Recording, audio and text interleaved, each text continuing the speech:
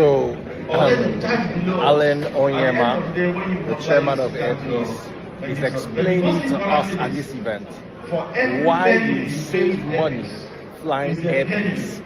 AirPeace will pick you up for international flights from Benin, from Asaba, from Yola, from Enugu, from Port Harcourt, from anywhere in Nigeria you are. You need to listen to these guys. Taste buds. During COVID, we pick you from international airports at our own cost and take you to the local airport at our own cost and move you back to Yola. All your 64 luggage, 64 kg luggage or 46 kg free. You're no longer paying any excess flying local. This is the difference AirPeace is going to give to you. So you have your choice. If you decide to fly British Airways, all of us are charging $1,000. No problem. If you decide to fly British Airways and you live in Benin, you live in Sokoto, you live anywhere in Nigeria, in AirPeace we cover the entire country. When you come back, you have AirPeace and United to contend with. When you come to Nigeria with your 64 kg, just be ready. First of all, you pay airport tax 15,000 to take you to local. When you come to local, that your 64 kg will only give you 15 kg allowance. The other 39 and 49, you pay excess luggage for them. Plus all the wahala. And of course, there's something I missed. When you fly AirPeace from these other locations, instead of that is free ahead, instead of you paying 150,000 for economy one way, remember you have to pay another 150,000 another way, round trip of 300,000. If you're flying AirPeace to the UK from any destination outside Lagos, you only pay 60,000 naira.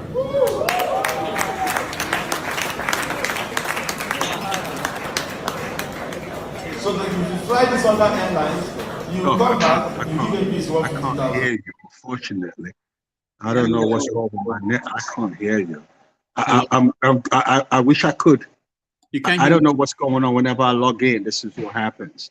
Can raise your hands up if you can hear me? Yeah. I can't hear you at all. It's just blank. Let me try and call back, okay? All right. Thank you. To fly you one way. On the day you're going and you buy from this other airlines, you give us 150,000 to bring you to Lagos. When you're going back, you give us another 150 to take you there. That's 300. Then we charge excess luggage. Let's know how much is excess luggage. Huh? Oh, 1,000 per kilo. Okay. I asked the finance person. So, you have about 50,000 again. Maybe you took some yam to your people in London. As you're going, you will collect 50,000 for your excess luggage travel. As you're coming back, you know, Nigerians, they pack a lot of those when they're traveling. We take another one. AirPeace is saving Nigerians about 700,000 if you fly AirPeace from other localities. Any Nigerian flying outside Lagos, if you're flying from the north, flying from the southwest, southeast, south to London, if you fly AirPeace, you come here to fly AirPeace, you are saving another further 700,000 naira. This is not hearsay. This is the truth. What was this chief of staff? This cashier, the government house cashier, the guy that was bringing the billions.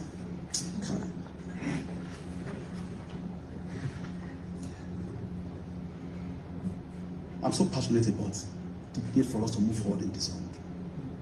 A sitting governor, because he knows he's going, you move money. I mean, the particulars of offense is there. It's before court. Go and check it. Apply for our processes, please. You will get some of these particulars of offense there. Move money directly from government to bring the change. Use it to pay the child's school fee in advance.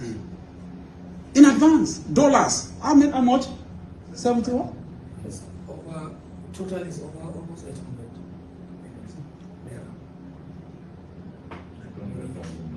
In dollars, yes. In dollars. $72,000 or thereabout. $720,000, sorry. $720,000 in advance. In anticipating that he was going to leave government house. In a poor state like Kogi. And you want me to close my eyes to that? Under the guise of saying I'm being used by who? At this stage of my life, used by who? By who? For crying out loud. I assumed office here. I didn't initiate the case. I inherited the case file. I called for the case file. I called for the report. And I said, look, there are issues here. Do you know on my honor, I put a call across to him, which ordinarily I'm not supposed to do, just to honor him as a governor, as a immediate past governor. Sir, there are issues. I've seen this case file. Can you just come? Let us clarify these issues. I'm under camera. He said, sir, I thank you, my brother. I know, but I can't come. There's one lady, I don't know what her name is, maybe a senator, that she learned she had set, she has surrounded the EFCC with over 100 journalists, to come and embarrass him and intimidate him and all kind of stuff. I said, okay, if that is your fear, I'm going to pass you through my own gate, special man's gate. You will come to my floor. We will accord you that respect. I will invite my operatives. They will come and interrogate you or interview you in my own office. What could be more honorable than that? In my own office. To allay the fear. Thank you, sir. I appreciate that. You know what he said? But can't they come to my village? That's what he told me. Can't they come to my village to come and say, I told you. He also got to, he sent a message to him. My director of the investigation sent a message to him. Some people say we are handling him, we are harassed. How about? Let's be fair on this. Look, we need the FCC. We need this institution to survive. We need this institution to survive. I'm telling you. So many victims that we have wiped tears off their eyes. People that we have swindled and all of that. In their millions. How much are we going to say? Every day we keep recovering money for victims. Every day. In my 6 months, we have recovered close to 120 billion. Over 1,600 convictions.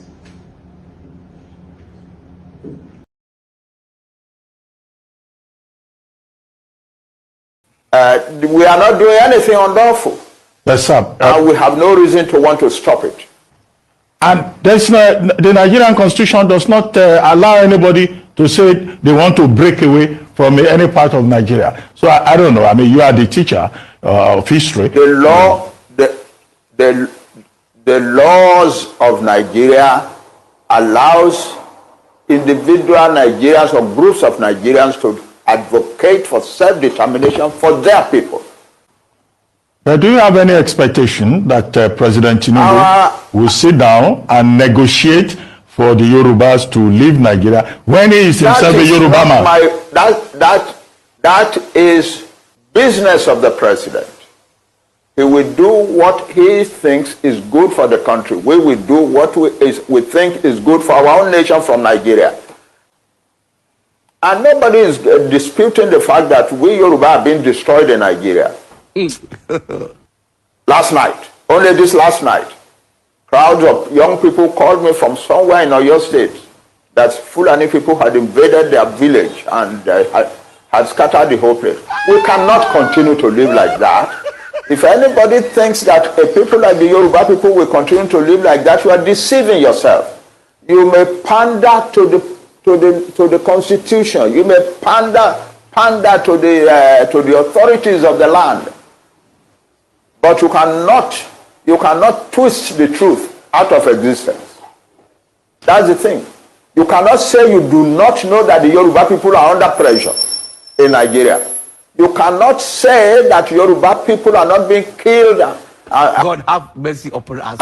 And in Nigeria. You cannot say that that a group of young men did an estimation of how many Yoruba people have been killed. They think it's up to about 29,000.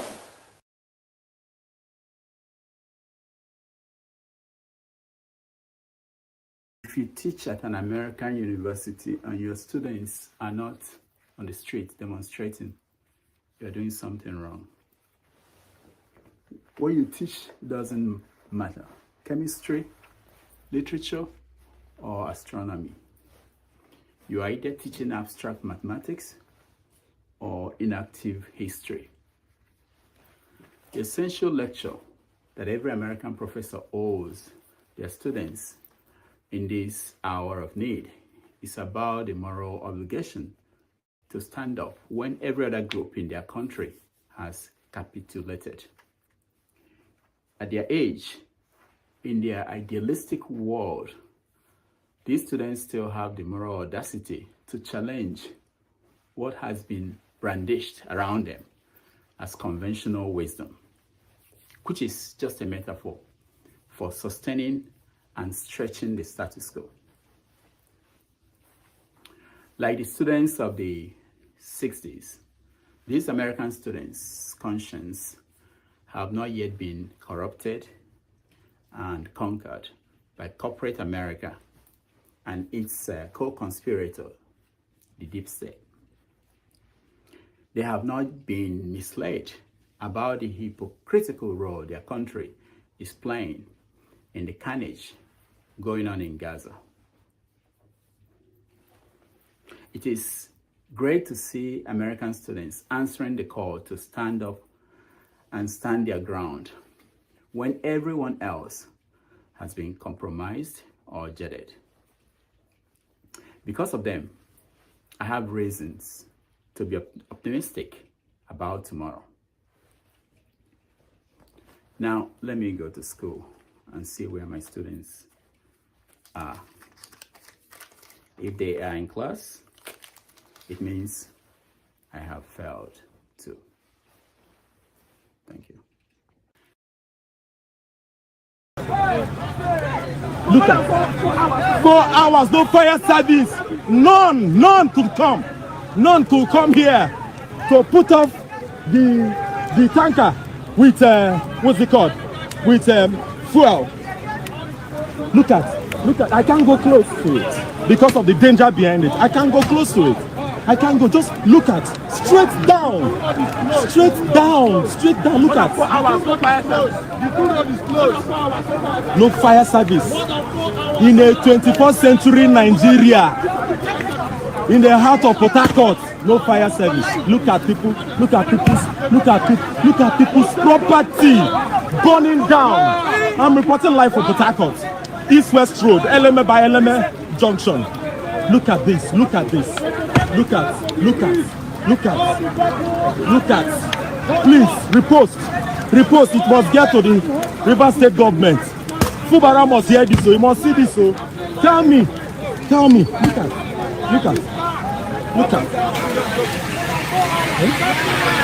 Look at that.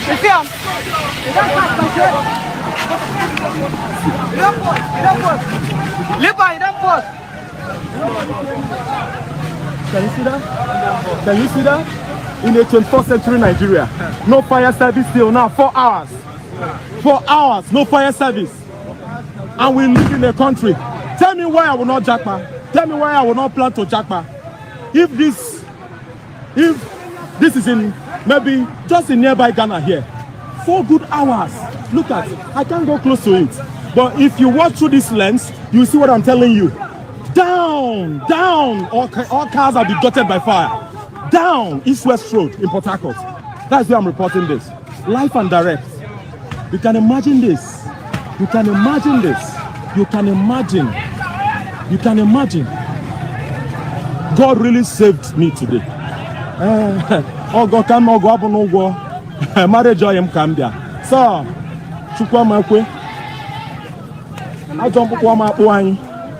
the car was in, almost gutted by fire, but God saved us. The car was in, but thank God He saved us. Thank God He saved us.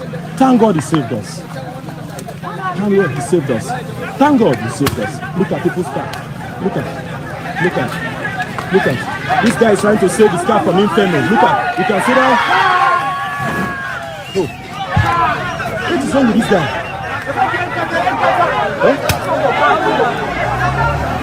Look at the risk this guy is taking. Look at the risk. You can imagine the risk. You can imagine the risk. I can't even hear from my friend. Look at the pandemonium here. Eh? Look at the pandemonium here. That guy just saved his car from being gutted by fire.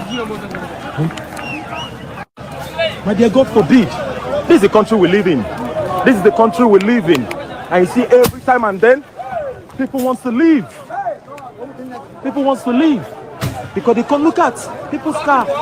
Look at people's car. Look at people's car. Hello, bro. Bro. Bro, they hear you. Nigeria in whatever way. When it is God's time for us to go, it is you not took my going time to God. You are ready to defend Nigeria. I gave you my time. No, I'm coming. Alexi, hold on. You already started. What I'm saying, defending Nigerians is this. I gave him my time and he's using it to defend me. No, sorry. I hope that Nigeria wins. I'm never going to wish any president evil so that I can say I told you so. No, I won't wish them evil. I hope. You see, I'm not praying. There's no point. I can't pray for Nigeria to be fine. I only hope that Nigeria wins and Nigerians win. Because if you choose a dodgy doctor who has a dodgy record, who has, all sort of accusations leveled against him, to say this doctor, we think he's done this, or this doctor, this surgeon, yes, he's a senior surgeon, he's the most whatever surgeon, but there are a lot of accusations leveled against him. If you choose him to operate on you, and you tell me to pray for you that it doesn't kill you surgery, what's the point? I can't pray. You might make it, you might not make it. My prayer won't change anything. So I hope Nigeria and Nigerians win during Tinubu's 4 years. Thank you.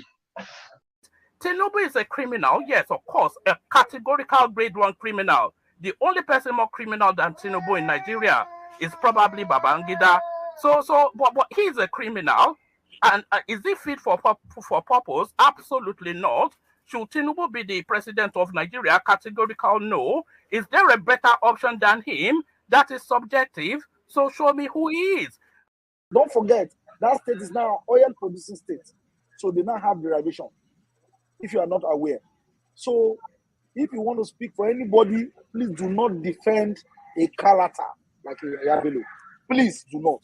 Okay, let me respond to him. 1 second. Do not defend a character like Yahaya Bello. Do not. All right, thank you, Mohammed. The people of that state. Can I respond to him? No. Then go to hell. Rudolph, go to hell. All right. Rudolph,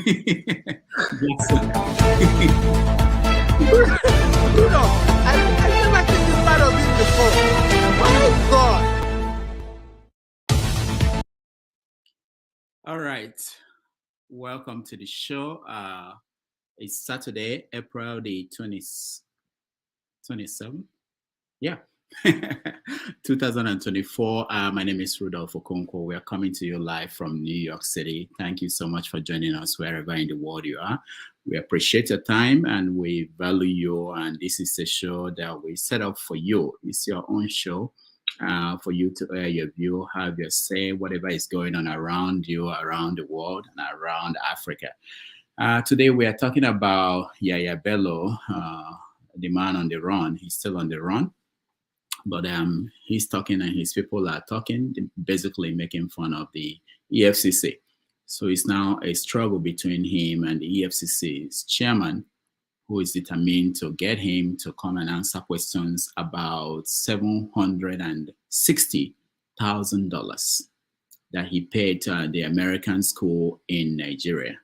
Now, we know that the American school, they've offered to refund the money to the EFCC. But that shouldn't be the end of the case. They should also explain why they are collecting such amount of money from a government official in Nigeria. There are so many questions and so many people to answer. So we're going to talk about that.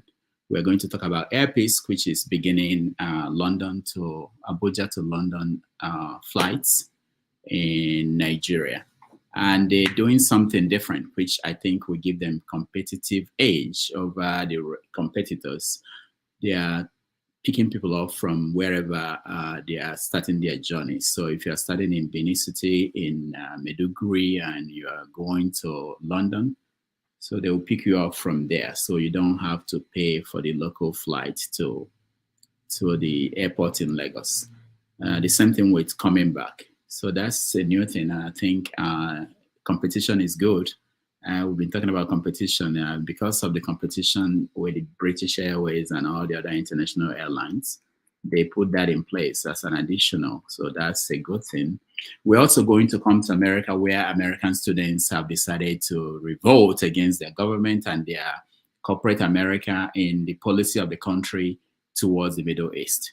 It's interesting that they are demonstrating in universities across America, and it's shocking to the political establishment that American students are basically giving them the middle finger on their attitude towards the Middle East. So we talk about that, what led to that, and what that meant, or what it would mean for Biden in the upcoming election in America. Both the Republicans and the Democrats are really, they don't know how to respond to that. So that's part of the conversation we are going to have today.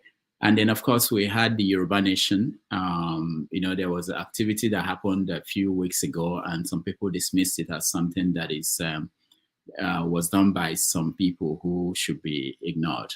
Now you have Akintoye, the leader of the Yoruba Nation, come out to say that they have the right to demand for self-determination.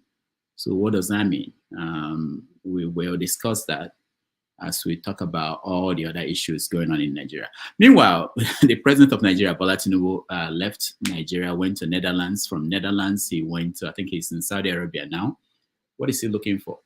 What is he going to bring back home as part of the trip? So we're going to talk about that and so many others. And the incident today, I think yesterday in Port Harcourt, where fire, I think it was a tanker, petrol tanker explosion, and over 70 or 80 cars destroyed or burnt.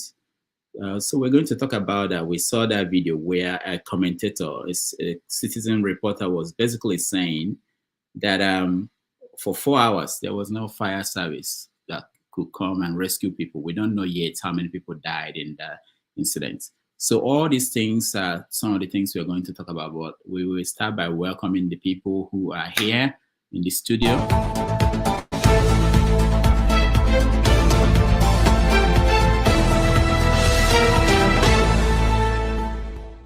All right. Paul, welcome to the show. Thank you, Doctor, and good morning. Good morning. Man of Prestige, welcome to the show. Man of Prestige, welcome. Thank you. All right. And Olumide. Good morning, Rudolph. I'm trying to figure out the title of your name today. Nigeria Don Pafuka. Nigeria Don Pafuka. Welcome. Last, you don't Pafuka. Welcome to the show. And Ikena San Antonio, welcome to the show. Thank you. All right. So, Doctor, real quick, let me tell you one funny thing. I saw one lady, the lady say, Paul, aviation, Ikena San Antonio, the one that always talk about neuropathy. I almost burst at through laughing. Thank you so much. Pansat, welcome to the show. All right, so I will go around, and what we're going to do now, the first thing we're going to do is if there's any major thing I left out, we can mention it. It doesn't mean we are going to discuss it because we said this every week. Hey, Pansat, good to see you back. Yeah, we'll mention what is what I probably, if there's anything I missed that is important, we talk about it.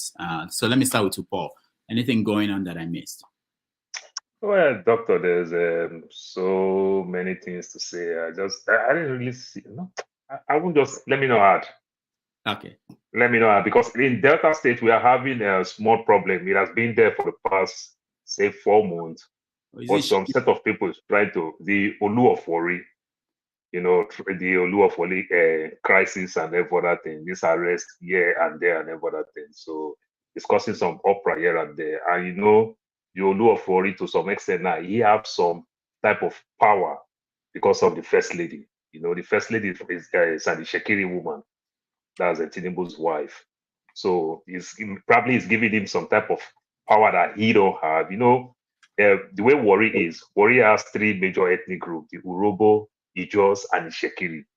The Shekiri is minority, but the Shekiri is the king of Warri and everything. So, but he control. They honor, they respect him as king. To Warri there is just king of Ishekiri.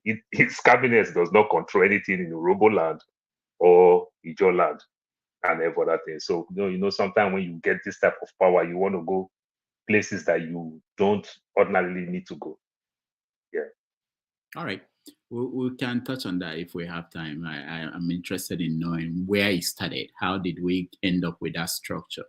All right, man of prestige. Yeah, thank you very much.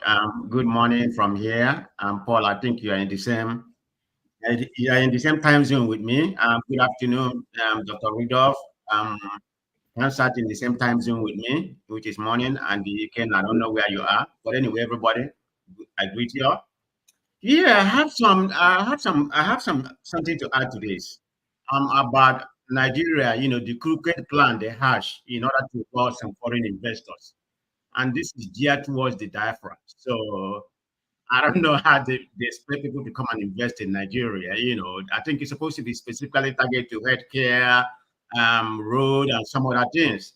I didn't see any kind of tech investment there, but I don't know how that's going to materialize. It's mainly specifically targeted to diaspora, to come back and invest.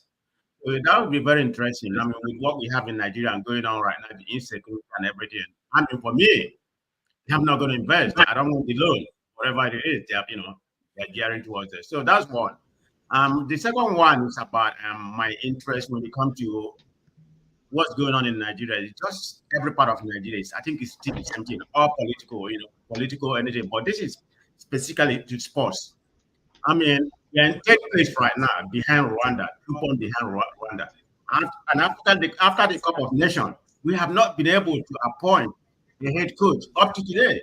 They've been promising us, and you expect to go to World Cup. We missed the World Cup the last time, and Nigeria is likely to miss the World Cup this year. It's not that we don't have the talent, we don't have the players, but it shows you, the diffusion in Nigerian space.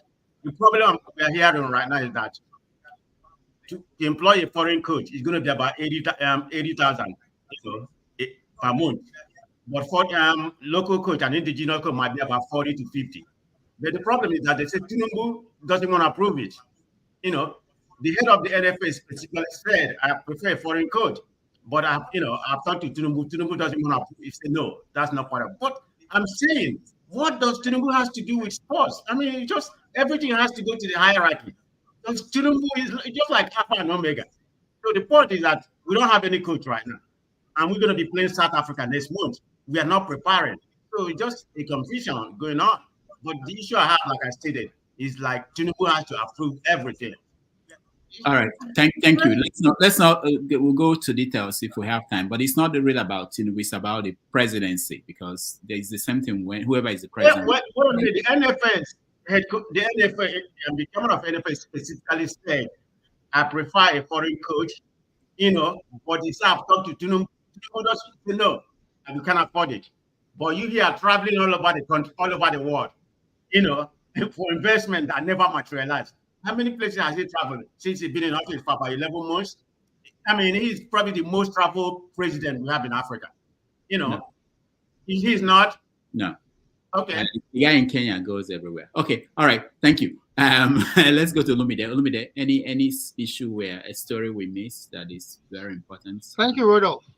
And good day to all the other panelists. So I don't think you missed anything. You pretty much captured whatever is going on. The rights of the Yorubas to self-determine, and any other ethnic group for that matter, not just the Yorubas. So, and I mean, that just points to the fact that Nigeria's constitution is in itself contradictory. You can see when Ruben was questioning the Baba, and the Baba was saying the constitution gives you the right to self-determine, and it also tells you the country is indissoluble. Can you see the contradiction? That didn't emanate from the people. You understand? If we all sat down and agreed on the documents, each time we have a problem amongst ourselves, we will refer to that document. Now we're referring to a document that none of us was part of, and is the cause of the chaos in that country. That is why somebody like Yahaya Bello can make fun of an institution that is supposed to work for the people. The very same institution that is served under is making fun of it. So I mean, I don't blame him. I don't blame him. But one thing I think we missed in this Delta State issue, the last the killings, the military killings and the fracas that happened. Did you notice that at the end of the day, it is the people that bear the brunt of all these issues? Why do I say so? The king of Otuama, you understand? I'm not saying he's guilty as charged or whatever, but did you know that the guy resides in Ghana? He had to come all the way from Ghana, where he lives, that's his home, to come back to the community. You understand? You know, it was saying that they had no alibi to link into the incident because it was in Ghana. The guy is resident in Ghana, is it? And you can see that the people are living in squalor. And their king that is supposed to, I mean, I don't get it. I just don't get it. I don't get it. Polo, I don't get it. You're from Delta, I don't get it. All right, thank you, Olumide. We'll get to that hopefully. Ikena San Antonio, Yanes. Yeah, thank you, Rudolph, and thank you, everybody. I think the only thing I will add is that actually he took $800 and something thousand, and the school retained 85,000 and gave back the 700 and something thousand. So that is one thing I will add. The second thing I will add that you miss is the bullying. The girl that was bullied in school. I don't know if you said something about that. The girl that was bullied, and the minister was there to, the school being shut down. Nigeria does not have any respect for anything. Man, like Olamide said, Nigeria have crashed and burned. Nigeria is in state of no matter. We can't fix Nigeria. Anybody that tries to fix Nigeria is... Do you know that individuals in Nigeria, forget about the president, forget about the government, forget about individuals in Nigeria, people, my own people, our people, they are worse than the people that are in the government. That is how bad things are. So Nigeria is in the state of unfixable. You can't fix it. That is all I can add. All right, thank you. Mansat, welcome. Yeah, hello, Rudolph and fellow panelists and those who are participating via the chat and listening to us. Yeah, I think you've got quite a lot on the table. If I have to add anything, it would be the stuff I posted on the private chat. If we have time, we could take a look at that. It looks like Nnamdi Kano's lawyers, Mr. Jimofor, they said that for the first time the U.S. government has publicly acknowledged the Nnamdi Kano's illegal arrest. And of course, we're going to tie it in with Yahaya Bello situation and making sure that people who are suspects, that they have certain rights that must be respected by our government and our agencies. If the court orders you to bring somebody to the courthouse, you do so. If court orders you to release somebody, you do so.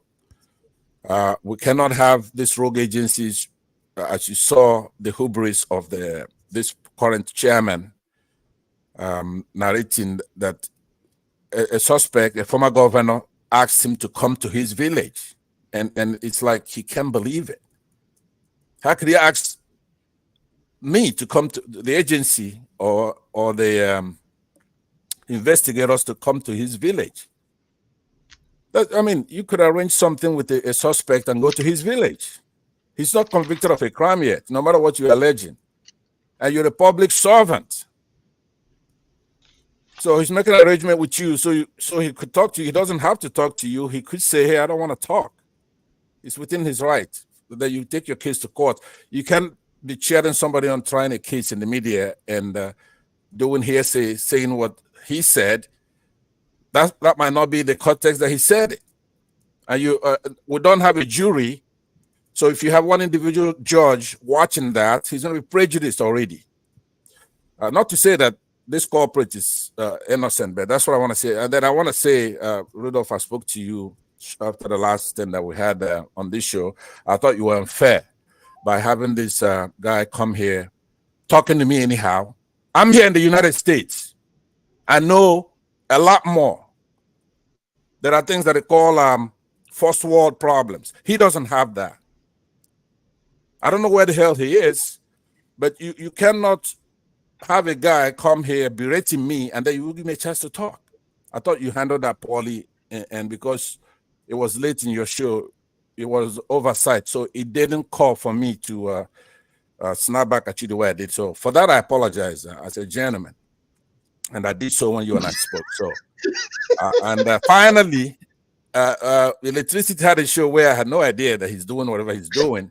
Not to say that I would have appeared, but he was waiting for me. How? You didn't tell me. You and I spoke. You didn't tell me having a show. And he was expecting you too, apparently. So I wasn't chickening out. I would have come out there to straighten him out and the stuff that we have to deal with. So thank you very much. I look forward to... Pastor, you took a word out of my mouth. You chicken out yesterday, man. You wasted our time coming to this platform in order to tell us how Dr. Rudolph went to her. And you didn't show up. What a man, or what a man are you?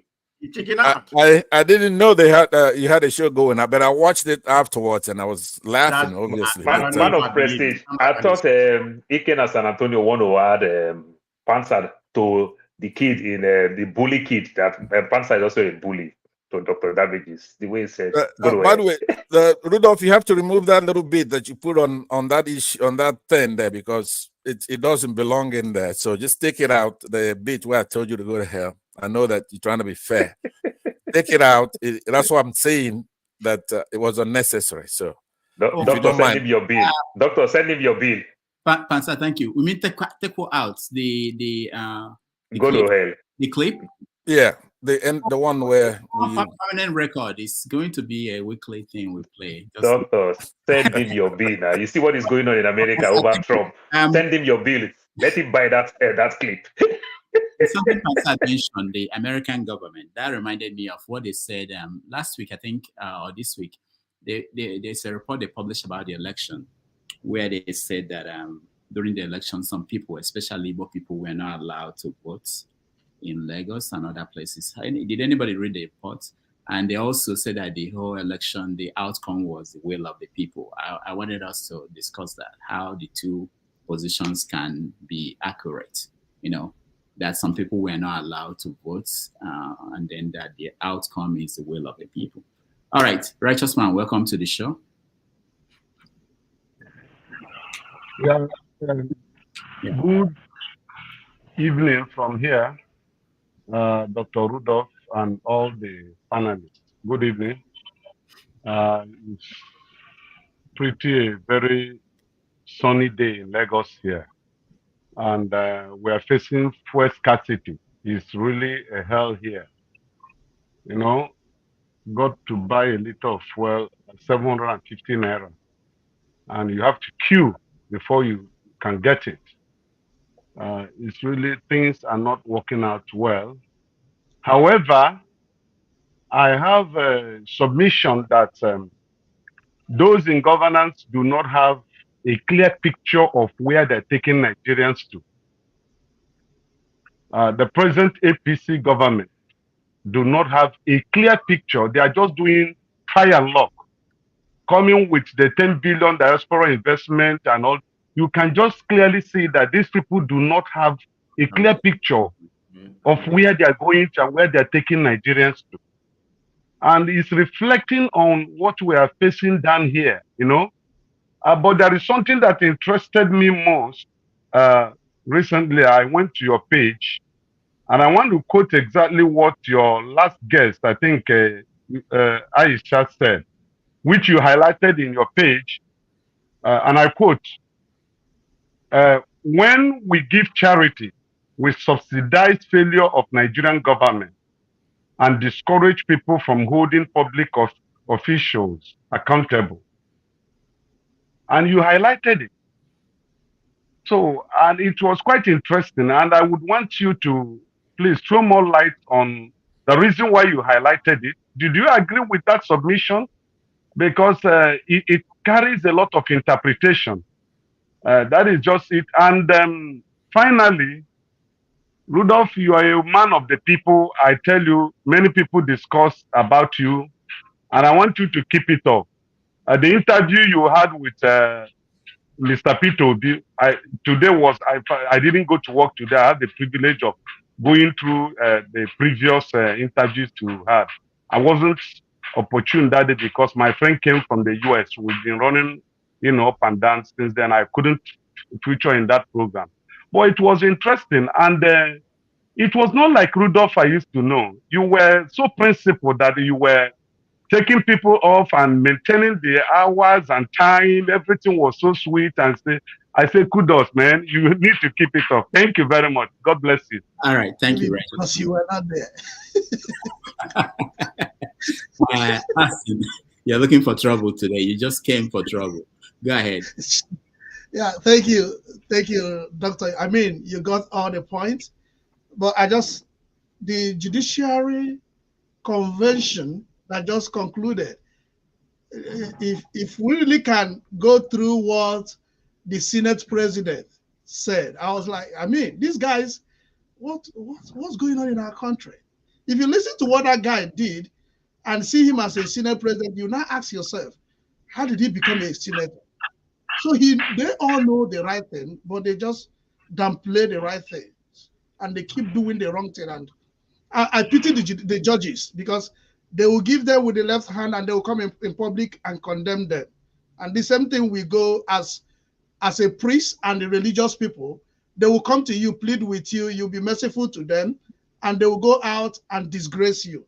So this is what you get in where you allow politicians to take charge of anything. And the US report, I see it at the highest level of disservice to our nation. If they are bringing this after a year plus, it's a serious disservice. And don't take this for granted. They are coming for something. They are coming for something. That's why they are releasing that result, that report. Thank you. All right. Thank you, Austin. Ovie. Good morning from here. Just briefly, I'm here where the presidential candidate will be speaking, having a town hall meeting, talking of Dr. Kano West. I thought No, for real. I just so think where is here? Where are you? No, I'm here in Dallas. No, Okay. for real. I'm here. It's having a town hall meeting here. It's already here. Just I come late there, so I just think I talk to you before I go inside. The place is so orderly, so my everything you want to talk. I think it's also stroke fundraising. So let me see how much you will raise.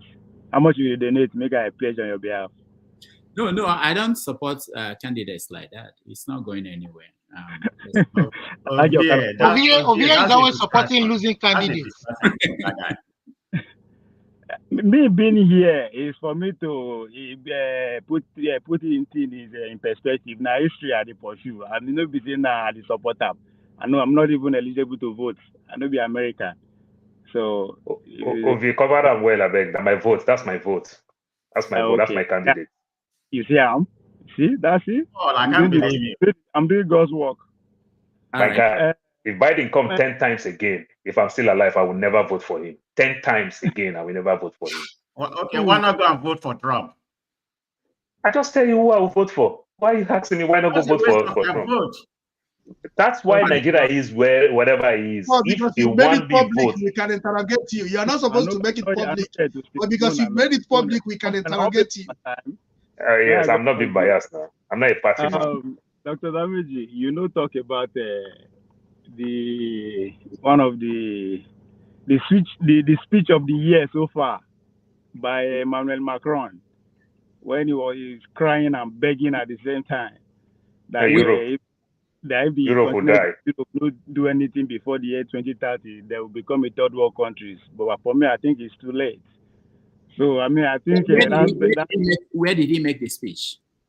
In Paris, this Sorbonne University, something, and a French culture, but yeah, something Sorbonne University. That was about two days ago. They say Europe will So, die. The dependence of food and military from the US protecting the whole of Europe, and they buy almost 35% of their weapons from America and every other thing. The European Union needs to come together. I think otherwise Europe will die. We need to study that speech. It was tough. That was, I mean, it's an outgoing president anyway, but you can tell where the world actually is at the moment from what he's saying. Now, talking about whether you go vote for Trump or not, I know you want to talk about the Colombia students. I think in recent history, this year is like that of the 1968 election, because it's also Mexico City Olympics. The same student, the same institution, I'm talking about Colombia, also went the same protest against the Vietnam War. And again, that same year, the Democrat convention took place in Chicago. The protest went all the way to Chicago, where police arrested and beat some of the delegates up in Chicago. This year, the Democrat convention is going to be held in Chicago. What is the probability that this protest is not going to split over? Because I saw your presentation about the and this protest. This one will be worse of you, because for the first time, black people is going against Democrats. Yeah, and that's a black city state. And that election, the Democrat presidential candidate presented himself as a peace candidate, just like Joe Biden. But at the end of the day, because of the effect of that protest and everything that is going on, people from convention and all that, he ended up losing to Nixon, who is a war president at that time. Narrowly losing to with a popular vote. So is the Democrats going to continue splitting themselves along what is happening in Gaza? Because that's the big question now. Those who are saying why you go vote for Trump or not, at this point, that is the choice that actually pretty much is available to you. Jay is not taking. But we'll see what happened at the convention anyway. So just to tell you exactly that what is happening in this year is pretty much what happened in 1963. The election, and that same Olympic, Carlos and Smith raised up their feet in Mexico City protesting against that thing. So is that thing going to happen in Paris Olympic, which is coming up a couple of months from now? So many things is happening that the world is pretty much like very for the accident of history, if you are, And again, I never give you the situation report. Well, as I was coming back from Boston, I stopped over Virginia. I remember I give you a call regarding going to that museum, Frontier Cultural Museum. There I find out that two things I found out, that this debate about African American and Africans is the most stupid debate I've ever heard in my life, because I want people. They also make me understand that if you want to go by the development, the contribution of the slaves to America, you can easily say na Igbo people now built Virginia. Because as soon as they walk in, the West African part of the whole history, the guy started telling me straight about Igbo. And I was shocked. Why are you telling me about the history of Igbo? He said, no. We always tell anybody that comes to understand this part of history that we always tell them about the Igbo people. I say, why? I said, because they were the majority of slaves taken from Africa to that part of the country. Over 30,000 of them. But apart from that, they are the most hardworking, they are community oriented. They start giving me history. I was like, okay, this is, I think, we can easily say this part of the world is also an Igbo land. The guy, the lady, and everybody started laughing. So there's so much history that we need to actually speak. So that's why when people they argue about the African American and the Americans, if the history of Virginia slave is dominated by the Igbos, how can you not tell me that you are different from the person that is coming from Africa, or the African is different from you? That could be your uncle, your auntie, your neighbor, your enemy, whatever that you are fighting, that end up in the slave trade ship and end up in Virginia. So now one people, for the idea that when you go listen to some people, they go back and forth. These people don't like, or these people don't like, or it's very stupid. It's like today now, our children, now we get children for America, right? They will come, they follow my children, they argue for Nigeria, they are two different kind of people. But I don't know, so much, so much that just that single trip. Sorry that I'm giving you a little bit of feedback now, Rudolph. I have a video of all that. I will actually send it to you, even though I promise I've not done it yet. So, so much. Now, that response to Mr. Canada, where they tell me, say, yeah, I took the Sabora kind of. Now, waka like this, they make me they discover all those kind of things. But I want you to understand, to the country where they come from, they always shout, election, election, election. The president that you have, if his grandfather was never the president of that country, if I no get the opportunity now, so no be election can't go there. Just to make you understand, Mr. Canada. Now, Pastor, I appreciate the fact that you take a side of Yahaya Bello, no, the EFCC. But in that clip that Rudolph played, he said he reached out to Yahaya Bello himself. And my question to you is that today, if you are caught wanting, or Rudolph is caught wanting, or I'm caught wanting, will the boss of EFCC give me a call, trying to negotiate with me for me to come to his office? The question, so now the guy put himself for ground for Yahaya Bello to respond to like that. But the question, why do we always like caught up in their game, in their foolishness? What did they want more could don't give 8 billion. Now, Rudolph, you in that same clip, they say you are leading the fact that they've returned the money to AFCC. Now AFCC get money. That's not part of the next campaign election money be that. So, and again, if they are actually looking for Yahaya, if the Nigerian state is looking for Yahaya, where you won't hide for Nigeria? If they go bonding them, they cannot whatever the money outside the country. Who the heck is Yahaya Bello if they actually look for him? They are just doing all these things for us to just go there. There's a deeper thing that's actually taking place that we should pay more attention to. They don't catch Yahaya Bello, they don't catch what they won't do. Nothing. If they say 8 billion, all you need to do is to release more of it now. And that's it. So these are things that happen every day. Next week, another person will catch another person. But the question is that anybody that they go after, go down memory lane, that person no dey Bola Tinubu camp. In other words, if you don't go after that kind of money, they will use it campaign against you. Anybody that is in the game of power will do that. So what is happening is a normal thing that it will come cause divide the whole country because of the Yahaya and EFCC. They are the same. What's the difference between EFCC and Yahaya Bello? All right, Ovie, let's we are basically moving into the conversation on Yahaya Bello. Yes, I will. Let me go in and say I will say hi to him for you. That's Conor West. Then maybe I will have something to come and tell you or show it to you later on, guys. All right, thank you. Let me just say that IG of Police withdrew the policemen who are working with the Kano Agency for investigating Ganduje. So on the one hand, we have them withdrawing the police from Yahaya Bello, and then the people who are trying to investigate Ganduje, they are trying to make sure that that doesn't happen. The IG of Police. So that should concern Nigerians. Let me tell you about that Ganduje. That in a way that is Konkoso making his way back to APC. We'll see how he end up. Okay. All right. Ikola, welcome to the show. Thank you, Dr. Damages. Thank you, hello everyone in the panel, the panelists. How are you doing? Good. So we are now talking about Yahaya Bello, the former governor of Kogi State, who is on the run.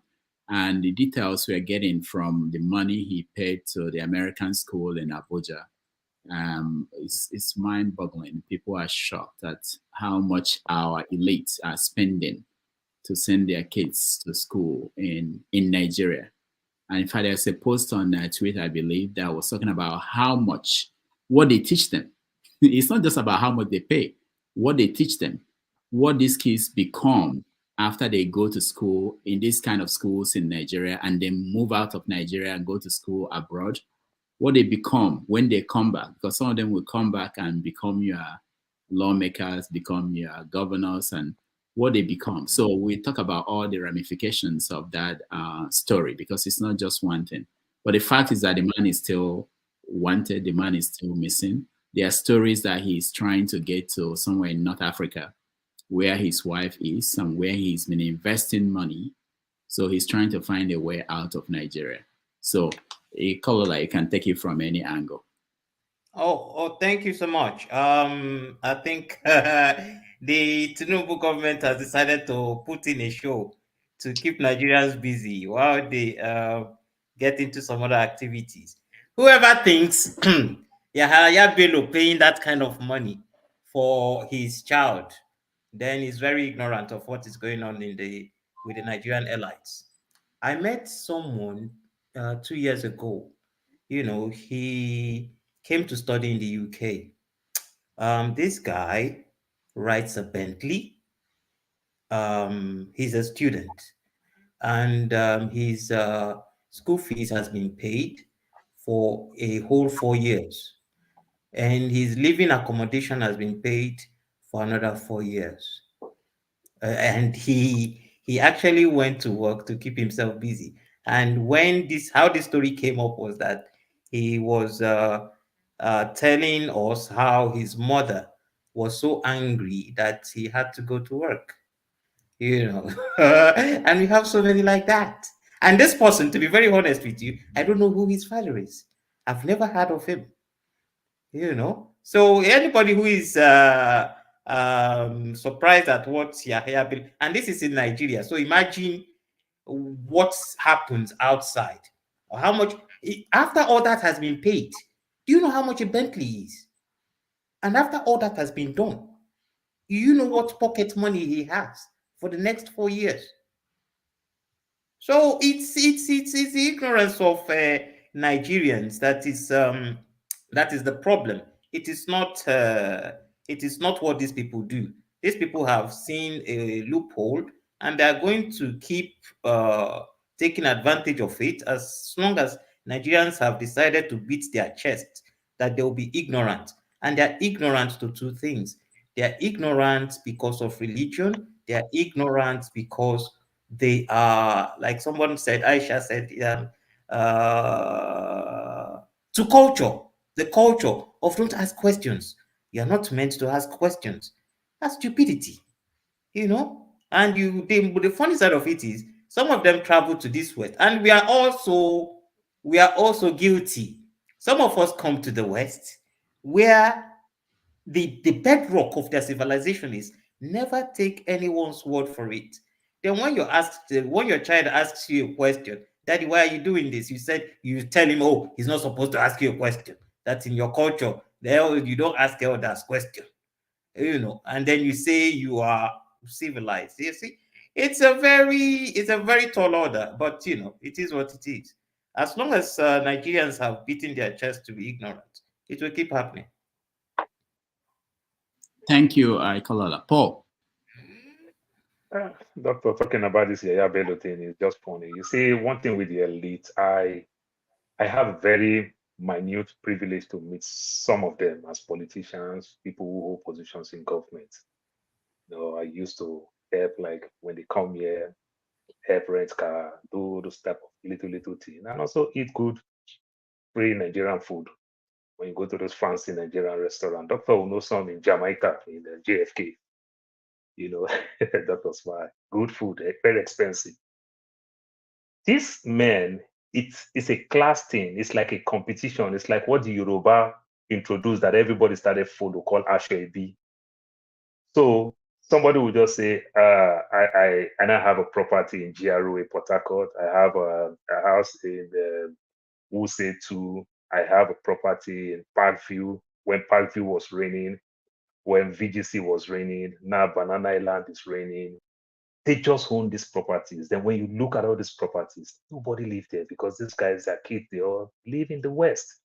They themselves, they don't do. And doctor, when you build those houses of 300, 400 million naira, of course, nobody will rent this type of property where you want to put those property out for 10, 15 million per annum. The funny part of it, because those properties depreciate very fast. Who will rent the property will destroy the property when they leave. People who rent those type of property probably want to live 1-2 years because they are developing their own property around that area. So they just want to stay there. So it's just a class thing. These properties, nobody live there. So it's the same class thing. They say, oh, my children go to British international school. American International School, Turkish International School, Chrisland, Loyola, these big fancy schools, you know, these big fancy schools, we all do the same thing. I won't lie to you, at a time too, I almost want to push my daughter at all costs to go to Ivy League. You understand? Not because of other schools are not good, because it will be sweet when I go to church, when I go to party, when they ask, oh, where is your child? I say, oh, she's in university, she's in Ivy League. They didn't ask you the name of the school. You want to quick to say it. You understand? We all do this funny thing. But the level these people are taking it, it is stupid. These men will do all these things. They don't own no investments. They just steal money, hide it in somewhere else. So if you spend all these millions to train your children to school, and there is no job for these children, and you want to tell me that these children want to start as a manager in Nigeria where they will pay them starting from say 200,000-300,000 naira a month? How would they even recover the money they spend in terms of acquiring this education itself? So it's just a class thing. They don't care. And the bad thing is that every one of them do it. Go do your research and everything. To our pastors, to our so-called big men, you don't know that children growing up, going to church back in the days and everything. We all know pastors' children, they play drums, their daughters is in the choir and everything. Today, doctor, just do one small survey. Start asking of every one of us here, these so-called big pastors, how many kids Pastor Chris Oyakhilome has? You'll be so shocked that very many of us don't know. You know why? Because they live in abroad. People don't really know they all send their kids abroad, so we don't really know them. They spend money lavishly. They live life, and these kids, in return, don't even enjoy it. You understand? Because their parents still make them again not to get so close to the Nigerian community while they live in the US, in the Canada, and the UK. You understand? For not to expose them. So they don't really enjoy. And when they stay with those foreigners, they don't enjoy those class things that they've enjoyed the few times they stay in Nigeria. Driver, madam, oga, they don't enjoy it. The kids too, on their own, don't even enjoy it. But we keep doing it. It's so painful. That's who we are. Thank you so much, Paul. It's interesting you said that, because I know some people, children of few of those people, and I once confronted one of them, and he was ashamed of saying, "This is my father." He knew what people were saying about the father, and he couldn't come out in public to say, "I'm the child of this person." So, which is unfortunate. Olumide. Thank you, Rodolph. So I don't have a problem with anybody sending their kids to any of the Ivy League school, whether here or abroad. You know, I don't have any problem with you sending your child to any institution, no matter how expensive that institution is. But how you afford to pay for that is what is important. If you work very hard, you're well paid. I mean, you have your own business, your own company, or you are a seasoned professional and you are well paid, you earn very well. I mean, I'm sure you'll be able to, if you're able to afford that from your legitimate income, that's fine. But what is sickening is to take money that belongs to a whole society, to a whole community, and then misappropriate that money and then spend it on yourself and your family to the um, to the neglect of your society. Because when you steal that amount of money, there's a video circulating online of where a woman was running after Yahaya Bello's motorcade and shouting that for 7 years. I mean, she wasn't paid for 7 years. I mean, it even took. She had to wait. I'm sure if Yahaya Bello was still in office, she dare not do that. But knowing that the man is no more in office and had no power or anything, then decided to kind of do that openly and maybe embarrassing. But I mean, in Nigeria, we hear Oshun started this nonsense. I mean, it just wasn't Oshun. I remember even during Obasanjo's time, I remember the governor of Imo, then Mbaduniche or Nwadu, I've forgotten, the former governor, the first civilian governor after 19 was 3, 6 months. How do people survive? And we're even saying that the 30,000 is not even a living wage. Why are we so wicked to each other? And they are the same people that will carry Bible and go to church, carry Quran, go to mosque, and the money you stole now, you denied a child access to affordable health care. Maybe that child died because of you. You've denied so many things, so many atrocities that the evil that we have caused each other, even after these colonialists left, we know the evil they committed. But the one we are even committing a second time over, recolonizing ourselves a second time over, is just too evil.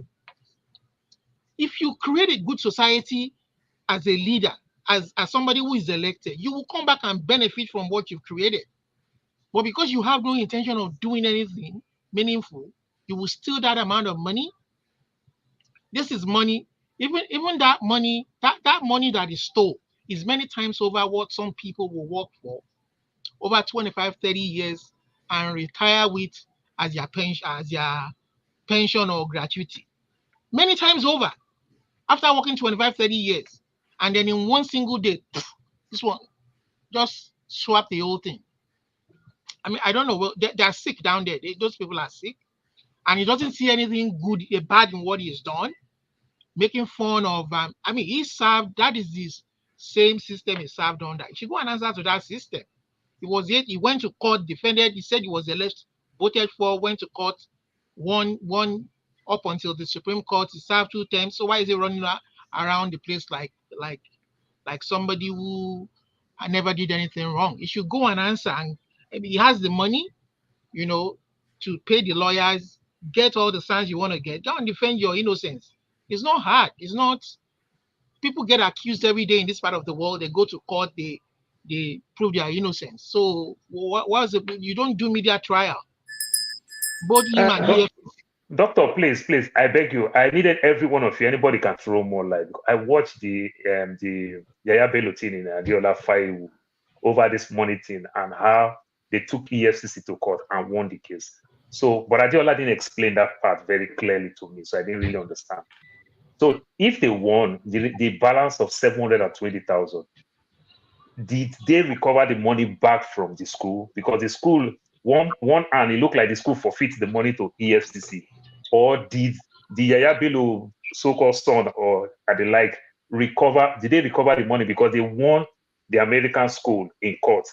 Did they recover the money and get the money back? Or the school just give us different money just in the name of No, I think it's on Sahara Reporters, Paul, that the school said they are cooperating with EFCC to refund the money back. That they didn't know that the proceeds of money were proceeds of illegality. No. The other side of it, they won the school in court. When they took the school to court, they sued the school and they won in court.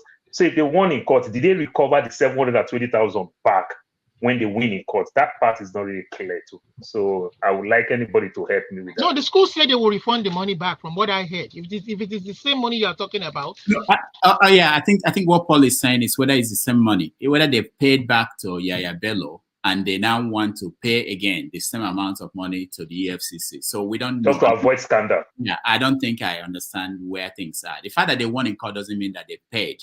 Sometimes they might be appealing. I don't know.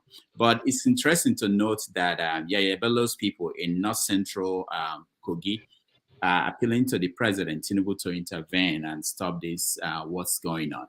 And then there are other people in the same states, you would think that they know better, who are praying for Yahaya Bello to escape being arrested. So let me... But Rodolph, just for the purpose of emphasis. Hold on. Just for the purpose of emphasis. From River Niger to River Benue, the confluence is in Kogi State. Except say River Niger and River Benue no come meet for Kogi State. If River Niger and River Benue come meet for Kogi State, they no go fit arrest Bello because Bello hand is clean. They use the FCC to pursue him. They go lay seat for a house for Abuja, make they hold him. They no go succeed though. because Bello is innocent of what they are saying. Let them follow the court order. Let them follow the rules of the laws of Nigeria. Let them follow the laws of the land.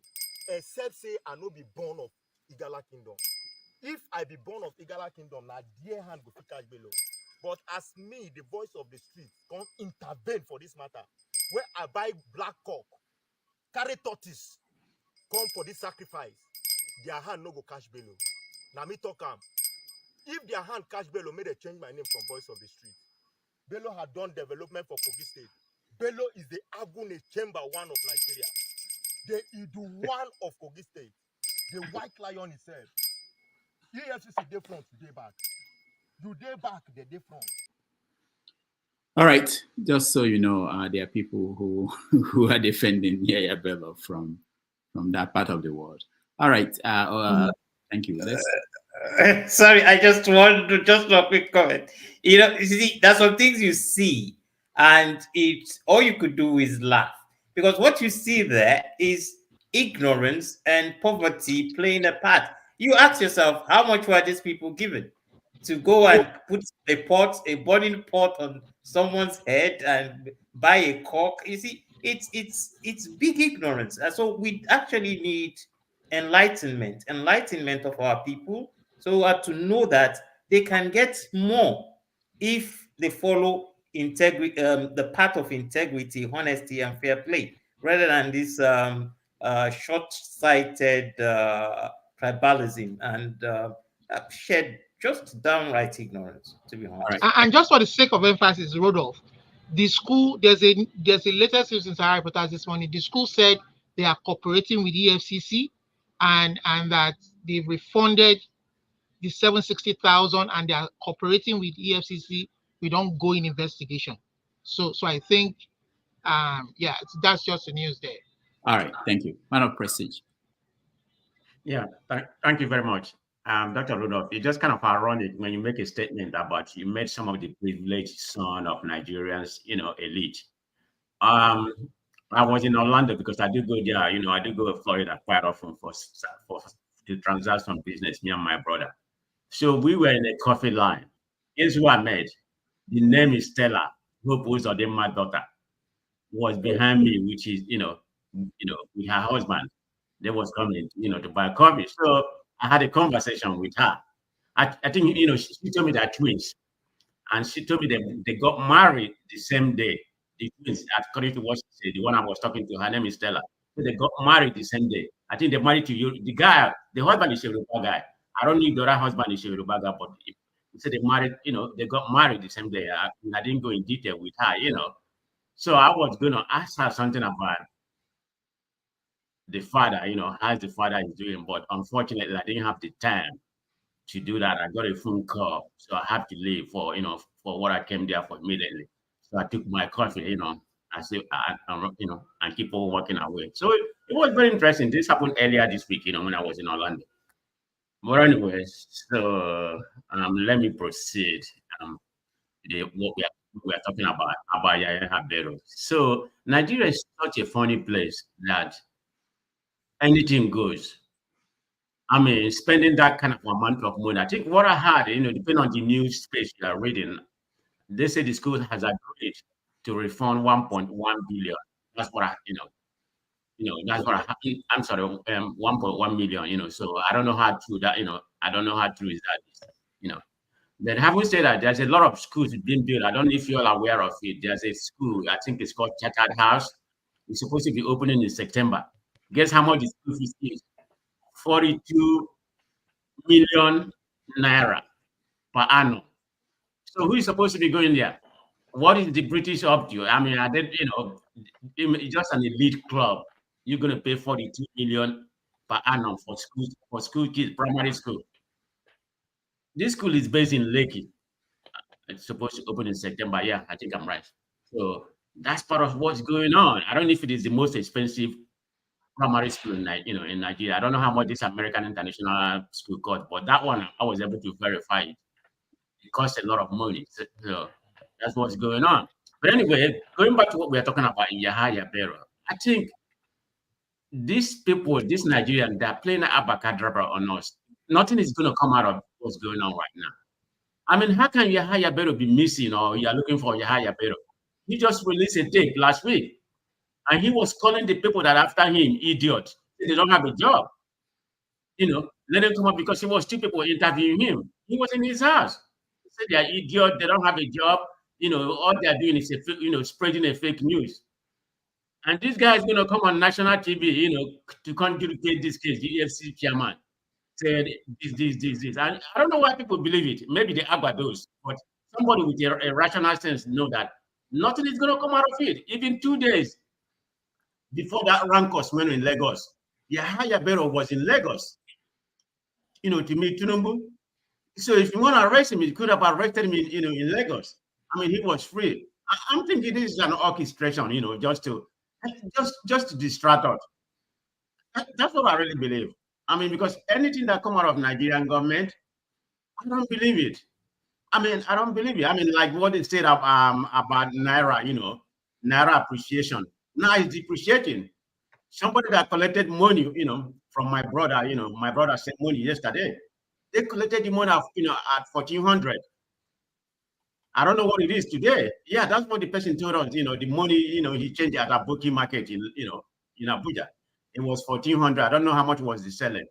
So where are we? And I told people here that all this money they are borrowing, even this 2 million, this 2 billion they just borrow right now, they're going to use it to, support Naira, just play, abracadabra nurse. It doesn't make any sense. For how long are you going to be borrowing? And I did another research, because I don't want to really talk about Yahaya Bello again. Everybody, a lot of people is going to be talking about it. But all has to go within Nigerian space.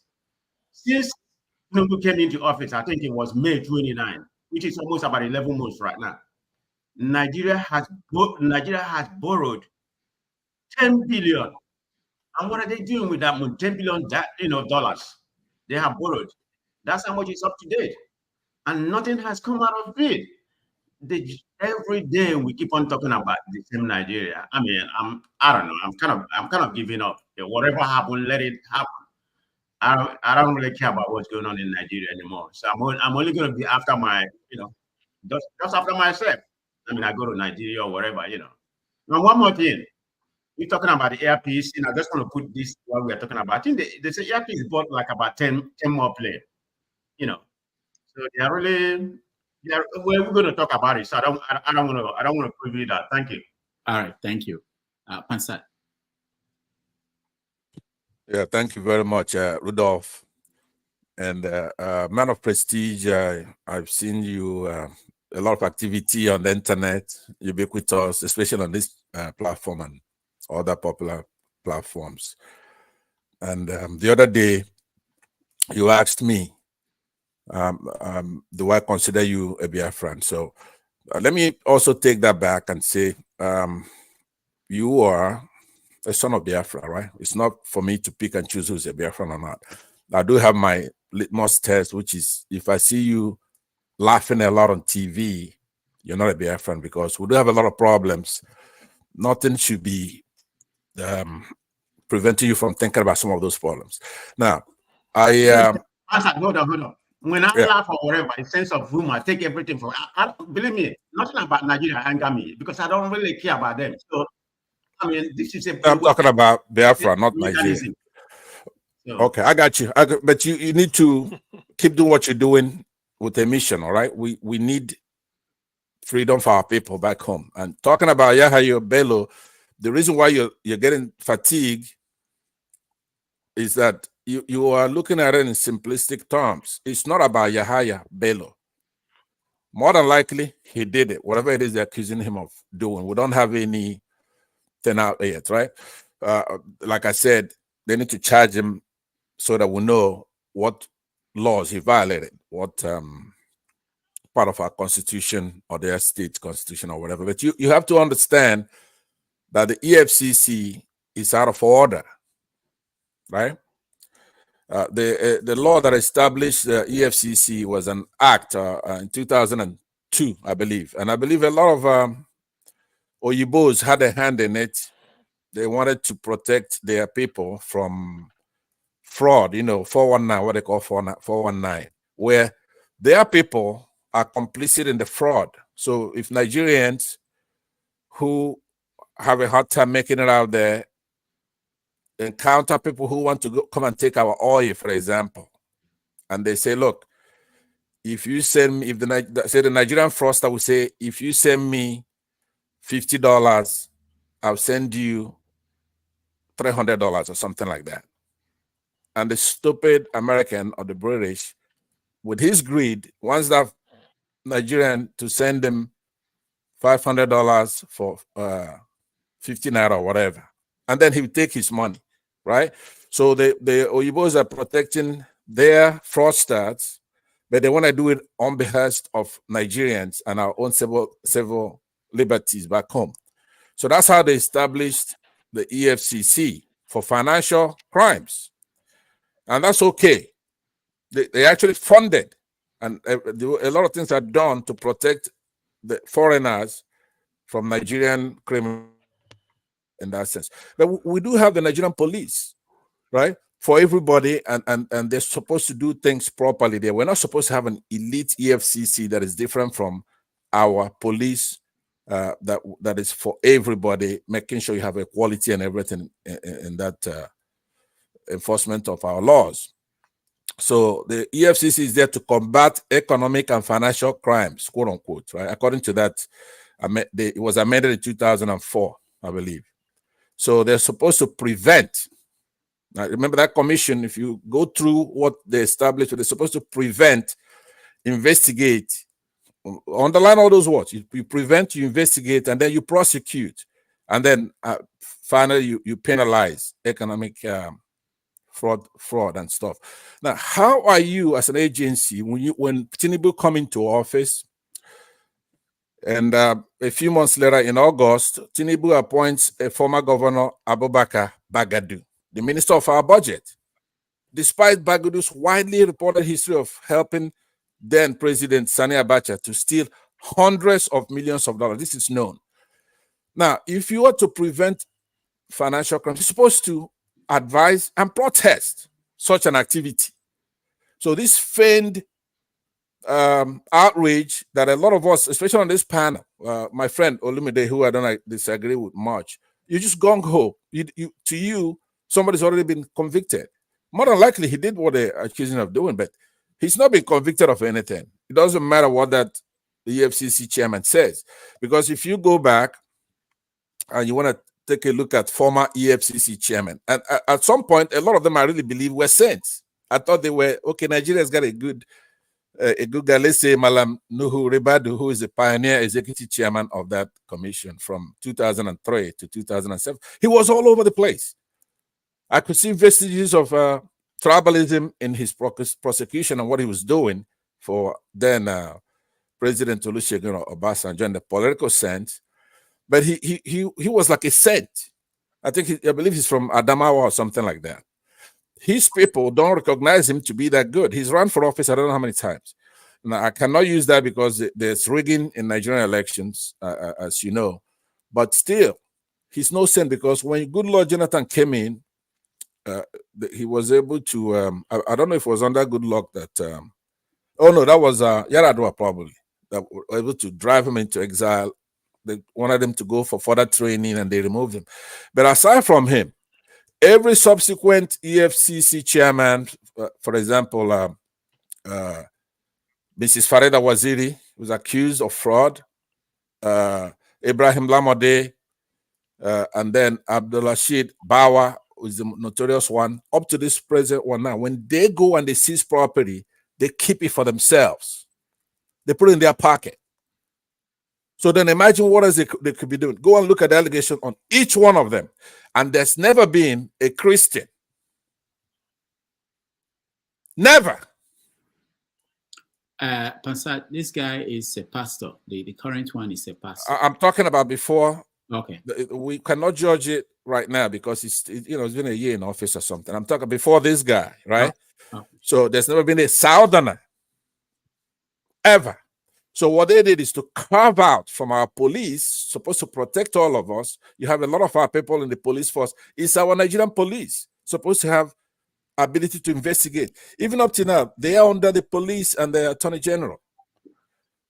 The Attorney General can do a nolo prosequi on any case they want to bring about. They're not in charge of our prosecution and everything else.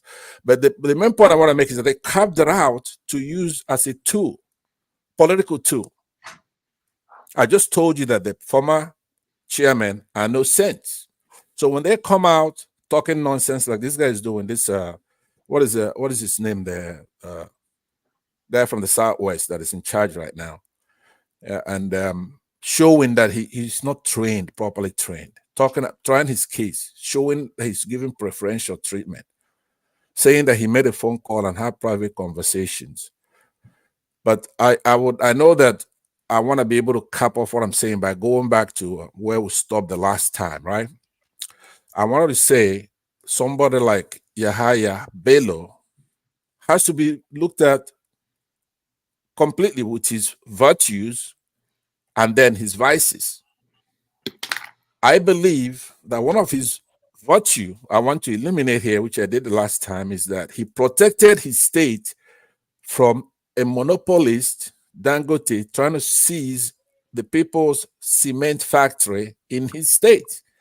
And I proffered articles to show that that is what's going on. For Pansa, can I ask you a question? Absolutely. So, do you think it is morally right to owe civil servants of your state many months of salaries, put the money in a bank account to fix the money for so many years? Do you think it is a good attribute of a governor? Absolutely not. Right? So this is what this guy did. Look, but listen, if we have laws, right? We have laws in the country. If anybody violates any of our laws, they should be prosecuted. We don't do it. Hold on. You don't do it by coming on TV and make allegations. But more importantly, you cannot be selective. I just told you that Bagudu was a money man. So I wanted to highlight that Yahaya Bello, what I'm doing in his case is like I'm balancing his virtues with his vices. If he fought for his state and was able to withstand somebody bribing him and taking that factory, and he fought a monopolist such as Dangote, right? That is, you have to check that off for him. Now, when he's doing something good and then they come after him because of that, right? It is your job not to be so simplistic, because we want a society. Now, I do have a lot of things to say on this area, and you're gonna have to, as an African, you're gonna have to respect. You're gonna have to respect elderly people when they come on this platform. Dangote, biggest place that Dangote generates cement is in Kogi State called Obajana. Exactly. I hope you know that. That's what I'm telling you. That belongs to Kogi State. Paul, listen before you talk. Try to listen. I said that particular Obajana is still up and running. No, but it belongs to Kogi State now. The courts yanked it from Dangote. You want to go to hell now? That's why you're not going to talk. Hold on, guys. You want to go to hell? Off his mic. Okay, so Paul, what I'm saying to you is that particular factory belongs to Kogi State now, because Yahaya Bello was able to wrestle it back from Dangote. So now Dangote is appealing, trying to get it back. Do you understand? So it's public. It's not about the factory, it's about the land. They get the limestone that they use in making cement. All right, guys. It's about the land. Research what That's I'm where saying. They get the limestone to make the cement. Egos, I want to have a dialogue with you at some point, because I saw what you said to me the last time. I want you to say it to me face to face. Okay. Right? Pansat, we have to move on to other people. We'll come back to you. Let me just say this, that the case against Yahaya Bello, as far as we know, is just one on this issue of transaction with payment for school fees. There are other cases, there are other petitions against him. So it couldn't have been that like Pansat is trying to put out here because of his issue with Dangote Cement, that's why they're picking on him. There are very big issues around accusations and complaints about what he did when he was governor. Even his cousin, I believe, or nephew, who is now the current chief of staff to the current governor, was arrested, and detained, and they had to bail him. There are still cases for that guy to answer. So there are many issues around Yahaya Bello. Pansat, I'll come back to you now, so that other people can weigh in. There are people who have been here, they've not said anything. All right, Austin. Thank you, Dr. Damages, and thank you, Pansat, for your submission. I am rooting from your angle. To stand here and talk about Yahaya Bello is a disgrace to me. It's a shameful thing to me, in the sense that Yahaya Bello was a governor, and 2024, the first governor we had in this dispensation is Ojo Zokalo. I'm from Abia State anyway. Ojo Zokalo was sent to prison, and he was released for technical reason, for stealing my people's money. And that money was not returned. And TAOG said, if you're in government, steal more money. Steal more, because they will definitely come for you. When they come, you give them little. They will go home, they will come again, you give them little. So the more you steal, the more freedom you buy. So when we are doing this, after 24 years, we are still using the methodology of KBAC democracy. The president is only having immunity when he makes a right decision. The moment that paper leaves his desk, the next person taking that paper does not have immunity. And EFCC knows this person taking the paper. Why don't you stop it? In my office, our printer went out. My manager called me, Austin, order a printer. I ordered a printer. I got a flash, a red flag. Why are you ordering a printer? We had to reroute it. My manager had to come in to order that printer. So the entire system wired in a way that for anything to come to you, the system is alert to know that you are requesting for something. So how would a country be run under this level? And if you face EFCC, the EFCC chairman was not even supposed to take that position. If he's standing on the point of justice, he was not supposed to accept that position, because they knew what happened between when Bauer was sent to prison and when he was appointed. They knew the number of files they've taken away. Where is Wike today? Wike was the present governor of Rivers State was being touted for. Hope Uzodinma, EFCC was in court to get him arrested until they gave him that invalid mandate and he was sworn in. TAOG was sworn in front of the police, in front of court, so that he will get the immunity. Almost all these governors, they have been going through this thing, and we keep repeating this thing. We keep repeating this madness. So Yahaya Bello is a case study to all the political elites. And what we have to do as a person, the president that is pursuing Yahaya Bello just because he disagreed with him in one way or the other, what has he done as a person? Has he come out to tell us, this is my own clean slate? Which law are we taking? Which court are we taking Yahaya Bello to? The people that took took money to give the judgment they gave. So these things are a total mess. If we want to reject this country, we should call a spade, and we should be able to do things that are right. These things can be checkmate. Money, you wire money. You go to bank, while you're withdrawing money, you order a camera. And these things are all documented. They can be stopped. If I'm sending $10,000 from the United States, FBI will see it. They will definitely flag it. And they will start routing where the money is going. And before you know it, you start getting, your friends will start getting called. What's your relationship with this person? What's your relationship with this person? And once you don't have a clean job, they come for you. But look at the amount of money people are stealing. And we come here, waste all our day to deliberate our loss, losing upon our loss. It's shameful. All right, thank you, Austin. I hear you. Why are you raising your hand, Pastor? I can't come to you. There are people here. Brother in Christ, Rudolph. Brother in Christ, Rudolph. I raise my hand humbly. I'm raising my hand humbly. No, I said no. Let's. And my tone is very, very low. As you can see. No, not yet. Let's go to Eagles here. I can't skip you because you're waiting on this. Let me just hear from other people. Yeah. Yeah. Good evening, Rudolph Okonkwo and all the gentlemen and the panel. Apart from Pansat, because Rudolph Okonkwo is afraid of going to hell this evening, so that's why I allow him to be making use of his time and other people's time. So it's high time for Rudolph Okonkwo to wake up and stand firmly. I know it's little time now. He ring bell for me and off my mic. But if somebody tell him to go to hell now, he will not off the mic of the person. So these are the things that we observe in Nigeria. We are talking about Yahaya Bello. I don't have problem if he want to send his children to one of the highest education or one of the highest school in the world. I don't have problem with that. He's free. When he work hard for it, he's free to do that. But where I have problem with him when he want to use the public money, a taxpayer money, to settle the problem of his own personal issue, is very wrong.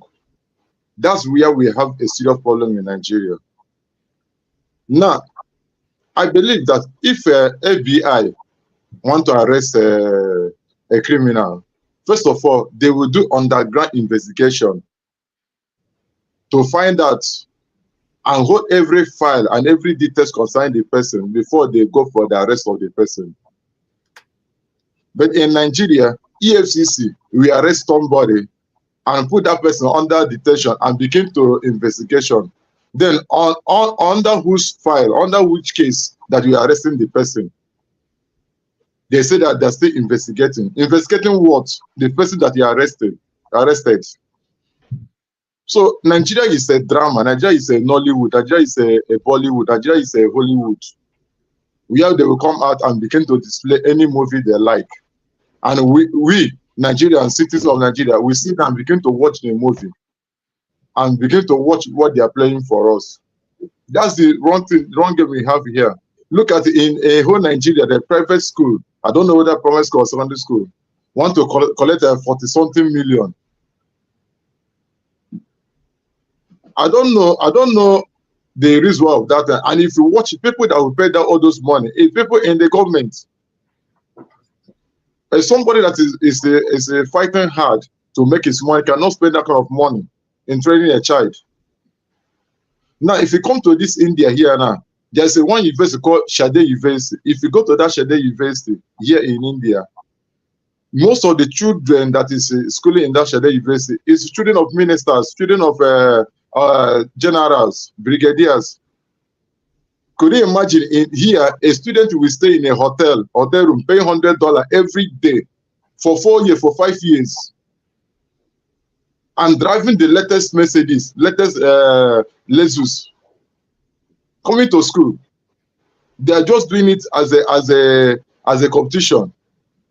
Then you get to ask yourself a question: where did the father make all this money? But when he prays for the father, these the people that are eating Nigerian money. It's very wrong. We are getting it wrong. Because constitution work for some people, or constitution do not work for some people. Look at Zamfara State. If you go to Zamfara State, people are looting gold 247. EFCs have not seen them. EFCs have not noticed that this kind of thing is going on. I was watching EFC's chairman was on the interview with the press, saying that Yahaya Bello transfer $720,000 through the change to the school. Now, nobody asked him. What he need to do is go to the court, apprehend him, and do what he's supposed to do. Not to come and call a press news. Secondly, today, I heard today that the Yahaya Bello media team have come out openly, said they're going to sue EFCC for defamation of character. Currently now, Yahaya Bello is in social media playing a game, dancing and doing his gyms. But if I want us to draw attention of us in this discussion, let us tell ourselves the truth. If it is somebody from East, they are looking forward to get this way, they will remove the roof. They will turn the person to become a prayer warrior. They will do everything necessary to make sure they apprehended the person. If it's that person from East, I mean southeast. But if that person from north, they will give that person special preference. They will call the person on phone, begging him to come. They will look for a way to make sure that they beg the person to come, and then nothing will come out from. Let me tell you the truth. The issue of I'm concluding here. The issue of Yahaya Bello, nothing will happen. At the end of the day, they will end up giving us one nasty story, and that ends it. Tomorrow he become a minister and nothing more. Thank you. All right, thank you. CM, can you hold off and righteous man? Let me go to Pastor. I think he has to go somewhere, or he has to eat. We don't eat on this show, Pastor. What are you eating? But Rudolph, he invoked my name like I put over there. I do want you. That's why you and I had that scuffle we had the other day. No, when a panelist invokes somebody's name, no, it doesn't follow. Why? Let me clarify that with you, because it's it's sacrosanct with me. I'm not gonna put up with that. You know what I'm saying is that if a panelist invokes somebody's name and says some things, that person has to be given even 30 seconds or whatever time to respond. We're not here for one-sided diatribes, you know. He invokes my name. They should know that when you do that, then I have to speak. Listen to me. What it would mean is that Eagles Air will mention your name, you respond. CM will mention your name, you respond. Yes. Man will mention your name, you respond. It will be a conversation. It will be at the center. And I've told you, come here and be the guest. No. But this is customary. It's customary. When you're in a debate, if you invoke somebody's name, then they have to respond. No, not on this platform. Okay, well, I'm not gonna put up with it. Like I said, you and I spoke, and I told you we are going to get to you, and you respond. Just write it down. Whatever they said, you get a chance. All right. Okay, this is gonna be my last time appearing on your show. All right. Answer, just be patient. They will get to you. Okay, yeah. Just be patient. Go ahead, CM. I thought CM is allowing me. Thank you, Rudolph. Hey, Jesus Christ. Okay. Okay, let me speak after. All right, thank you, CM. I won't be long. I was just passing by. I wasn't supposed to click the link. I was supposed to click the Nigeria Watch link, but you know, the angel touched my hand, and I just clicked a Dr. Damage link. Rudolph, man to man, brother to brother. With due respect to you, exactly what Eagle has said is what I want to buttress. And we are all adults here, and we will have to do things rightly. It's true you are called Pansard, the unnecessary or overindulgence. I mentioned his name. And because if he wants to be the center of attention, make him a guest. Please, just do that. Make him a guest so that he can have the floor and speak as long as he wants to. Anything outside that, we have to follow decorum and go turn by turn. He mentioned, what's his name? Man of prestige name. Man of prestige could have paused the button and said, you know, I want to respond because my name was mentioned. And Mr. Pansat, I think at this point, you need to call yourself to order and wait for your turn. It will always get to you. But wanting to be the center of attention at every time, I don't think that is proper, with due respect. I mean, I think Rudolph is even more accommodating than any other moderators on this platform. I am worse anyway, people know me. I am worse. Rudolph is more accommodating than any other person. So I think, yes, I heard you've apologized, but in all reality, in all true sense, I think you should afford him that due respect. If he says no, just take it with a pinch of salt and wait for your time. Afford him that due respect. Thank you. I have nothing more to say. I know I have to respond to him, right? But this cannot wait. Wait a minute. Let me take a minute here. First of all, Pastor, sorry. You are. Please Pastor, hold on. Please hold on. Please hold on. Yeah, just before you respond, he used his time. So are you using your time? After I speak, I could exit the stage. That's okay. Hold on 1 minute. Let me tell you, Pastor, you did a show here yesterday where you were expecting me. There's been no communication whatsoever between you and I tell you I'm gonna appear on your show. You were leading your audience on to see if I'm supposed to be on your show. I had no idea you're doing a show, right? But I noticed your pomposity when you're talking to me, imperious, arrogant, puffed up, sententious attitude you have. I'm not somebody who is looking for I could be in the back of the line, then I'll be the star where you're sitting in front, right? So don't ever in your life address me the way you're doing right now. I didn't come here to play around I with think you. I Right? address you with Let all me respect. land. I didn't insult What I'm you. saying is that you should be I addressed you should be you. ashamed of yourself for doing a show.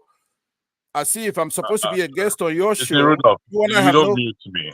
I don't appreciate that. You Please did let not me mute land. Panther. This is what Let me. people are saying. Okay, hold on. That's Pastor, not the truth. Pastor, I will mute you again. I want to hear one person alone. Let him speak. All right. And after I'll that. land. And I have no political difference with you, but you have go and open your own show, right? But don't go deceiving an audience as if I'm supposed to appear on your show, and then make it as if I'm running away from a topic. I'm not, and I'm not here trying to be a star. I'm not happy. We have a country where nothing is working, right? So when they push out a corporate like Yahaya Bello, but you see the bagudu that I've invoked for you, and the president now, who gave away that OPL 245 that I spoke about the last time to his nephew, right? You don't have outrage about that. You feign outrage when it comes to a small thing like this. And I'm trying to give you a background. You and Rudolph and everybody else on this show. No, if you think I'm not getting paid to be here, you ought to pay me to be here. God damn it. I don't come here for you to insult me. I'm not your mate. So I'm warning you now. You do that show thing you're doing. I'm not here for that. You want to be a star? Be your star. I'm not here to be a star. So if nobody has anything else for me, I will leave after that since I've taken time for Augustine. Let me say something before you leave, if you want to leave. Let me say something, because people bring this up. When this is my style, this is my idea of this show, what's going on. I'm not here to give everybody equal time. That's not what we're doing. I want an interesting conversation. And I want other things. One other thing I want, which all of you Christians believe in, is there are people I consider, how do I put it so that it to be nice? Prodigal sons. So when a prodigal son comes back home, you can spend all the money you have to the father. You guys know the story. Because it doesn't mean that the one that stayed home, you did not appreciate that one. But you are happy that the prodigal son came back. And you hope that the prodigal son has changed. So there are so many philosophies behind what I do. When I see, I want to hear someone like Pansat, for instance. I want to get to the point where he will say, oh, maybe I was wrong about this. To me, that's an accomplishment. If the whole of today, what we achieved is that Pansat said, okay, maybe my defense of Yahaya Bello is wrong. We have achieved something. Little things. So everybody, there are different moderators, whatever their driving forces. But my own is to make sure that there is interesting conversation. If Righteous Man, I can say it, is going to say exactly the same thing that Eagle's is saying. We've had it. I want to hear something different. Somebody that will bring something new. So these are some of the things that I have to decide. Okay, when do we ring the bell? When do we, there are many factors. This is not a debating, like I said, it's not a debating society where you say everybody has 5 minutes, 2 minutes. If somebody is breaking down now, talking and breaking down, I will let the person talk because one, is good TV. Secondly, it's something that we need to know. We need to get to that and need to address that. So don't take it like we have. But if you stick to that, I'll be talking the whole day because I'm the only one who actually makes sense here. All right, Rudolph, I need to go. Let me clarify. Let me clarify yesterday. Let me clarify yesterday. Wale Tinubu of Owando is not a nephew to Bola Tinubu. Let me clarify yesterday's broadcast. Yeah, yesterday's broadcast was for distressing moment. For us to it was a comedy.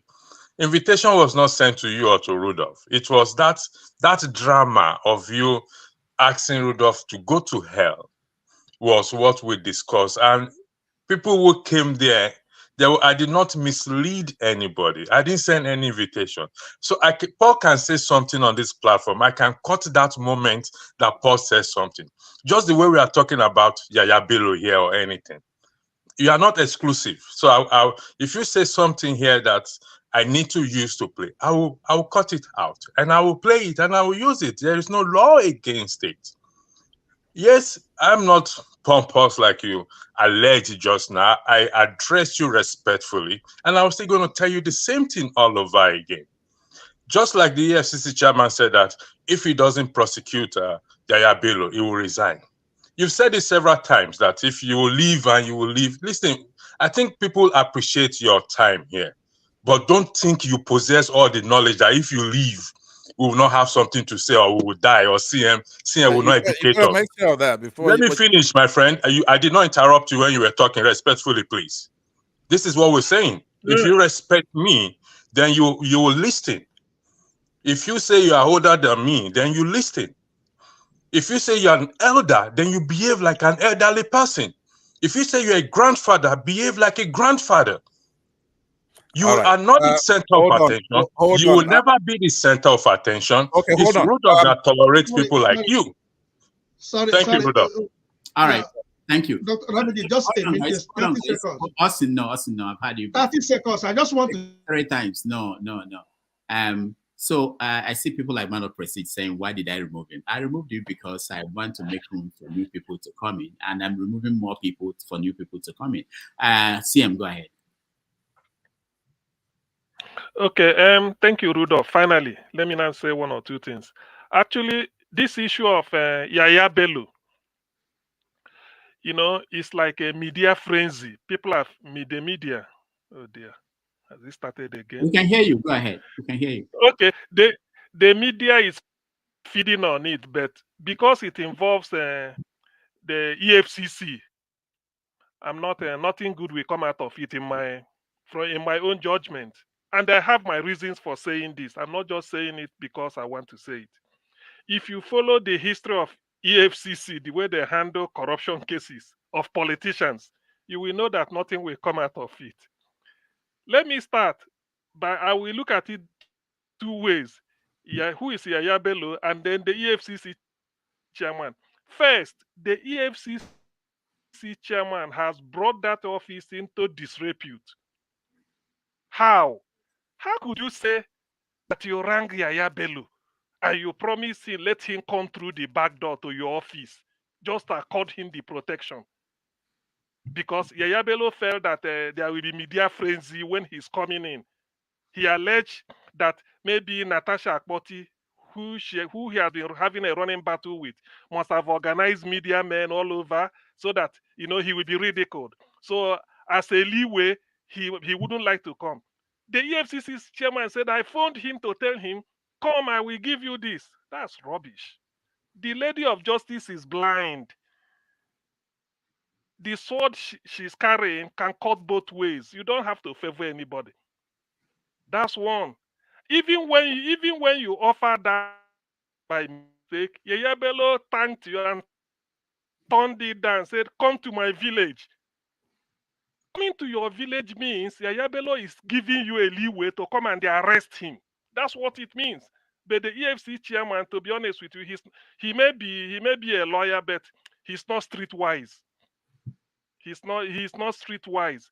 That's an opportunity for you to mobilize the police. He said, I tell Yahaya Bello, where are you? You tell your men, go there and then pick him up. I agree that Rochas Okorocha's house was boggled through the roof, which shouldn't be. So I wouldn't like EFCC to continue with that practice. I know we've learned a lesson, but the fact that they could go that length means they needed to bring Rochas to justice or to court. So what we should have done was to go to Yahaya Bello wherever he is, get him arrested. He's not bigger than any other person. If you can't bring Yahaya Bello, if you can't use, oh dear, I don't know why my destiny is. Each time I'm here. If you cannot, CM, how many years? If you cannot bring Yahaya Bello to to justice. If you can't charge him. All right, we have to leave CM. We don't know what's wrong with this connection. 3 years after, he's here to fix this. Queen died and Charles took over, nothing changed. Doctor, CM and Masca, they are sharing one data. So they are managing it together. Let's go to Righteous Man. Righteous Man, go ahead. Yeah, I would ask you to give the opportunity to Masca. After him, then I can. I like the way people think they can decide when to come back. When they give up their chance, they will decide when they. Masca, you are next. Well, Mr. Rudolph, thank you. But there's a bit of noise. I'm trying to sort it out. Once it's sorted out, raise my hand. Okay. All right. So I think, Righteous Man, let's come back to you. Okay.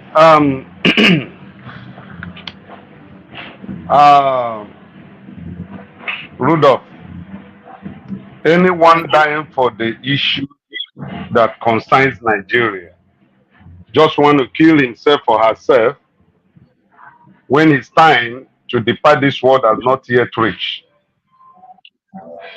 Whatever that is happening here is just a game, I'm no longer moved by whatever that happens in Nigeria until we have a proper constituted leadership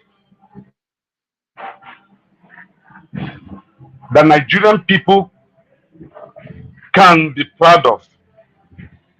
Once that leadership is elusive, once Nigerians cannot get a proper leadership constituted to run the affairs of this country, whatever that is happening today will continue, and it's just part of the game. Many sins of Yahaya Bello cannot all be mentioned here, but being what it is, the country all of you are proud of, the country all of you do not want anything to happen to, the country that anyone that stands up and said, I don't want to be part of this country, the person become a rebel. He has committed a treasonable felony. As long as all of you are interested in having this country the way it is, it will continue to be the way you guys want it to be. So Yahaya Bello is not the first. What happened about the snake that swallowed the billions of naira? What happened to the man who ordered and approved the minting of naira? Spending how many billions to mint 600 and something million naira? What happened? People have been accusing Emefiele. Emefiele is this, but Emefiele is not the director of Nigerian Mint and Printing. Without that man approving it, the currency cannot be minted. Yet, the Nigerian state is going after Emefiele because he wanted to be a president. And nobody is talking about the in-law to the past immediate president of Nigeria, who was the director of Nigerian Mint and Printing, who gave the approval for the minting of Nigerian currency and causing a toll of about 18 billion to mint 600 million naira. So all these things we are talking here, this, that, is just a game. Once they set a chess game for you, all of us will begin to dance like a masquerade, all about it. So nothing is coming out of it. It's a game plan. It will die down. Another scenario will come up. Another jamboree will come up. That's why sometimes I feel personally, I'm not taking side, that many of us here do not understand Mr. Passat, because this man has raised critical issues here that we should not look at some things and dive deeply into the things he has been mentioning in this platform since I joined this platform. He has raised some critical issues that we as panelists, as Nigerians, should look into and digest it and proffer solutions. What we discuss here are problems. We never proffer solutions, and when we proffer solutions, we do it on the periphery. There is nothing solid behind what we are profiling as solutions. I asked Dr. Damages, the page, the statement made by Aisha that you highlighted in your page. Why did you highlight that particular? Because I know that thing is carrying a whole lot of messages. And you just downplayed it. Maybe towards the end of the program, you will mention it while you highlighted it. But I tell you, I have interest in that statement she made because that is part of the solution to what we are passing through in this country. And the people that do not like truth can never move forward. You guys are proud of living in America and UK. The founding fathers, they paid the price. They wanted a country that they can be proud of. And that is why Nigerians can flee from our God-given country and go to Europe and America and become citizens and be proud of their system there. While our own is decaying here and we are doing nothing about it. All we do is, this person did this, he's Igbo, he's Yoruba, he's Hausa, he's Fulani, and the answers are not given. Nigeria continue to go down. Look at Naira. I went to change yesterday dollars. I went to change dollars yesterday. I was shocked. Dollar is now 1,308 Naira. Quote me as at yesterday that I changed. And this is what you guys were celebrating here. That Naira is coming, the dollar is coming down, Naira is going up. At what rate? Jonathan left Naira, I think, at 180 Naira or 200 Naira, something of that nature. Today we're having it at 1,000 plus, and somebody is celebrating is coming down. Let's be truthful to ourselves. If we want this country to work, let all of us be sincere, be truthful, and proffer solutions that will bring about the change in this country. Thank you. All right, righteous man, thank you so much. So I'll go back to Concert, but before then, let's see CM will round up, and then Masca will. Okay. Yeah, go ahead. Okay. Thank you, Rudolph. Hopefully, let me quickly say it before the thing crashes again. So, what I'm saying about EFCC man is that I do not trust his judgment. One, and because he represents EFCC, I do not believe. Please, somebody should mute. I'm hearing a noise. I don't know. Righteous man, please, if you can mute. Thank you. So I do not trust. Righteous, yes. Please. So I do not. Where is the noise coming from? I do not trust EFCC as an institution. This is my reason. The past chairmen of EFCC have all ended up in corruption cases. Once upon a time, there was a governor called William Madabrochukwu of Anambra State. After his inauguration, he did a executive retreat, in which all the commissioners and those political appointees assembled them in a hotel in Oka and invited the EFCC, then headed by Ibrahim Magu, to come and give them lecture and tell them that EFCC is watching over them in case of stealing money from Anambra State and all those things. In fact, the way he talked to them, you would think that nothing will happen. In the end, when the Ibrahim Magu was sacked from EFCC because of corruption, money stealing, then Willie Obiano, who invited him, today is standing trial for stealing 4 billion naira from Anambra State Treasury. Do you see it? Now, who succeeded Madu is one Abdul Rashid or something, the one that went to Dubai to go and lavish money. Today, he has been disgraced for corruption. So I don't really see all these things. I will think that why the EFCC chap is inviting Bello through the back door, maybe to do one type of plea again, he will get his own share. After all, it's more than 80 billion naira. So I don't trust the EFCC.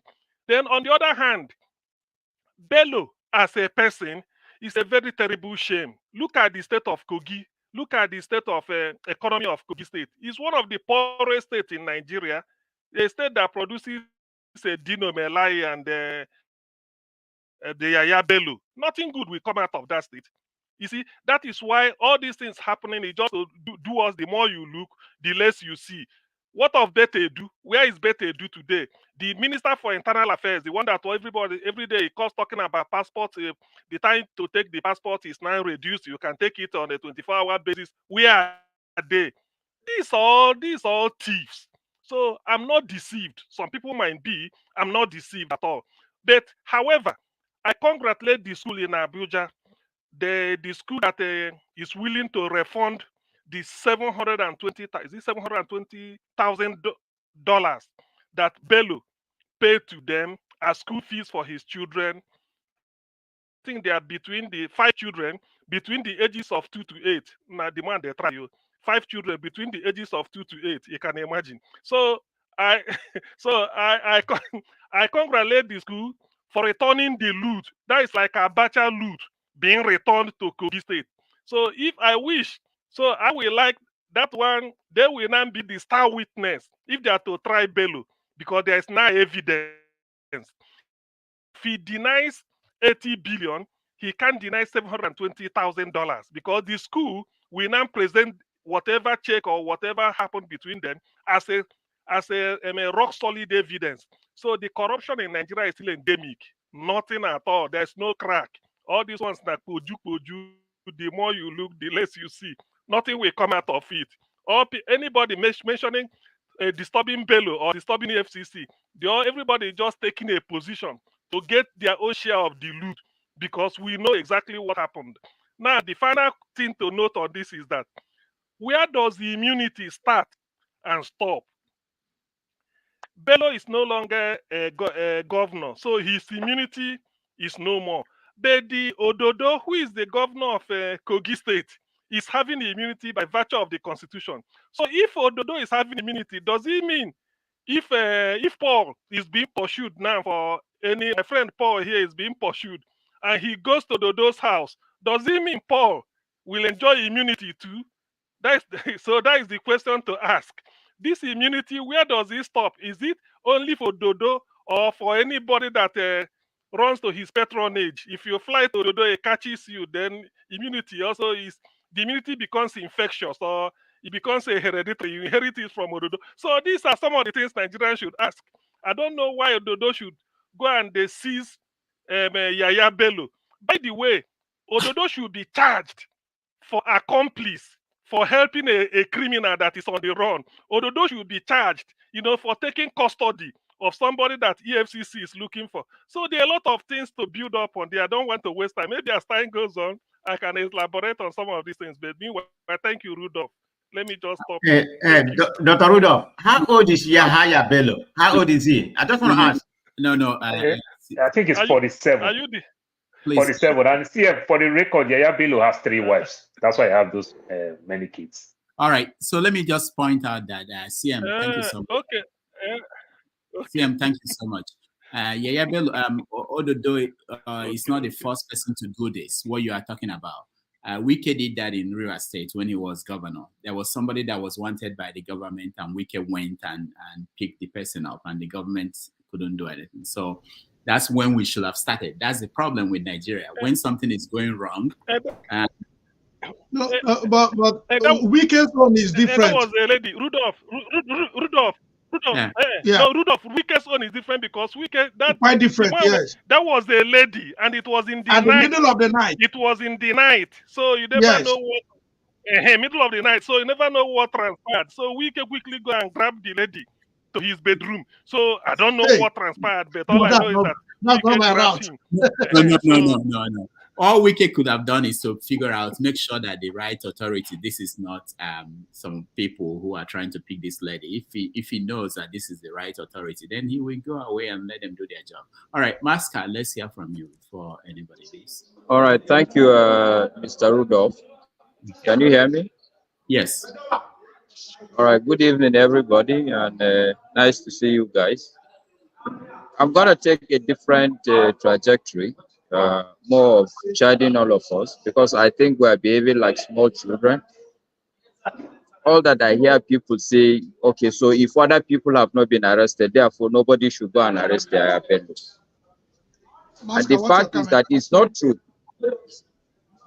It's not true that all EFCC cases came to North. I know that there was a governor who had served prison terms in Kuje.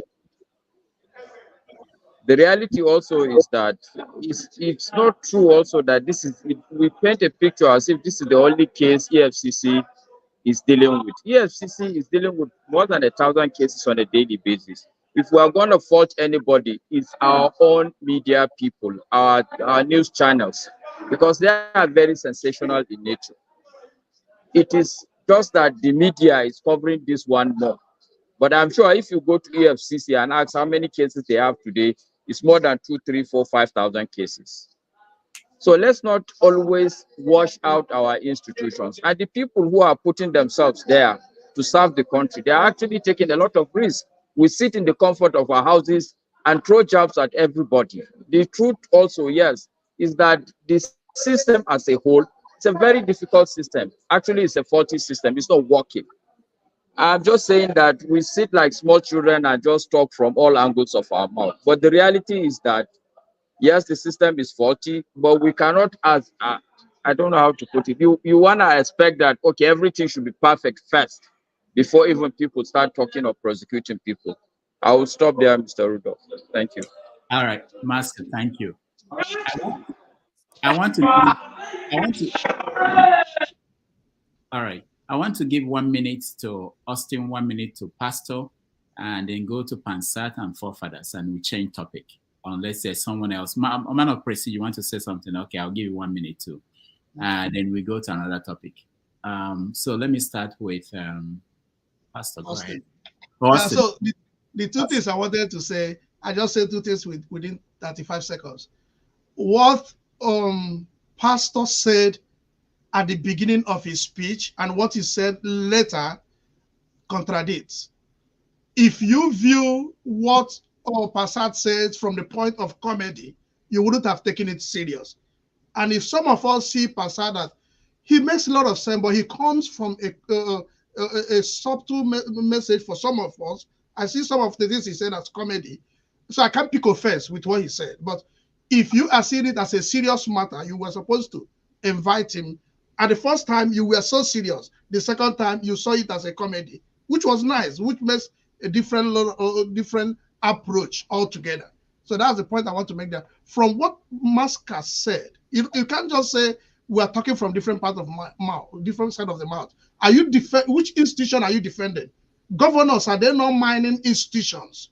So if you are saying that EFCC, the man is taking a risk, is governors, are they not taking risk? So we're saying that the entire institution is corrupt. And when you are selective, how many of the cases have you heard the EFCC man granting interview? So when we even accuse the judiciary, the journalists, what effort have the country done to make the proper news come out? Look at the kind of pressure Arise is getting. Look at the propaganda that is coming from TVC. So when we say the institution, we are talking in totality. The EFCC master, if make me the EFCC master, I will begin from where the other person stopped. If Bauer was put in prison and documents were taken away, and the people that Bauer were trying to persecute are now at the helm of affairs, trying to persecute others, there is a fundamental problem there. That's what we are saying. All right. That's 3 minutes. Pastor. Thank you very much. You want to make a do rank for EFCC? Thank you, Rudolph. Mr. Austin, let me clarify myself. Maybe you did not watch yesterday's broadcast, so there's no contradiction in what. Yes, so you didn't watch it, so I'm going to forgive you because you're speaking from the point of ignorance because you did not watch it. When we did yesterday broadcast, Man of Prestige was there. Rudolph even commented in the comment section. Chim was there. Mazioke was there. And we went in an angle whereby the frustration that Nigeria has caused us, and that was the angle to which I addressed Pansat telling Rudolph to go to hell, and how we can deal with this frustration rather than taking it on each other. So I recommend you go watch the broadcast and don't speak from the angle of ignorance. Pansat, I'm going to address you again, Mr. Pansat, respectfully. You see, there's a pride goeth before a downfall. You may possess a lot of knowledge, more than people sitting down here. Look at CM. CM have read 1,500 books. How many books have you read? How many books have you read? Do you think you are the only one that carries the burden of Nigeria on your head? And as such, you have the audacity, the tenacity to come here to say that you know more than you speak better. You need to take a step back and let's tell each other the truth. Pride, they say, go it before it downfall. And if you don't take yourself back in respect to this arrogancy and pride, you think you possess all the knowledge. And as such, nobody speaks better than you. Nobody knows better than you. Let me tell you something. Even Solomon, there are people who know better than him. That God gave all knowledge and wisdom. So please, when you come to the platform, we come here to rub minds together because of the burden we carry. The burden, we all have things to do. Every one of us here have things to do. Rudolph have things to do. Even Rudolph comment on the platform yesterday. It was a comedy for us to distress ourselves, not to start to attack each other, allow the frustration of the country for us to now be fighting and become enemy to each other. I want to create. And I wish you all the best. Go on and create it. Thank you, Rudolph. I yield the floor. All right, thank you. I think, where do I go next? One of President Pansat. Oh, okay. Thank you very much. Maska, thank you for coming. We always want to have a perspective from the northern part of the country. Sorry, Mr. Rudolph, can I make a comment? Look, I said my piece. It's a hard justice. Why is it that people want to take offense? I didn't mention anybody's name. Can I finish? I'm not here to denigrate what you said, but it was just the narrative that I'm just saying I differ from your own opinion. I'm not I'm not here ganging on just I differ from your own perspective, because I feel like the institution is corrupt. The politicians, everybody is corrupt. The reason why I'm saying that is that it's just like catch and release. That's what's going on in EFC. I mean, that man came to the forum and talking all those gibberish. I mean, everybody saw what he said. I mean, he knows sorry, man of prestige. Hold on. Let me land. No, so that we can just allow. Let's make haste. What I've said is that there was a governor. No. Yeah, it doesn't matter the number, but I told you there was a governor who served prison terms in Kuji. That should be enough to debunk your catch and release theory, please. Okay, thank you. But I guess I have an issue. I have an issue with Nigerian institution, particularly the so-called EFCC. I mean, the guy stated that they have convicted. I also said I have issues with all the institutions, man of prestige. Hold on, now it's not you. I'm not talking about you. I'm talking about the chairman of EFCC. Hold on, let him finish. Okay. The only people I've seen they have convicted are Yahoo boys. Tell me any important prominent Nigerian politician that has been convicted. They catch them, they release them. I mean, that is what's going on. I mean, every part of Nigeria is corrupt. That's what I'm saying. Maske has nothing to do with you, okay? So it's all these convictions the guy was saying, portray on TV that they have a lot of cases, thousands of cases or whatever. Yeah, that may be true. But if you have to bet, it's mostly Yahoo boys, all those kind of minor, people that don't have any kind of privilege that they can convict. Tell me any prominent politicians that has been convicted. Maybe I'm not aware of it, that you all can bring that in on that and lecture me and educate me in that area. That's the problem I'm having. Nothing is going to come out of it, but I wish something can come out of it. I don't see anything. Everything now, mago, they go for that country. Okay, let me be realistic. That's the way I see it. Thank you. All right, thank you. Let's go to Pansat and then for others. Thank you very much. Doctor, let me so that Pansat will just close it up, please. You have something to say? Yes, I just want to debunk one of the things that Pansat said and everything. I know you sent me a link and everything. Pansat, you understand the way the internet works. People can put anything. Wale Tinubu is from Ogun State. Bola Tinubu is not from Ogun State. Bola Tinubu is from Lagos State. And even though the other claim said it's from Osun State, not even Ogun State. That Tinubu that you see, because he bears Tinubu, the Owando, has no relationship. Several times he has come out and said, I have no relationship with the man called Bola Ahmed Tinubu. Just, whenever anybody do anything in our country, if you happen to come in the same region, people just want to put the puzzle together and say, is his brother, is his nephew. is not. All right, thank you, Pansa. All right, thank you very much. In light of that addendum right there, I asked that I consume as much time No. as I may require, right? No. Already I said no. You have 4 minutes max. Okay, now, first of all, I posted a link in order to settle that one right away. I believe that, I think it's Gazette, like a newspaper or something like that. Could you post that on the screen to settle that? I saw that. Well, my issue is that that's not connected to what we're discussing. You guys, It's not, but he brought that up. So let's then go back. If you want to settle that, you have 4 minutes. I don't know if you have time for all this, but 4 minutes I'll go to forefathers because okay. First of all, I'm gonna address Masca, but let me first address Pastor, who I really don't have any serious issue, but you see him being pontifical, portentous, pretentious, admonishing me, talking to me anyhow he likes. For what?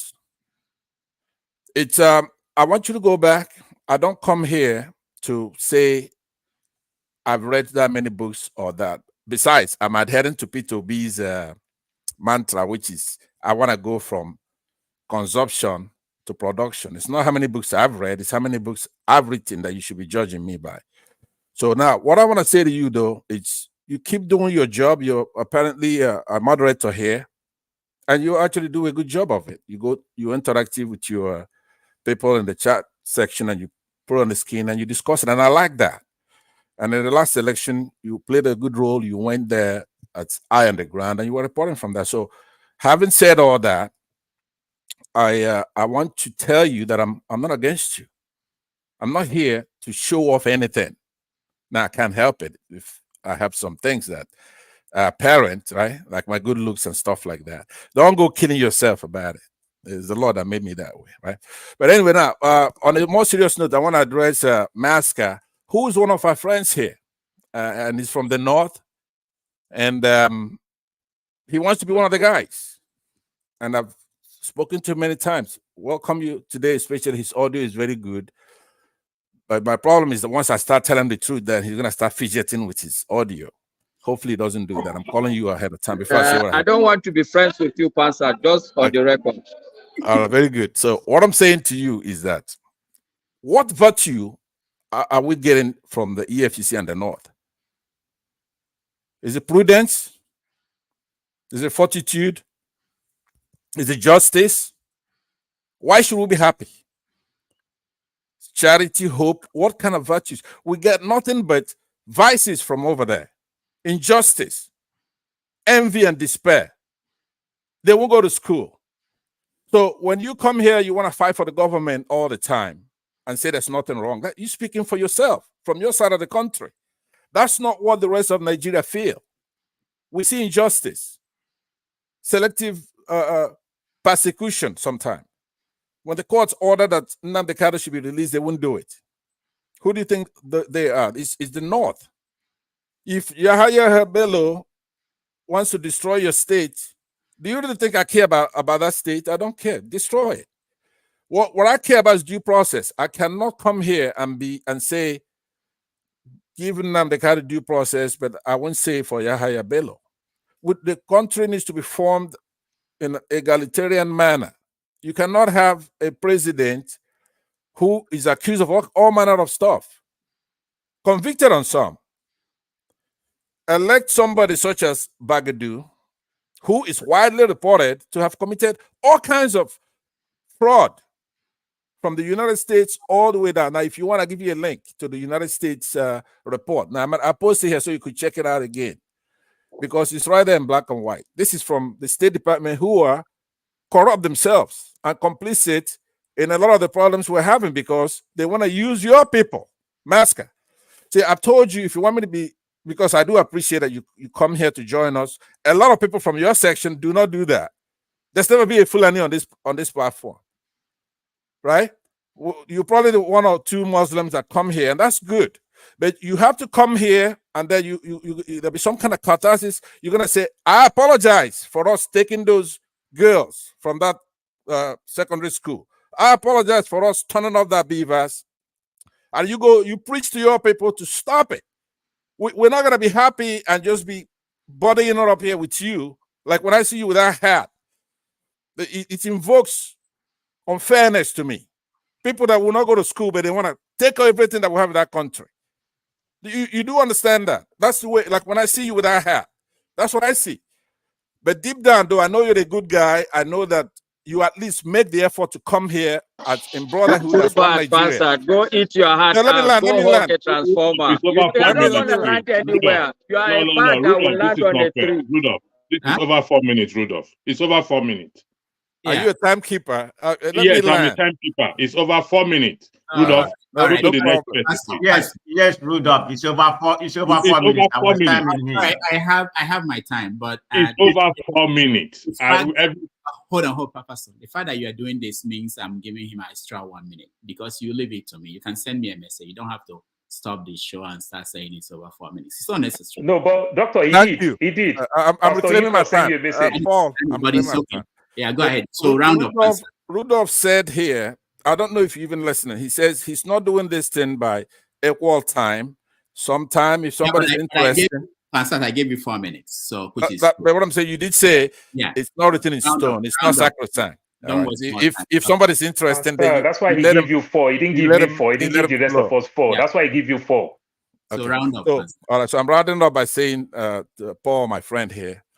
Now, Paul, I want you to use your knowledge about all these tribes. You know, we'll have the Wazobia, right? You're a minority, and you run to one There is side. nothing like Wazobia. There is nothing like Wazobia. Just to correct yourself, it's just a slang in the street. Rudolph, please. Yeah, Paul, thank you are not helping me. We want him to round up, and you are. Go So ahead. when you have somebody like my friend Paul, and you notice the nexus, right? Like electricity, these are minorities, right? So when an Igbo man like myself, a Biafran, when I'm here talking, they want to nibble at me. Will you shut up, please, man of peace, shut your mouth. Okay? I'm almost done. Why. So what I'm saying is that the politics of Nigeria is very complex. It's not a simplistic thing. You can see the smoke on forefather's face because I say minority. Minority has become president. Majority, you Igbo man, has not become president. Okay, all right. So anyway, so to cap it off, I want us to pay attention to what our brother that came in here from Nigeria said his son came to visit from America. What's his name? Righteous man. Righteous man, right? He nailed it. So some of these things that we're putting on the table, such as just your basic civil rights, these are concepts, these are doctrines that's actually going to free us. You cannot be cheering for this EFCC just because I'm raising the issue of due process. I don't support Yahaya Bello. But somebody like Masker, you have to know I'm the United States here with over $30 trillion in economy. You in Nigeria, I don't know how much, what is it? $24 billion or whatever it is you have over there. You don't know your ass from your mouth. Because I remember when I came to America, right? I was the sharpest tool in the box, right? But when I came to America, I didn't know anything. All right. So you have to understand when we're here trying to help you, free you over there. Mr. Rudolph, I want to put my own final thoughts. Just one final. I want to put my own final thoughts. Just see where I disagree with the righteous man is about the issue of solution. We have, most of us offer solutions, but who is going to implement it? Who has the power to implement it? Especially in that Shido, they're not going to implement it. Give all the free and fair election. So what else are we from this part of the world going to do? If you are telling me not to send money home, I disagree with Aisha. If you are telling me not to send money to my 70-plus-year-old folks that trained me to be in this position that I am, you're wasting your time, righteous man. And you and Aisha, you're wasting your time. All right. Thank you, Olumide. Master, 1 minute before I go to forefathers. You have 1 minute. Well, on the second thought, actually, I don't think Pastor deserves my response seriously. He's just a confused old man. I rest it there. All right. Thank you. Forefathers, you're next. Oh, before you go, I just announce that tomorrow on the show on 90 Minutes Africa, we have Dr. Franklin Obunweze, who is going to join us tomorrow. He will talk about the situation in Nigeria and across the world. And most of you know him. He's one of our favorite guests. So he's coming back tomorrow at 12:30 p.m. New York time and 5:30 p.m. Nigerian time. So if you can join us tomorrow, that would be wonderful. And next Saturday, I will be off. I'm trying to start the show on Saturday next week. So he will start prime time. Give the actual date to go to that place. Prime time, and hopefully somebody else will take over from him down the road. But for that, so prime time next week. All right, go ahead, Fofade. Yeah, thank you for having me. As always, Pansat is entertaining. I think Masca got it right. Greetings to everyone on the panel, the chat, and to the viewers. It appears this Bello governor, ex-governor, seems to be the Antichrist these days. I seem to be hearing his name everywhere. I also heard he had something to do with delaying the completion of the, or at least, the forward development of the Ajakuta Steel complex. And now we are hearing that he has also been involved in stealing public funds, or however, that definitely is not his funds. I hear the argument, the only cogent argument that Panzer put forward was about due process. But I think they've already offered him more than enough due process, given the evidence that is already available in public space, that even the school is looking at refunding the funds back. And they should have arrested him. I don't know why you are busy inviting him in. If he's not willing to cooperate, you arrest him. And because this is a public fund here, and we keep acting as if this is some kind of debate. There are consequences to these funds being stolen. If the funds, if it was money that was meant for hospitals or healthcare, there are people that would die because of that funds that he has stolen. And this is one of the areas of public life that in Nigeria we have taken for granted, that there are consequences to this bad behavior that people just keep doing and they get away with it. And even if they try him, they'll throw him in prison. He will live there like a live lush. Then he comes out and his village people will be praising him that he has done very well for them. This is a nonsense that we see in Nigeria. And personally, I really think if Nigerians are taking this seriously, there should be serious reprimand for this sort of behavior. There's no point talking about it because it's going to keep happening over and over again. You either have a serious reprimand for it, you either institute capital punishment, or you institute very, very severe penalties for the individual and their family member that are involved. There are countries that know how to deal with these things. They don't tolerate it at all. If you keep doing this nonsense, there are countries where the family members will be arrested too.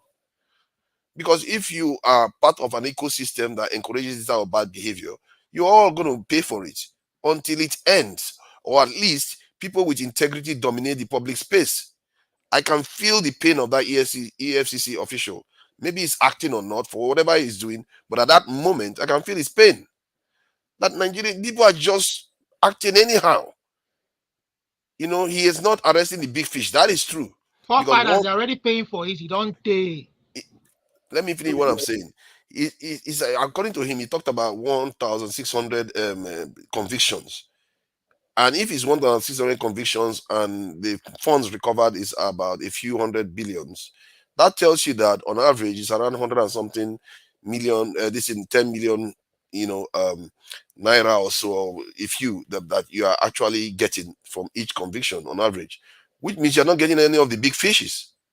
You're not getting any serious thieves out there. As a matter of fact, Bello's case, it seems to be one of the highest if you are taking on average. Like someone said earlier on, he's probably convicting mostly Yahoo boys. How about all the people that are stealing our crude oil? The ones that are raking away all the gold in Zamfara and our natural resources everywhere. Public funds, if he goes and tracks public funds right now, you will see them going everywhere. From some of the link and Pansa submitted in the private chat just now, is indicating that there's also another dodgy practices that our current government and president is engaged in. The whole thing is rotten from top to bottom, and we are all participants in it. I've participated in this type of rotten behavior before. If nobody can say they've not handed out money to police officers and stuff before, it happens slowly, and sooner or later we have to start taking it seriously to try to reverse it. Because often to do these things in countries, it takes very, very drastic change, and those type of drastic change often result in casualties. A lot of innocent people get caught up. People actually do die to change these type of things. If we can do it peacefully, it's a mercy, it's a good thing, and we have to start taking it seriously. Yesterday I was talking to somebody, and the person said because of what I said, he's going to start a campaign regarding security and all the rest of it, because that is the simplest way to do it now. We have a simple way to do it now, where we can now say, okay, support the EFCC guy. If he's doing the right thing, support him. I don't care whether he has not prosecuted the top people. Every single person matters. We are all part of this mess. Every single person matters. Every one immoral act after the other leads us to where we are right now. And we say institutions are not strong. The only way institutions can be strong is by precedents, by the people that they've convicted. Institutions are not automatically strong. Let's not make the mistake of that. The only reason why institutions are strong in the US because they have a history that's come down. A lot of people have been convicted. Presidents have high office holders have been prosecuted. When you have that precedent, then the next person comes in, they'll say, how dare you? When even this guy that has existed 20 years, 50 years ago, 100 years ago was convicted, and you think you are above the law? No, you won't be above the law. That's the strength of institutions. And I believe that this Yahaya Bello has to answer for what he has done. And he has to be more severe. I don't know. The punishment that they give Nigerians for stealing public fund is too minor. And they kill people. These people, that's the one that annoys me more. Because they actually kill people with these type of things that they are doing. They are stealing money that belongs to the public that is supposed to help save lives and preserve our lives. And they will take it, and some of them will go and buy SUVs and to be able to navigate the road that fellow Nigerians would navigate and die. So if we want to change it, I'm not here to try to be kind of moralize about anything. I'm about solutions. If we say we don't like corruption, then we have to start making up our mind that we have to start punishing it severely, whether it's our own family member or any other person's family member. If we get to that point, then we can now start seeing progress. You start seeing that the public space will start changing. You start seeing that people, when they say they are going to do the job for the public, they will actually get it done. Thank you. All right. Thank you so much, forefathers. I will let Chim and Tone weigh in on this before we change the topic. Chim. Yeah, thank you, Rudolph. The only thing I'm going to say is unfortunately he has left the show. Is a righteous man. I think Olumide mentioned it to an extent, but it jolted me when he said it. How can you say people come here and they don't make we don't make what's it called? We don't proffer solutions. Are you kidding me? At least if he has amnesia, which I believe he don't. Let people not be carried some of these things and get too personal. Come and express your views, but you can't say people don't proffer solutions. Right here, when we're dealing with the issue of the federal government trying to bring down the tourist center, personally, I said, if I was in the government, I will see a better alternative. Rather than do the road, I said, I'll do rail. And I'll turn the rail, I'll bring a tourist perspective to that. Is that not a solution? So I think what happens is many of us, and which is part of the conversation we're having on a lighter note yesterday with Andrew on his segment. And I was like, people shouldn't take these things too seriously, too hard. I'm not saying we shouldn't, get offended when, Nigeria is not working. Let's get offended, but let's also know where to draw the line and not, take it to. I mean, when he said that, that's the only thing I wanted to say about this. I'm not going to comment about any other thing about Yahaya Bello. Yahaya Bello stole money. Yahaya Bello should go to jail. If Nigeria has decided to use immunity to defend thieves, all and good for us. Because, I just Googled the Illinois governor. At least we're all alive and old enough to remember when Begovic, a sitting governor, was accused of corruption. He was immediately impeached by his own state legislature. It was a Democratic president that was sitting in office, Obama, and they jailed him. Federal prosecutors jailed him. He spent 8 years in jail. That made him become an enemy of the Democratic Party. He felt his own people didn't defend him. Unfortunately, Nigeria has chosen not to. I don't know where we borrowed this our own federal system. This is not the federalism I see elsewhere. Where we got this federalism from, somebody needs to tell me because I don't know. So this is to righteous man. It is wrong for you to come here and say people here we come and we talk anyhow. Rudolph, actually, I was coming to tell you to shut down this whole process. Let's all go away. Since we don't come here to provide solutions, I mean, then we don't need this. If somebody can open his mouth after 1 year to say we all come here, we don't provide solutions, then, bro, Uncle Rudolph, welcome from hell. Shut down the system. Let's all go away. That's all I want to say. I won't say more on that, please. It's painful. Could I address Chim for 1 minute because he wasn't No, answering yesterday? no, Pansy. You can't. Hold on. Come on. When he said that, you know what I thought about when he said that I didn't take it that I felt that he didn't think about it very well. What is the solution that we're looking for? What are we looking for? When we say there should not be corruption, that people should be fair, that that's solution. It's about institutions taking over and making sure that it's done. What are they looking for? What is anybody looking for? Read the newspapers. Any column you read, they give you solution. This is wrong. This is what you should do. I don't know why people think that we have to go and build a new thing and say this is now the solution and hand it over to the government. Anyway, thank you so much, Jim. Tone, are you there? Oh, okay. Welcome. Hi, hello everyone. Yeah. Right, okay. Should I touch on Yahaya Bello? Yeah, that's Okay. we're running up. You're the last person on that. Okay, yeah. I just think it's just I don't know why we're all surprised. Do we expect anything different? It's all about the corruption of APC. They're all corrupted, and for EFCC to start saying that he's going to the EFCC chairman. By the way, we shouldn't forget that he himself even has a case with the EFCC. The present EFCC chairman right now has a case with the EFCC. So it's all about one thief, one gang catch one and all that. They're all compromised. So saying that he's going to resign if he's not arrested or that, but why don't we push for a thief? Because before EFCC will go for someone, they must have gotten some credible evidence that this guy did this. Then he should go to jail. But it's not going to happen. It's just not going to happen. And it's interesting that Chim mentioned about the federalism that we practice in Nigeria. I do not believe. Sorry, I don't. I've said it over and over again in many places. I do not believe in the system of government we practice. I don't think it's right for our culture. I don't think it's right for our geographical makeup and our culture. It's too expensive, number one. It leaves a lot of room for a lot of lapses and all sort of shenanigans. We are not practicing what is right for Africa. By the way, the Guinea president, I don't know who read it during the week. I know that I was reading yesterday. I don't know how true is that he jailed the wife, the white woman, because she cutted away a couple of millions back to worth of natural resources back to France. Can that ever happen in Nigeria? It can happen in Nigeria.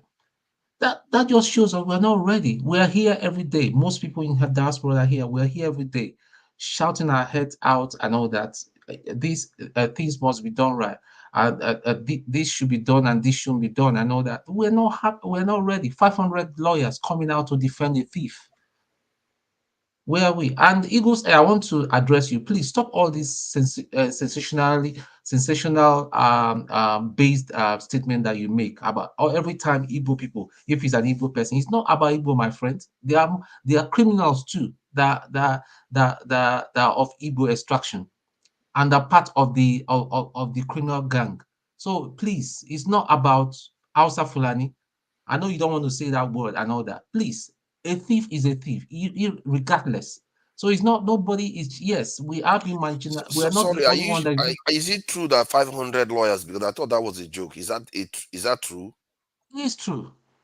It is true. So Wow. we should just call out a thief is a thief, regardless of where you come from. So it's not about Igbo, Yoruba, or Hausa, or Fulani, or anything. Since I've said, see, religion is one of our problems and all that. Okay, someone that sees now Masker dressed in his nice kaftan and his hat and all that, say one of them, that's one of them, House of Fulani. That is wrong. We are not Tell going to Pansa move that. forward. Tell Pansa, I hope you are listening. We are not going to move forward with this kind of thinking. We are not going to move forward. If I have my way, I'll shoot all of them. If I have my way right now, I'll line all of them and shoot all of them. Who are the I know all it of sounds sinister. Yes. who? You mean shoot who? All these criminals, all the criminals. No, all the criminals. Okay. That fighting us in all this. Regardless of where they come from. Regardless of where they come from. This because you know why they're doing all this? Because they know there's no dire consequences when it comes to Tinubu stole the mandate from Obi. He said go to court. We went to court. The judiciary is the most corrupt, and we're talking about 2027. Omo, let's go. Let's get our head right. 2027 is already sold out. They've written the result already, and it's just sitting somewhere. They will just open it to you. You people will come here again and shout and shout and cry and cry and cry. 2027 is not going to be any different, except something very, very, very dynamic happens and push out all these thieves. Kill some of them, jail some of them, or else Nigeria is not moving forward. It's just as simple as that. Sorry, I'm sounding like this today. All right. Thank you, Ton. I want us to move away a little bit and touch on this American story about students and their reaction to what's going on in the Middle East. Why I'm saying that is that I think it's maybe a lesson to Nigeria or Africa about where if things, there's a point that things will get to maybe from some sources. I mean, people will react and try to force a change, even when the country it's not ready to go in a different direction. But before then, I want Olumide to weigh in on this, and anybody who wants to, because when it happened, I think it was 2 weeks ago that some people were arrested, and one woman declared Oduduwa Republic, Yoruba Nation. People thought they were kidding, and now we have Professor Akintoye come on Arise TV to say this. So let's watch.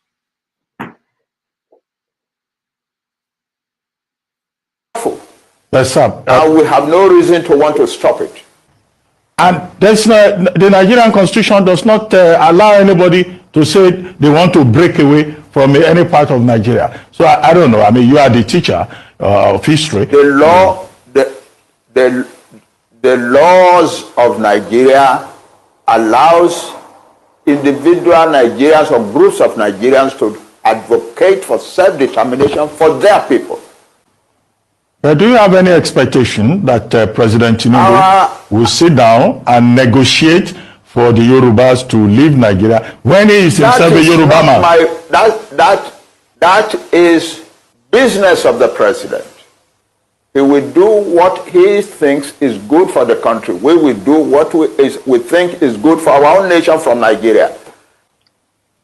And nobody is disputing the fact that we Yoruba are being destroyed in Nigeria.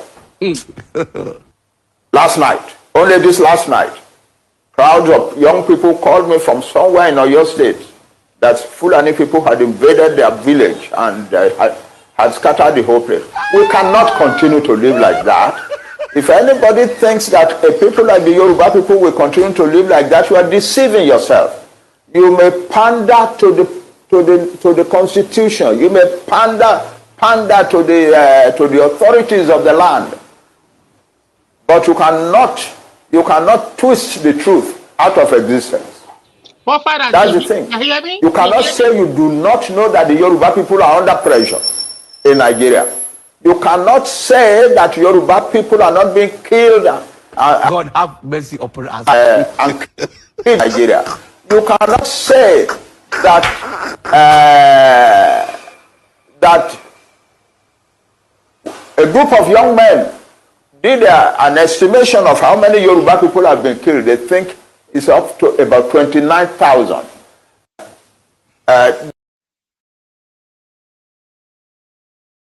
All right, 29,000 Yoruba men killed. Rudolph, why did you play this? Why did you play this version? You should have played the one without that comedy version. I'm sorry about that. It's the one I just found. I didn't have time to go and, if you guys can help me, I need help sometimes. Yeah, I couldn't find a clean. Paparas like my Jamo brothers. You feel me?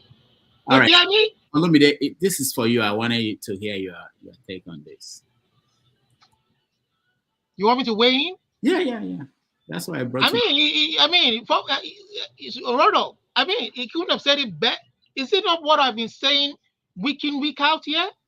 This is what I've been saying. I'm surprised, Mr. Rudolph. Even me, I don't join every day. I know Olumide's take on this tape. Yes.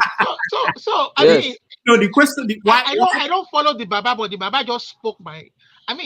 It's crazy. We just keep doing the same thing over and over and over and over. We are saying that if you don't want the country to splinter, you don't want the cries of self-determination like you're hearing now. Form the country on a good foundation. Our foundation is corrupt. Our foundation is I don't know how else to describe it. What we have now was given to us by the military. Not even what the British tried to do when they held the first conference in UK, and we abandoned that with the first coup, and the military gave us what is now causing all of this problem. And you can see how they patched laws together that are contradictory to one another. First, it says you indissoluble. Second, it says you have a right to self-determination. And then when people cry out and carry a Biafra flag, somebody will get upset. Why are you getting upset? What is wrong with carrying a Biafra flag? You are first of all an Igbo person before you are anything. And first of all, a Yoruba, you are first of all an Hausa or Fulani, Baska, wherever you belong to before you are anything. There's nothing wrong with that. I live in a country in a society where we are very inclusive. I'm first of all Yoruba before I will say I'm a Canadian. You understand? Nobody takes offense to that. If I carry my Nigerian flag and say, "Oh, I'm from Nigeria, I'm Nigerian Canadian," nobody takes offense.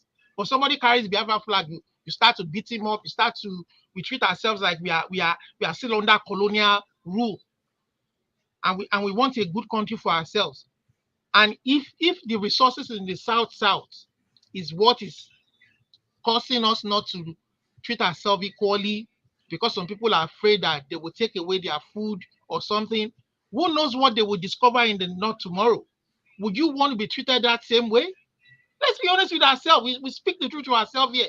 If our people back home, politicians were honest with themselves, the country would be far, would have made progress. Nigeria should have been the pride of the black race. If we made it a country that it should be. You understand? You should have Oyimbos coming to come and retire after working maybe in their country. They want to retire in a very nice climate, tropical climate, where everything works. And even our slave brothers who were taken away to America and all this will maybe willingly come back to Nigeria, finding it a very happy place. And rather there's nothing wrong with us coming to this part of the world to come and school. Our forefathers have always done that, to come and school. But we want to come back home. The natural thing is to come back home and use our knowledge to develop our society. But what we are having is just chaos. Nothing is working. And we are saying that as a Yoruba man, I'm saying, Tinubu, the only way, despite the fact that you rigged yourself into power for very obvious reasons, for personal gain, for you and your folks, your cabal and whatever, from whatever tribe or ethnicity, the best thing you can do for that black man enclave, that black race enclave, to make it the pride of Africa, to make it the pride of the black man, the most populous black nation in the world, call a sovereign conference. Call it whatever name you want to call it. Gather everybody from every ethnicity together, the indigenous people of that land, and rewrite a document that everybody will agree to. so that at the end of the day, when somebody decides to break it, we know that they are going against what we've all written together, not what was forced upon us. Otherwise, whether you like it or not, you can never run away from it. Even if it doesn't happen in my generation, that country will splinter. It will splinter, whether by force or by fire. We pray that we don't have to go to war. Czechoslovakia was a country that proved that they didn't have to go to war. They came together and split the country amicably. Soviet Union split amicably. I mean, we don't have to go the way of Yugoslavia. That was out of the norm, or the way of our other African brothers like Sudan or the rest of it. We can sit down and talk amicably among ourselves like brothers. If we want to stay together, let us agree that we want to stay together, but based on equity, fairness, and justice. A document. It's like a company policy. Everybody creates a company. You have a policy that guides. Olumide does not hear bell, though. He doesn't hear bell. So if you're going to stop him, there's a special way to stop him. Baba just spoke my heart, and all right, thank you, Olumide. Thank you so much. Why I brought this up is that when that incident happened, a lot of people were saying these people should be ignored, that it didn't matter.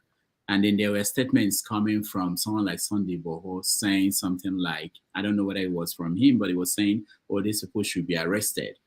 But now with Kintoye coming to make this statement, what it tells you is that if he did not make the first statement, he must have calculated, and it became clear that if you don't continue the agitation now, the only way it's going to be interpreted if after Tinubu leaves office and you go back to your agitation was that you suspended it because your brother was there.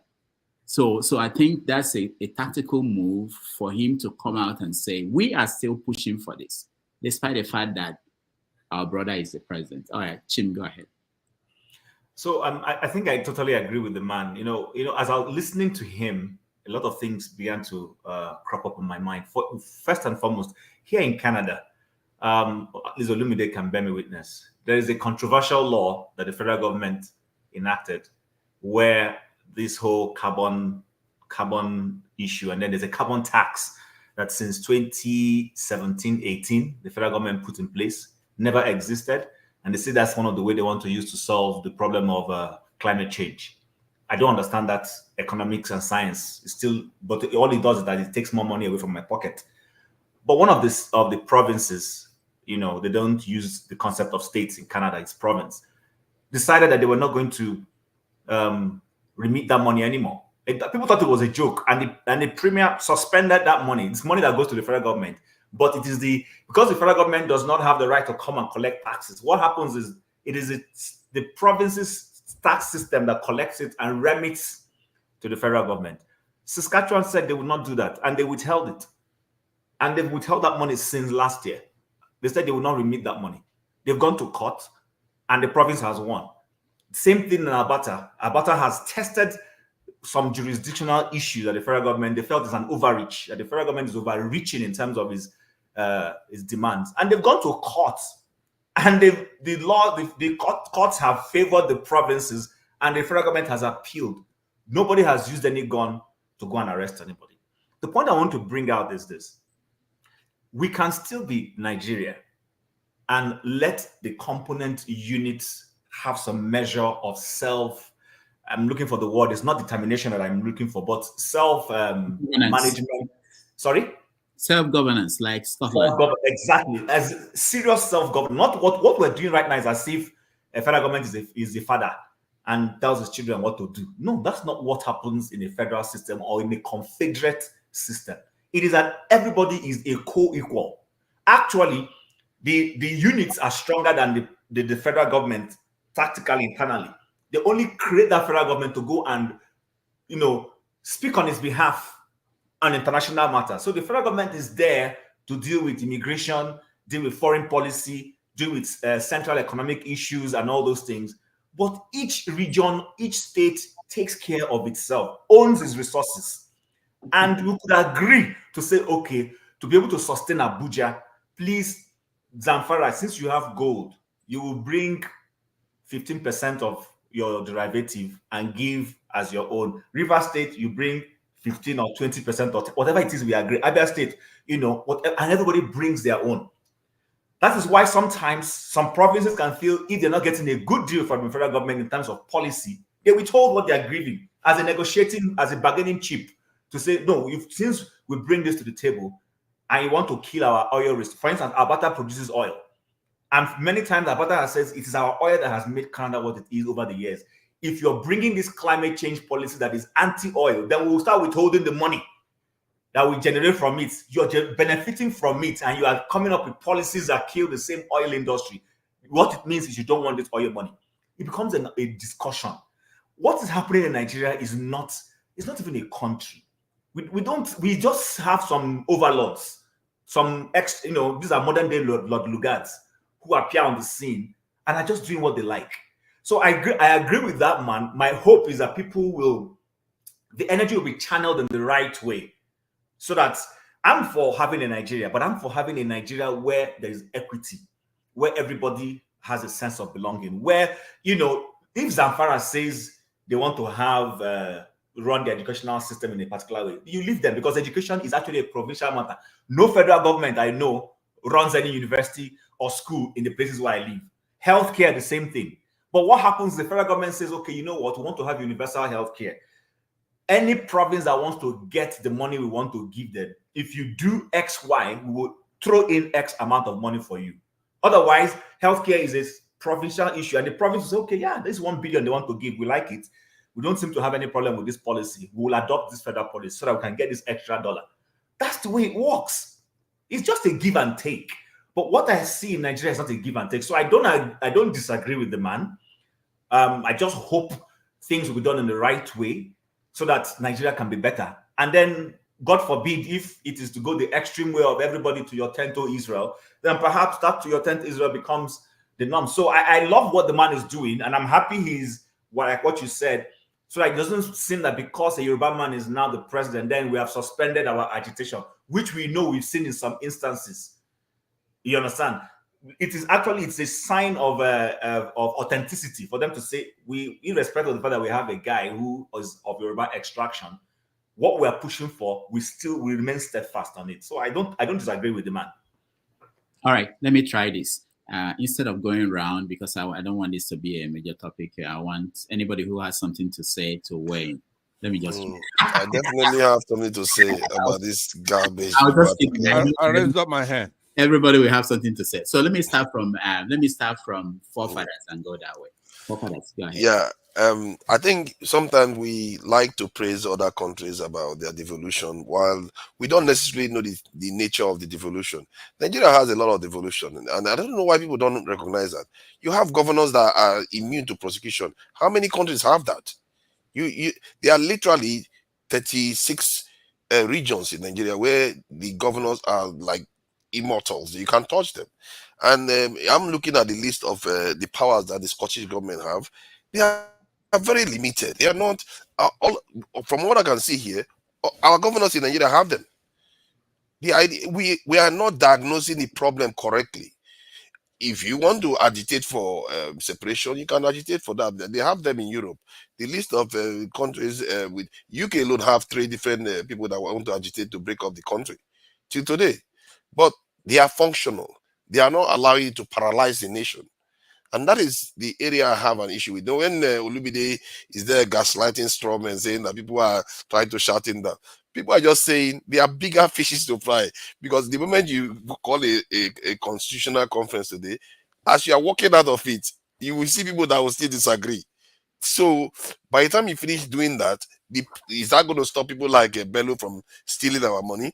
Is that going to stop bandits from kidnapping our children and women? You have to deal with the pertinent issues that we are facing. That is actually costing lives. Thank you. All right. Before I go to Austin, forefathers, you said, just to clarify for people, that the governors in Nigeria, they have the same rights or the same kind of powers as Scottish Parliament or the government in Scotland.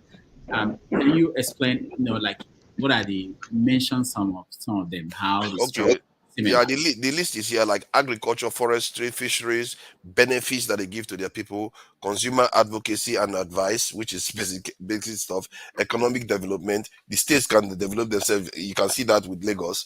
This in education and training, the states control it. Election to Scottish Parliament and government. In Nigeria, the same thing, states control it. Energy, if has been passed to the states. Environment, state. Equality legislation, state. Which other one? Fire services, clearly state. Freedom of information, state. Health and social services, state. Housing, state. Justice and police is the only different one that you can see in Nigeria. Justice and police is the only one that is not necessarily in the hands of the state fully anyway.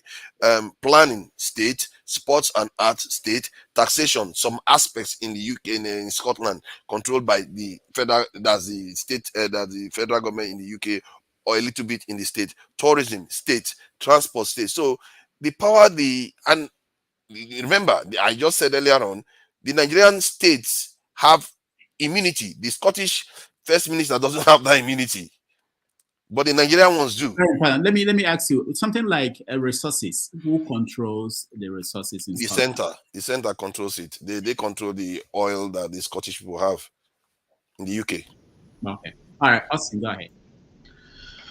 Thank you, Dr. Davages. You know, when I started my statement, I said we are practicing a KBAC form of democracy. And I listened to this interview, and this man made a germane sense. Anyway, he is different from the group that declared this. He said, no, this is not the way to go about it. But the question we need to ask ourselves, the difference between a country and a nation. There is a sharp difference between a country and a nation. And what all these people are looking for is for a nation. If you want to hold the independence as a country, nobody is arguing that.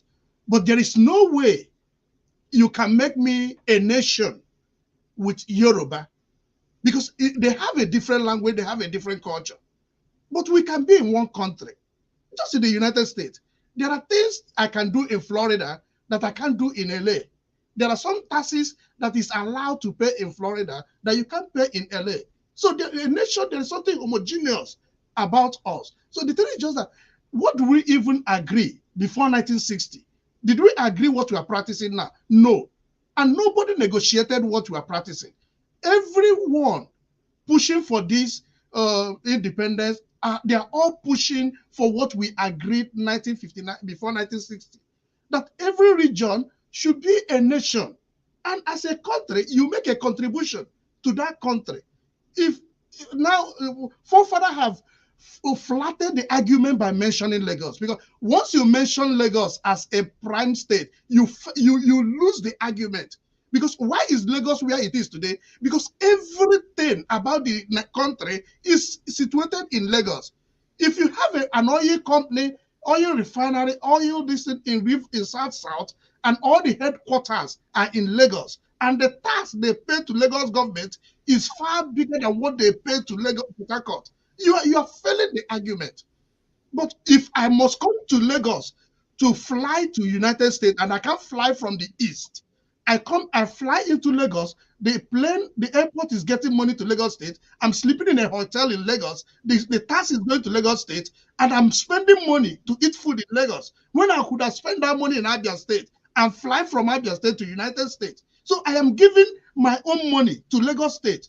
So the argument have never been equal. So when we talk about nationhood, it's about these regions, no matter how little they are. But my problem I have in Nigeria is, we have been saying that this oil will dry one day. Let us not discuss this conversation when the oil dries. Then the South, we have destroyed that nation, and we leave them with nothing.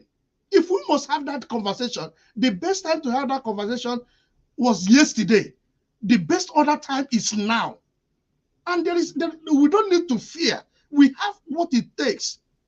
We have what it takes for every nation in Nigeria to be sufficient and make Nigeria great. Why are we moving to the Western world? Because they have established a place.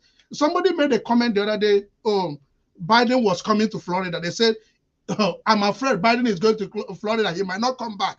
No one at 80 goes to Florida and returns, because Florida has almost the same weather with Nigeria.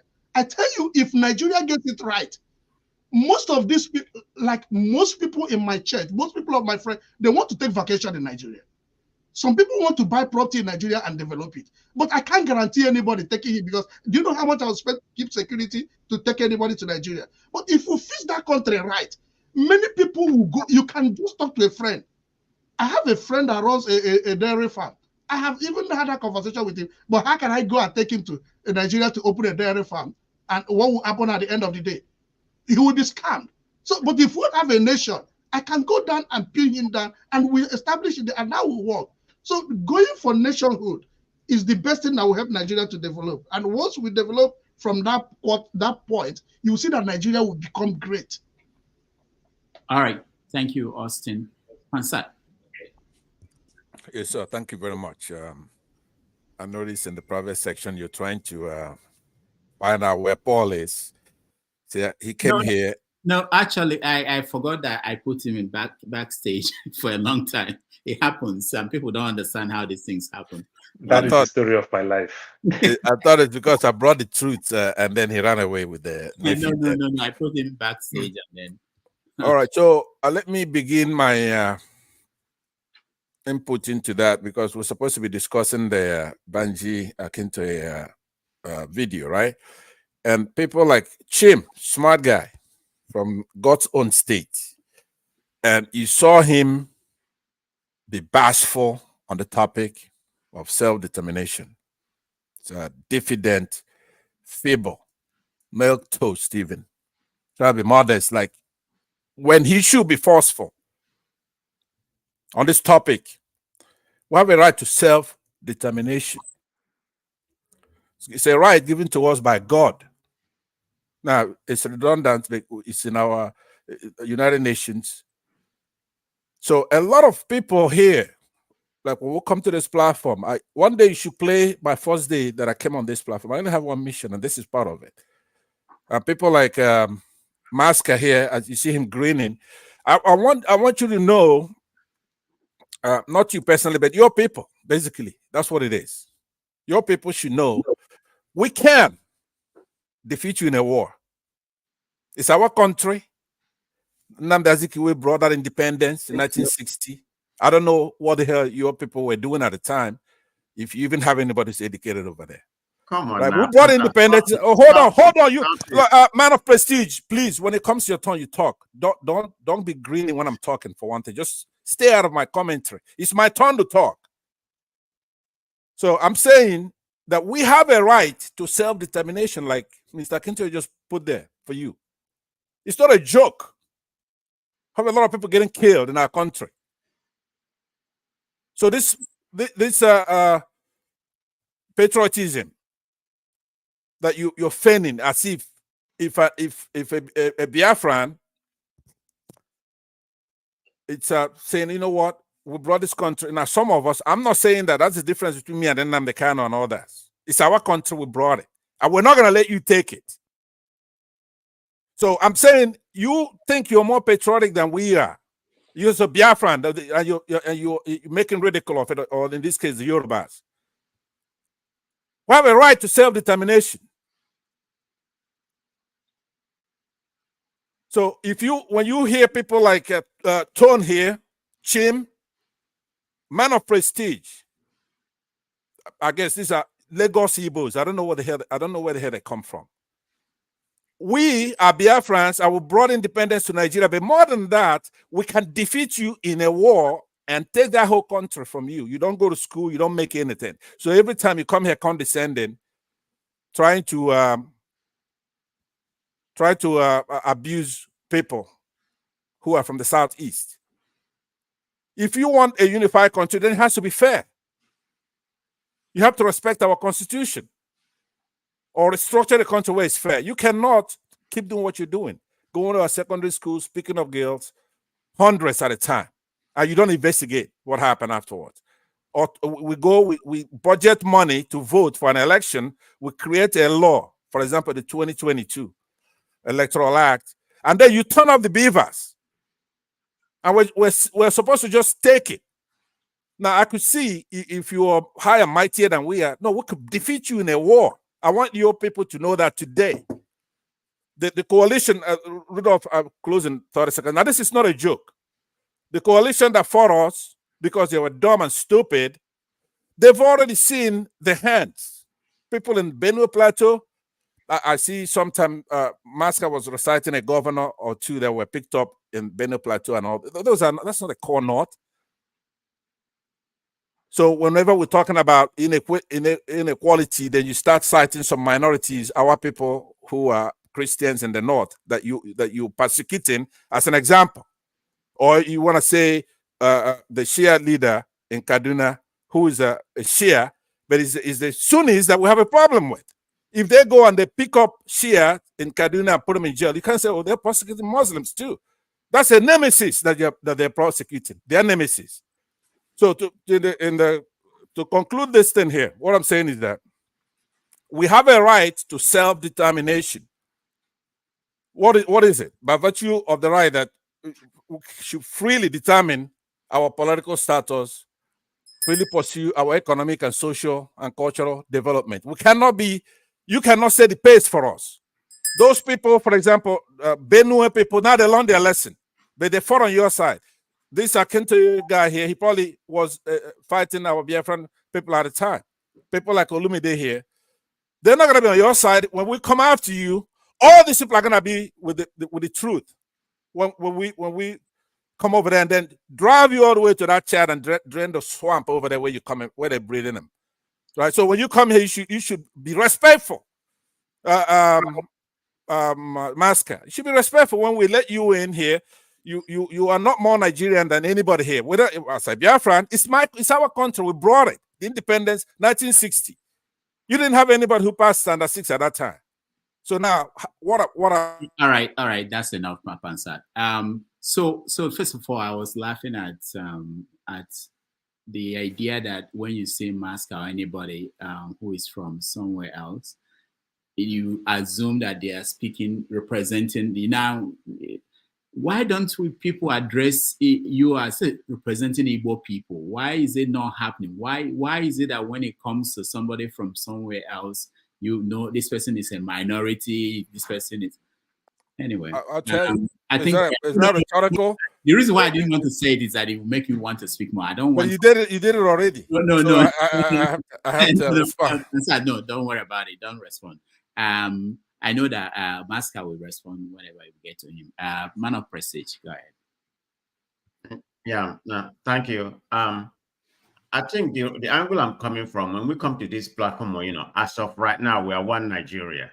When you become Biafra or when you become Oduduwa state, then you can come here and, play some tribalistic or some bigotry from it. But for now, we have to respect what we have. That's bullshit. You hear me? Okay. Can you let him speak? I'm a Biafran. Okay, there's nothing wrong in being a Biafra, but you can't come here and be causing trouble, separation, some bigotry. That's not right. When you become a Biafra, then I'm not against it. If we have a referendum and majority of the people say they want to be a Biafra, yeah, I will go to I will go to that side, because I'm from the southeast. But for now, we only have one country. And you have to preach for the country, regardless of what we're going on right now, whatever is going on in the country right now. We have to come here and condemn it and everything. But anyway, I don't want to be flying with cancer. That's not why I'm here. We're speaking about what just transpired, So my issue I have with Nigerian space, when does a self-determination become a crime? I kind of look at it, the government should have at least by now talked to each group, see what they really want. That's gonna give that Nigeria peace. I mean, everybody has a right to agitate. I mean, because if you look at some of the European countries, that has been prevailing for a long time. There's nothing wrong, but they have to do it peacefully. I mean, that's the angle I'm coming from. But I'm not gonna dwell on that much because everybody is gonna be flogging on the same thing. We have flogged it that much. I believe everybody left is gonna be talking about this. But I want to pivot about. I don't know if people realize about what's going on in Nigeria. About the credit card. I think it's called Platinum Nigerian Naira. So I don't know how that's going to work. No, hold on. Man of President, you are changing the topic. Just wait. No, because everybody's going to be flogging on the same thing. If you don't have anything on this, we can move on. Okay, no. Well, I have something. Give me my time. Give me my time. I wanted to, I wanted to bring out some other topic that is more interesting than no. It's not all this nonsense, we're talking about. Yeah, then skip it. It's okay. That's why I wanted to skip some people, but I didn't want to. Well, let me continue. My time is still on, so you can't take my time away, Dr. Rudolph. So I'm gonna continue on the same subject. Okay, if that's how you want to treat, that's fine. It's good. I don't have any issue with that. But anyway, the man that just spoke, from Southwest, yeah, he spoke pretty good, and he's doing the right thing according to my understanding about it. They have submitted a form to the former President Buhari, but Buhari gave them an excuse that there was an election, so that's why nothing happened. So it's about time to bring it to this present government. They can hear what they are talking about. So he's doing the right thing. He's following the normal process. As far as there's not a violent, that involved with their request. I believe they should be, they should be here, they should be heard of. There's nothing wrong. Let me leave it at that way. I don't have that much to say. Thank you. Masca, let me just say that there is no we. Pansat has no we. This platform is open to anybody, and there is no way that it can. Don't waste your energy, Mr. Rudolph. I'm beyond people like Pansat, and I know that what makes them thrive is when people pay attention to their nonsense. I have no time for that. I come to this platform because there are intellectuals on this platform, and I respect that. Not people who sit down and concoct theories that are like a goosey soup.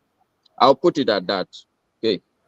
All right. I think Rudolph, on the issue of sorry, Pascal, just a quick one, if you don't mind, please. Rudolph, at the end, after Masca has spoken, can you please tell me what qualifies somebody to be Igbo and what makes somebody not to be less of an Igbo person, please? Since you are an Igbo man, I would like to know. All right. I was raising my hand though to ask that question, and you allowed Chim to just. I didn't allow him. Because I want to ask something to okay, so because it's he just all right. accused. I mean, he's not fair. Masca is the one that is speaking first. Let's hear him. Go ahead. Chim and Tone, you guys have nothing to worry. The whole world knows that Pansat does not speak for Igbo people. I know Igbo people.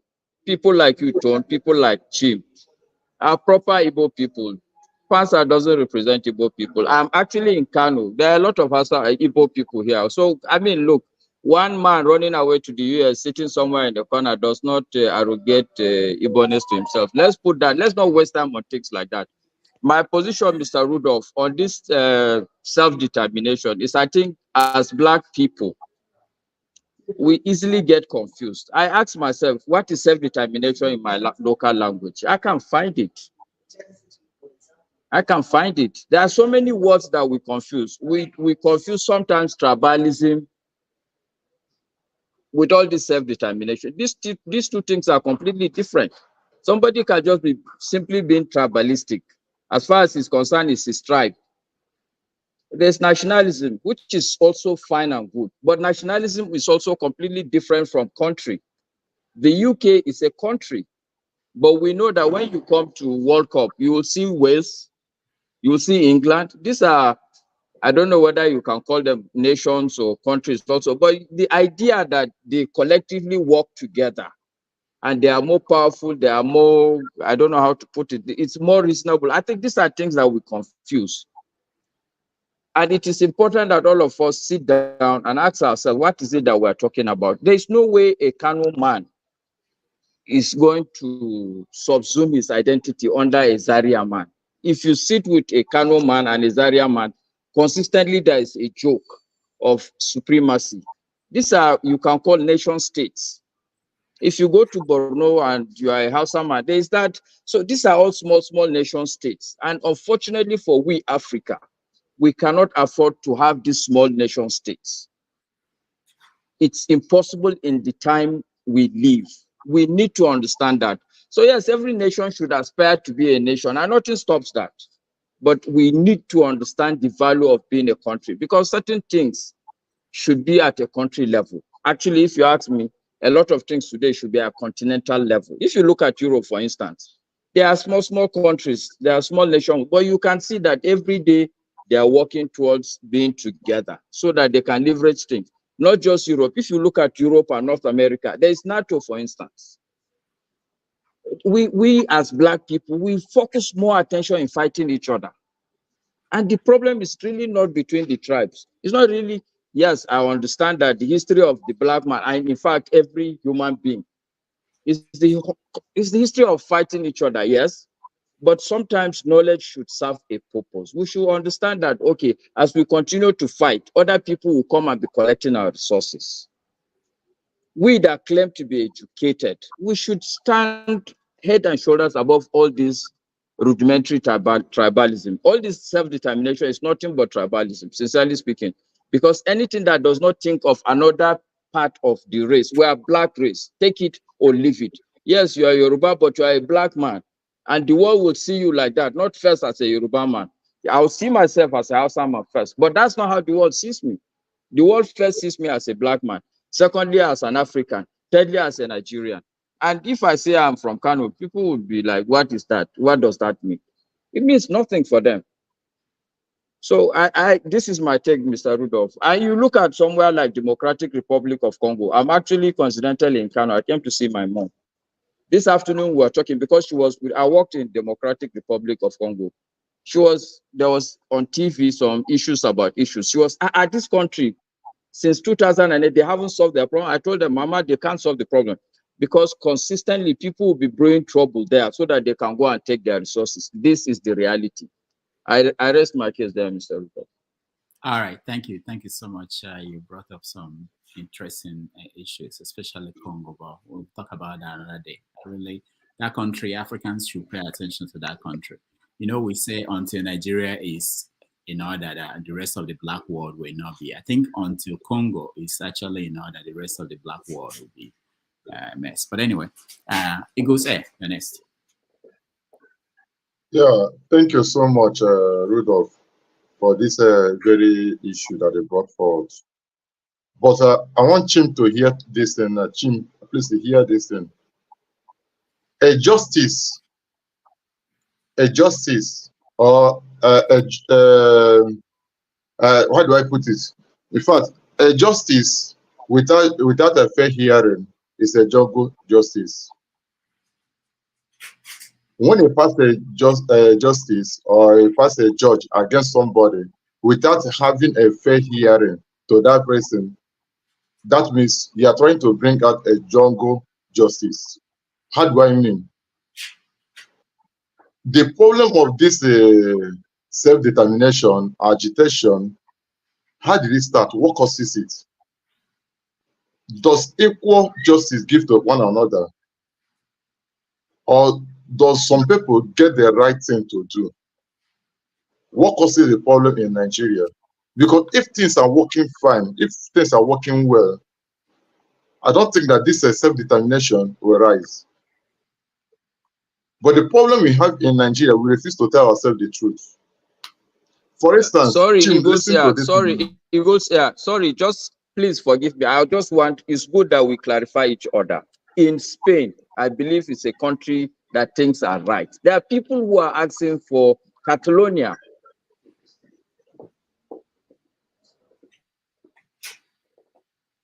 Are you done? All right. Okay. But because you should tell him, Maska, turn that beavers back on so that we can pick our leaders, right? I mean, if you do that, I will have no problem with it, because what you said right was eloquent about Congo and all that. That's true, but you cannot sit here when we spend all that money, 400 billion naira, and enacted a law.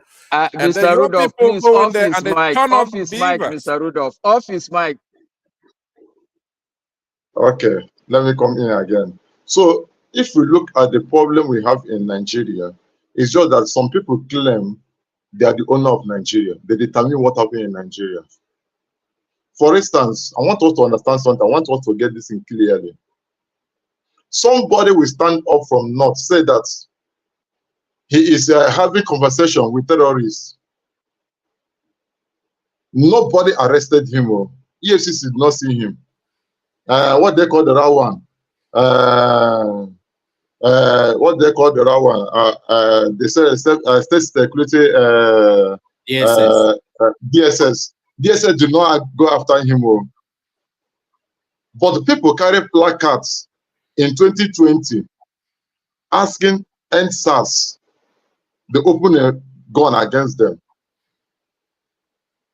Did they what kind of crime did they commit? They wanted that. Okay, let me come this area. And they said that there's Boko Haram, repented Boko Haram, repented Boko Haram. So, Eagle Air, I'm waiting to tie the knot because you keep mentioning my name, and I'm trying to understand how I get into your, your thought process. Why is my name coming up? I will let you know. I will let you know. This is why I mention your name. I will let you know. This is why I mention your name. All right. Now, they integrated them. Somebody that you kill soldiers, kill a lot of people, render a lot of women widow, render a lot of children fatherless and motherless. But he said he forgave them, and integrated them into the society. But somebody will come out, carry a placard agitating for self-determination. You open a fire squad against them. That's why I say justice without fair hearing is a jungle justice. Now, I want us to get it. And then when we are not treating others equal, that means you are inviting self-determination. For instance, Ukraine and Russia are having serious problem. What causes the problem? Russia said, no, I don't want you to belong to NATO. It can be a nation of yourself. I don't want you to belong to NATO. But if you want to belong to NATO, I will have a problem with you. And stay up on the war that's going on. They still go on negotiating. They sit round table, begin to discuss. Does Nigeria government give that kind of space? Since they say that they want to ask for their own freedom, does Nigeria government invite you? Okay, sit together with me. What is the problem? Let us reason. Okay, let us look into these conditions, whether it will work for us. No, that does not invite anybody. Now, let us look into our constitution. Does our constitution stand firm for others? No. Constitution favor those who say that they are not the owner of Nigeria, who are the elites, cabals. So that's the problem. But if governments, if Tinubu can do this, okay, you say you're asking for your nationhood, you're asking for a nation. Okay, let's sit down. What is the main problem? Let us trash it down. Let us settle it. You find out this thing will not rise again. But we are there, they refuse to do the right thing. Yes, we are the problem. So very soon, Arewa nation will rise up. And we continue. Thank you. All right, thank you. Before you speak, Tim, to your credit, Eagles Air, you said that justice without fair hearing is jungle justice. If this were to be Wale would have said, like I always say, Wale would have taken credit for that, but you didn't. So thank you. Let's hear from Tim. Okay, so let me talk about. No. Eagle said you are done. Chim, go ahead. You can no, but let him speak. Maybe he wants to address what I want to talk about because he kept mentioning my name. Okay, well, Eagle said you are muted. Eagle said we can't hear you. You are muted. Unmute yourself, Eagles Air. Nobody can hear you. I can't unmute you, so. Oh gosh. Okay, can you hear me right now? Okay. Reason why I make mention of Chim is that when he said that it's not I should stop calling Yoruba or Hausa of or Igbo of a thing. That this I'm talking about tribalism. Sorry, okay. You mentioned my name. You mentioned my name clearly. Check very well. Mention my name clearly. I never mentioned your name. Sorry. The only person I mentioned his name on this program when I spoke the first time was Righteous Man. I said, listening to Righteous Man says, or said rather, that we all come here every week and we don't proffer solutions. And I asked, and I gave an analogy and all that. I have not mentioned Eagles Air today. No, not once. Somebody did, but it wasn't him. It wasn't me. So I'm trying to understand where you're coming from. That's why I was wondering where is all this. But anyways, Okay, sorry about that. Sorry about that. Sorry about that. If it's not you, sorry about that. No offense taken. I just wanted to know why. Okay, Chim, your turn now. You don't want to say something? We're talking about still talking about the. Oh, you weighed in already? Did you? I've already weighed in. The only thing I want to say, which is what I've asked you when you have the time. Oh yeah, that's true. Please, can somebody define what is more Igbo than who is not more Igbo? Because a lot of people, and it's funny enough, and thank you, Masca, for bringing that issue up. You live in the United States that is not your country, and you're telling somebody somewhere is not more Igbo, is not as Igbo as you are. Even people on the comment section, I'm looking at them and I'm laughing. Many of them don't live in Nigeria, and they are busy acting and talking as if they are more this thing. I've said it here. I'm a coward. I ran away to Canada. Those of you who have more, who are more courageous, please uproot yourself from where you are. Go back to Nigeria and go and solve the problem. You can't come here and you tell other people, say someone, because somebody does not agree with does not lean towards your perspective about life. I believe in one Nigeria, but I've said it that Nigeria is not beneficial to all of us. Yes, like Eagles Egg rightly said, and Pansat sometimes when he wants to be calm enough to say yes. Nobody is denying the fact that we have different laws and different systems for different people in Nigeria. And Eagles Egg said something. You see, when you said that those who are benefiting from Nigeria are the elites, Ojuzo Kalo is an elite. He comes from my state. Ike Machuku is an elite. He comes from my state. I can go on and on, all these elites. And I won't mention the Yoruba ones. I will mention all the Igbo ones. Are you telling me these people are more Igbo than me? Because these people are benefiting from a system. And somebody will go to the National Assembly and cry that Igbos are being cheated. Why? Because he didn't get his way to be either president or get a principal office in the National Assembly, which is why he's crying. But he's crying for Igbos. So that person is more Igbo than me, who is crying for himself. Somebody who at a little snip, they will give him a contract and go and design, live a good life with him and his family, is more Igbo than me. I don't understand it. So, Rudolph, when you have the time, you didn't go to heaven. I don't know how the Holy Spirit will help you with this. So it's going to be demons that are going to give you the idea. When you have the time, please tell us what is more Igbo and what is less Igbo. It's very important for me today. I can tell you what is more Igbo and what is less Igbo. If your name has 4 letters, anything equal to 4 letters or less, you are less Igbo, because most Igbos' name is longer than 4 letters. So you should have more. They have come with that.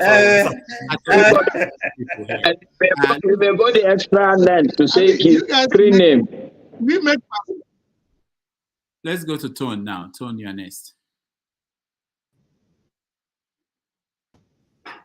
Okay, I was going to address. I was going to address Uncle Passat, but unfortunately he's gone. I will not be upset with him because he's listening. Okay, I will not be upset because I understand his passion. To be quite fair, I mean, I admire his courage. He says it as it is, but sometimes he rubs off some people. But I want to say something, Uncle Pansat. I am very, very, very Igbo. I might not speak Igbo as the average Igbo man, but anything you say in Igbo, I understand. I understand totally. Okay, so for you to say because I grew up in Lagos and part of my upbringing was in Lagos and all that, I'm not Igbo. I do not identify with Biafra and all that. I don't think that narrative that you brought about is fair. I don't think is a fair way. Everybody knows that there's an imbalance in the way Igbos are treated. And not only Igbo, I dare say, I know that there are other people from other tribes. What will the Calabarman say? Some of the comment section some few moments ago was calling out the Hausa Fulani again. I said, but your brother Akwabiole have you called him out? Someone said beavers was switched off by Hausa Fulani. So it means that Dati too is a criminal. If we have to think on that, he participated in switching off the beavers. So all this kind of statements and all that, it's been divisive rather than preferring solution. You know, we should just stop all this calling out people by tribe. If you know a thief, there are people that there are a lot of criminals in Igbo land. There are a lot of criminals in the southeast in Yoruba, Urubo people. Yeah, there are a lot of there are criminals everywhere. Let us call them out by person, not by tribe. I don't think it's a nice thing. We are very, very nice. I know a lot of people from the north. They are very upright and all that. When they tell you it is white, it is white. And there are some people from my own, even from my own town and all that. Agbakoba, for instance, is from my own town and all that. I mean, knowing his antecedent and all that. If someone told me that he will go and work under Tinubu, I would say na lie ever and all that. But yet, see where he is today. So all these things we defend our own thieves and all that. People like Kulata that is defending Tinubu because he's Yoruba and all that. That is the way he understands. Maybe one day, maybe in the next life, if they're not gonna get sense for this life, if there's another life, maybe one day evolve and come back and all that, then go get sense. So that is why I say, listen, the only solution at the end of the day, really and truly, because they know there's no consequence and all that. If they will not start crying the criminals, all this nonsense will not stop. EFCC is corruption all through.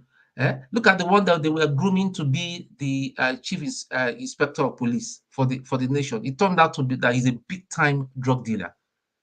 You know, now he's been released and all that. That matter, he don't die. And yet Tinubu is still holding Nnamdi Kanu. Why is he holding Nnamdi Kanu? I cannot understand. I do not understand why he's still holding Nnamdi Kanu. It is very, very clear that the man has been released by the courts. So it means that we do not respect. In fact, we don't even. It shows that we don't even have judiciary. One person desecrates the currency. One person is billed, the other person is given 6 months. Is it fair? It's not fair. So the only thing is, listen, let us just dabaru everything. Anybody that wants to go is free to go. Is free to call to go. So don't come and persecute me because I say I want my own region, because of what is going on and all that. No, please, it's our right. It's everybody's right to decide where they want to go because of the injustice that is being carried out in the country. Look at the military. Do we have military? We don't have military. The military is nothing. The chief of army staff and all that are pandering towards the APC. Those are political appointments. Morale is low. If we have a war right now, man, the way we're going to beat us, you know. So please, let's just stop this. Let's start calling out the thieves as it were and all that. Regardless of where they come from, let's start calling them out, and that's the only way forward. And Olumide has said it is the army it is the military that put us where we are. So the military buy all those these things. The military did not do anything. The go and check our history very well, my brother. It is the it is the politicians that messed up this country. The majority of the capital projects that has been executed and completed was done under the military era. All the flyovers you see in Lagos today was done by Gowon. So let's just get our things right. And let's not forget that Tinubu is a illegitimate president. He stole that election. He's sitting there illegally and all that. All we are going to get is chaos until he's kicked off. Thank you. All right. Thank you So Rodolph, I just want to say that I was blaming the military with respect to the Constitution. You understand? I'm saying that Constitution is not the people's Constitution, it's a fraud. That's why I blame the military. And then Masca, when you say that small ethnic groups or small nation groups shouldn't exist today, the world is becoming bigger and bigger. Did you take permission from them before putting them together? Are you just going to force yourself on the people because you want them to be a big nation? And who says that? We are not saying Nigeria shouldn't exist. We are saying that 50 million people, the Yoruba people, have a right to self-determine themselves, how they want to be governed, what they want to do. So self-determination and self-governance is not kids' play, it's not child's play. Be serious about this stuff. Destinies have been destroyed since 1960. We've made no headway. And we're not joking about it. This is no joke. All right. We're wasting time. We're just wasting time in that contraption called Nigeria. Olumide, thank you. When we get back to you, you can elaborate on that. But also for Masca, you can think about what he said. We'll give you a chance. But before we even continue to Paul, our crack reporter, Ovie, met a presidential candidate, and he sent us a video to watch. So you guys take a look. It's just if you scratch your head, you miss it. It's just 15 seconds. Be true to your great history and make sure that black folks here in Nigeria are in solidarity for truth, justice, and love. Thank you very much. Thank you, Ken. Okay, Fred. So if we had paid Ovie to go to Dallas and meet Cornel West, this is the video he will have sent to us. But but that's Ovie at an event by the presidential candidate. I don't even know the party he's running under, but he's running for president of the United States. He sent that video. He said I should play it for you guys. Hopefully, will join us later and tell us. That one, a presidential candidate. Oh yeah, really? Mm-hmm. Okay. All right, Paul, you're next. That is so touchy, Doctor. How I wish it was me. That would have made my day. Yeah, I really like Cornel West very well. Then, Doctor, let me just touch things little by little. California is one of the first states that first asked that they want to form country of their own. That is the state that also introduced this thing with state and their own flag. That flag was to be flag of their own country. No, they fought for it for many years. Today, California is still there. There's another joke that I joke with my Puerto Rican friends very well. As a Puerto Rican, you will never vote for president till you die. Because Puerto Rican is not a country, it's a state, like Masca would say. So it's just like a nation state. But they can't vote for presidency. They can only vote for governor. They can only vote for one congressman in Congress in America. So they can vote for their own governor, they can vote for a congressman, but they don't have a country, so they can't vote for president. Why I'm saying all those things, we don't need too much of violence with it, but it's time for the government to also listen and find a way to convince people, just like the way Masca used this word to bring everybody together. I said something previously when we started this show. Worry that today, they say Delta today, probably there is 3 big cities that so many people know very well, the so-called Warri, Sapele, Asaba, as the case may be. Warri is more of Robos, the Ijos, and the Shekiri. Awolowo trying to extend the Oduduwa race. That's how Awolowo push for things like this that makes a minority become a king there, well-respected king and the likes. And to some extent, the king also knows his part very well. Don't need to go make laws that want to impose himself towards these people that will cause all type of fights. For the most part, the king has been there for a long time. There is no violence. So here and there, when people try to talk all this type of thing, this is where these fights will start coming. And guess what? We just kill ourselves. No Urobo person that is from Warri that don't have family from Ijo and Ishekiri. It's not done. So we can always find a way, like Masca will say again, we can argue these funny arguments here and there to laugh and never that, but just still remember that we are one, in as much as we joke. Doctor, many years ago, my father was doing very, very well. My father had this bike, CD195. My father liked to drive the bike. He was working in MPA at the port.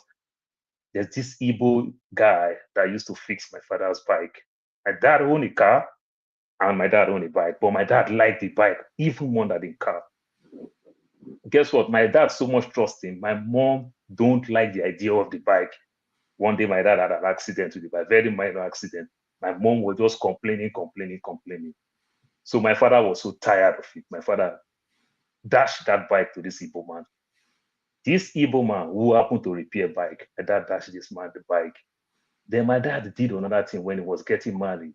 My dad traveled in the early 80s to the East.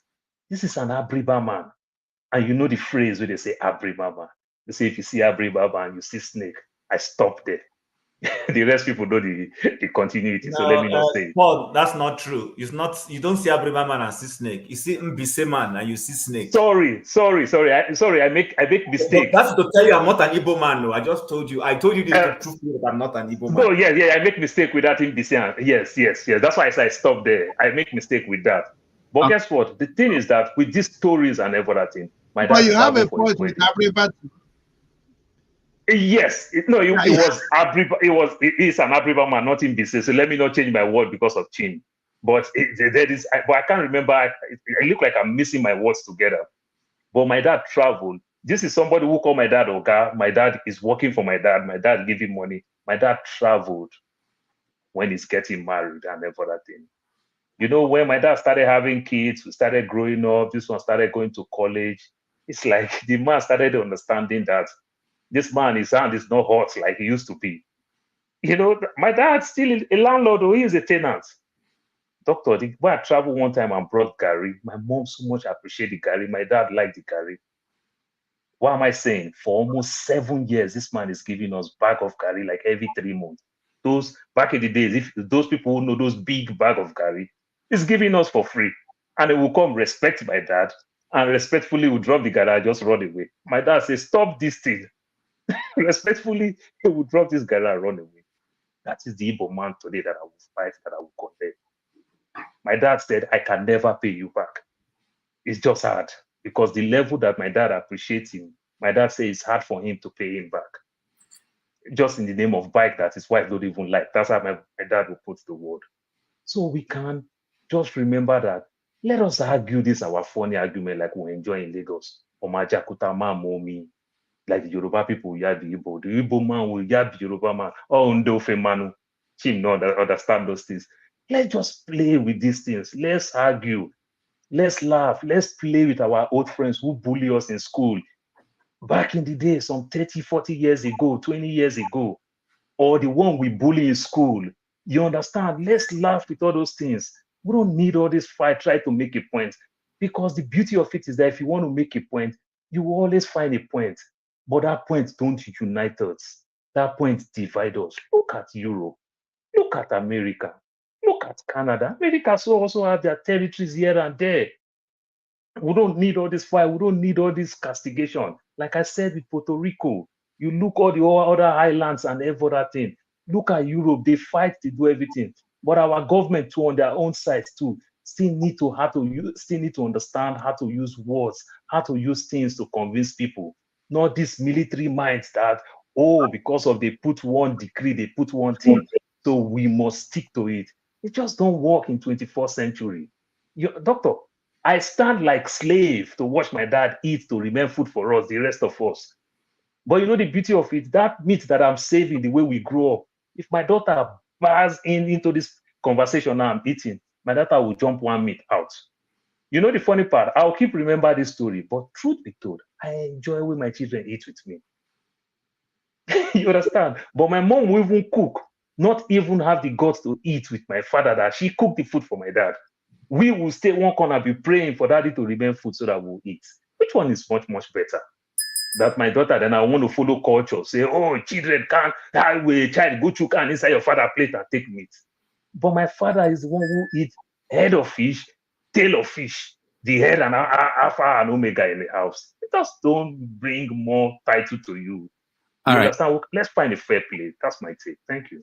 Paul, thank you. I have to stop you because we have Alaba in Rome trying to say something that is important. He discovered something in Rome. So let's go to him and Hey guys, give me a few minutes. I'm gonna go talk. I'll crack reporters now. Go ahead, Alam. Hey, hi, greetings everybody. I'm not in my usual location. I'm in Rome, Italy, and I've been here almost 2 or 3 days now. It's kind of beautiful. I hope you all can hear me. It's kind of small.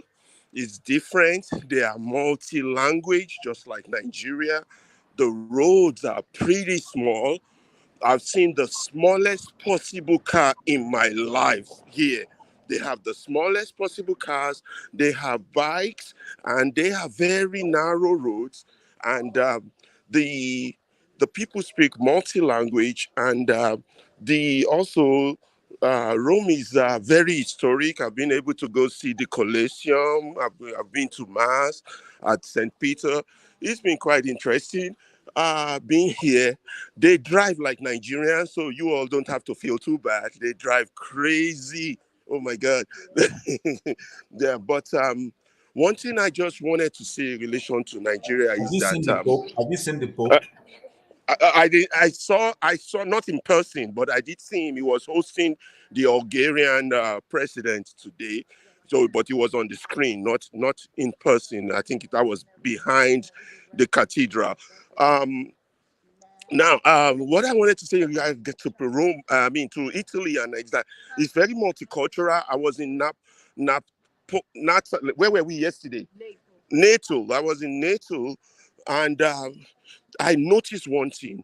These people were able to subdue nature. They live like literally within mountains, and they made that mountain work for them. They build houses on the mountain. They farm on the mountain. It's like farming on solid rock. And that to me was like, damn, amazing. You understand? I noticed the collective will of the people in terms of everybody drives a small car, not somebody driving no big car or a limo or a gigantic car. No, because the roads are so small. So everybody drives the small, like your keke, the keke or whatever they call it in Lagos. That's how small it is. The bikes are wonderful. You know, the Italians are quite interesting people. There's a few of them. Let me say hi to them. Hey, hi. Just say hi to people. Hey, how are you? How you doing? Hello. Hi. Hi.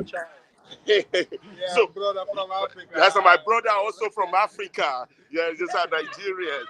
There's a lot of Africans here. There's a lot of people, interesting place. Yeah.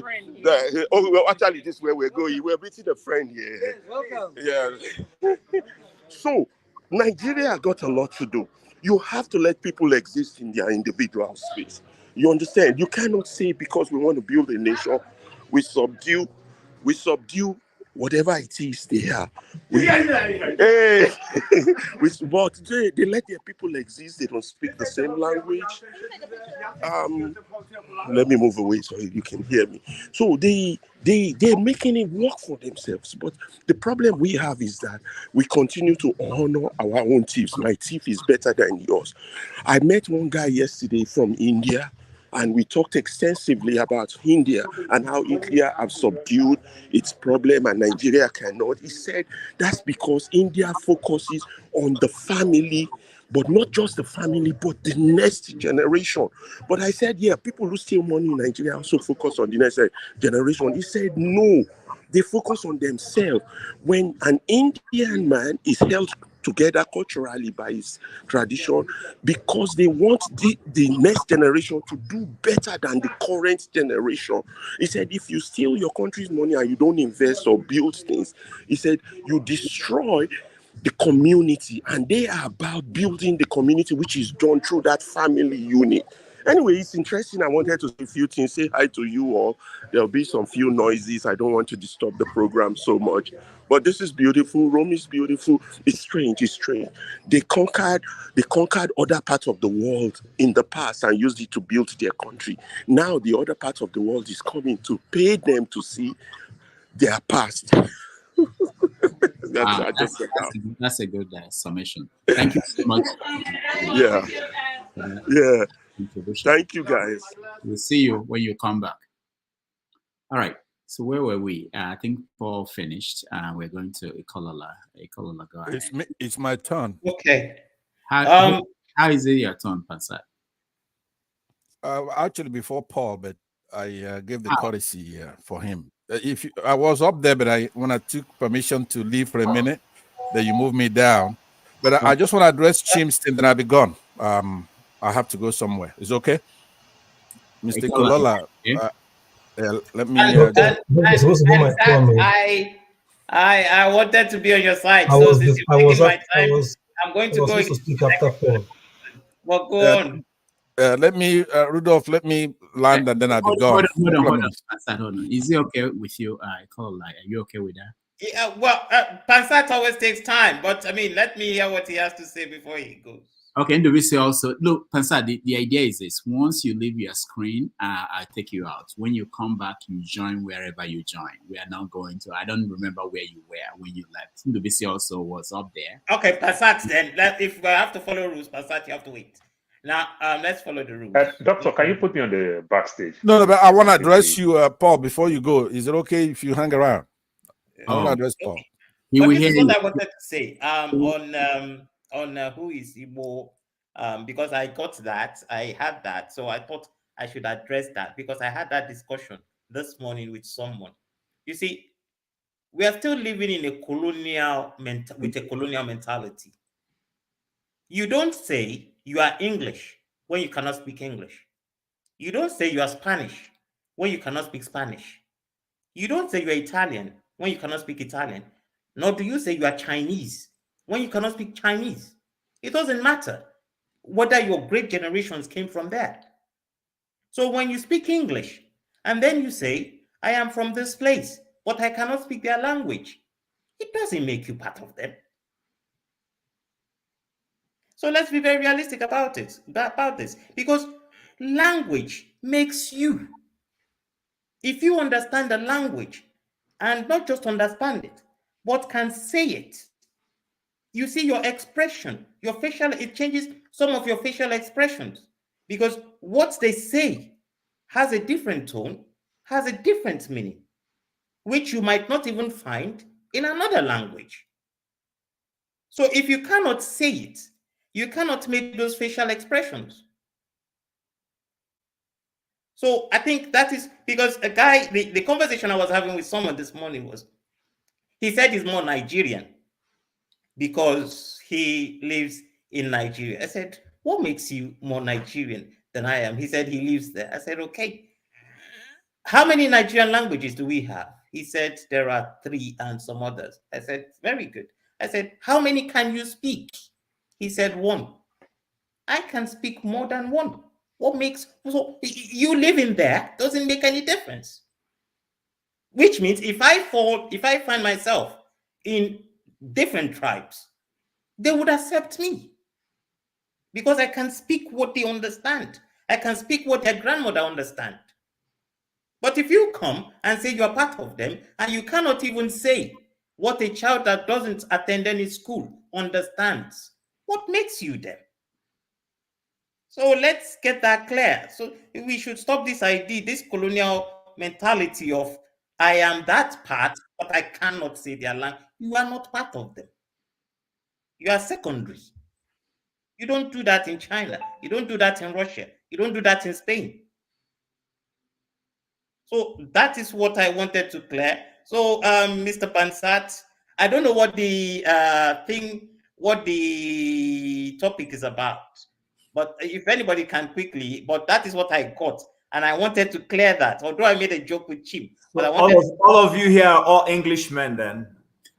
You're all. Well, if you no, don't make that mistake. No, we are all Englishmen. We speak English. If you say no, don't make that mistake. If you say, but you're going to contradict yourself. Let's make the show. No, wait, listen, Chim. You don't let someone speak when you make a statement. If you say, let's make the show a Yoruba show, then we'll have to speak Yoruba. If you cannot speak it, you're out. Don't say I'm Yoruba, but I can. Excuse me for the avoidance of doubt. I speak Igbo very well. Not only do I speak Igbo, but let me finish my. But you can't have your way. When I spoke, you said let somebody finish. That's why I say you're contradicting yourself. So you can't make a law and want to twist the law. It doesn't work that way. So I speak Igbo for it, but I'm saying this not because of anything, but for some silly people who are making silly comments. Number one is this: if you say you've just laid out a theory, your theory is that you can't claim to be a part of a system that has a language and you can't speak that language. And I'm taking your theory and I'm saying, based off your theory, we are all English men. Period. No, wait. Look, let me. Okay, you made a statement. Let me counter that. If you say right now, if the program was meant to be based on English, if you say let's speak something different, let's say let's speak Yoruba, it discounts all people. You don't say because your name is Yetunde, but you cannot speak it. It doesn't make you part of it. If you say let's make the program Hausa program, if you say your name is Amodu and you cannot speak it, you're discounted. Kololo, you're contradicting yourself. All right, guys. Sorry, Rudolph. Sorry, he doesn't. It's not contradiction. No. Hold on, everybody. I am forgetting the topic what we're discussing, right? No, Rudolph.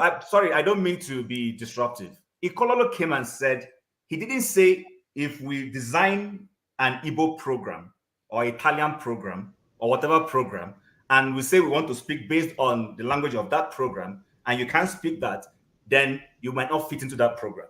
Ikololo came here and said you cannot claim to be an Italian and you can't speak Italian language. And he made allusion, he made reference to several other languages. But you made that point. You've made the point. Can I finish? Sorry, Chim, you've made the point. Pansat, no way. No, I want to respond to you. Actually, please, Pansat, I didn't take time from you. Please. It's not your turn, though. It's not your turn. You've spoken already. I'm running the show. Okay, let me manage. So, but when I now took you on, you now twisted the thing to say if we want to do a program.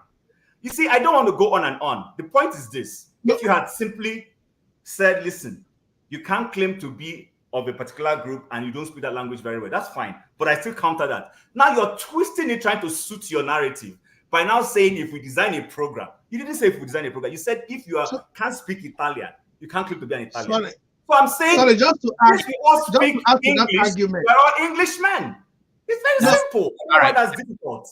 All right, thank you, guys. We have to go back to the color. No, thank you. Austin, go ahead. No, not on this topic, unless I take it as part of your time. I'm moving on. Okay, yeah, I'll take it as. All right. I mean, we have ended this topic because it's about. We should have ended this topic. I started it. Oh, I think I want to get into BC because he has no wedding, and I think. Okay, so you end with individual. So what I was telling you. So now you've given me time. Let me use 30 seconds from it then. So what I'm trying to say is, Ikolola's argument was based on a premise, and the premise is if you claim. So I can be speaking 20 languages, but I claim that I belong to this tribe. That's the way I look at that premise. Thank you. All right, thank you. BC first. Let me conclude. I'll be done. I'll be listening to the show from the car, and okay. But, Jim makes a good point. But he's overflogging the issue, right? I understood what Ikolala meant by what he said. So that please mute him while I want to answer your question. You posed a question: who is Igbo? I didn't ask you any question.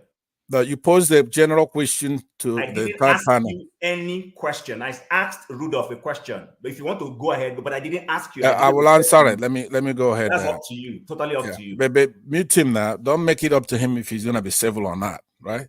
Because you don't give me that courtesy. Because you're never civil. So I will give it back to you. I'm actually going to be honest with you. Sorry. So the point I want to make is that nwata nne ya kwa n'azụ amaghị n'ụzọ dị anya.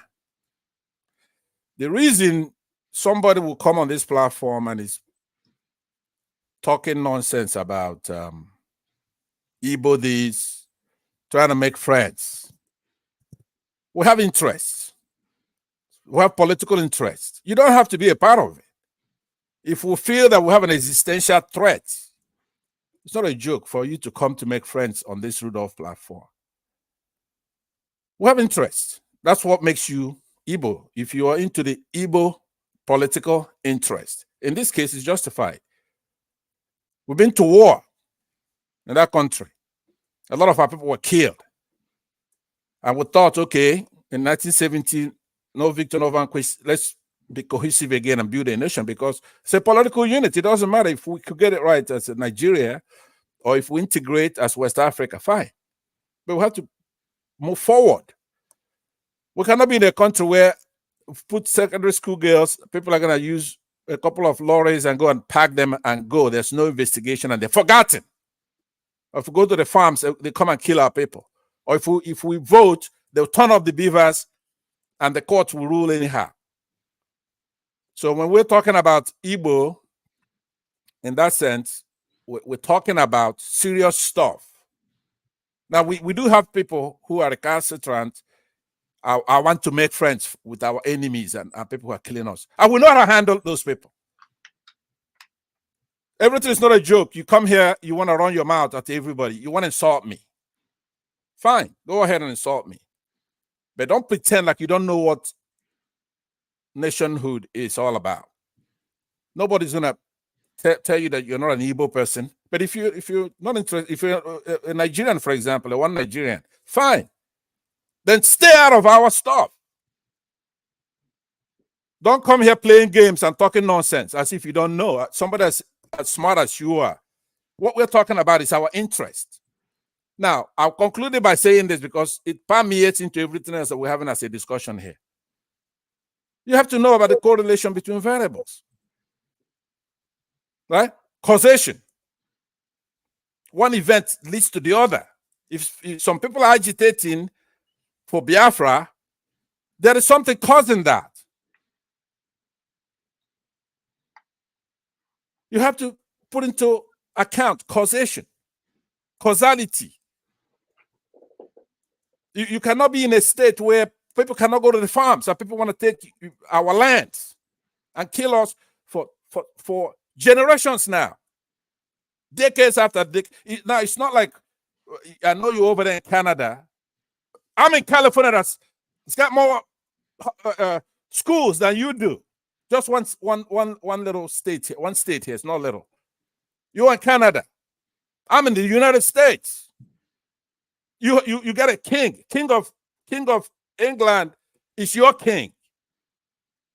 It's your head of state. We don't have anything like that here. So diaspora is not diaspora. We're not happy. A lot of us are in exile. So when we come here, we're talking about stuff. You want to sell out the Igbos and talk nonsense about your stuff, about your friends, and how somebody's causing trouble. You think I want to be here? So that's the reason why I'm here. Address it, and I won't be here. You cannot be killing innocent villagers, putting them in concentration camps, turning up the beavers, letting terrorists run amok, persecuting people based on their tribe, and you're here talking nonsense. It's me that's your enemy. It's me that you want to insult. You make Nigeria fair, of course it's better. Ghana is not part of Nigeria, but I listen to Ghana pieces. I love the dark-skinned Ghana women. We're friends. We're not at war with Ghana. They're doing their thing, and we're doing ours in Nigeria, right? So it's the same thing. If you're to divide Nigeria into three, for example, it doesn't mean we're going to be enemies. Masca will be in his country and not be in mine. If they don't want to go to school, they don't have to go to school in their country. They want to go to the mosque, they go to the mosque. But don't come making it like somebody who's looking for self-determination, it's automatically somebody's enemy. It's not that way. So please, I'm telling you to conclude it. An Igbo person is somebody who has Igbo interest at heart. Like me, I'm a Contra. That's in Nicaragua. So it's not really geographic in nature. All right. So I'm trying to say that to you because you posed that question. It's a very important question, but it's not a divisive one. It's something that is intellectual and that we have to deal with at home. But don't forget, onye ndị Igbo gbara gburugburu na-eche ntị ya nche mgbe niile. Thank you very much. I'll listen to the rest of the show. I- And that goes to you too, Tone. By the way, that goes to you. You like talking about me when I'm not here. Unfortunately for this time, I was in backstage and they brought me back here to address you better. Yeah. Pansat, I hate to do this, but I will ask you a question just to clarify something. Maybe that's one thing we can achieve today. So Maurice Iwu was the INEC chairman from 2005 to 2010. He conducted elections in Nigeria, and most of them were fraudulent elections. Did anybody stop you along the way or say anything to you like, to get Maurice Iwu, that you people should go and announce the right results in those elections? Because you are Igbo. Yeah. One thing is that you don't have a moral equivalence in those things. People like Maurice Iwu, Wike, Okora Awosa, Ozodema, those kind of people, there's no doctrine behind what they're doing. They're just fraudsters. People with ideology come into our area and other areas, and then they're able to use those people. Those are just fraudsters, pure criminality. In this last election, the deputy to the INEC chairman has Igbo roots, right? But what this, for example, the people who determine who rule Nigeria, all the way to England and here in the United States, some people are interested in the resources, people who are malleable, people who have criminal. You are going far from the question I asked, but thank you. But to answer your question in a nutshell, people like Maurice Iwu, they are just part of the criminal. It's a criminal elite. Okay, but here's a nutshell. Number one, some people say our problem is not tribal or religious, it's just the elite. That is true too. Two things could be right at the same time. I'm not worried about that second tier. But there's a doctrinal part of people who want to take over our country, right? And they're doing it and they're using violence, and theirs is different. Pansat, so all you are saying is that if it's Maurice Iwu, it's just a criminal, there's no ideology behind it. But if it's Yakubu Mohammed, then there's an ideology behind it. Is that the answer? Okay. Yes. That's it. That's okay. Thank you. You're welcome.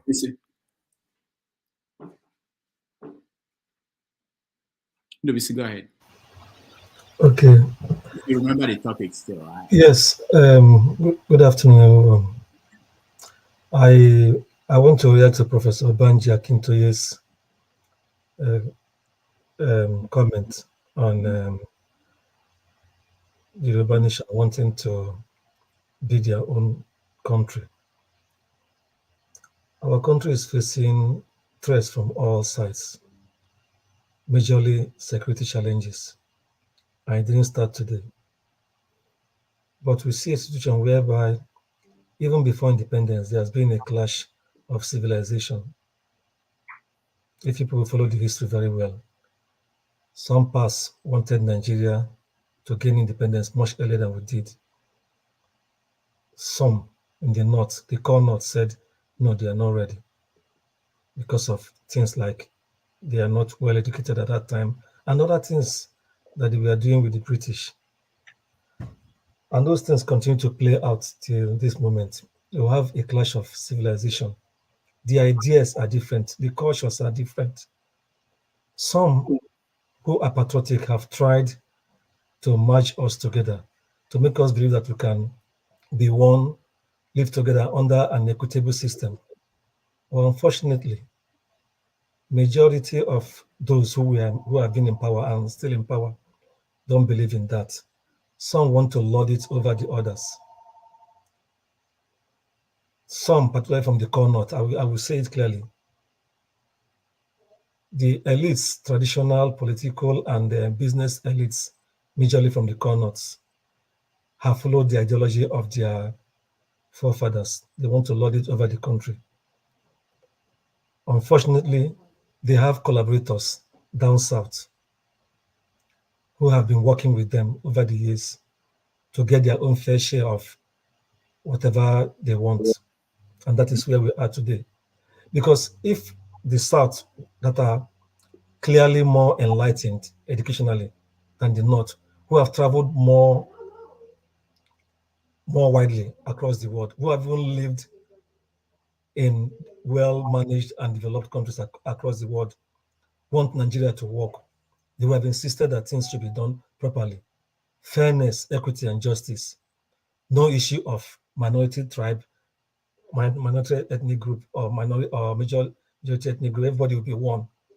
Put in a fair system. Rule of law will be fair. The same rule of law for everyone.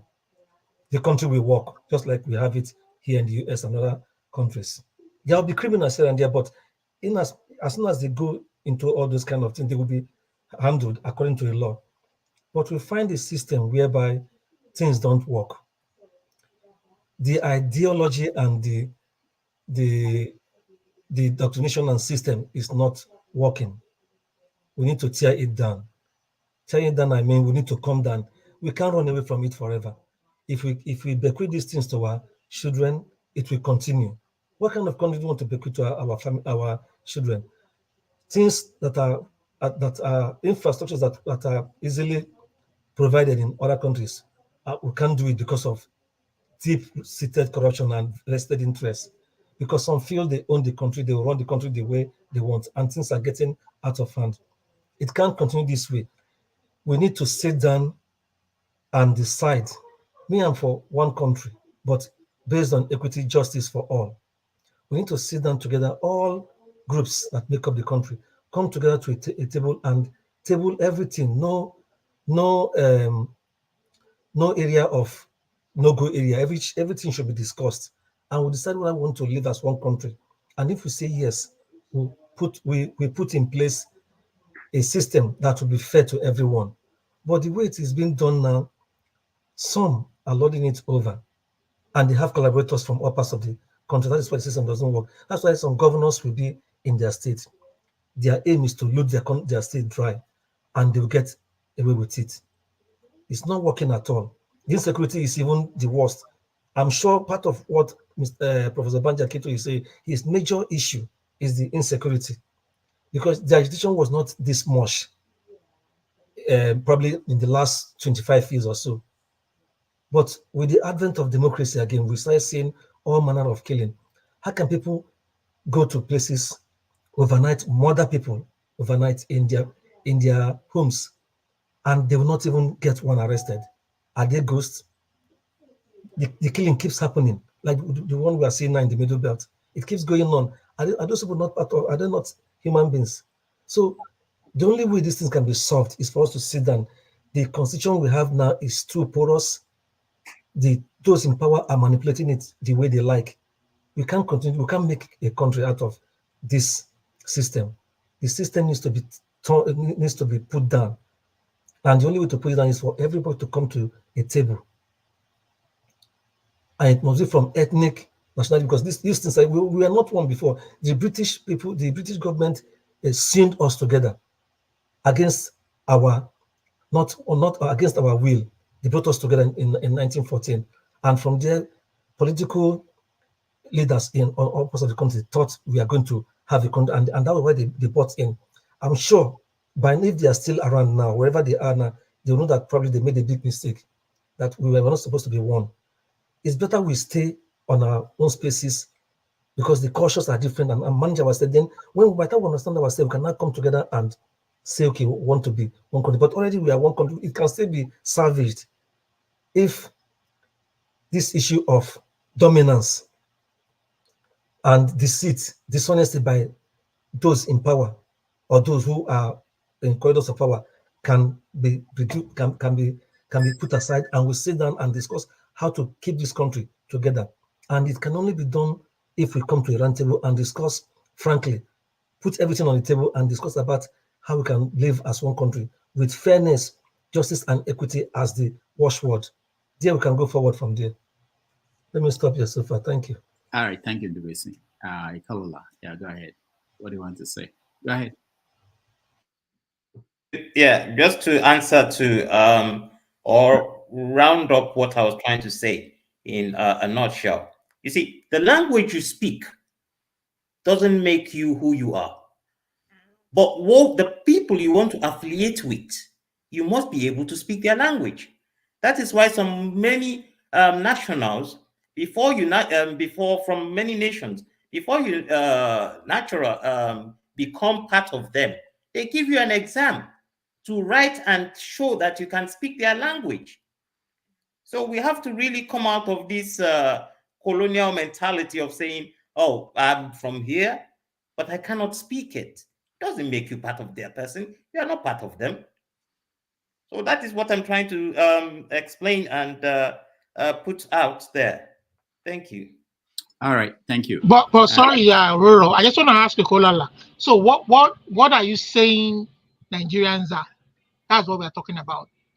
What are Nigerians? What are you saying related to Nigeria, to our own situation? What are we? No, please put your question. I don't get what you're trying to ask. So what are you saying Nigerians are? In That's terms what I'm of asking. In terms of the language that you say define a people. Okay. You mean in terms of look. There was, when they changed the educational system, they said you must learn a Nigerian language. So we have to go back to that.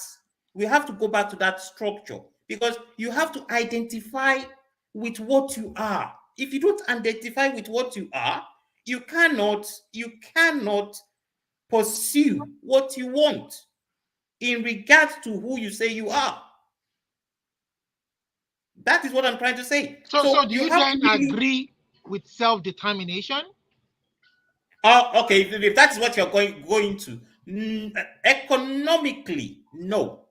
And I'll tell you why. You see, I mean, look at Lesotho, look at Swaziland, look at those countries.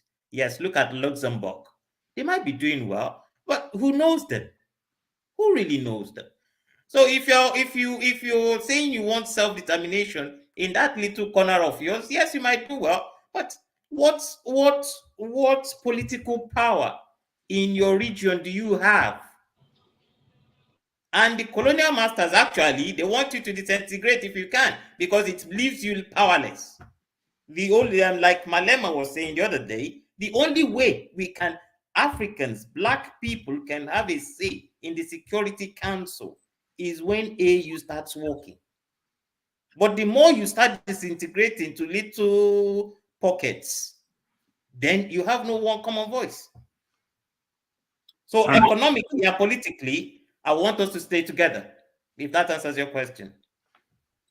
Okay, thank you, Ikola. When we come back, we're going to take a break. When we come back, we talk about AirPeace and their new flight from Abuja to London.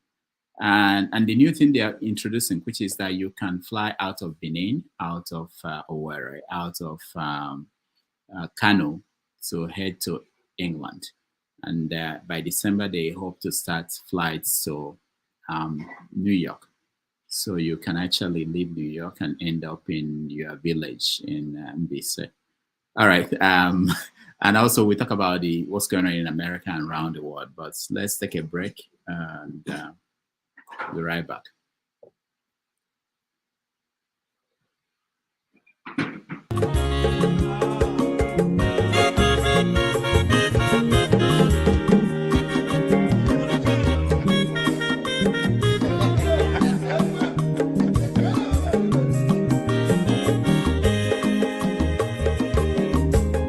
Onye ọma zoro obi o, akwa nwa zoro obi o,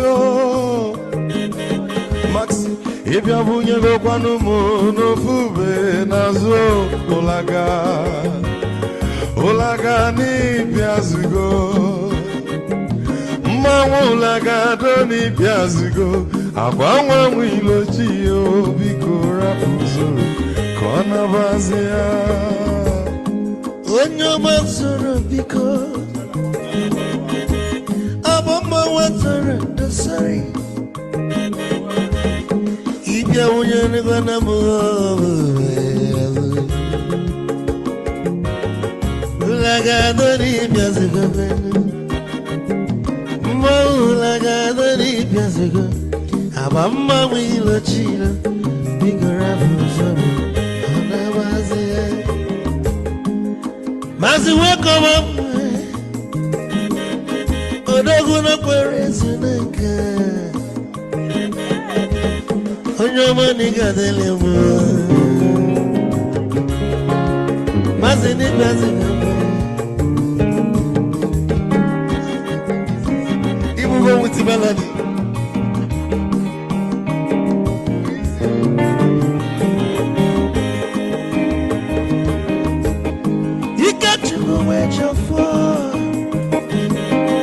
Odogu na chala noka Ezi wane mliga delemo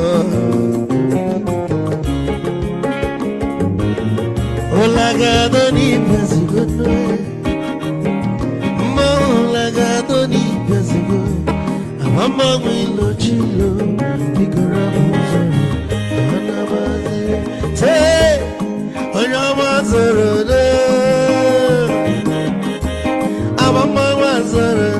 Sorry, if I were to go on a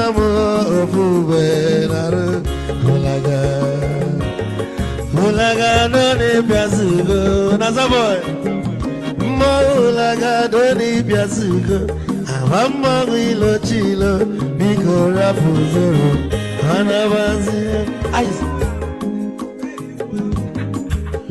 don't never be kitchen for. Ama kwa mnika kugogia Waligwe kwelo Ikeja mabele bege Hey, you want?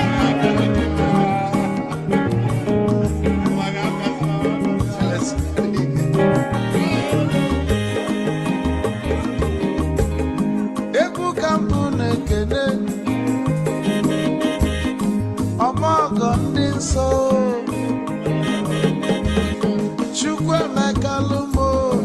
Chukwu negaji Esi nwanne mekene Ila puli fe nini neme webia Kago sili na nina kibu nwanne wisdom megaji Kanyegi maiki kogo banya bebu Isili maxi obu netiri egwa Malukwa malu ni mego mi fojo Wesigi nwanne m ife ọkụ na-echọlụ na ngeme Wisdom onume ekene gị Ọbamanwụ iyo iyo biko lapụ Nabasị ya Zoro, zoro, zoro, zoro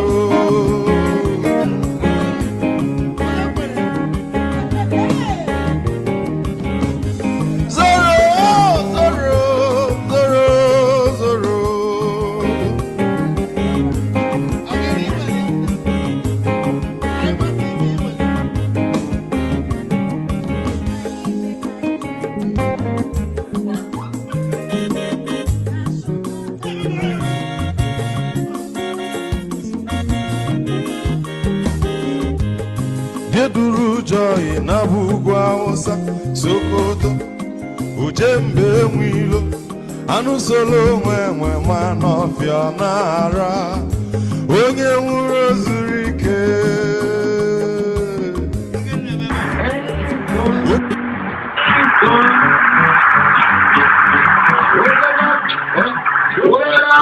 Tope kutoria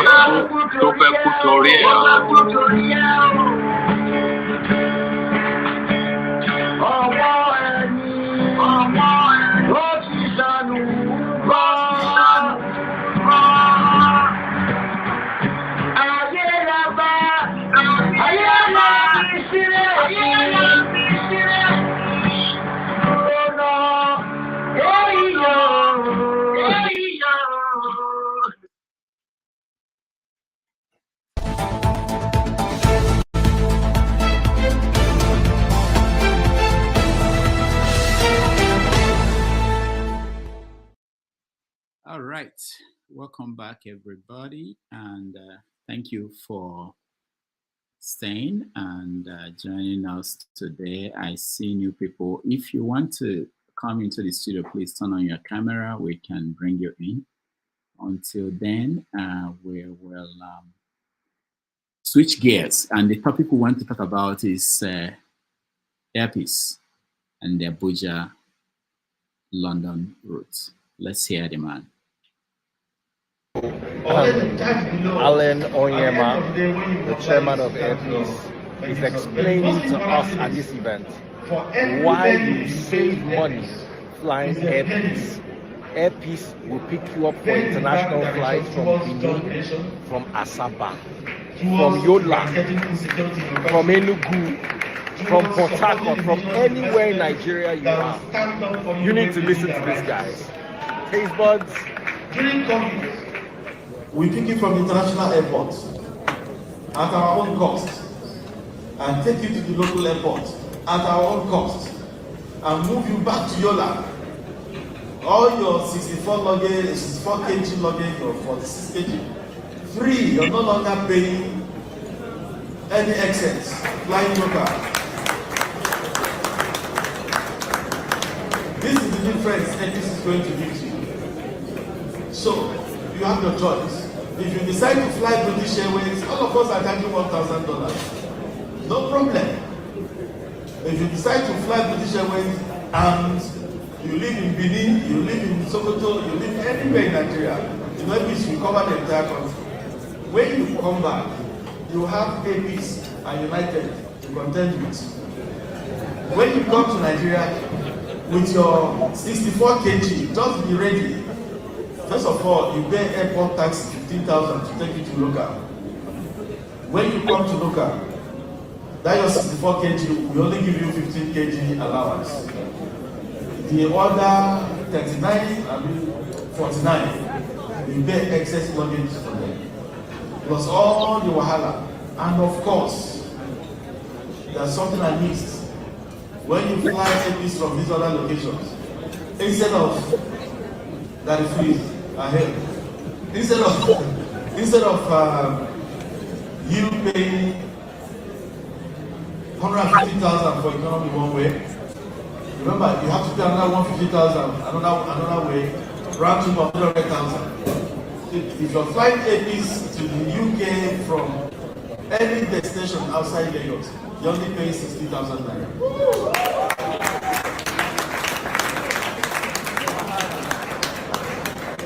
So that if you fly these other airlines, you come back, you give AirPeace 150,000 to fly you one way. On the day you're going and you buy from these other airlines, you give us 150,000 to bring you to Lagos. When you're going back, you give us another 150 to take you the last 300. Then we charge excess luggage. Let's know how much is excess luggage. Huh? Oh, 1,000 per kilo. Okay. I asked the finance person. So, we have about 50,000 again. Maybe you took some yam to your people in London. As you're going, you go collect 50,000 for your excess luggage. As you're coming back, you know, Nigerians, they pack a lot of those when they're traveling. We take another one. AirPeace is saving Nigerians about 700,000 if you fly AirPeace from other localities. Every Nigerian flying outside Lagos, if you're flying from the north, flying from the southwest, southeast, south to London, if you fly AirPeace, you come here to fly AirPeace, you are saving another 700,000 naira. This is not hearsay. This is the truth. All right, that is the AirPeace CEO Onyema talking about the new policies I think he's putting in place, and I want us to discuss that. Let's start with Chim.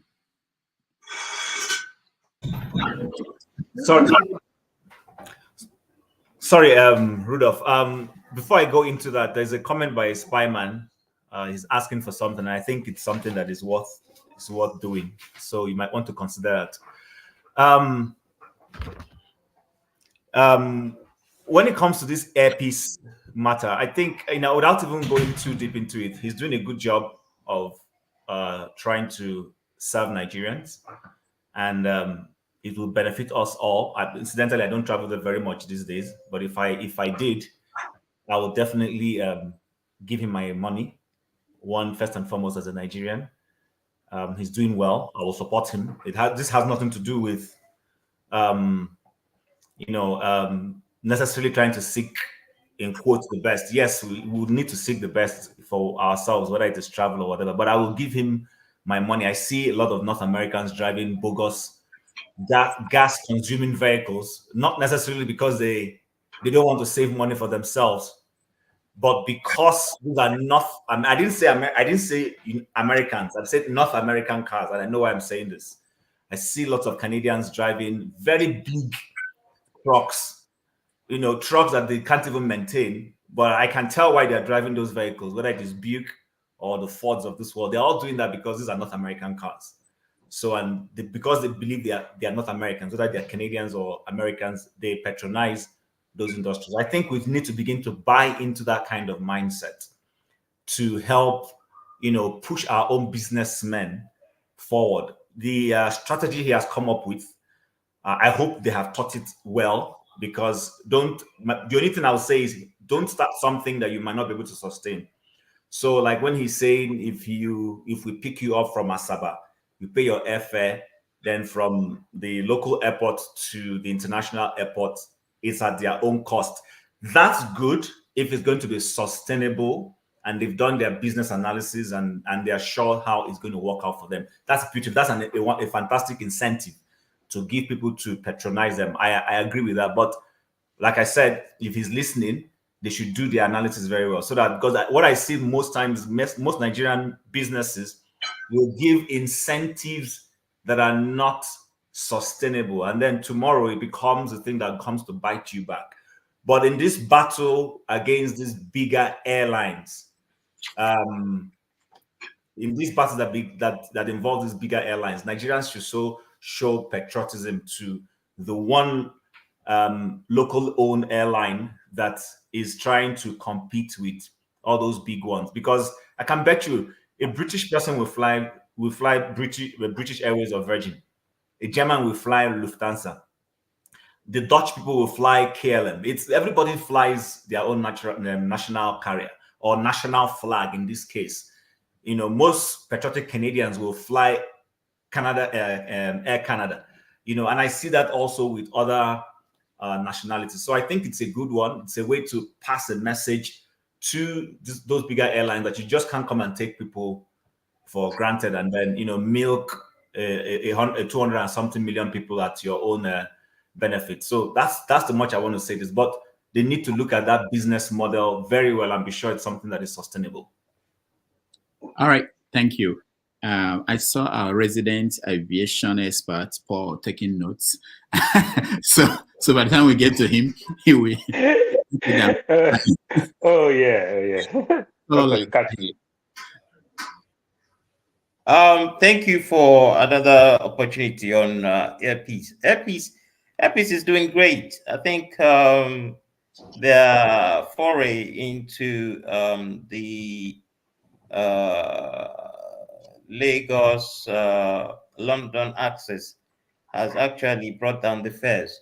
But you will notice one thing: the major airlines have been given a run for their money, and they're fighting back. So, because I bought a ticket for someone just a week ago, it's still with me here.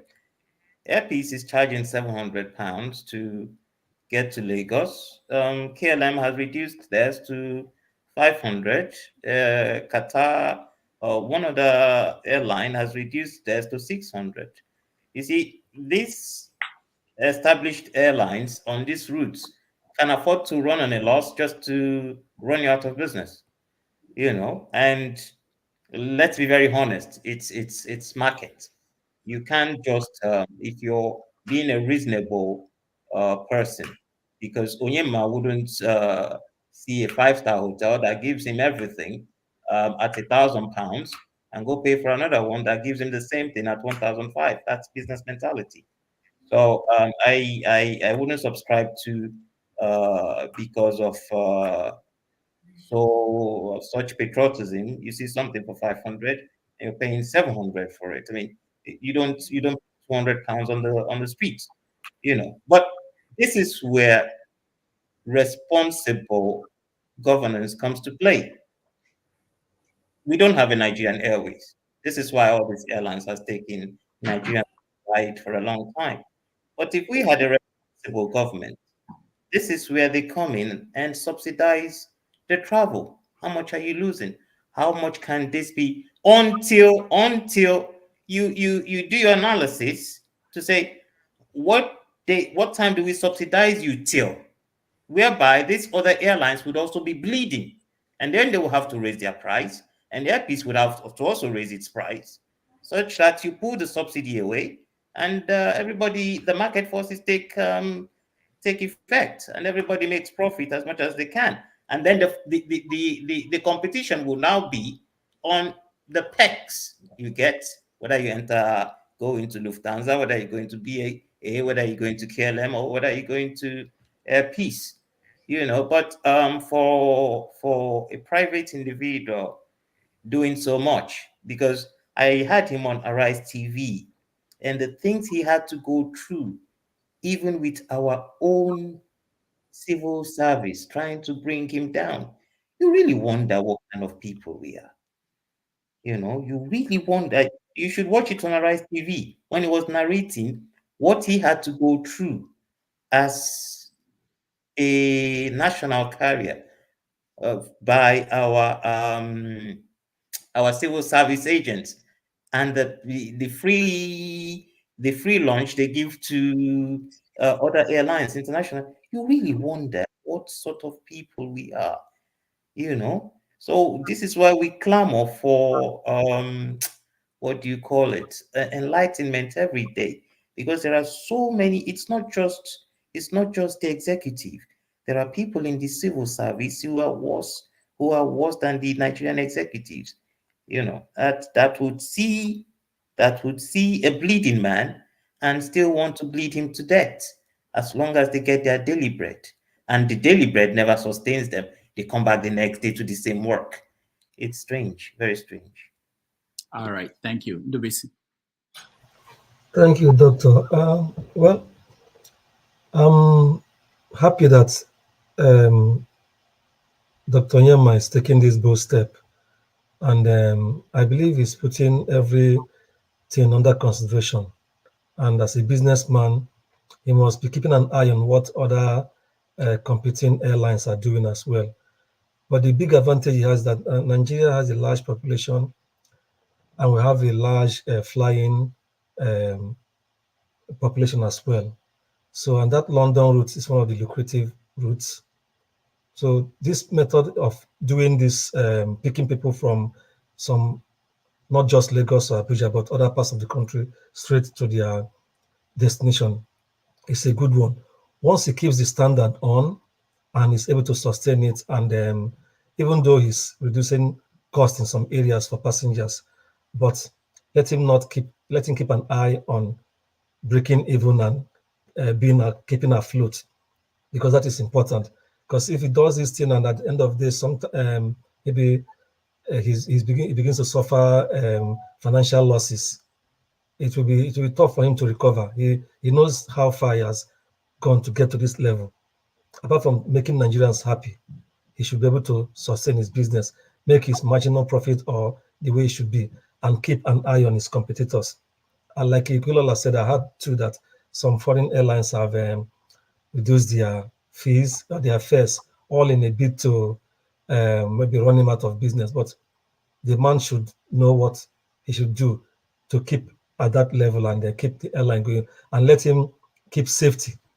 If safety is good, what people want mostly is safety. If safety and comfort is there, I believe Nigerians will, and other foreign passengers too will want to be using his airline all the time. Thank you.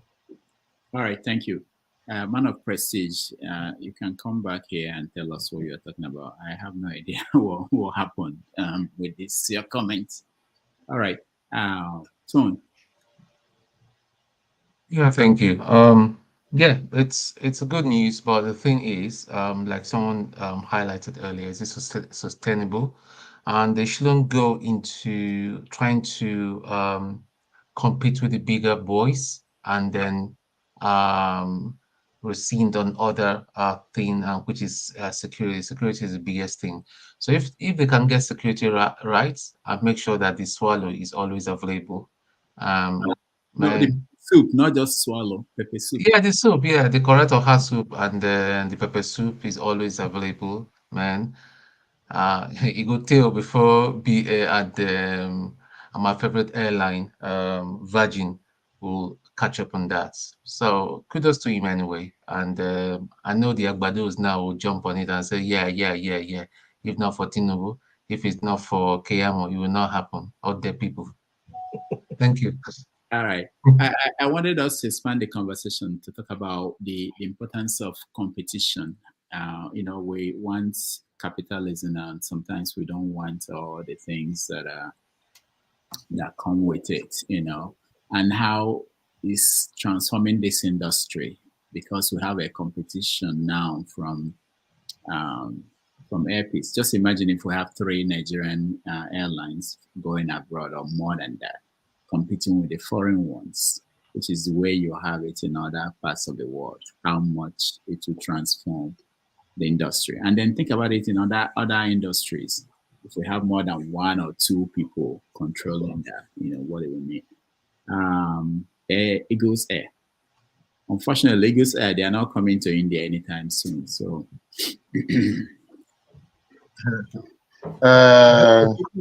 Thank you, Rudolph, for this AirPeace business of a thing, national carrier. I have to call it national carrier. But I want us to get something from this AirPeace. And please don't see me in a wrong way, but I want you to give a listening ear what I want to say. AirPeace have found out that this thing have come in terms of competition in business. Now it have sit down and bring the Igbo man business initiative. How do I mean Igbo man business initiative? You have look at these other national carriers have reduced their price. Then what will I do? What the strategies will I bring in? Okay, see the strategies now. These are people are flying from so and so place. People are come to Lagos, people that come to Abuja to fly so and so area. Now let me cover that area.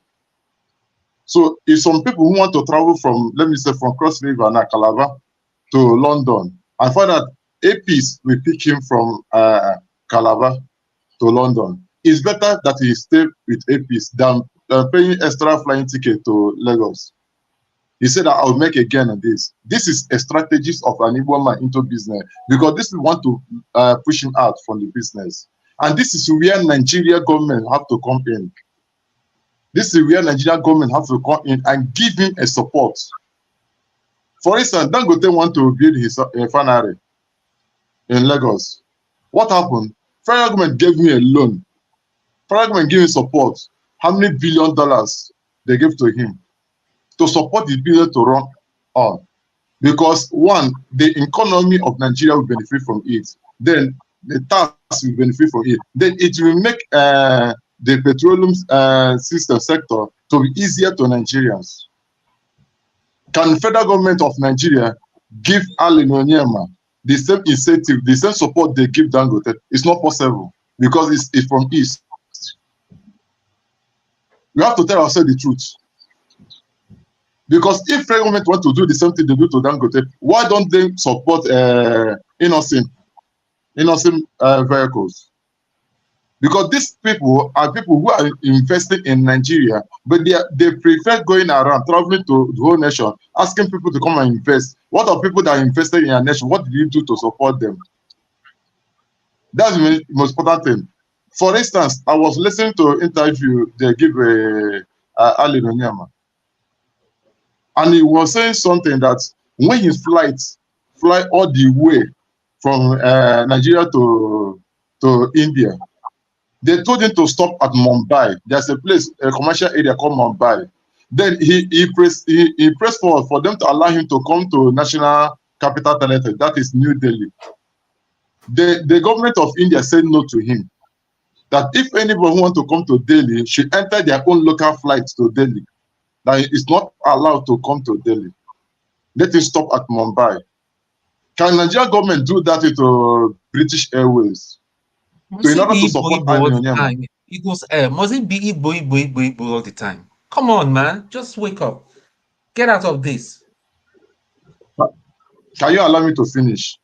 I didn't interject your own discussion. You're tribalizing the whole thing, man. You're tribalizing the whole thing. It's not nice. We can't move I'm not forward as a nation. tribalizing the whole thing. Listen to me. Listen to me. I have, sometimes we know the truth, we know the fact, but we just try to maneuver it. Your truth is flawed. Your truth is flawed, mister. Listen to me carefully. Listen to me carefully. Listen, it is a win-win situation for Nigerians, and that is all. Please cut that off. I'm tired of all this. Listen to me. I didn't interject. Rudolph, know you that I have already taken 2 minutes of my own time to start with. Now, if you say that I say Igbo, I want you to understand something. Why is it so that all the seaport in the east is not functioning? Only Lagos is functioning. Why did they stop all them? Let's tell ourselves the truth, because Nisha time say something. Listen to me. Listen. Don't take my time. Don't take my time. Is there any seaport in the east at the first place? Thank you. Asking Paul. Yes. Tell me the there's seaport. Calabar Seaport. Is in south. And There's Calabar Seaport. They still lift cocoa there. They still do cargo in Port Harcourt Seaport. So what are you talking about? I know what I'm saying. I know what I'm saying concerning Calabar Seaport. I'm not what I'm saying. I know what I'm saying. They still lift cocoa Calabar there. Seaport is working. All right. Ego said, thank you. Then is it only cocoa that is Rudolph? I know that they would do. I know that they would do this thing because all these things are interjecting to our side. I know that we would support them, but no problem. Thank you. My brother, it's the system that failed us. It's not an Igbo thing. It's the system that failed us. Government is losing money for not where you're fixing it. coming from, but you need to cool down because this is not the Igbo thing. Let's put Igbo aside. Put where the person come. We have to support AirPeace. For me, if AirPeace can make it to Houston to Enugu, I will be the happiest man on earth. Houston to Enugu. Okay, now hold on. I'm not stopping you, Gus.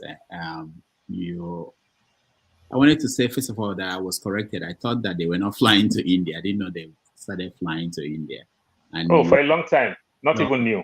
I didn't know that. So, and you are giving us their own experience in India, which is trying to get to the capital. That they had to go somewhere else.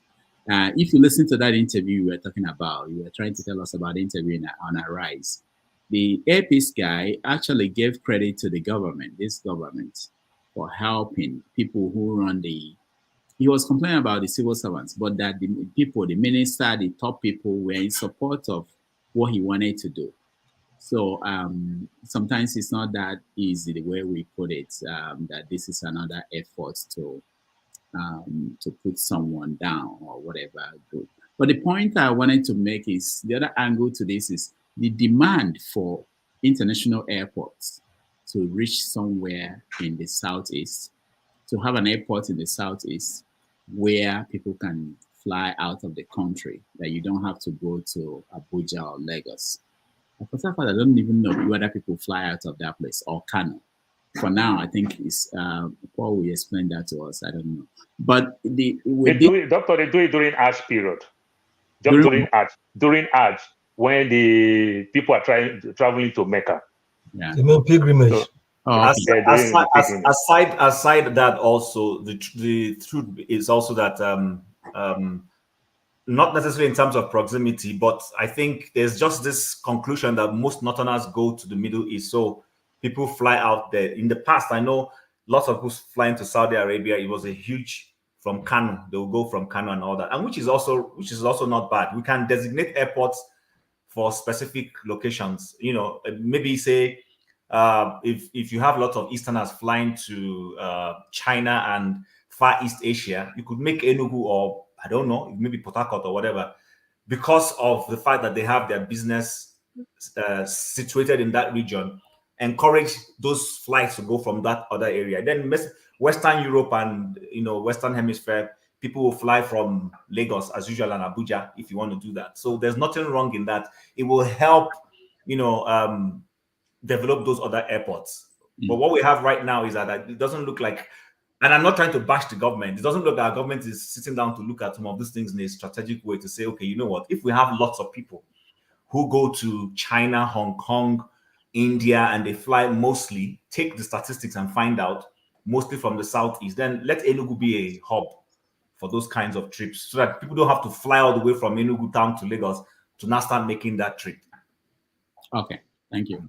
But I think now with this new idea he came up with, there will be less pressure from people who want to take off from maybe. It still doesn't solve the problem. What he's just doing is he's trying to make people make AirPeace the carrier of choice. Yeah. But let's think beyond that. We have big airports we can develop to be like Lagos. You don't have to fly from JFK, do you? Why will I go somewhere else? I live in New York. I don't know where. That's why you can fly in Newark now. Newark and then JFK is one it's airport. It's cheaper in New Jersey, but I can't go other flight. So what I'm saying is that to some extent, it's just still one airport, one code, everything. Yeah. Whether bad now, they take it to the next place. All right. Lumide. Oga, for you from Lagos, from New York, you come to Houston to Nobi. That's what we're gonna do.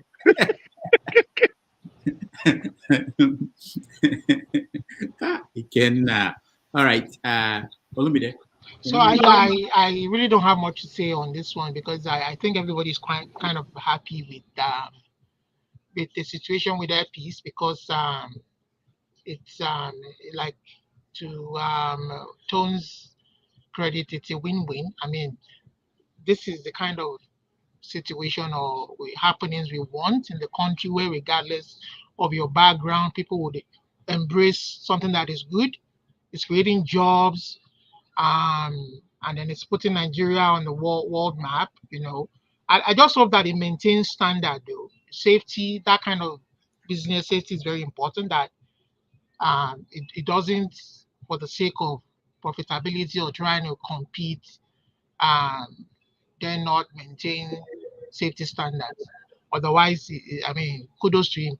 And again, with respect to I know Paul is a fan of Dangote, fine, but this guy has been unfairly given some kind of monopoly in the past.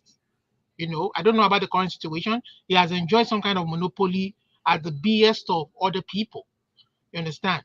They've deliberately frustrated people from competing with him, creating their own businesses because he's in that industry. You understand? So I think they should allow competition to thrive if they really want Nigerians to have gainful employment, have access to jobs, allow people come in, create jobs, most especially Nigerians. Don't suffocate people just because you want to keep making money for yourself and for your business, at the behest of other people.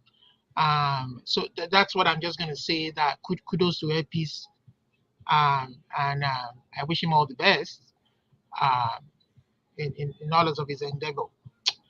All right. That's all I can say. Yeah. I have breaking news here. Naira depreciating because I was out of the country. Who could tell me who said this? I'll give you a book. Ndaboski Bause. Just think about this. A reporter sat That's down. my daddy in the Lord. A reporter sat down and wrote this story and published it. Editor got it and said, "Oh yeah, this is from approved." Anyway, thank you, Olumide. Golden Mind, welcome to the show. Hi. Thank you very much. Well, I think that the AirPeace stuff is a welcome development. It's long overdue because for the past few years and decades, the international airlines have been fleecing Nigerians. I remember that when I first got to United States, I flew Nigerian Airways, and at that time, I think the pricing was all competitive. So I'm very glad that APEACE is able to, break that jinx. But just like a lot of people expressed concerns, I do hope that the standards will be maintained. That's very important.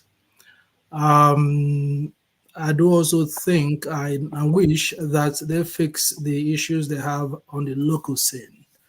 I've had opportunities to fly AirPeace from different parts of the country, but the issue is that the issue of delays and the issue of the chaotic setup at their counters. If only they can fix all these things, I think things are going to be better. But I think that they have been very creative and innovative about what they're doing because, like somebody said, they're playing with the big boys, and you have got to be at your very best to compete effectively with them. I'm hoping, I'm praying that they also start the Nigeria United States routes. They say they're going to start on December to New York. I hope that happens because the pricing, of course, all of you know, is really, really outrageous. Well, in all fairness, I do think that this government has really, really given APEACE the kind of support that previous governments never did. I listened a lot of times to Festus Keyamo.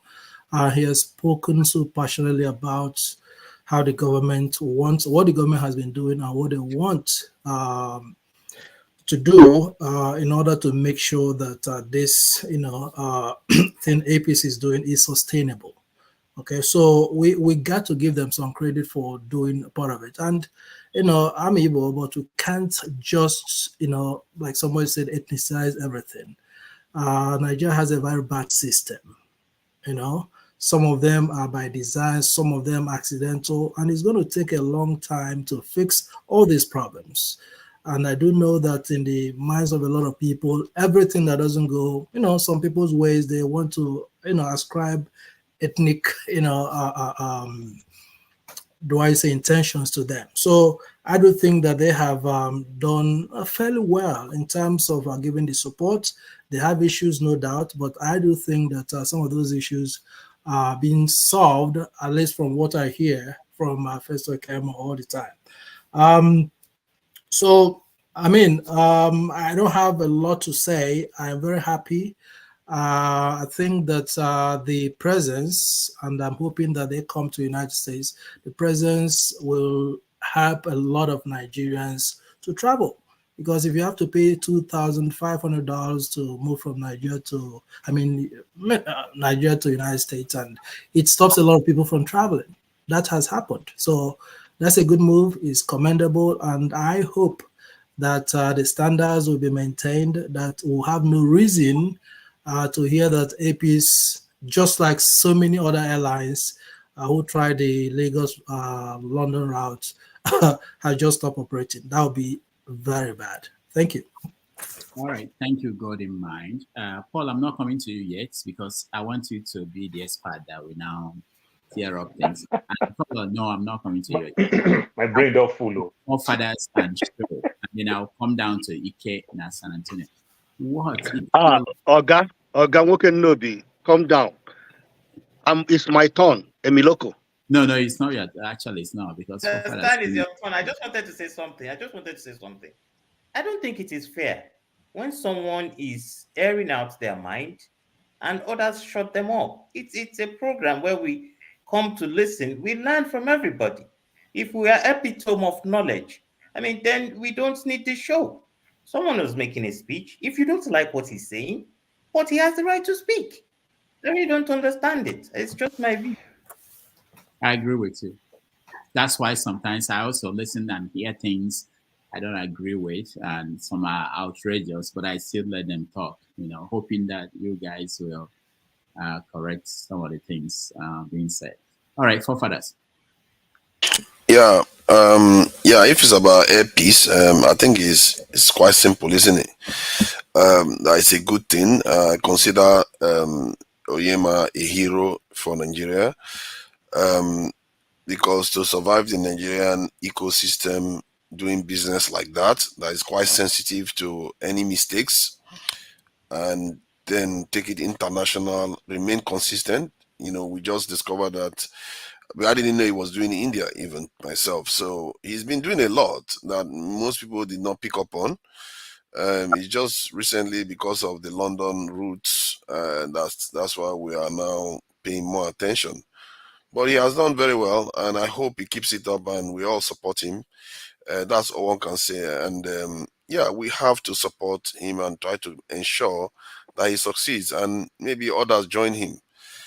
Because the more we have, the merrier. We have options, prices come down, and we are all able to travel to Nigeria more cheaply.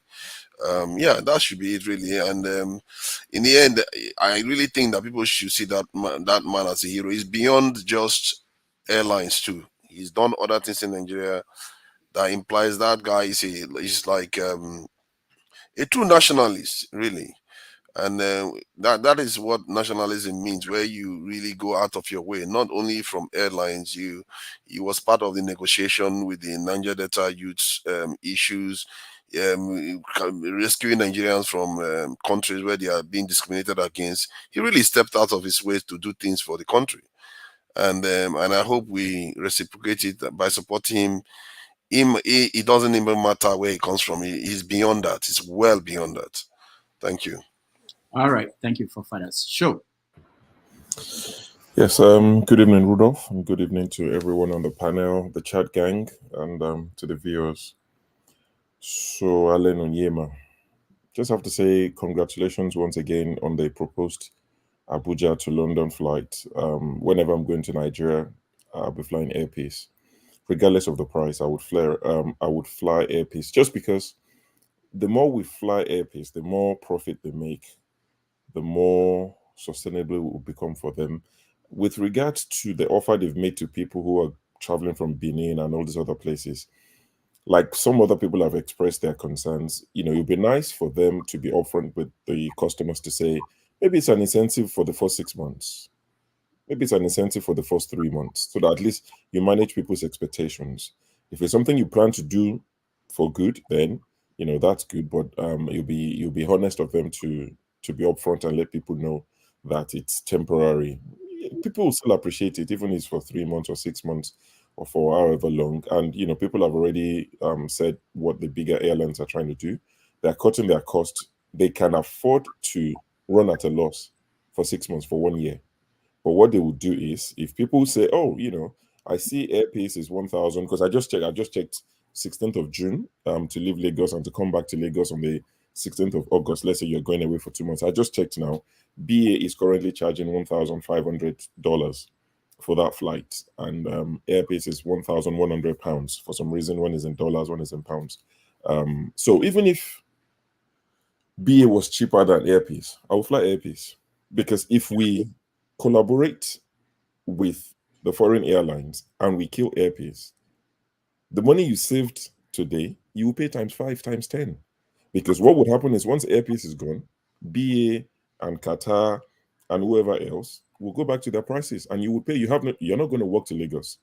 You won't go through Libya. You're a big boy. You're a big girl. So you would pay that money you think you're saving. So if you know what is good for you and your family, get them on AirPeace. If you have Isiagu, Isiodom, wear it. Go on AirPeace and enjoy the pepper soup. So don't be penny wise, pound foolish. That's all I'm going to tell people. And also, Dr. Rudolph, I know you're a busy man, unlike some of us who don't have work. The super chat that Man of Prestige sent, and it was saying something about where did WAEC remove some video. So you see, Reno Mokiri. See, so some of these people, we give them too much credit for who they are. Reno is an idiot. He's a nuisance. He's a low level, low class, like his brain, nothing is there, is empty. If you're going to drag Peter Obi, you want to drag Peter Obi on education, you can drag him on anything. You can go to the Hero Beer Parlor or whatever he did, Beauty, conflict of interest, Panama, Pandora. But you said Peter Obi didn't build school. He didn't build. I mean, there are videos, which some of them I shared, on the group chat. There are videos of Reno talking about how Peter Obi, Peter Obi. He was then talking, Peter Obi did this. He took Anambra, the education. He was stood next to Peter Obi talking about education years ago. All of a sudden, he's been conferred. It's conferred Peter Obi. It's not just conferred chicken you have. Conferred Reno Mukri. No, it's not just chicken that is conferred. He's now saying Peter Obi didn't build schools. He didn't do this. Show me one school. And people are now saying, why do I need to build more schools? If there were schools already in existence, the problem is they were not functioning. So Peter Obi renovated a lot of schools, pumped money into it, returned some to the missionaries and gave them money directly to say, you know what, you do it yourselves. And it is clear, this was way back when Peter Obi was, he prides himself in taking a number from number 26 to number 1 in Nigeria when it comes to WAEC and NECO. So there was a video on WAEC Twitter handle where they posted a video of Peter Obi's achievements of taking a number from number 26 to number 1. On WAEC's Twitter handle, the video is now all of a sudden disappeared. So people are now saying, why did WAEC delete the video? That is what Man of Prestige is asking you. That's been making the rounds on Twitter. So good for you. You just gave Reno free airtime. I know, but sometimes you need to clarify these things. No. So you guys know, I've been inviting him to come on 90 Minutes Africa. No, you want everybody to have an opportunity to tell us why they think the way they think, but he hasn't responded to me. So, right. Go ahead, so sure. Yeah, so since that happened now, there's a particular guy on Twitter, I think his name is Harry or something, one Niger guy, he lives in Italy, I believe. So he's now started something they called Tinubu Schools of Lagos or something. There's one hashtag that was trending. So people are now going all around Lagos, taking pictures of public primary and secondary schools. Oh my God. This is not even about Tinubu. I don't care who the governors have been over the years. It is bad. If that is Lagos, the richest state in Nigeria, the one they tell us is the 5th largest economy in Africa, that is horrible. And this is not just Tinubu. Yes, I know he's the godfather of Lagos politics, but what happened to Ambode? What happened to Fashola? What happened to the current one? What are they doing? What is the future of the boys and girls growing up in Lagos? And they're not just Yoruba boys and girls growing up in Lagos. Let's get that straight. Lagos is the melting, so it's everybody. Once you cannot afford a proper private school, because some of those private schools are even worse. Once you cannot afford proper private school, your child has no future. And once you get it wrong from the foundation level, which is the primary school, you're just wasting your time. You speak to a lot of people who've been to uni in Nigeria and they tell you, I went to this uni, that uni, and you're thinking, how? How you take enter from where to where? Talking to you, you don't sound like somebody who's gone past primary 2. But once you miss the foundation, everything else is a waste of time. So the challenge on Twitter is, people posting honestly, if you see some of those pictures, I saw them. You should fear God, though. The lesson in that is, Reno, I don't want to make commentary on him. I wanted him to come here and take questions from you guys, not even from me. But sometimes the way he narrows his criticism on P2B, when actually, if you want to look at it, look at schools. In every state in the country, you find terrible schools that you don't want people to go to such a school. Mm-hmm. But the way that people sometimes make it look like some states are bad and some are good. They are not good. There's nobody. All these people who run Nigeria, all the levels, they've not performed to the level that I agree completely. But we know why Reno is going about what he's doing. Reno missed an opportunity of being appointed into an Atiku government, and P2B is responsible for that. If P2B had not gone away to go and run under the Labour Party, all those 6 million votes would have gone to him and this thing. I mean, he has a genuine reason. How can you snatched away, a salary that was going to be coming for him, and you want him to forgive you? Come on, guys. But sorry, one last thing. What I now like Wait a minute, Jim, what are you talking about? Oh, those who know what I'm talking about know what I'm talking about. People are now expanding the conversation and saying, let's go to other states and let's start posting all these pictures. Let us shame all these governors, because it's beyond Lagos. You can't. I mean, if Lagos is like that, I don't want to see the rest. I'm scared, genuinely worried. Lagos is are that you bad. just seeing those schools for the first time? Did you not see the one in Edo State where the students were soaked in water? So Chin, it's one thing to see one school. You probably assume, okay, maybe this one is really bad. But when you see the collection of schools and you're thinking, so this is it, bro, it's not looking good. It's not looking good at all. And Chim, I agree with you. A lot of a lot of those SPV boys, they're upset. If you see them talk on Twitter, you think Peter Obi he actually took something from them, because they were so sure that if Peter Obi had stayed with them and Atiku had won, it was their free meal for the next 8 years. So the fact that Peter Obi went away and they felt like Peter Obi cost them this opportunity, they attack Peter Obi and obedient more than they talk about APC. Go and look at all these SPV boys on Twitter. They are so upset about anything obedient. They get upset. They are just angry. So anything that attacks Peter Obi, they support. Reno himself said it. He said if he's asked to choose between Atiku and Tinubu in 2027, he would retire from politics. That's how much conflict of interest he has these days.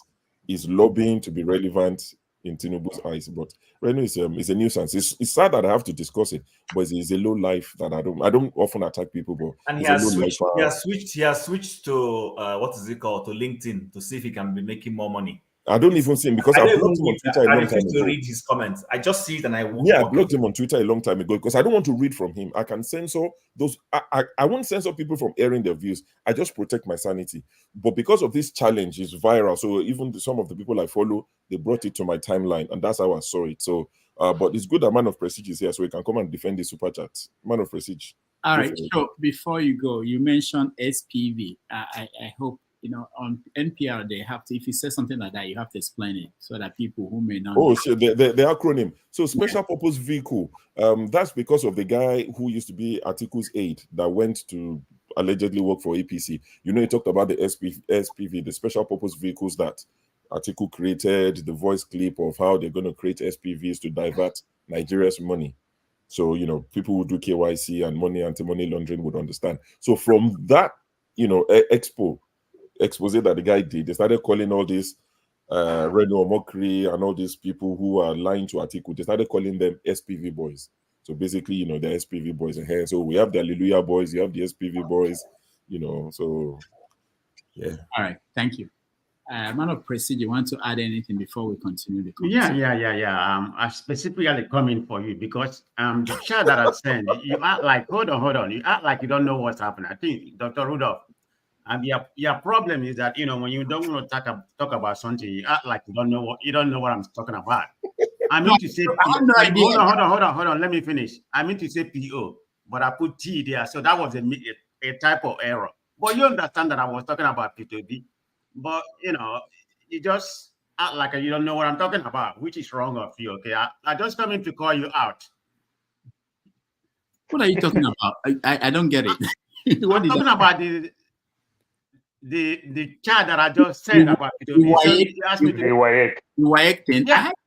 I had no idea about the WAEC. You don't have no idea? No, I don't know everything. Yeah, I mean to say PO. That's what I mean to say, but I just put PT. But you know, I mean to ST performance. I don't know. I didn't know they deleted anything on WAEC. Dr. Rudolph, why did WAEC delete the video on PO? So the problem I have is that who is performance? Hold on. Who is beating the drum? I mean, why would WAEC go to that extent and remove P2B performance there? Oh, there's gonna be somebody. There's gonna be somebody in the government. So yeah, so you know that if there's an embarrassment for the government, and Reno, we all agree that Reno works for the government, whether he's paid or not. He's there promoting the government or their own side. So they can call someone, and someone will basically. I don't care about Reno. Dr. Damage. Reno live in California and LA. We asked him to come to San Diego so we can donate money for him. He's looking for money. All this noise is making. Yeah. I don't think it's in California. I think it's in England. Well, it's in England. Yeah. Unless he moved, but there was a time he was in California. It goes everywhere. It goes everywhere. It doesn't have a place. It goes everywhere. Come to San Diego so we can donate money for him. That's all. He's looking for money. Everybody knows Reno is broke. He don't have any money. He just a riffraff, making noise all over the, trying to draw some traffic. That's the point. But anyway, the reason why I came in is because of, like I said, you act like you didn't know what I'm talking about. So it's a problem, and I don't know what happened. You gotta be somebody in the government, that asked them. If you look at it, if you go to that video, which Waye put in there, right now, if you go there, you're gonna say unavailable. Wow. Because the video was there before, and Waye is the one that put about a big performance in Anambra State. I think it was in 2006. Yeah. But now they have deleted it because of what's going on, and they don't want people to see that anymore. Okay. So it's Nigeria for you. All right. We understand why they would do something like that. But thank you. Yeah. All right. Paul, give us the lowdown.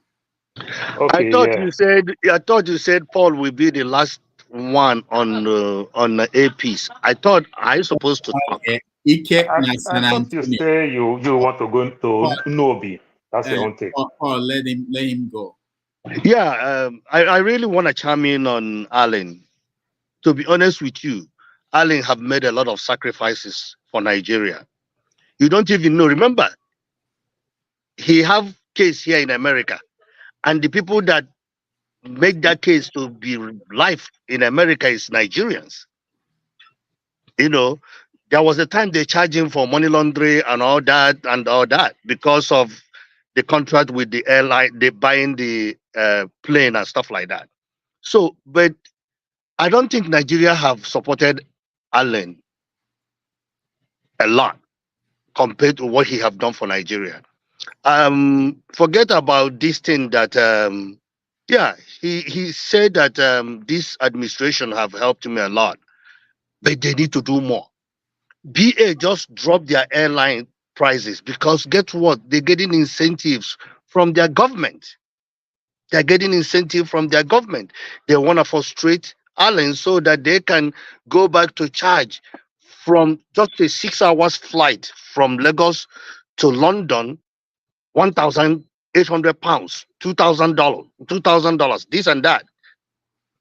My prayer for Nigerians is to understand what Allen is doing. What Allen is doing right now will help us in the future. Everybody I have talked to that fly that fly to London frequent have said that it doesn't matter what happened, they will not change from AirPeace. They will be with AirPeace. I hope. My prayer for Allen is that if he can make it to United States, I will fly him. It doesn't matter how much he charge. Just to go to Nigeria off period time, just May, to go to Nigeria in May. Delta is charging 1,900 and United is charging $2,000. For what? That means last Christmas, they charge up to $3,000 for economy seat. That means this Christmas, we have to be looking around 4,000 for economy seat if you want to go home. So for me, Nigeria need to do more. Nigerian government need to do more. Give him some incentives to sustain this. Because I don't know how many of us have fly BA. BA is one of the dirtiest airline. The plane they put from London to Lagos. My kids, when we were going to Nigeria, we flew BA. My kids, we flew Delta all the way to London. Then from London to Nigeria, the plane was old, rusted plane going to Nigeria. So when somebody talk about AirPeace have put good planes in the just domestic and international. They have put good plane, and I think he have a good safety record. So we don't need to worry about all that. He knows what he's doing, but all we need as Nigerians to support him. Let it not be like Eric. Eric, you fly to New York and you sit in New York for 2 days waiting for Eric to pick you up from New York to Nigeria. I hope he never turn out to be like that. Let him learn from what other people have done and change the strategy. I think the idea of picking people from Owerri, Port Harcourt is a good incentive. But you still pay it. You still pay for it. But it's a good incentive that you check in You don't see your luggage again until you get to your final destination. That is a good incentive, but Nigeria need to do more for APs. That is my own take on this. And believe me, somebody talk about delaying flight. I have talked to somebody who is directly related to APs Allen, and the feedback is that some of those delay is not the airline causing it. It's Nigerian system is causing it. Some place don't have digital landing, it's manual landing. Some of them have different things that affect those delays that you see. But guess what? The person that takes blame for it is APs. My brother was in Nigeria for December. He waited for 12 hours, couldn't get on the plane. At the end of the day, they slept in Asaba, then catch a ride from airport to go to Lagos. It took APs. That is where I don't like. It took APs 3 months to refund that money. So they need to change a lot, but we need to support them. My prayer for him is to put Houston to Enugu, Houston to Enugu, Houston to Enugu. I will be the happiest man on earth. Can I just add something quickly? And it's something that Sho touched on. It's about pricing. You know, when Sho says that even if AirPeace price is higher than that of the other airlines, he will still go for AirPeace. But I'm not sure it's going to apply to everyone, because if I'm looking at price here, the gap between the cheapest and that of AirPeace is about £390. And that could be consequential. People will go for the cheaper one. They will not support AirPeace. So if the Nigerian government really want AirPeace to survive, I think AirPeace too should go to the Nigerian government and say, these people are going to try to drive me out of market. And if they try to drive us, you have to subsidize it. And I think it's something that maybe Nigerians should support that happening, because this could be dangerous. That's £390 difference. Nigerian government does not understand simple economics.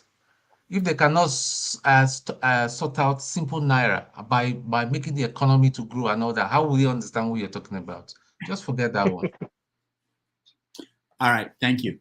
Paul now, is it? Chimi, you want to Okay, yeah. Yeah, I know Paul is It's going to Paul. be our final speaker, so I just want to add before we allow the speaker of the day to speak. So I think following from what Fofara said, and earlier on somebody said that mentioned it, but while I agree, yes, most countries that have an airline or have a private business person that is playing in that industry, you give them incentives, which is I think it was a Kolola that mentioned that, and I agree with that 100%. You give them incentives, things that will help them. Even the so-called UAE airlines, both of them are getting incentives from the UAE government, both Emirates and Etihad. They're getting incentives. They're not just flying. That's why they can afford to, sometimes fly you to their country and give you free. I flew Qatar once to Doha, and I got a free hotel room to spend one night. That's incentive. And my final destination was not Doha; it was somewhere else. But they take you there, allow you to stay there on their own money, hoping that you will also spend some money in their country for that one day. Is an incentive. So perhaps the government needs to do that. But that being said, there needs to be and I'm not saying everybody is going to do that, but most Nigerians need to apply a patriotic mindset. This is the time to do that, because it's part of what that business needs, to say this is our own, we're going to stick with it. Come rain, come shine. Of course, I agree.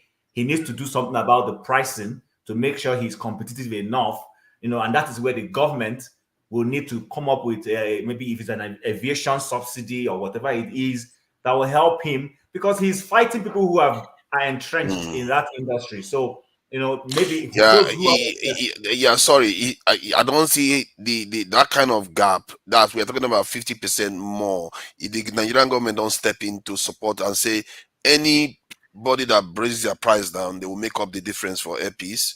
If they don't do that, that's going to be a problem. They're going to chase him out of the market, because people will tell you on screen that they are going to support AirPeace, but when they go and look at their wallets, they'll say, £390, that's a lot. I'm not going to, they will buy the cheap one. And right. the Nigerian government needs to do something about it. Okay, I have to go, but let me hear Paul. Oh, sure, go ahead. Sure. Sorry, I just one last thing as well regarding AirPeace. I think our federal government should mandate any government official flying to UK to fly AirPeace. If the government is paying, it doesn't matter if it's state, because you know our people travel a lot. They will go to London to go and discuss how to fix road in Ibadan. So all those nonsense trips that they make, please, our federal government should mandate it that as long as Nigerians are paying for it and you are going to the UK, fly AirPeace. They should mandate it. Thank you. All right, thank you. Paul. Wested should just take my mind to somewhere else too, something that they do in America, which they also do in Nigeria, but we just don't think about it. There are so many ways you can do subsidy. For further, that price can be £390, but there are so many ways you can do subsidy. Ethiopia Airline do it. When Arik started flying JFK, they did it. For example, the standard luggage that nearly everybody knows is 23 kg, 30 pounds. Yeah, sorry, 50 pounds, 23 kg. AirPeace can come up with the strategy of Nigerians will like load and come up with a strategy of 30 pound. 66 pound, 30 kg. That can give great incentives because of people who buy their so-called flour, whatever, ola, their pando, and the likes. That can give privilege. Alec did another thing. They did 3 luggage. So you don't really get you carry a very big aircraft. For the most part, your passengers are not like almost complete. So you introduce the concept of 3 luggage, while other airlines carry 2 luggage. Nigerians, mostly Nigerians who live in the UK, who live in other places, will love it.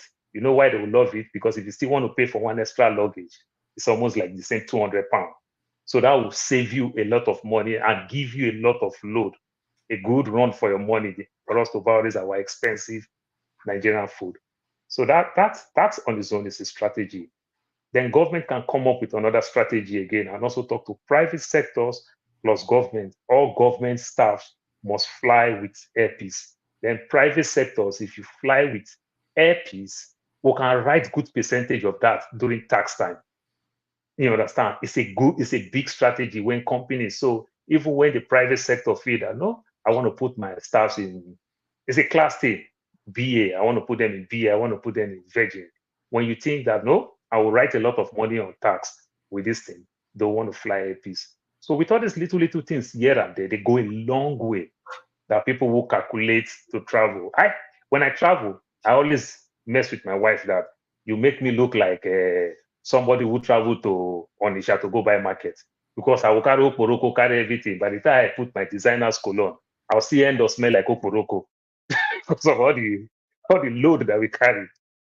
These things will help. Then the strategy that AirPeace came with, flying from a domestic route in other places to connect your international flight, that's a good concept. Good concept in the sense that it is always there.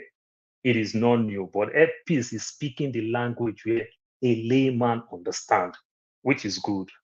For example, I live in Arizona. In Arizona, I'm flying Delta next month to Nigeria. Delta don't have international airport in Arizona. Simply mean I'll connect from a domestic route to an international. So if I fly Phoenix, Arizona, they will either take me to Atlanta, they take me to St. Paul, Minnesota, or they take me to JFK, or they take me to Michigan. So this is the strategy. So you can fly anywhere. So, but AirPeace is just using it, that business strategy that the normal Igbo man do. Let me go bring it in the other store. So they can convene you. But if you want to check now, for example, now you want to check, say, from Asaba to London and from Lagos to London, you end up discover that Asaba may be more expensive. So which means indirectly, they still put the money there. It's a strategy, but speaking the language is very, very good with business. They're going to love it. And it's a good thing. I really like that. So they can use that one. Then another thing that I would urge AirPeace to do when it comes to like planning to come to the US, before coming to the US, started telling people that you start going to the US, that you can fly from London to US. Simply mean what you can do, you partner with other airlines. This is what America do. This is what Air France, KLM, every one of them do. Delta is partner with KLM. They partner with Air France. You know, United partner with Lufthansa. So if I'm going to Nigeria, I may either fly Delta direct from Atlanta to Lagos, or they will partner. If I go to Michigan, KLM will take me to Holland. If I go to other places, they'll take me to Charles de Gaulle. That is Air France will take me. So you partner with other airlines. So AirPeace can use the strategy of, oh, we started going to the US. All you just need to do, AirPeace take you from Lagos to Gatwick. Maybe America will take you to whatever place you are going in America till they will win the route that they will be doing it directly. And even though when they win the route, you still need to partner with other airlines because there'll be a time where you don't have the passengers to go. You don't want to burn gas just to fly almost empty. You partner with other airline will carry. It's exactly what Delta is doing. You fly Delta today, tomorrow you get to the airport, you see KLM is picking you or Air France is picking you, not just to fly empty. So you must partner with other airlines. And strategies that you do that very well in terms of regional route, like what AirPeace said about they'll pick you from other places. They can fly. They can now tell people that don't use the word we are going to New York. You say we covered the whole of America. Simply mean AirPeace will take you to JFK, but Spirit Airline will take you to anywhere. Frontier Airline will take you. These are cheap airlines in America. Go to places like Europe. Rhine will take you. Air Europea will take you. You know, so those small airlines will take you around and every other thing. Every airline do the same thing. The guys who live in UK, if you stand up today and say you want to go to Nigeria, you want to fly from places like Luton, of course it's going to be more expensive than you're flying from Heathrow. Do you know why? Because Luton will charge you, they'll charge you the charges from Luton to Heathrow and from Heathrow to Lagos. So it's a strategy. So just make it a win-win situation where people will almost fly seamless. And why AirPeace do this thing that they do, I am so much happy because AirPeace is the worstest airline when it comes to luggage. They are very, very strict with luggage when it comes to domestic flights. Very, very strict. They weigh your hand luggage. They charge you more for your hand luggage. People can go online and go look local flights with AirPeace. So telling people now that you can actually do your 23 kg for those that understand kg, and for those that understand pound, you can do your 50 pound, 50 pound to fly from Asaba, whichever way, from Kaduna, Kano, any place down. I think it just makes sense. So it's a good strategy. They should learn to keep talking these things, use the layman word all the time, and it will really, really help.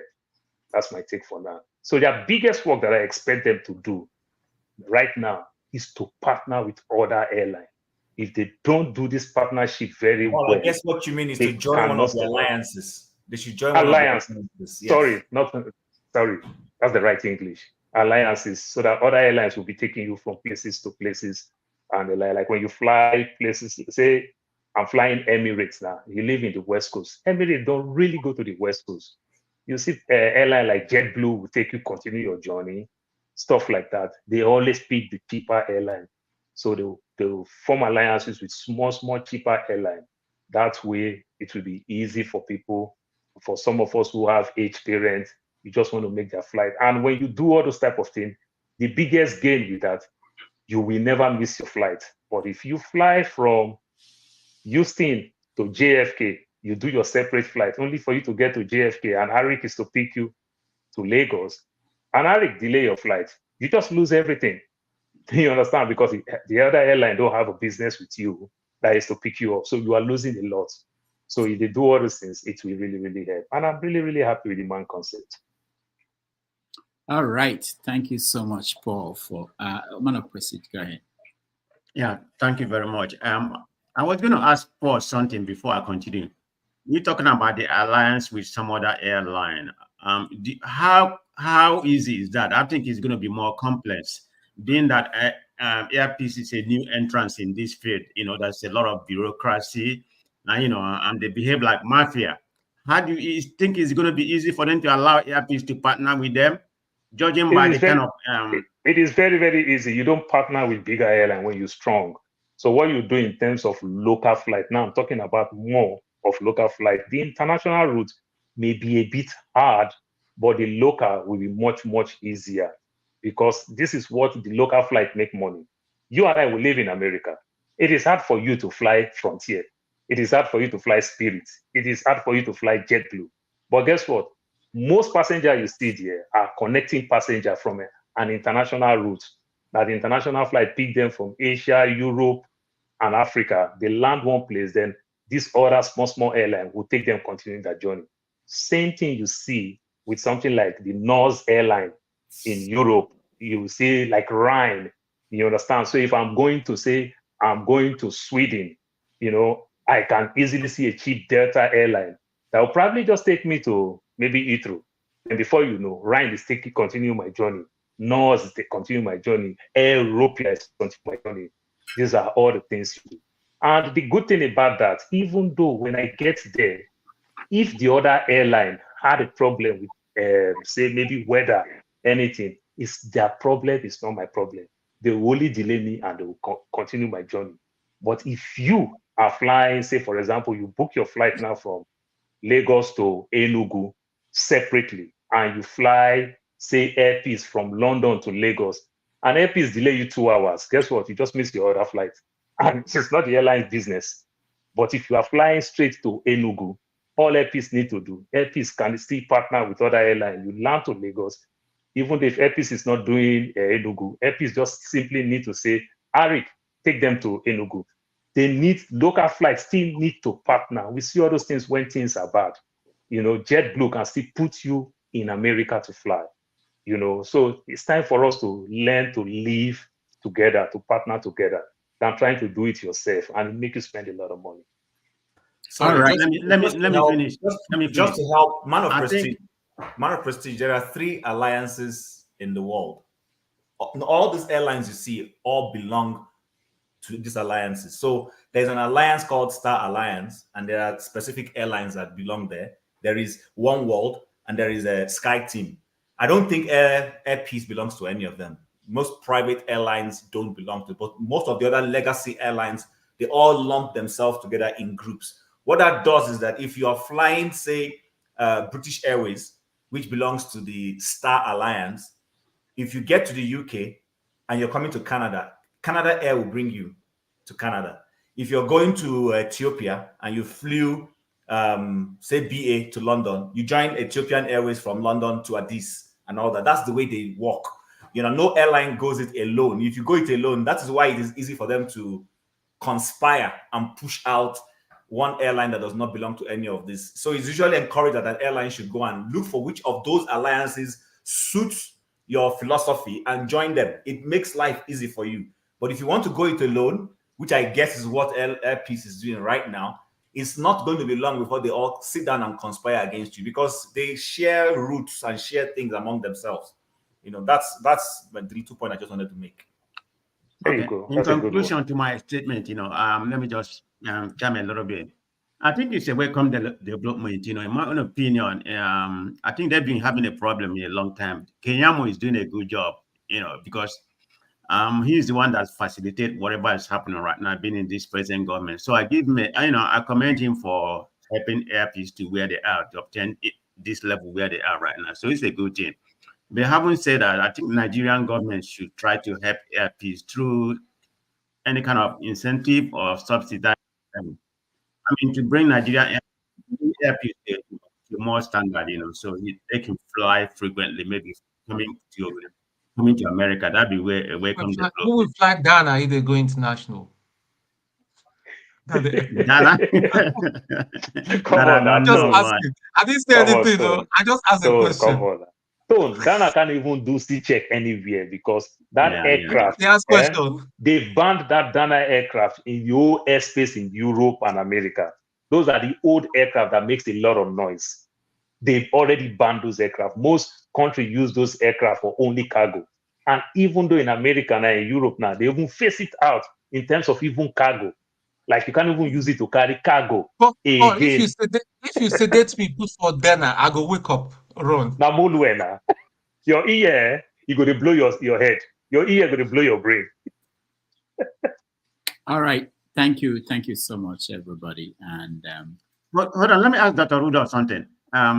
When somebody's giving you, do you prefer other means than super chat? Well, I think, yeah, if the person can do Zelle, because super chat they take 1/3 of the money, YouTube will take that. So Zelle is better. But anyone, Oh, Zelle. Oh, okay, that's directly from my bank. You know, if okay, that's okay. Yeah. Thank you. All right. So thank you so much for this conversation. What we are going to, just to remind people that tomorrow on 90 Minutes Africa, we're going to have Dr. Franklin Obunweze, who most of you know. He's been here 3 times. I think this will be the 4th time he will be joining us at 12:30 p.m. US time and 5:30 p.m. Nigerian time. He will join us from Frankfurt, Germany, to talk about the world and Nigeria and Tinubu and everything else in between. So if you have time, you can join us tomorrow. And the topics that we still have left that are important are, one is Rwanda. I want to hear from people in the UK. So if someone leaves Nigeria now and comes to the UK to apply for asylum, you might end up in Rwanda. So how is that shaping up? What's the argument and the debate over there in the UK? And then the other one is American students rising up to protest what's going on in the Middle East. Is that a lesson there for Nigerian students, African students, when their country, when their government or the society is totally against something, that the students can be the people that will motivate the country to look at something in a different way? So that's a conversation I would like us to also have. But at this point, I have to take my leave. I have a meeting to attend, and I would like to thank everybody that joined me. Forefathers, thank you so much, Chim. Thank you so much, Eagles Air. Thank you, Man of Prestige. Thank you, Tone. Thank you, Ikolola. Thank you, Paul. Thank you, Sho. Thank you. And there's so many of you who joined. I can mention everybody, and those on the comment sections. I noticed you didn't appreciate Pansat coming in. You should say Pansat. Oh, Pansat. Everybody comes in, he makes the place he makes the place warm. Yes, that's true. Doctor, but truth be told, let's tell ourselves truth. Pansa is making us enjoying the show, but sometimes Pansa is going too far, and when it goes too far, it's turning some of us to animal. You understand? And it's not too good. Like I use one word. He called me minority, and I said minority has been president in the country, and he, an Igbo man as a majority, has not been president. Guess what? Of course, I'm messing with Pansa, but you know other Igbo people now will take it up with me. Why am I saying that? They might not like it. So he's bringing the animal in us. You understand? And we cannot let him just keep enjoying this rhetoric, and we'll laugh, we'll smile at it. Sometimes we'll fight back. Sometimes we bite back. And when we bite back, he affects other people, not even him. Other people will look us like animal. I disagree. No, you might disagree. So we said that. Okay, can I hold on. When I said that, you might not see the comments that people felt when I said Igbo man has not been a president. Me, that he called minority, have been a president. Now, I am talking to Pansa just to mess with Pansa because Pansa messed with me. But do you know how many people comment about it? Do you see how it works? So it's not because we're in public. You understand? So sometimes he is going too far with it. Okay, you understand? And it's not about him. Okay, can I say why I disagree? You see, the measure of a strong man is the man that doesn't put his emotions forward before his mind. You see, so if you're saying that is adding, can I finish? If you're saying Pansat has the power to make you do things which you're not supposed to do, you're making. There's something someone told me when I was a teenager. He said, "Don't give the devil more powers than he has." You know. I like that. You cannot tell me how I will fight back. Wait. Let me. You don't tell me how to fight back. No, I'm not telling you what to do. I'm telling you. Oh no, that's exactly what your parable is saying. That's okay, my parable. My parable I can choose to be silent, and I can choose to fight back. It Okay, always there's go another two thing. There's ways. another thing I see around there. Let's take Pansat out of it. Maybe because Pansat, someone wants to say, give a comment, and then he mentions someone's name over what you said, and you see the other person already ready to pounce at it. Oh, you said, but Pansat does that. But look, for someone mentioning your name over what you said, probably you've touched something they want to talk back at. So it doesn't make it that you must. There are some things you don't give a response to. So That is look, true. for me, I believe that no one has the power to. It's like my friends. I'll put it this way to you. I'll put it simply. My friends watch football, and then they go about, oh, that football today has dampened my emotion. And I said, that means you're weak. Because if boys play, whether they win or lose, they get paid. You don't get paid anything. They don't even know if you exist. And you are there ruining your whole day because they lost the game. That shows how weak your emotions are. So Do you that's see where you're where I coming get to from? it. Do you see where you're coming from? I'll tell you mine. Me, I love so much American music, so much heavily. I play country music in the 70s and in the 80s. I don't play no Nigerian music. How do you think the Nigerian community take me? Whenever I carry all my Nigerian people in my car and I'm driving, all I play is American music. They look me like a sellout. But it is something I just like to do. I support my Nigerian music. When I go to work, when people see Burna Boy, they say it's Jamaica. I say, no, it's in Nigeria. I argue for them. But guess what? I don't even play their music. You argue when they talk whiskey. I say, oh, it's in Nigeria. It's just not the type of music. A man who listens to Don Williams, Kenny Rogers, and Lionel Richie. Do you see any Nigerian music that's playing that type of music? You understand? So I am not condemning them. It's just not my style. Well, thank you so much. Hold on that thought. So let me take my leave. Thank you, guys. I will see those that will join us tomorrow. And all the best. Yeah. Thank you, Doctor. Thank you, Dr. Doctor. Damages. Ikolola, I think the argument you are making is within reason, isn't it? If somebody comes on and start being unreasonable with other people constantly, you're not going to expect the other to just sit there and take it constantly. Otherwise, you're going to encourage other people to become like that too. Then what do you have? Okay. Can I say something? It's hold on, for father. I think I like Pansat, but I have an issue with him. I mean, when he come here and spoon some bigotry language, I mean, I detest that. That's my own opinion. I mean, because it's causing division, regardless of how eloquent he can be. In narrating his form, some of them are very informative, but that bigotry line, I despise that. So I don't tolerate that in any platform that I am. I will always call it out, whomever it may be. It doesn't matter, Igbo, Hausa, Yoruba, or whatever. I mean, we should desist from such a language. Let me put this this way. A madman walks right in front of you on the street, and he decides to fight you. And then you say, look, can I make my way? I am not ready to fight. And then he just stands there. He doesn't touch you. He says, you're weak. You can't fight me. And then you say, oh, you're going to fight him because he's making you feel bad. It doesn't make you a reasonable man. It does not. I like your adage. When it comes to adage, I am good with that. My mother used to put another this is all I'm parable. trying to say. Listen, my mother said somebody that madman kill his child. If you see mechanic, he will run away. Exactly. What because about that? There's something Pansat says. Do you see? So which means the person didn't even fight. You see a mechanic because madman kill his son. You see a mechanic just getting dirty with oil. You understand? So that person now is seeing a mechanic just because his body is stained with oil. He run away that another madman is coming. That's how we human being is. You understand? What you can tolerate is different from what I can tolerate. And if a madman does something, that's what I said, is within reason. Because if a madman does something, people are likely to ignore the madman. But if a sensible person that should be a human being does something, people remember, madmen are not given podiums. Madmen are not given podiums. Forefathers, you mean to qualify it supposed sensible person. Exactly. That is the point, because madmen are not given podiums I to really like the speak. way you are here. I That's like what the I way you mean. pick all the dots.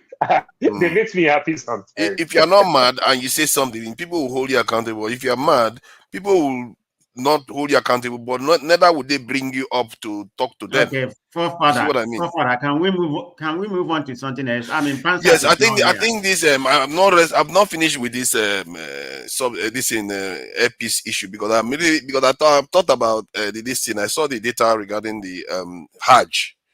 The Nigerian government spent 90 billion to subsidize people to go for Hajj, and you can see a situation whereby they have to think about subsidizing AirPeace, because what I'm looking at there is a massacre where you have 890 pounds versus 500 pounds ticket charge.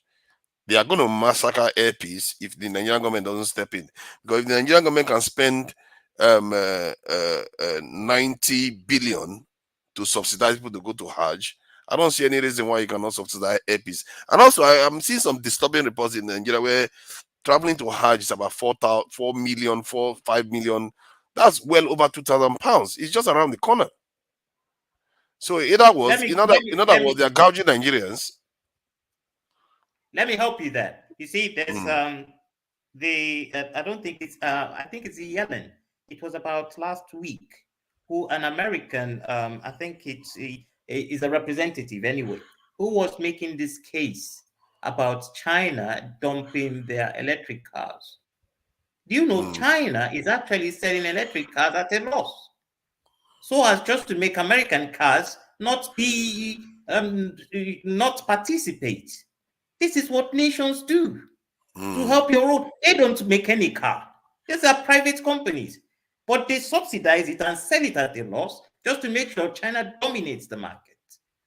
Let me just show people the data so that they can see, because let's this talk is too about vivid for my liking. let's emphasize more on this subsidy. Do you know state can also come in? State can also please, my brother. Let me just go. State can also help with subsidy. So there are different ways you help. Like when Arik started flying to Uyo, when they opened Uyo Airport, no airline is going there. So what do Arik order a Bombardier, a Canadian aircraft that carries like 110 passengers. So what they do now, the Akwa Ibom government promised them 65 seats. You understand? If you get all your passengers, they don't pay you anything. But if you get less, very less, and everything, they're going to make up for 65 seats for you. So this is how you subsidize. So states too can also come in, like the way my Igbo brothers will love to travel straight to the east. You understand? So state can also say, you know what, instead of you to fly here and do this, and with a good concept of you can use it even though up to an hotel, where even hotel airline subsidize. You understand? They partner with an hotel. So you just see that, okay, if you fly this, you use this hotel, you get rebates. So also building state-of-the-art hotel around the airport, it also helps. So if you are using this hotel, your flight will cheap. You understand? You do a combo thing. You understand? So there are so many strategies where you can use. State can also support. It's not only about federal government. And remember one thing, the Tinubu's government is trying to reduce subsidy. So still telling the same Tinubu government to subsidize again is almost like a wishful thinking. You know, it's almost like a wishful thinking. Otherwise, the consequences could be very dire for us. And the point is that they're already doing it. You see, I'm looking at this one that they are talking about 4,000. That's 4.9 million for airfares to Hajj. I don't know whether that is true.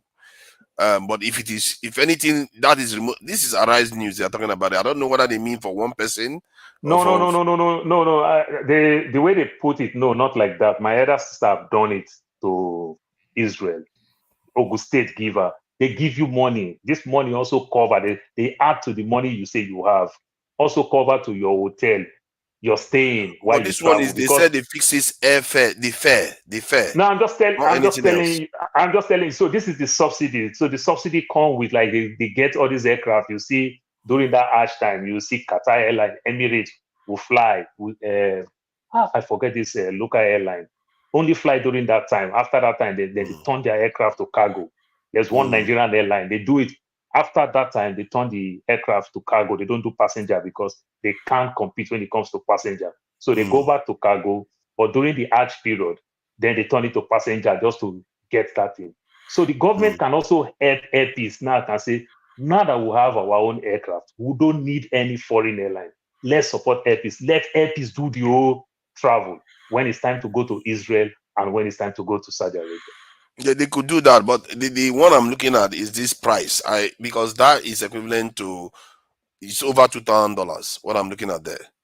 If it's over $2,000 just to Middle East, yeah. Forefather, I think Nigerian government subsidized them going to Hajj. I think from what I read, it was in the billions. 9 billion. 90 billion. 90 billion. 90 billion. I'm sorry, 90 billion that was budgeted. So look at that amount of money, Paul. That's what we're talking about. I mean, 90 billion to subsidize them. Even I thought you said they are paying out of their pockets some, but that's a lot of money. Hey, my brother, they do it every year for Christian and Muslim. Every year. No, it's not about that. It's about whether they can do the same for AirPeace. It's not that I'm not saying they should stop that one. But if they can do it for that, why not do it for AirPeace too? Are we not Nigerians? Now it just hard. Remember that for the most part also states also support. You understand? Kano, Kaduna, Sokoto. Yeah, this one is the state that pegged it. Sokoto also have international airports. So it's about states. So how big now? Like my Igbo people now, they are big with Catholic, not really this travel to Israel. You know, most old people just do it as Christians. Say, for my lifetime, let me go to Jerusalem. But the Igbo people who are really, really big when it comes to travel like that, they're more of the Catholic than any other thing you can think of. Yeah, but this is the problem with the way we do something. We are willing to subsidize things that doesn't grow our economy. But we are not subsidizing things that you should help. The topic. So, things that don't this grow our make economy. Us get mad. You are changing the topic.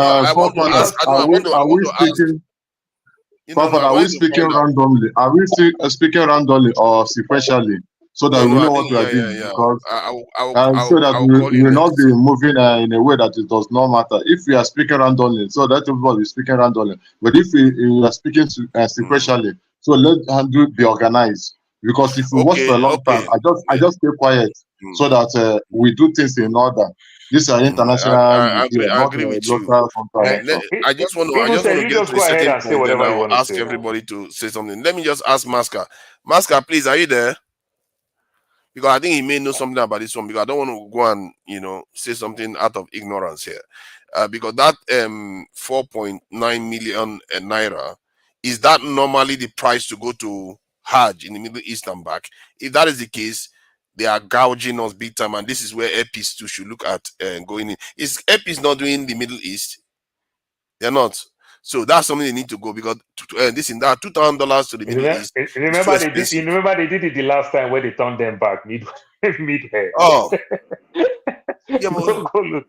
Yeah, that was that not Dubai? Yeah, that was Dubai. But it appears these Hajj ones are very expensive. It's the Saudi Arabia. Saudi Arabia, yeah, that was Saudi Arabia. It's Arabia. Yeah, they play the politics of visa.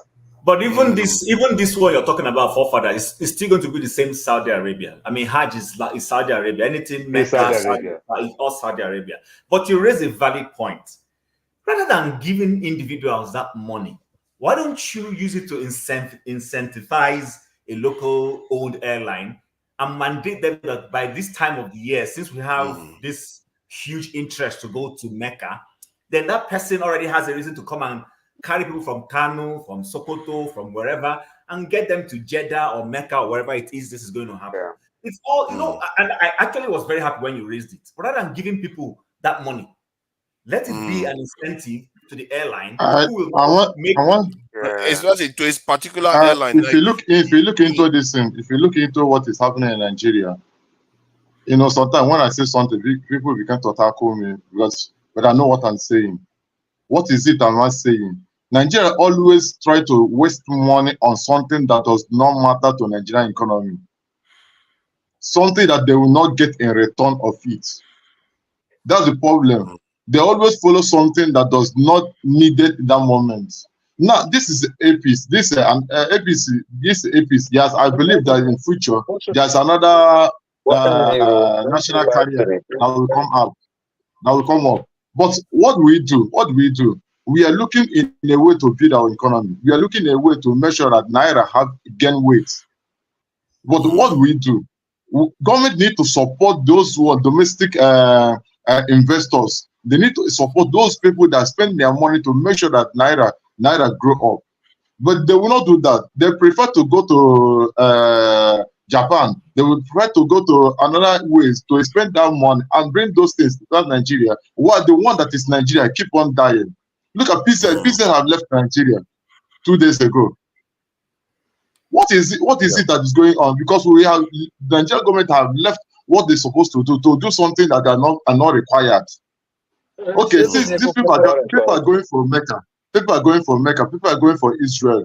What will they do? They will say, okay, since we have an airline like AirPeace, or if there's another airline that is capable to carry passengers from Nigeria to that place, what do? They invite those people and make use of them. You find that the millions Naira being spent will still remain within economy. It will not go out. But they prefer to spend the money unnecessarily. Then those ones that wanted to invest in Nigeria will keep on dying. So we do have okay, look at Obama. Look at Obama. I want you to understand something. The Nigerian airline can do Sorry, can I all. just So like ask all those Masca? Emirates, Qatar, that also support this their Muslim brother. So they themselves they come in. This is the time they themselves benefit. Can so we let Masca talk, please? Can we allow Masca to please, chime in here? let me summarize. All we just need to do, we can let AirPeace can see these things, my brother, is to market themselves. Let me summarize. Please allow me to finish. Allow me to finish. Why you want to summarize what you want to do? This is where I want to tell you so that you use me to summarize.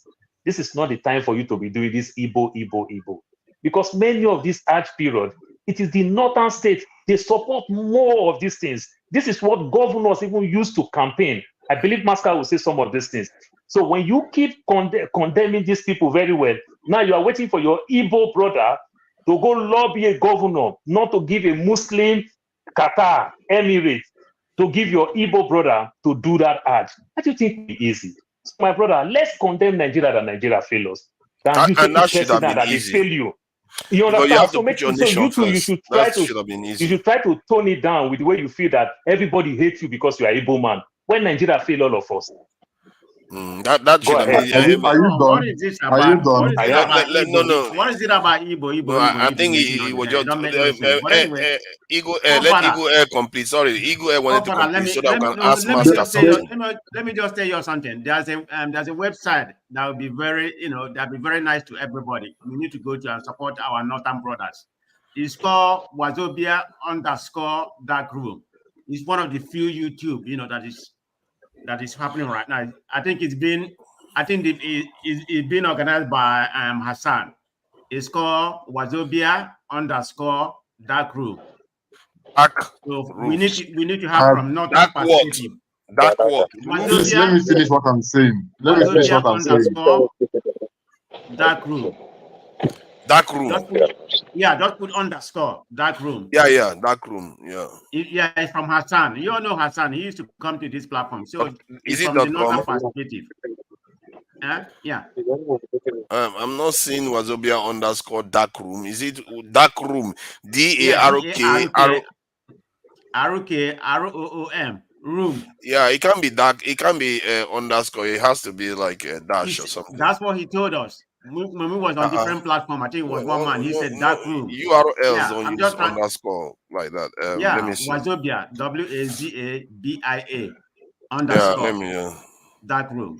Just to hear from that, from the northern perspective, because we don't have a lot of them coming here. It'd be very nice to always, go to that website, that YouTube and listen to them.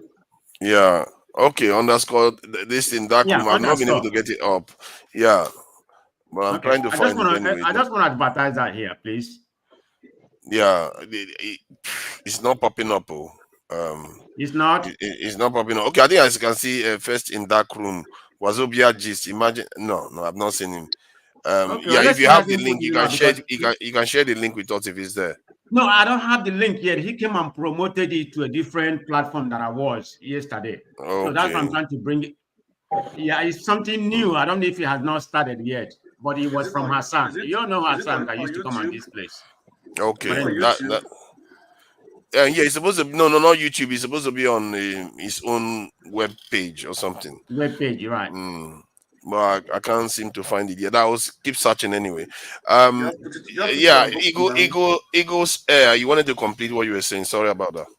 Let me complete what I'm saying because there's sometimes we get it wrong. We are not supposed to get it wrong. What I was saying now, I didn't mention any woman or Igbo woman, anything. I'm just trying to say, in a way, government need to give a support to people who bring out their hearts to invest in Nigeria, not to go outside and look for investors. Whereby the one that is in Nigeria, you have not given them support. That's what I'm trying to say in effect. Now, let us look into it clearly. Now, the Qatar airline and all of them are getting support from their federal government to make sure that they remain as a business, because what they are doing is to maintain the flag of the country. What they are doing to make sure that the money that comes into the country does not go out like that. Now, AirPeace have come and said that if you want to buy a ticket, you can buy a ticket in Naira, pay in Naira. And there's no problem about it. Now, what he's trying to do is that to help the dollar to reduce the expense of the dollar, to reduce so that we'll be using Naira. We have some time ago, is it Qatar Airline or something that said the Nigerian government are owing, the Nigerian government are not supposed to pay them the money supposed to transfer to them. That's an issue. But if Nigerian government will say, okay, since AirPeace have come up in this option, what will you do? Now, other nations like British Airways have 14 slots in a week to carry passengers from Nigeria. Now, we are going to negotiate with England. We are not going to negotiate with their country that they have to give AirPeace 14 slots as they give to their own country. That is international politics. Now, they have to do it in a way that Nigeria Airways, British Airways or Qatar, anything, that you're going to end up in Lagos, you're not going to come to Abuja, or you end up in Abuja, you're not going to Lagos. Then let AirPeace go flew all through this thing. That is enabling environment they are giving to AirPeace. They are trying to make what to support them. They are trying to make them to understand that this is a government of Nigeria. You are our own, that we are solidly behind you. Yeah, but I think don't you think that the best way to support AirPeace is to help AirPeace subsidize its airfares? Because if you pass rules to discriminate against the others, they might come at you too. You see what I mean? He can't do that. He can't do that. He can't do that in America. He can't do that in London. Even here in India, he cannot do that. Government will tell you where you stop. Then let their own national flag carrier get to so and so place. This is part of support to their own, because immediately Nigeria, British airline stop at Lagos, not come to Abuja. You find that the AirPeace will get more passengers in Abuja to go to London. And by once they get more passengers, once they get more profit, they get more passengers. Do you understand? This is sort of support. Now, Nigerian government is Nigerian economy is not good. They say that, okay, let us give incentive in Naira. And this, look at what happened to Obama. When Obama was president of Nigeria, what did he do? He gets the support to Elon Musk. Today, Elon Musk now is doing well in Tesla. Now, look at, there's something that's happening up right now. Is it the government of America right now has said that they don't need anything concerning Chinese electric vehicle. They banned it. So that the electric vehicle in America will keep on excelling. Yeah. In Nigeria, I think what I'm thinking is that Nigerian government don't have the clout to start fighting all these big companies. And if you start passing, because they already have access to it, if you say now you're not allowed to fly again, that is going to be more controversial. Then you reduce the incentive we give it to them. Then you reduce it. You reduce it. Forefathers, I don't think it's that they don't have the clout. I know for a fact that a certain first-class traditional ruler in Nigeria who is deceased now I will not mention his name, was a major customer of British Airways. There was a time British Airways, he wasn't yet in Lagos, he was coming from his locality to fly to London. And they had to delay that flight to make him board that aircraft. And the same way, we have some top Nigerian elites that one way or the other are affiliated to some of these big airlines. Some of those, so those airlines you see, they are not just doing things, based off whatever BASA agreement or whatever it is. There are also some top Nigerian elites that are behind them one way or the other. Sometimes even shareholding, So I think and some of them are in government. Those are the people that Mr. Onyema was talking about that frustrating him, because these airlines have access to those people. They probably give them complimentary travel benefits, so they will fight their own. So the government needs to stand up. If the government chooses to say, "Look, BA, you can't go to, we can give you Lagos, but don't go to Abuja," they're not going to do anything. They're not going to do anything. We're just not fighting the battle the way it should be fought because of people are compromising behind the scene. That's just the point. Okay, thank you. Let me ask Maska, I've been trying to ask him this. Regarding the airfares to Hajj, is it more than $2,000 to go to Hajj from Nigeria? I don't know if you are aware of that. I'm not conversant. If you can hear me, forefathers, I'm not conversant with all this stuff. I mean, I can find out now and get back to you. Okay, In I would terms of truly appreciate what's that, the because essence of the question, so that I would not come back and then there's a follow-up question, and then we begin to do back and forth. So what's your point? What's your landing point? Yeah, the landing point is that if the airfare is over $2,000, they are overcharging Nigerians to travel to Hajj. In terms of the fares alone, transportation alone, it's more expensive to go to Hajj than to go to London, based on that. And Saudi Arabia is closer. So, and then Nigerian government, on top of that, subsidizing Nigerians on top of it. So we are spending money when we are already being overcharged. So this is where it's also important to have a local airline doing those things, which means if you are going to subsidize Nigerians, it makes sense for you to also say, okay, you all use the Nigerian airline instead of paying to whichever airline that is taking people to Hajj and making all that money from Nigeria. So the main point, the point is that It's fine, expensive. forefathers. It's fine. I get your point. I'll find that information and get back to you. I'll make a couple of calls and then get back to the panel on that. But now I'll seize this opportunity now that I'm talking. I think we're going too far ahead of ourselves. What I would pray for AirPeace, I'm happy is doing the right business strategy. What I will advise also is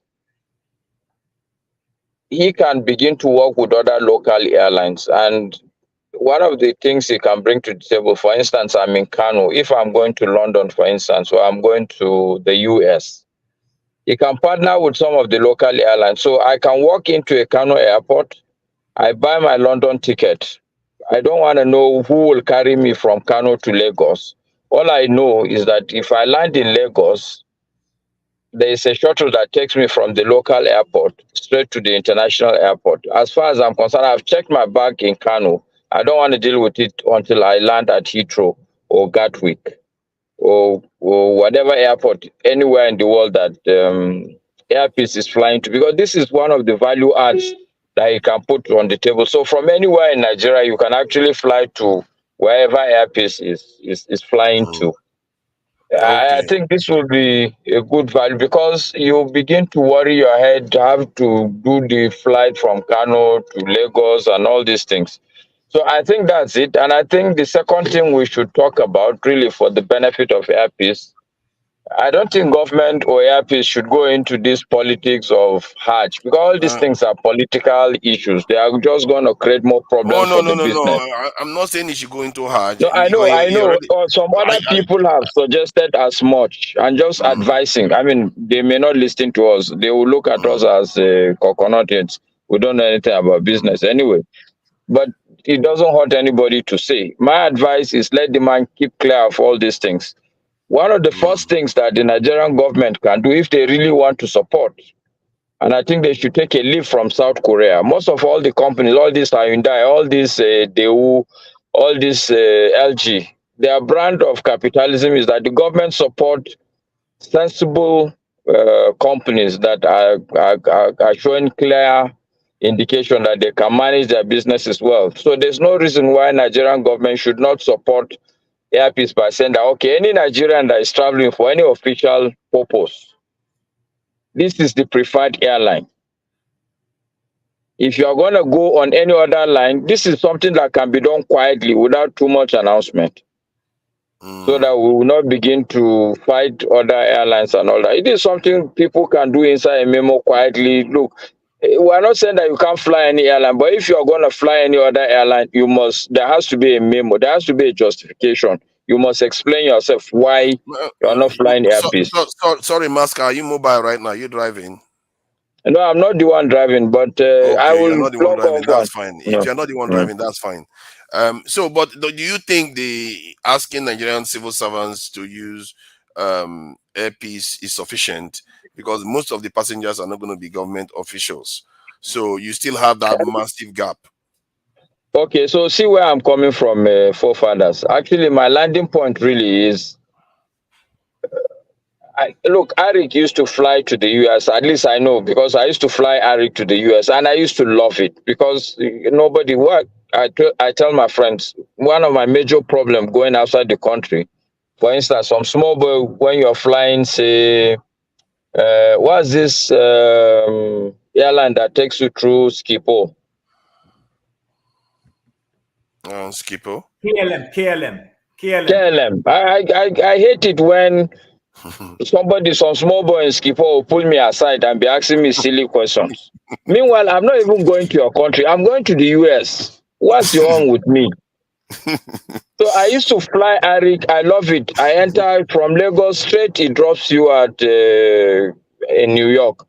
And I think it's the same thing. My point is that, look, we shouldn't be running too fast. Let AirPeace it's not about AirPeace itself. I think it's about we Nigerians beginning to develop this nationalism we talk about. It's not about, this is why I said there's a difference between nationalism and tribalism. This is a Nigerian airline. All of us, beyond the government, we should be proud. We should show, whether I like the man or I don't like him, this is how countries are built. This is how we build nations. This is our identity. This is our own airline. This is us. Okay? So I'm just saying that we should do it gradually, because the way it's going now, once he enters into political terrain, then the whole thing, somebody would even begin to undermine him. When you are saying gradually, I don't know whether I showed you the ticket prices from 500 to 390. AirPeace from 500 to 890. AirPeace is 890, and the cheapest fare to Nigeria is 500. So they are not doing it gradually; they are slashing him left and right already. So how does he survive in such an environment? It means the Nigerian government have to step in. No, you see, this is exactly my point, forefathers. Because when you boss like he's trying to do onto the same, people will fight you. I've insisted on this platform. One of the things I don't like about the way we talk is we have a very simplistic idea of the world. The world will never allow anybody to do what he wants. Any idea you want to implement, somebody is there trying to counter you, either as an individual, as a business, as a country, or as a race. There is going to be competing interest. That is why I'm saying the man should do it because by the time you full-fledged now, if you are taking it gently, by the time you're fully on ground, people will be shocked, like, okay. But now if we continue to say, okay, he's the one to fly pilgrims, he's going to be subsidized. Trust me, well, they are going to try and fight that man to the ground. That's why what we need to do, let the man take it gently and smartly, and especially quietly. But what is the use if he's going to fail? What kind of support is that? You talked about nationalism and all the rest, but when it comes to actually supporting the nationalistic ideals, you are saying let's stand back. You are going to watch it die. That is basically what I'm saying right now. You see what I mean? What is going to die? I We mean, the can't man do is lip service to listen. nationalism, but when it actually comes to doing it, you say you are worrying that fellow Nigerians will fight to destroy it. How is that No, not only. I'm nationalism? not only Nigerians. Not only Nigerians. Because what does it take for British Airways to bribe a Nigerian aviation person to create problems for AirPeace? This is how people should talk and think. Mm-hmm. It may not be a Nigerian. It may be the hand of a Nigerian, as you Christians would say. Is it the voice of Jacob and the hand of Esau? This is how complicated the life we live is. Don't take a simplistic approach. Even if the government is going to support him. But they are taking a simplistic approach. The moment AirPeace showed up, they dropped their prices.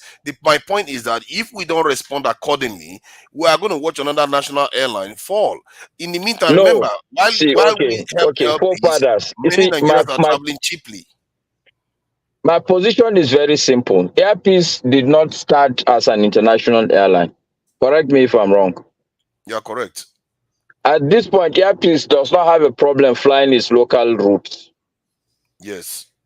So what are we talking about? An airline failing? It's about international airline. It will fail I think as on the international route.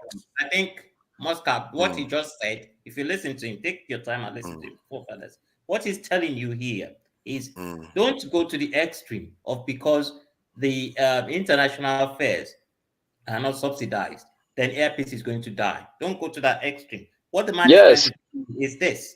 Things can be done gradually, and you're jumping over yourself. You don't even know if AirPeace has been given the permission to land in Saudi Arabia or Jerusalem. You need to know these things before you say, okay. I'm even saying that even if they give him, if he goes for too much at a go, it will cause more problems for him. But when you build yourself gradually and put your, how do I put it now? Put your house in order properly, do all the politics and stuff. By the time people see where you're going to, it's too late for the competition. But as it is now, what we are even fast, the day the government decide that they are going to subsidize AirPeace as a business, you will see the number of people that will rise and fight it. Okay, why if they rise and fight it, then they can tell us whether the government doesn't subsidize other industries all this while. My problem is that if another government is responding and subsidizing their own airlines to, and remember, it's Nigerians that are bringing to Nigeria. Then why is it that this is we are not having between trouble me and you? subsidizing Let our it own not be airline? like No, it's not trouble. I'm just trying to examine the ideas here, because if you are right, you are right. If I'm right, I'm right. It's for the I viewers. can assure you that there's no way I'll fly any other line if a Nigerian airline is flying that route as a Yeah, person but the thing personally. is, maybe you can afford it, but there are a lot of Nigerians that will tell you they will pay, but in reality, when they see £500 airline Look, and versus no, 890, look, they'll buy the £500 one. You're still not listening to the man. Look, in business, as any other thing, you look at your lucrative area, you use it to support your not lucrative area. So this idea of debt that is what Masca is trying to tell you. They could go it gradually. Their local operations is fine. So if you can make money locally and do your best as you can internationally until you overcome. Look, I'll give you an example. There's this guy that goes to the pub every day. When he goes out, he fights. Everybody beats him up. But he never stops fighting. But everybody knows they're going to beat him up. So everybody decided not to fight him. Because they're sure they're going to beat him up. So if AirPeace keeps doing what it does gradually on the international scene, at some point it will be accepted. Your argument appears to be charge the Nigerians the deficiency that is in the international trade, which means the local market has to be charged higher prices. No. The international trade, you just said it. International trade, don't forget, is virtually making a loss right now for what they have brought down. They weren't charging you £500 before. I mean, I bought a KLM 2 weeks ago for £500. But to them, it's nothing. To them, it's nothing. But to us, it matters, because it might matter whether AirPeace survives or not. That's the point problem. Mosca is making to you, why he's saying gradually, is They will run their course. At some point, they would have to face the market forces. They will run their course. They cannot do it forever. They never do. They've destroyed many of our airlines already. Yeah, why would they run their course? They have the resources. They understand these things. Which airline have they destroyed? You are the one always fact-checking people. Okay. All the airlines, international airlines that Nigeria has had, most of them, none of them are functional. Which one? Let's call them one by one. Let's call them one by one. No, name them. We don't have to name them individually. I know that Arik used to exist and others used to exist. Arik is not because of international flight, too. It's not that they fought it. The Arik is an airline that is in receivership. It's in with AMCON. Okay, but it's not flying. So don't blame it on international people. Flying London route anymore. Why is that happening? Forefathers. Okay. Sorry. So we keep. Forefathers, let me tell you something. Have a good time, everybody. You too. Forefathers. You too. Forefathers, let me just tell you something.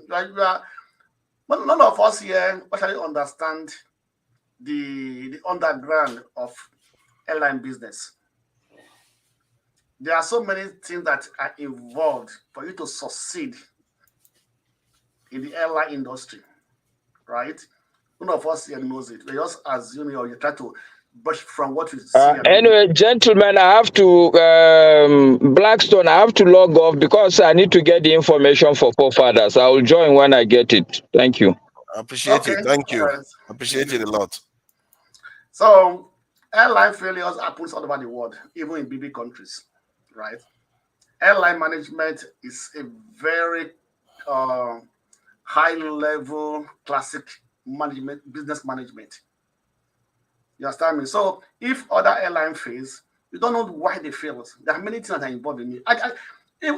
Brussels from Belgium Airline, they failed. Swiss Airlines. If they were making profit, would they be failing? No, let me finish. Not only profit that involved in it. It's often linked to. It's often linked. I can assure you. Do you know that if an airline carry a passenger that had a fake visa, do you know the fine they incur? I don't know. Who don't know? Go and check it out. Is that still not part of the profit loss? No, not that. No, it's a profit loss. But how did that passenger get into the airline? To that plane to fly? How? Yeah, but that's a different factor. But if you are making a lot of profit, you can still make up for that fine. How many profit are you going to make to pay about 200,000 or maybe 50,000? You're acting as if they are just carrying prisoners with fake passports. It's just one round again. I'll give you one example. Rastami, when we are talking, Mr. Oyema knows what he's doing. He's a businessman. He has studied the terrain he has studied this terrain. We're just talking here, just talking from our little understanding. He has studied it. He has been in it. You know the fight he fought for you to get the slot in the UK. If he doesn't know it, I think we won't be able to fight to that level. So he's managing it. He knows the profit is making. He knows that the prices he can offer to passengers for him to be to make a break even, right?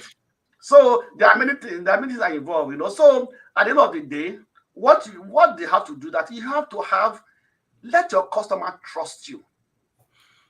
Let your customers trust you. There are some people who can say, I will fly this airline, I will never fly any other airline. Because that trust is there. Yeah, but for customers to trust you, they need to use your airline. Just what I'm saying. So at the end of the day, the first impression matters a lot. First time using an airline, you are impressed. Their service and everything. That will always bring you back. Not only the price. The price is one of the biggest drivers. It's only the important people that think about the price. The low income people like me and you. Yes, of course. Oh my God. The price is one of the biggest drivers. If you are taking this in a family of four, the price matters. Further than that, the price is we that are thinking of how much can we pay. That to our price. You don't expect me a millionaire will think about price. You know, the You black talk stone, about equality. we are going to get back to you on this one. I hear what you are saying. A lot of people are are taking the point of view of Masca on this, and Ikolala thinking maybe we should take it easy, slow down, slow down. Fine. You have to slow down. You have to take it easy. You know, it's not by rush. Yeah, I'm not so sure. I'm not so sure. We are watching a potential car crash happen, and we are just saying, yes, take it easy, take it easy, take it easy. Not taking me. I'm not taking it easy. I'm not taking chances. Papa, it's not your business. He knows what to do. It's not my business. Yes, no, Okay. we know what to do. He has been flying India. He flies to India. He flies to other parts He of the did world. say when he appeared on the news that he needs support from the government. He talked about the pricing challenge that he's going to face. That all of them have crashed their price. He did talk about it. You must have seen the interview. So he did say that. You heard him say it. So this is a danger. He knows full well, because before they start supporting you, people have to use your airline. If they are busy buying cheaper tickets, how are they supposed to use the airline? Forefathers, can you please talk less? Let the panelists talk more. Don't mind me, Thank Jare. you. I feel strongly about this one. That's why. A Black Beauty, welcome. Thank you for joining us. I'm sure you know you've heard about the discussion and what is going on with the price difference for AirPeace. I Yeah, don't know what you think about it. and trying to book flights. I've seen it recently. Can you hear me? Yes, loud and clear. Okay, I wonder why my microphone is okay. Yeah, I just saw some very weird prices when I was trying to book. It's very discouraging, but I didn't really come for that combo. I'm here for the students. The students. Oh yeah, that students one is going to come up. Yeah, don't worry. And with the YouTube is going to flag us by the time Nigerians finish talking about those students. YouTube is going to flag us. Kene probably came in for, the moment he had AirPeace and all kinds of stuff. Kene, welcome. Yeah, good evening. Yeah, Good evening, everyone. My brother, I see the hard way they give me for comment section.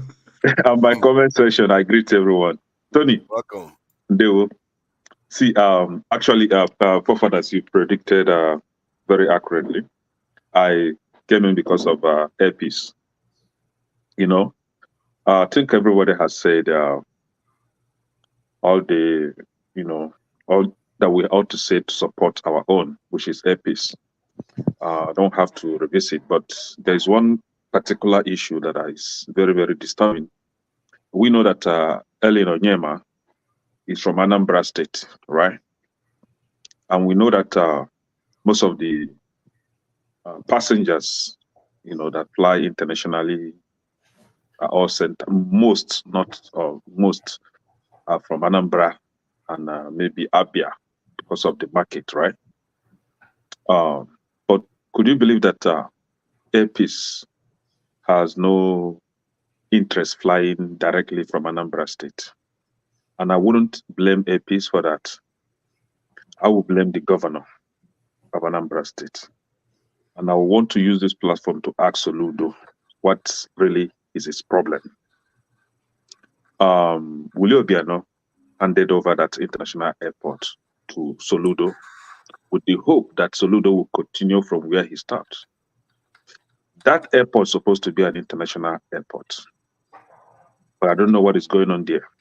Could you believe that? I don't know if it is similar to other airports, but there is nothing like air bridge at that airport. Before you catch any flight, you have to walk from that small, tiny room that looks like a classroom that they call international lounge. You have to walk from there to the aircraft. So if it is raining, you have to look for your own umbrella. No vehicle will even shuttle you from the tiny classroom to the airport. No vehicle, you have to walk by yourself.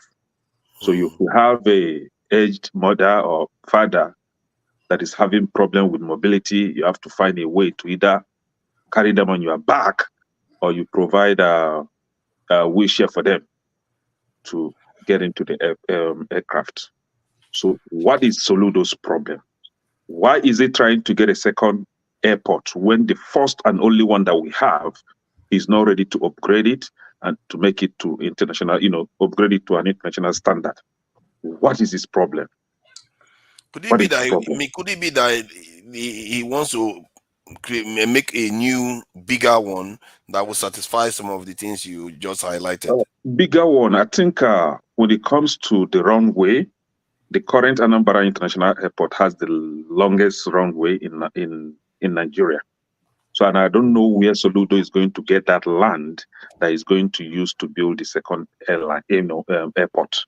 Soludo, I think, is more of a self-centered kind of a person. I'm really finding it difficult to address him that way, because I thought that this guy understands economics. I thought he should be able to manage the Anambra State economy very well. But his level of selfishness is making him to make a lot of economic blunders in Anambra State. The only international airport that you have, why not upgrade it? Why not make it a very big competitive airport in that region? But no, he has to build his own airport to make name for himself. Yeah, that's the suspicion. Sorry to interject very quickly. Tunaja said not too long ago that people having a degree or having doctor before your name does not professor does not necessarily mean that you're intelligent, and it just Soludo is just a dummy. I don't know what he's doing in Anambra State. And I think he's equally similar to what my mother used to say in Igbo. Passing class, about passing sense. So honestly, it's really heartbreaking because. Sorry, Kenneth, did you say he wants to build a new airport? Yeah, there's a rumor going around that he wants to build another airport. So I don't know how. I'm not sure how truthful that is. It's just a rumor. Yes, okay. Yes. Okay. So the thing is, I, for one, I don't like the idea of flying to Lagos before I now find my way to the east. And I wouldn't even like the idea of flying to Enugu State before I get back to Anambra, or flying to another state. Why can't I fly directly to Anambra State? So Soludo should please help us. We are not that stupid now. Another thing that he's doing is that you have to be part of his party, the ABGA party, before you get a dividend of his democratic whatever nonsense leadership that he's offering them, right? He's not even ashamed of himself saying it. You have to be part of us before you can get the dividend of my government. What kind of governor is this? He said it point blank, openly, in when he went to campaign in one Aguata local government. What kind of a leader is this? You won the election. Can't you be a governor for everyone? Why must everyone join ABGA before they will be able to get a dividend of your nonsense leadership? Yeah, but before we start putting all the blame on Soludo, when that airport was being built and commissioned and passengers saw how small it was, did they not complain that this thing is not right? Because when I saw it, the waiting area looked like a sitting room. Foreigners, I know where you're getting to. At least somebody started the concept, right? He brought the international airport. Now, if the building is that small, what you should do as the next person is to enlarge it, upgrade it, put those amenities that is lacking, put them together to support what somebody has already started, not to just leave it behind. You know how they run their government in Nigeria. Any government that comes will like to build his own thing to his own credit, thereby abandoning the one that that the previous governor built. Right? Yeah. Why not, continue from where Willoughby started, enlarge it, make it bigger, put those amenities that that are needed.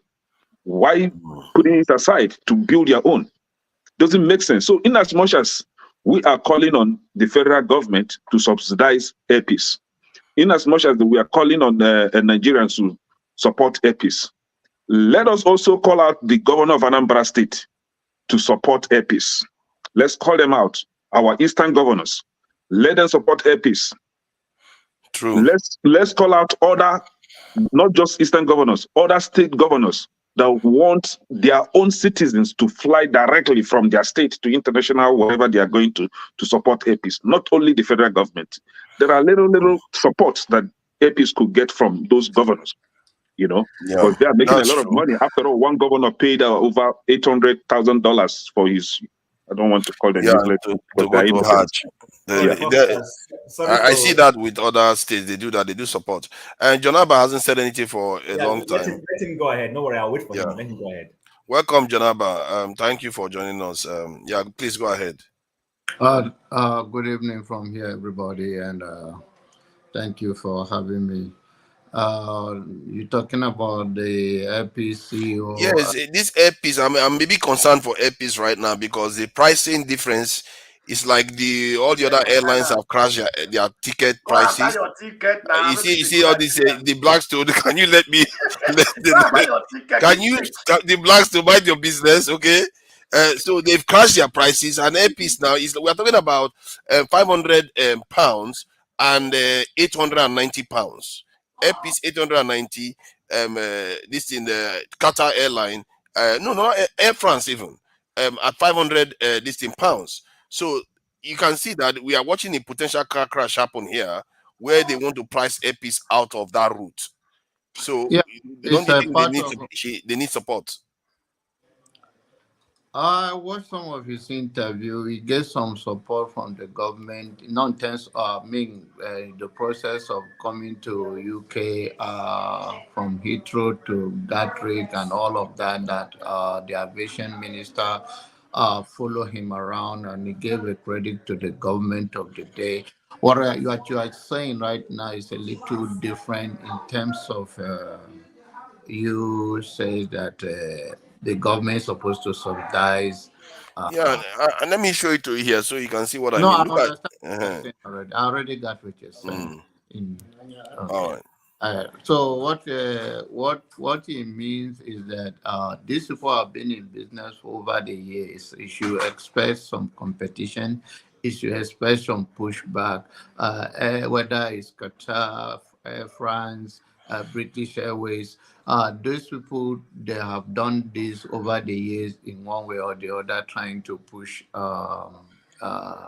Other airlines, especially those from Nigeria, because a lot of Nigerians fly that route anyway. And over the years, they have made a bunch of money from that route. And the reason why they dropped the price significantly is to push this guy off the roads because they have established over the years. So we cannot, he has to find a way to overcome it is a big challenge because what about the fuel is going to use alone is going to be a problem. So anyway, he can get support, but how long will that support be? Is it going to, because these people have been on ground for years. So, and I want to understand that their government support them, but you cannot match your strength with these people that have been in business over the years. So when someone like Masca saying that okay, it should be take it easy, I don't know, but what I trying to what implies is to me is that okay, you can't go into competition with these people if you are running it twice a week. Maybe bring it down to once a week or whatever way. Is trying to say that they should reduce or take it easy. I don't know whether that's what he means, but what I would know for fact is that since these people have been in this business over the years, and AirPeace is just coming to that route newly, and they are trying to run him out of business basically by dropping their price so that. It can, but that is not the only way. They can the aviation way.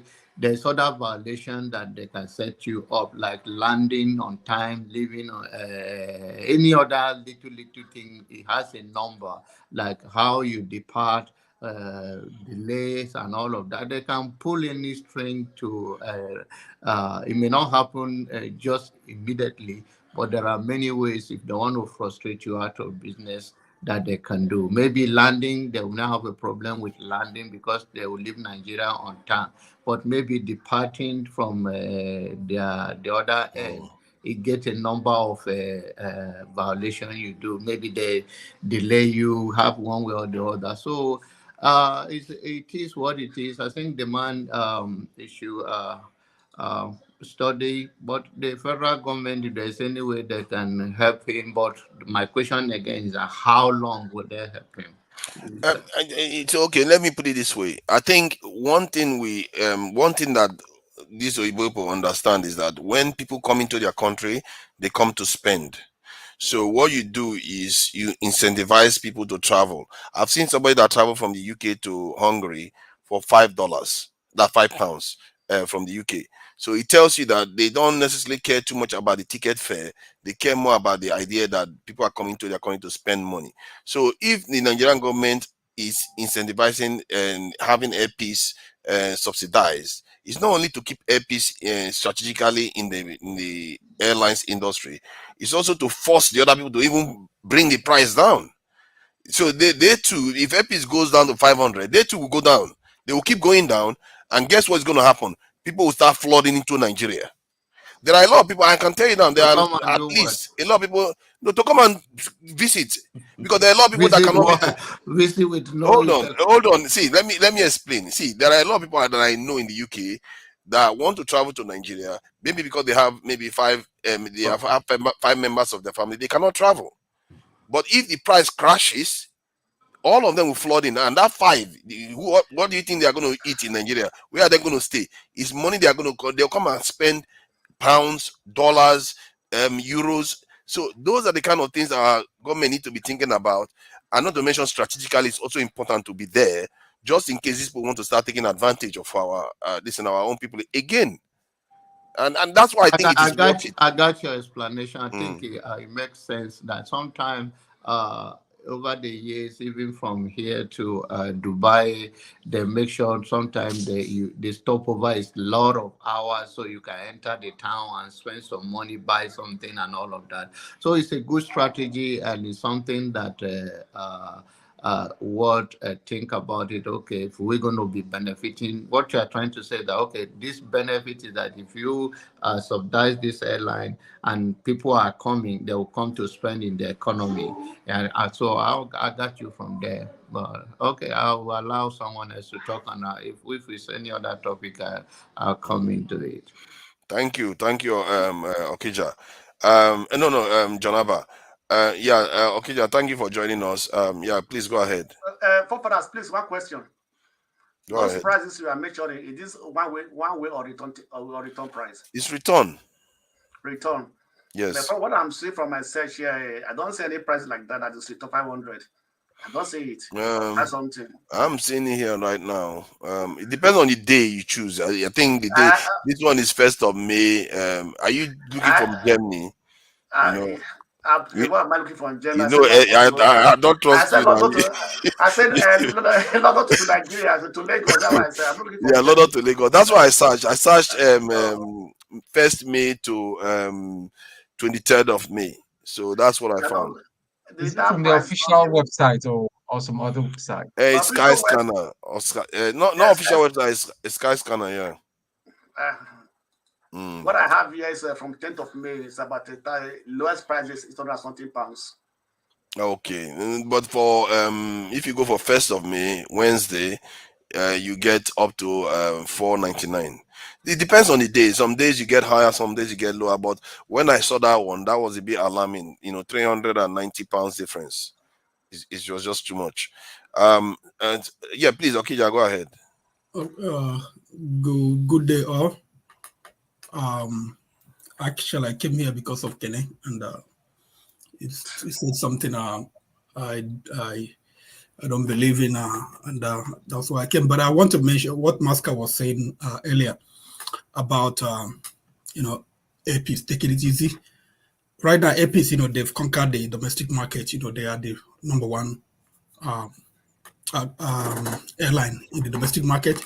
So I understand what he's saying. Right now, he's doing the Lagos-London route, and he's still having challenges and the fight. So I understand he has to conquer that one before he gets into another route. So he doesn't want to be fighting, in different places, and then the whole thing come crashing down. So just take it easy. You've taken over the home market, take over the London market. When you stabilize, then you open up another front. That's what I understood. But anyway, Nigeria, you know, just like people they talk about Kede. I don't know how you got that figure. Nigeria's travel. You have people from the north and from the south, you know, travel. But yeah, we acknowledge that that if you check the number of people from the southern part of Nigeria travel more than the northern part of Nigeria, but that doesn't mean that people from the north, they don't travel. They travel. They have all these rich kids, you know, we don't even know about. They fly like, you know, crazy, like every day to London or to other places in Europe. And it's not true that Anambra people they are the bulk of the people that fly. It's a lie. It's a big lie. I'm from Anambra, so I don't believe that. And he was saying something about Soludo Airport. I mean, Nigeria just is a crazy place. The whole Nigeria is a crazy place. I don't know why, you know, you don't want to, like, you know, want to build international airport here. Some of us, you know, where we live, a friend of mine lives in Houston, and when he lands, it takes him about 3 hours to get home, you know, from the airport. I live in the Boston area, and yeah, it takes me about 45 minutes to get home. Whenever I go to Nigeria, I go to when I go to Anambra State, I go to Asaba and then drive to Onitsha or to Okija if I want to. And then someone was telling me, you know, why not, you know, go to the Anambra airport, you know. I say I can't use that airport, you know. First of all, to start with, you know, that road, that place, the challenges. You have a lot of criminals, you know, that road, so I wouldn't even try it. So Asaba is, you know, Onitsha and Asaba just the same, you know, just, you know, cross the bridge, you are in Onitsha. So why would I have to go all over there? But again, Nigeria is a place whereby there is no structure, there is no planning. People just do anything they want, you know. Government, they just wake up one day and they build airport. You know, they don't even think about it. You know, why are we building this airport? You know, what does it serve? Nigeria is a place where someone would just, you know, build just build a motor park, spend about 2 billion, build motor park for just one car, one vehicle. That's the kind of country. You know, you want to build airport. How many flights are coming into that airport? Okay, Boston is a local. Boston is not like, you know, a major hub in the US, but at least, you know, in the New England is the hub. Boston, they have about, the airport has about 145, 150 flights, international flights every day. How many international flights do we have in Lagos every day?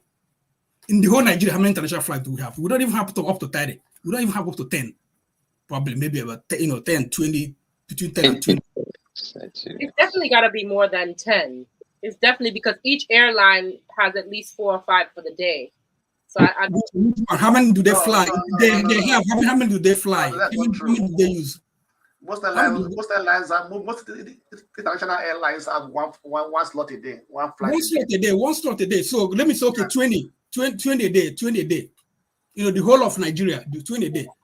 And then you want to build you want to spend money to build other international airports. What you need to do is, you know, the roads in Nigeria, make the roads, you know, good. So that if somebody lands in Lagos, you know, if he's in Djibouti or whatever, he will just, you know, like drive 1 hour, just get to Benin. You know, you build airport, you know, like you spend public money. If it's your father's business, if it's your father's money, would you, like, you know, build an airport? Would you, you know, if you are running a business, would you build an airport just to serve one flight a day? Most of Nigeria airport, they just one flight a day. I've never been in that new airport either, so I think I understand. So many airports in Nigeria, just you don't even have one flight a day. Actually, some of them, Okija, it's 2 times in a week. Yeah. So it just seems to be a pride thing where everybody just wants to have it.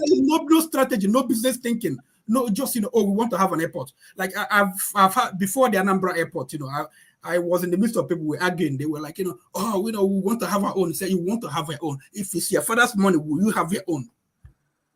Just, you know, you want to build an airport for. They were okay, like, so we're suggesting, okay, why not build cargo airport if that's what we want? Why not cargo? Cargo is not even, it will not get the money, but at least, you know, it's better than having you know, like an international, having, you know, building an airport for the sake of, you know, domestic flight when you don't have passengers.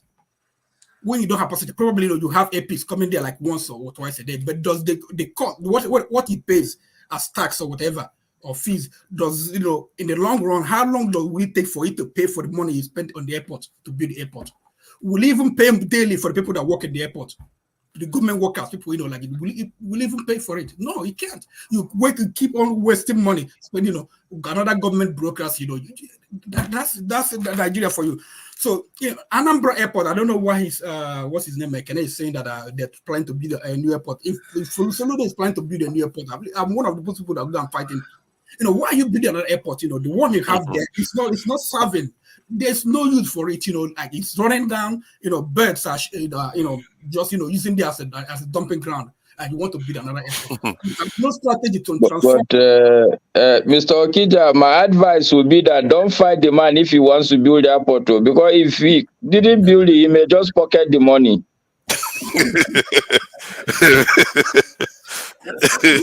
How about hospitals? We're talking about they don't have hospitals. The money that you used to build the airport is enough to build a good hospital. To build hospital, and if you build hospital, people will come and they will pay.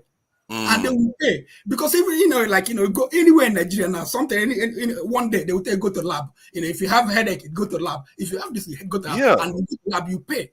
If you have a hospital, dedicated diagnostic center, with a good hospital, people will pay because they want to first of all health. It's important, more important than even food. You have to be a healthy person to eat. So people will pay that just build. Man, it's a crazy place. I don't know. I want to say no. That's a good. I like that you mentioned that, because I think one of the things that I've always thought about is like, if I have my baby in Nigeria, where will it be? Like, I need from the ladies that watch this program to let me know what are the good hospitals in Lagos proper and on the island where I can go and have my baby if I get stuck having to have my baby there, because I'm gonna. As a father, my advice is try and be in Lagos. Anything outside Lagos, you are on your own. Even Lagos, they kill people. I mean, like, haven't heard about that baker. A couple of years ago. Drop it for me. Go ahead. The military hospital, the Air Force hospital is there. Okay. Maska went to do some research. Welcome, Maska. Have you got the information? It's just a phone call, forefathers. That's the problem with Nigerians. They can call just a single phone call. Let me even tell you the truth. I just called my wife. Yes. I simply called my wife and asked her, like, okay, I know she's always looking at prices to Saudi, and her friends are always going up and down that route. So she told me, and by the way, AirPeace flies to Saudi.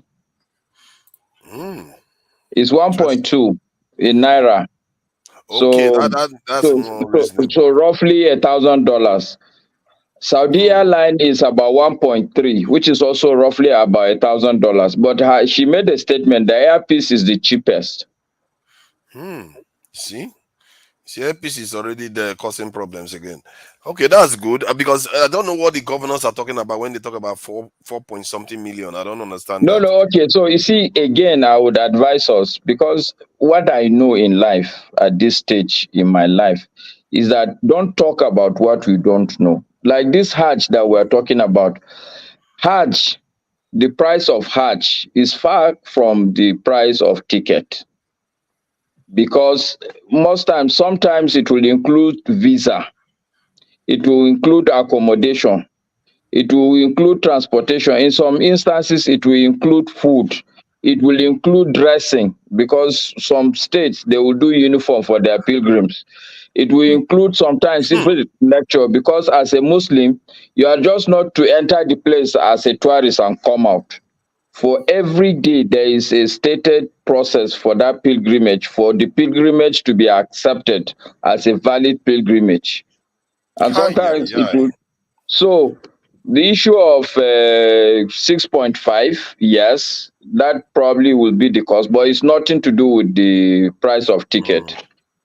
You see what jumped out at me there was about 20% is for the ticket, and 80% is to be spent overseas. And well, that said, anyway, I hope we are bringing something back that is, because Saudi Arabia has enough money, they don't need our money anymore. I don't even know why they charge people to come with pilgrimage. They make billions upon billions every quarter.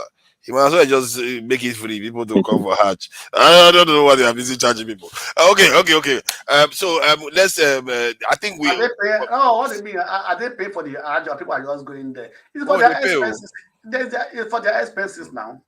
If you are traveling to a somewhere, would you have money for I your know, expenses? Blackstone, you are not at the for. If what forefathers is saying is that as a country, That's what I mean. if No, you go there, people.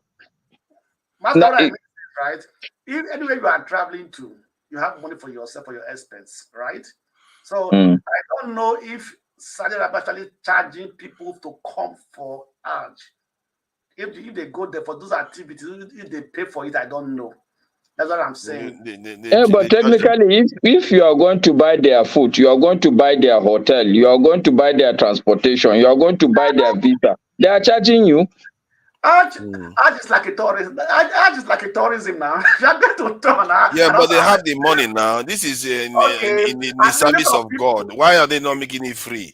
You know, give some people that are coming from certain countries free. They are already making billions upon billions. No, I'm not wicked. Nigeria is poor. They should make it easy for Nigerians to travel there. And every year. No, my point is that you can test the faith now. Let's test the faith. Come, let our people travel to Hajj for free. But forefathers, do you know that Nigeria is not rated as a poor country economically? Because of the oil, but still we are poor in terms of the budget of the government. Forefathers, if you ask any of my non-Black friends, and I tell them I'm going to Nigeria, they're like, "Oh, I heard Nigeria is rich. It's such a nice country, isn't it?" I'm like, "Yes, it is. It's wonderful." That's awful, actually. I won't dare tell them what's going on ground, but they really degrade it. So Nigeria is not rich, even if we potentially rich. Nigeria as a country is rich. Nigerians are poor. That's the difference. But who's gonna talk down on their country to some other people? I'm not nobody. So our GDP is not. The Blackstone, our GDP is not too high anyway. Our GDP is not too high. Our incomes are not too high. The government budget is not too high. So I think Nigerians are just too flamboyant. That's the thing. When they say Nigeria is rich, it means the natural resources in Nigeria. But the citizens, the Nigerians, we are poor. Nigerians are poor. But the country is a rich country. See, my point is simple. Saudi Arabia is making about $40-50 billion every quarter just from crude oil alone. Nigerian government, our entire budget is not up to $30 billion. And then the little money they have, they use it to go and pay Hajj again. 80% of the money they spend for Hajj is spent in Saudi Arabia. Hold on, this is we are talking about the worship of the Most High here. If you want people to come and worship the Most High, pay for them to come and worship. Pay for them. You have money. This is charity for the service of the Most High. But instead, they make us still pay. How can you expect the poor people to pay to come to worship God? Do they invite you? You can also worship the Most High in your country. No, they worship. No. They have Muslims now in Nigeria. They have to. My point is that they are making our Muslims pay with the little they have. Have you seen the poverty in the north? Ask her. Have you been to Hajj? Me? You know, you are my friend Blackstone. Seriously, you're asking me that question.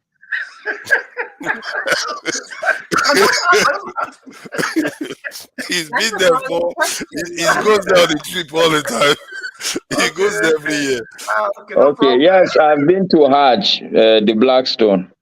No, what I'm asking is this: is it compulsory that every Muslim must go to Hajj in their lifetime? My uncle has gone several times. Desirable. Okay, it's I don't know, it's a bit complicated, but yes, it's mandatory if you have the means. In the olden days, people trek from Nigeria to Saudi for Hajj. Wow. In fact, what am I saying? From Ilorin to Saudi Arabia on foot. This story of Mansa Musa it's not even now. Even Mansa Musa went for pilgrimage. When people are saying that the richest man was Mansa Musa, it's because of his pilgrimage. He was carrying gold all over the place. Anywhere he go, he gives gold. on his pilgrimage. That's where we learned it from. Don't mind him. They caused all the trouble Yes. for us now. I've seen. You see, notice. Do you notice after he went? So after that, the Africa was Bafuka. They just Bafuka everything because it No, doesn't take long. That guy was Africa so irresponsible. He was so irresponsible. Because no, look at it now. I check the timeline. The moment he came back, it's almost like they just followed him and just came for us. This is what they do. That money, if it was Middle no, Eastern that have that forefathers, money, go back they will and use read it to your make a history better well. world. This thing you are saying is not correct. What actually happened was that when Mansa Musa went for pilgrimage, Africa got recognition. What actually killed Africa was when the Spanish, they drove the Arabs from Spain. These people came into Africa, and I think that coincided with the downfall of African civilization, as per the history I've read. Recognition that we are rich. Yes. Recognition No, that they it's need to not take even it. rich. What I mean by he got us recognition was because prominent people all across from Egypt, from Ethiopia, what do they used to call this Yemen? Is it Felix Arabia? So So, from but all if this, you see this in Masca, if he took intellectuals to Saudi Arabia to be recognized, or even like avid no, he brought, scholars that's of the Islam. point. He brought intellectuals to Africa in recognition that, okay, this black man, as black as he is, there's something about him. So people came and they Okay, set up okay. places like Let's say, Timbuktu. yeah. Let's say he did that. What he did was he brought people when he should have brought wealth in terms of power too, because that recognition, the one people really pay attention to. You see, people don't pay attention to religion as much as we like to think. They will look at the money. That money that he has shown, they will be all the other hungry parts of the world. The wolves will be looking at. There's a mountain of gold there, and you know the Igbo used to believe there's a No, mountain of I gold, will agree. I will totally agree with you on that. I will not and they debate came. you on that. And they came for us. And that's what I felt like. He was a little bit responsible, flashing wealth. Do you see the Americans flashing wealth? Or the British? They keep everything on the down low. America flash went to America flash. Well, what is the wealth? Anybody? What is the wealth? Have you seen Blinken? Blinken is walking around as some kind of somebody that just came out of a torture chamber with a suit. They don't flash. If it was our, they will wear gold. Gold is a gold turban, and anywhere they walk, they will throw gold before they walk past it. This is what we do. The nature of Africans is good, so you don't expect anyone to poach on you. You don't come from that mindset where you have lack, whereas the Europeans come from a lack mindset. Exactly. They were wolves. You know, we were. You make a very valid point. A black beauty. I was just gonna, in following up to what you guys said, I was. I'm not sure if any of you saw this story. It's one of these if I don't know what to call them. They do you do like BB Nigeria or whatever, all those shows. So there was one where two ladies were talking about Osu. Did anybody see it? One of the inmates of that program has a Nigerian heritage. I'm not sure what the conversation led, and then one of the white inmates was asking her, "I hear you are Osu," and then it became a big deal that the guys who run that show had to call the inmates and start talking about it. So when I shared that with one of my friends, he said that Nigerians, that the black man is always, he said Nigerians are always sharing information about themselves that they don't need to share. Keep it on the down low. Sorry, say that again. Keep it on the down low. Keep your riches to yourself. Keep your Exactly. We are always bringing up things about ourselves and telling the white man things he doesn't need to know. Meanwhile, these people keep certain things to themselves. Absolutely. They would never. So perhaps that is the same thing with this Mansa Musa. He was giving information that the rest of the world didn't need to know, and then they heard about it and use that against him. I mean, you're right. You know, we're sun people. We wake up happy. The sun is on us. We have everything growing next to us. We have all the resources, and we come out like wide-eyed children. You know, like doe-faced Bambi, and we're so happy to just share with everybody. And people are just looking to take. You know, Chim, I was looking for that movie that you mentioned the other day. I couldn't find it. I really need the name of that movie. Do you want to remind me which one is it? The one you mentioned on Friday. I'm trying to watch it with the husband. Oh, okay. All right. Find the I name will. of it. I have it. I'll let you know about it. It's Yeah. here right with me. Yeah, because Africans are too loud. That is problem. And a little bit naive too, because how can you go to a desert land where people have, like Black Beauty said, they have scarcity, and you go and flaunt all this gold to their face and everything? If before only the elite knew that there was a mountain of gold in Africa, you just announce it to all the population. They don't need to convince their population to come and invade anymore. They will just, oh my God, we saw it with our own eyes. The king is carrying gold everywhere. Let's go there. Even till now, we're still too loud. You know, there's a book I'm reading now, written by the wife of this Lord Lugard. I'm reading You'll be shocked. You reading the book? Yes, I'm reading it. I'm halfway through. Baby, let's talk about the book when you finish. Let us talk about that book. Fantastic book. What you were saying something about the wife? Check the private Yes. chat. I'll put it there for you. Got it.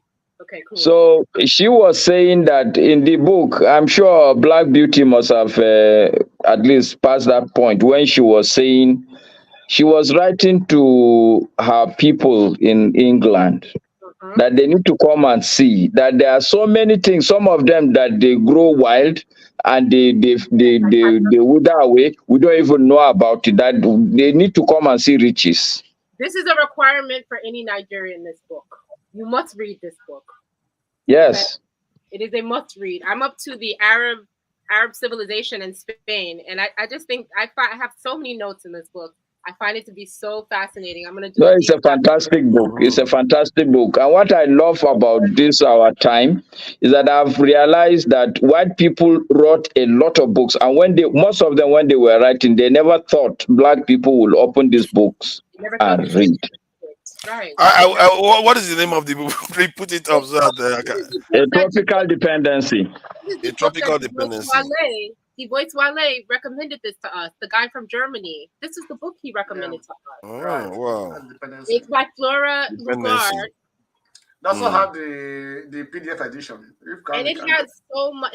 It's written from the perspective of a she is obviously the wife of Lord Lugard, but she is the first European reporter to come out of West Africa, right? Wow. So they settled what is now Nigeria. She even has a ranking system for Africans that start from the north down to the you read it, Maska. She said that they become less advanced. So Maska, both of you, is she right? I'm looking at the title, Tropical Dependency. Is it that we are depending on them, or they depending back the other way? They are dependent upon what she says.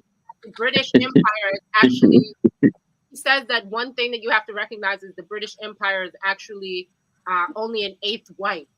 That the rest of it is other nations. She also says that the shining star of the British Empire is India. That is the model. That's like the model minority that everybody's supposed to be based off of. So this is, because of the caste system, I guess. You got to read this for like. India is ready made now. India is ready made for. But yes, Tim, you're right. In her mindset, it's a mother and a child. We are like baby for them. The new baby. She stated in the book that Nigeria is the new baby within the British Empire. It's a new dependency. It's a new child now that is dependent upon us, that we need to. But Black Beauty is right. Any Nigerian, any Black man even that hasn't read that book doesn't even understand who he is. You must. Master, did you catch the sentence where she said that Nigeria is just a name that we call it in the UK, in England? It's just like a nickname for the area, and they actually call it the Negro land of the Black. Yes. Actually, Black Beauty, after I read that sentence, I have to Google her again, Google Nigeria. There was a big debate in the UK, in England, around her. You know, so I had to go leave the book. I have to leave the book, go and understand the woman self and the history, how people perceived her. There was an argument. There's a big argument whether she was the one who coined the word Nigeria or not. Yes. She wasn't the. I think whether she was the one or not, she was just she was part of the Lugard family, I guess. So that's what happens now when you let other people take your country. They start naming it for you. What are you gonna do? And you see, forefathers and Chim, I thank God that Black Beauty is reading the same book. You see, when we talk, this is where some of these things come from. She said, if you go back, Black Beauty, there's a line that I find very profound when she was talking about slave labor, black slave labor. There was a sentence she made that, unfortunately for the white people, that they did not get to enjoy yellow slave labor. Yes, that's the Chinese. And her reason was simply because that the people in the Asian side, that the people were cohesive enough to protect their people. And that instead, what was happening when they came and encountered us, we would bring them into our communities. Yes. And invite them in. That is quite a poignant statement there. But that she mentioned that there was a group of people across the Sahel that were the most treacherous people, that had spears and had iron, that pretty much was one of the reasons why the Europeans could not enter until they circumnavigated, with the Spanish. Until the Spanish. That's what I'm up to now. I'm up to the Spanish. I think everybody should read that book. But for me, the key point is the fact that forget about our tribes. We should learn our lesson. The fact is that if we continue to remain divided, people will continue to. And I gave the example of Congo. As long as you're fighting, if you are inside the room, and this is the example I gave my mother. I said, now, if we start fighting and quarreling, there's a door open directly outside. And she had some, pineapple, watermelon. I said, we will not notice when people will come and clear all this, your watermelon and pineapple, because we are quarreling, we are raising each other, we are jacking each other. Nobody will notice. We will finish the quarrel to see that somebody had cleared this room of all the valuable resources. And that's what's happening to Africa. I have no plan to become an Igbo man, but all I know is that as long as my focus is to fight an Igbo man, or to fight a Yoruba man, there's another race that will come and clear everything. Grab everything. Even to your point, Maska, there's a proverb that says when two brothers are busy hitting their head over their father's property, and somebody else is busy enjoying your father died and left they will inherit it now. A plantation of palm, and two of you are busy who will harvest it. Somebody is busy harvesting it and selling, and two of you are busy in court every day. So it's a very simple analogy. So it makes a lot of sense. One thing she mentioned in this book, which I don't know if it's an insult or if it's just pure reality, she mentioned that Negro labor was not as refined as yellow labor. You saw that, Maska? Where she said that I saw it. More, that was probably true. Dexterous, man, meaning they were good with their hands. I'm like, oh shit, they actually thought that back in the day, because we say that people are good with their hands. No, see, as a black man, honestly, thank you for if you read a lot of books, Maska, I want to have a brotherly conversation with you based on what you just said now. I love what you just he just interrupted the conversation and wants to have a brotherly conversation. It's okay. Well, let me tell you, I want to have a brotherly conversation with you. See, I regardless of, I haven't read the book. I've heard so many stories, and for me personally, I'm at a point where I see what you're saying. You understand? But what we're saying is that if the black man is going to get itself together, you understand? Can we sit down on a table of brotherhood and have and build the society that all of us will mutually respect? You understand? And we are saying that this divisiveness or division that the British or the colonialists, look at what happened in Senegal, look at what happened in Burkina Faso. You understand? We know what they do. Even after they left, we realized later on, after so many years, that they were still stringing our countries from their capital city. They never truly gave us independence. But we are saying that let us give ourselves the independence that we thought we got, we never got, by building a society that we can all, that will be the pride of the black race. We don't want to splinter, to your point, but can we truly have that? You understand? That's what I'm Hey, saying. I you're want to have a asking me a brotherly question conversation with you. or Yeah, I'm saying okay, that. I'll tell you my I'll tell you my perspective, Olumide, on this. It's a very simple perspective. Okay. Like I said earlier in the show, my perspective is that we need to differentiate between country, state, nationalism, democracy, rule of law.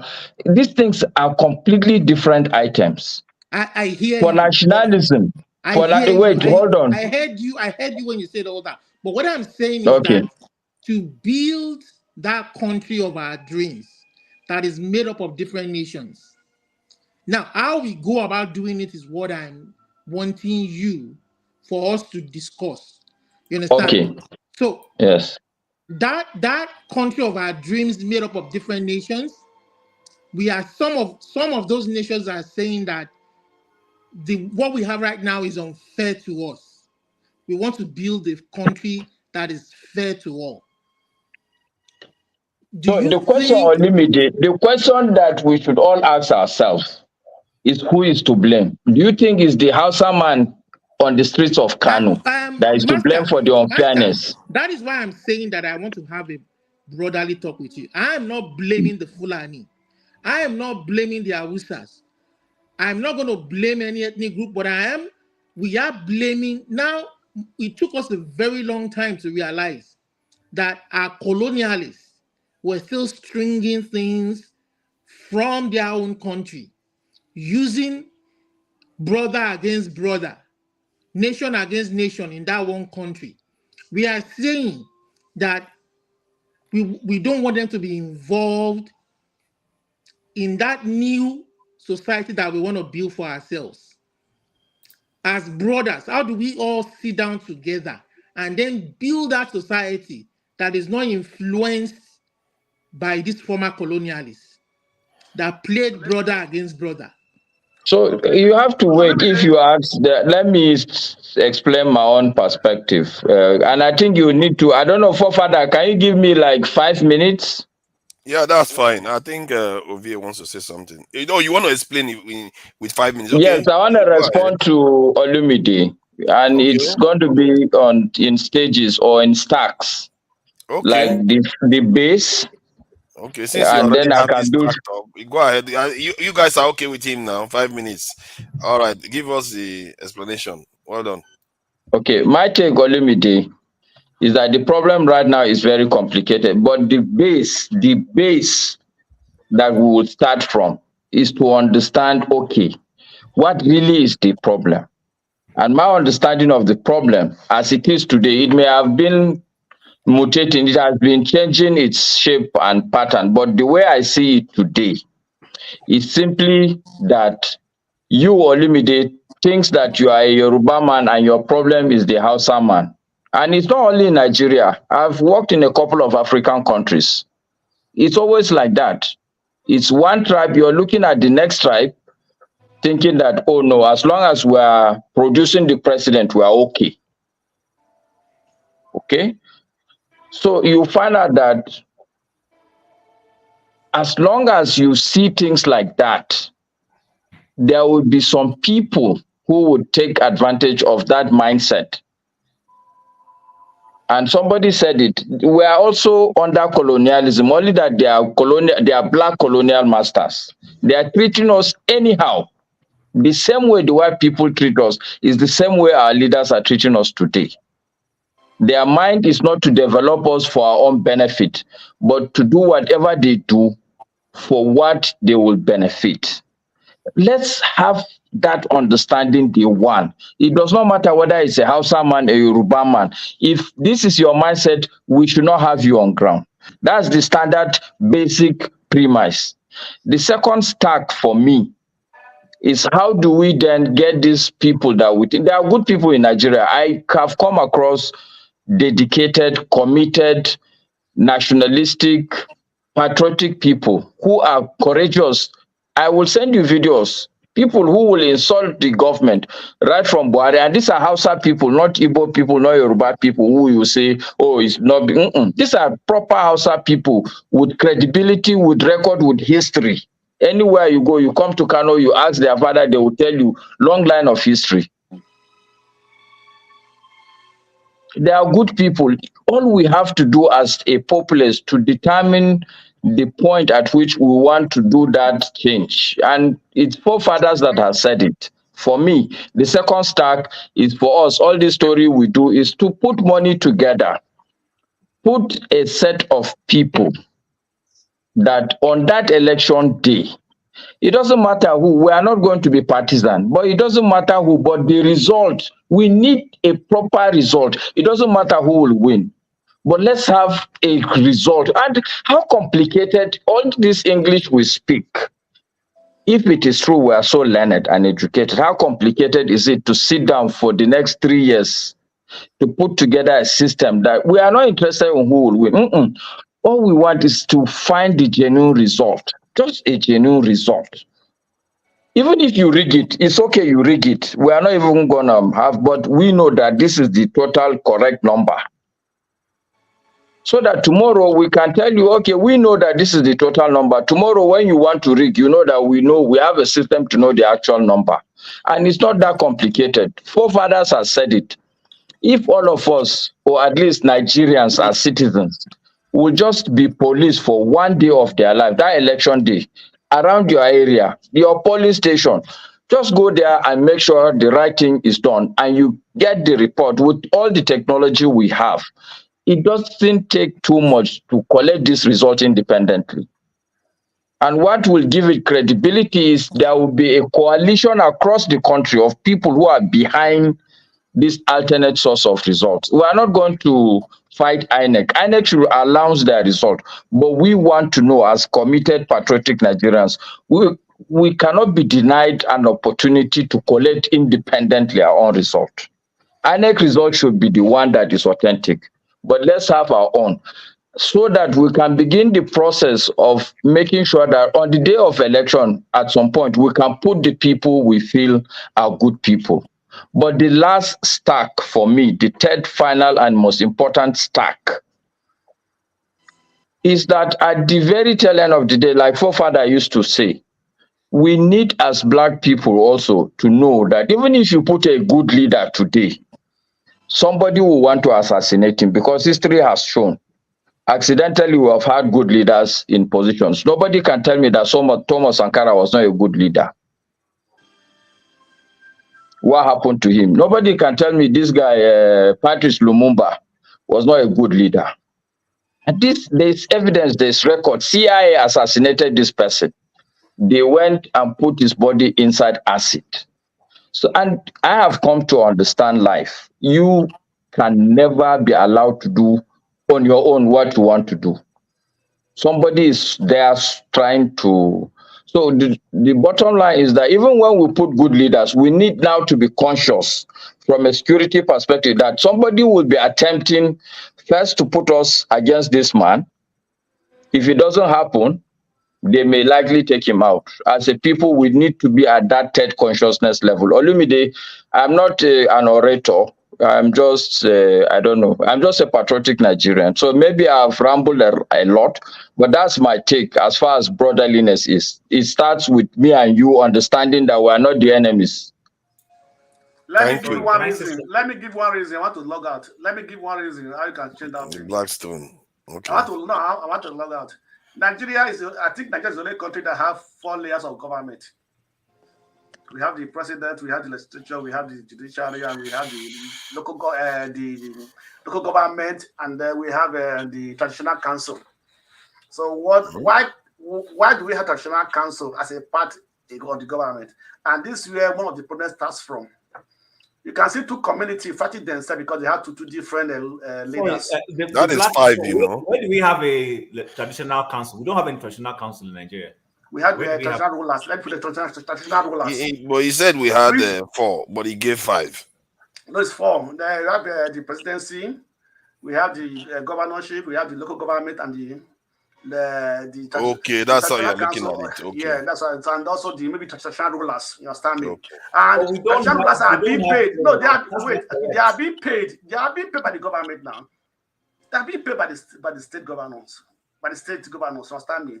And they are being paid, though, Chief. They are paid. So that's let's not use the word paid. They are settled. They are settled. They get salary every month from the state. They are settled anyway from the state, you know, understand me? So also I begin to wonder, why do two communities who are under the same state be fighting themselves? Because there are two traditional rulers there. You understand me? And they try to they start to build hatred between these two group of tribes, because there are maybe two tribes having similar languages and everything. So why can't we first of all start from removing that which is not actually a part of government? If you want to integrate them to the government, let's do it in a different way, that they can also have the political power. We say they don't have political power, but they are being used by the politicians. You understand me? So one of the biggest things in Nigeria today is the tribal settlement. Well, I just have one comment, just one sentence, right? Nigeria needs to do what China did. It needs a 100-year plan. That's all I have to say. A what? Thank you. A 100-year plan. Can Nigerians think that? Can many Nigerians think that far? That's the problem. Yes, and they should. Yeah, directing us forefathers. When you start talking like that, they start talking. You're talking crazy. China did it, and now look at them. They're about to surpass everybody. Yeah. So why are we not the 5 years or 10 years plan they are having? At the end of the day, a new president will come in and derive from it. No, that's the white man's plan. Nigeria needs its own 100-year plan. That's what I'm saying. See, Black Beauty. We have to decouple the influence on our leaders. Hold on. Olumide, everybody cannot be speaking at the same time. Let them finish. I think Black Beauty, you were saying something. No, I'm saying I normally don't agree with Olumide, but I'm with him. New constitution, 100-year plan, shut all the doors, no resources out, people stay home. Bring back the diaspora. But before we get there, Jim, let's listen to her. You know, I know. Let her finish. No, but before I didn't hear the last part of what she was saying. No, the last thing I said was bring back the brain that has been drained out. Right? Yes. All the doctors, all the engineers, the young children. You know. Okay, so if I can ask you, Black Beauty, can you repeat with timeline for these items you mentioned? Can you put timeline for them? Like how long will it take us to do the constitution? Well, so for example, I think that it took them 1776. It took them it didn't take them a couple years, 2 or 3 years to finish the constitution here. I think I think it was less actually. Because Nigeria is already formed and it's failing. There has to be an undoing process too. That's what Olumide was saying earlier. So I think that honestly, if they started today, this is 2024, I wouldn't expect a new constitution until 2030. No, I think it shouldn't take that long. Normally, I think it was 1 year, the 1999 constitution. I mean, Black Beauty, we can Abuja-London, they did it. We can build on it once we've had before. Yeah, it can be an existing one. It might not. It's just that we have to agree what we want in there, what we don't want in there. What is that new? But Olumide, in my opinion, it can't be drafted while we have these foreign interests within the country. So Nigeria needs to join this movement along with and all these other countries, shut everyone out before they start drafting this constitution. And I also believe that the constitution should not be drafted in English. It should be drafted in one of the main languages of the country. And everyone should be the major languages. That's where the first problem will start. No, hold on. No, I know. I'm just joking. I agree with you, but I'm just on a lighter note. Listen, as Hausa, if you have to learn Yoruba, it's what you have to do. But we cannot draft it in someone else's language. But Black Black Beauty, to the minority ethnic groups, to their disadvantage if you do that, because you have to accord them that right too. Well, but I have a good solution. Can you guys? I have a good solution. We draft it in a minority language. Which two can work? Because that's how the Bantu language I don't started. mind English being a lingua franca. China, what they do is they require you to learn Cantonese. So if everyone needs to learn that language, it's what has to do. A Black Beauty. It's what has to happen. Black Beauty. If you could just listen to me for a while, fantastic ideas. But you see, sometimes, it's always good for us to be able to look at issues contextually. Black people are not ready. Just say that. No. Chim. Can I hold on now? Let me say this so that I don't forget, please. Chim, Ovie hasn't said anything. I'm not trying to interrupt you. Even Ovie has fallen asleep now because nobody is calling him. The average woman. The average woman that is don't worry, Ovie. I see you there. Sorry about that. Chim, no disrespect to you. You continue. But do you know this is where the problem is? We need a language where the average woman in the market that is selling. When you say conceptually, person not going to understand is your big grammar. Okay, hold on now. Let me finish now. Let me finish. You see, sometimes when you got somebody, or you see what all we're saying is fantastic. But we always forget one thing. Whether it is you call them English people, you call them Scottish people, you call them Wales. They all speak English, just a variant of English in a different intonation. At the end of the day, that's what they write. The Scottish man still writes English. He only speaks it. Hold on, please. He only speaks it with a different accent from the Englishman. It wasn't always that way, right? They had to be but at least what we see now that they all agree with. Right. So if Nigerians have to force, if it has to be by but I only mentioned the English. I'm going to the Chinese you mentioned. The Chinese predominantly speak what? They speak Mandarin. Or everybody speaks Mandarin. So when it comes to language, they are a homogeneous people. Now, look at the conversation around constitution. I don't have a problem if you want to write our Nigerian constitution in Igbira. I don't have a problem with that. If it's going to make all of us happy. But you know what? We can still write it in that English and break it down. Hold on. Unless you want your enemies to read it. Hold on. Exactly. My enemies read it now. Don't you have access to the American Constitution. You have access to my enemy reading my Constitution is not as dangerous as my brother, whom I prepared it with, backstabbing me. Listen, I'm not concerned with it. Actually, my concern is if me and Masca go and sit down to plan something and Masca sells out. That's why I have a problem. I don't have a problem with the outsider who is interested in trying to come in. As long as I am so you think I'll backstab you, Chim? No, it's an analogy. No, not that. Sorry. Please don't take me literal.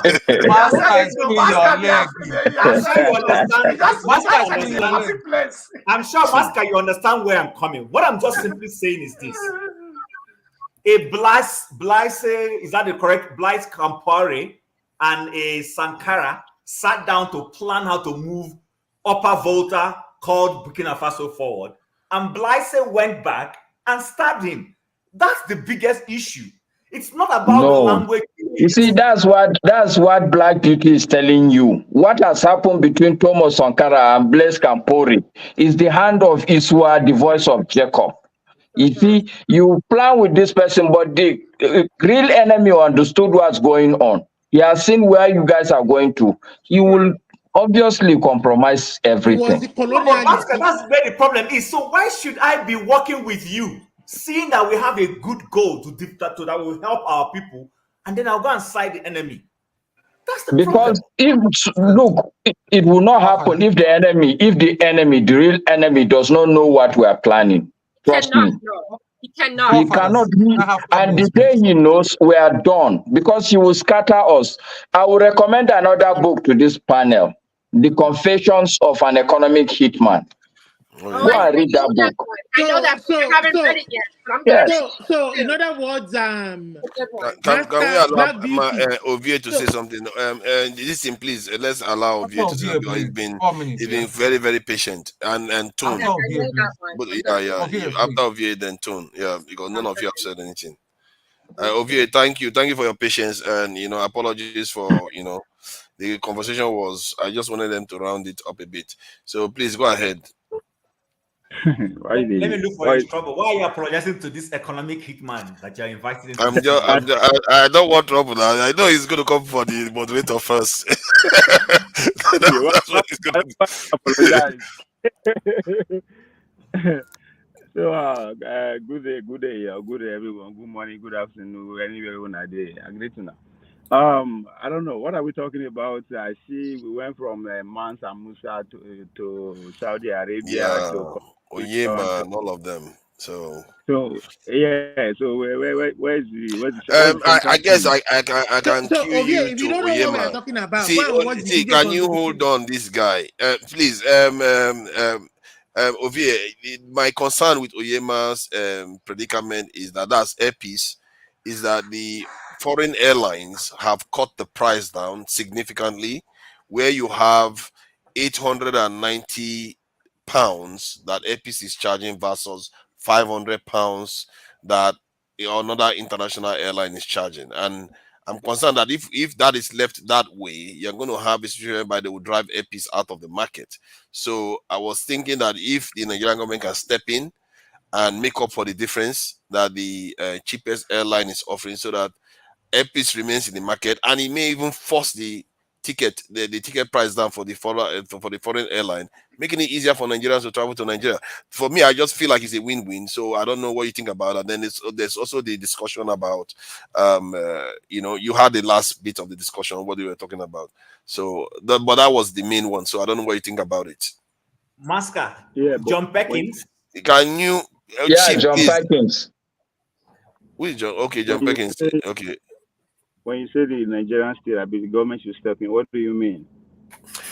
In terms of subsidizing it, because they do subsidize Hajj travel, pilgrimage travel, and all the rest. So does it not make sense to keep a Nigerian airline in the mix of international fleets, that they should subsidize AirPeace too?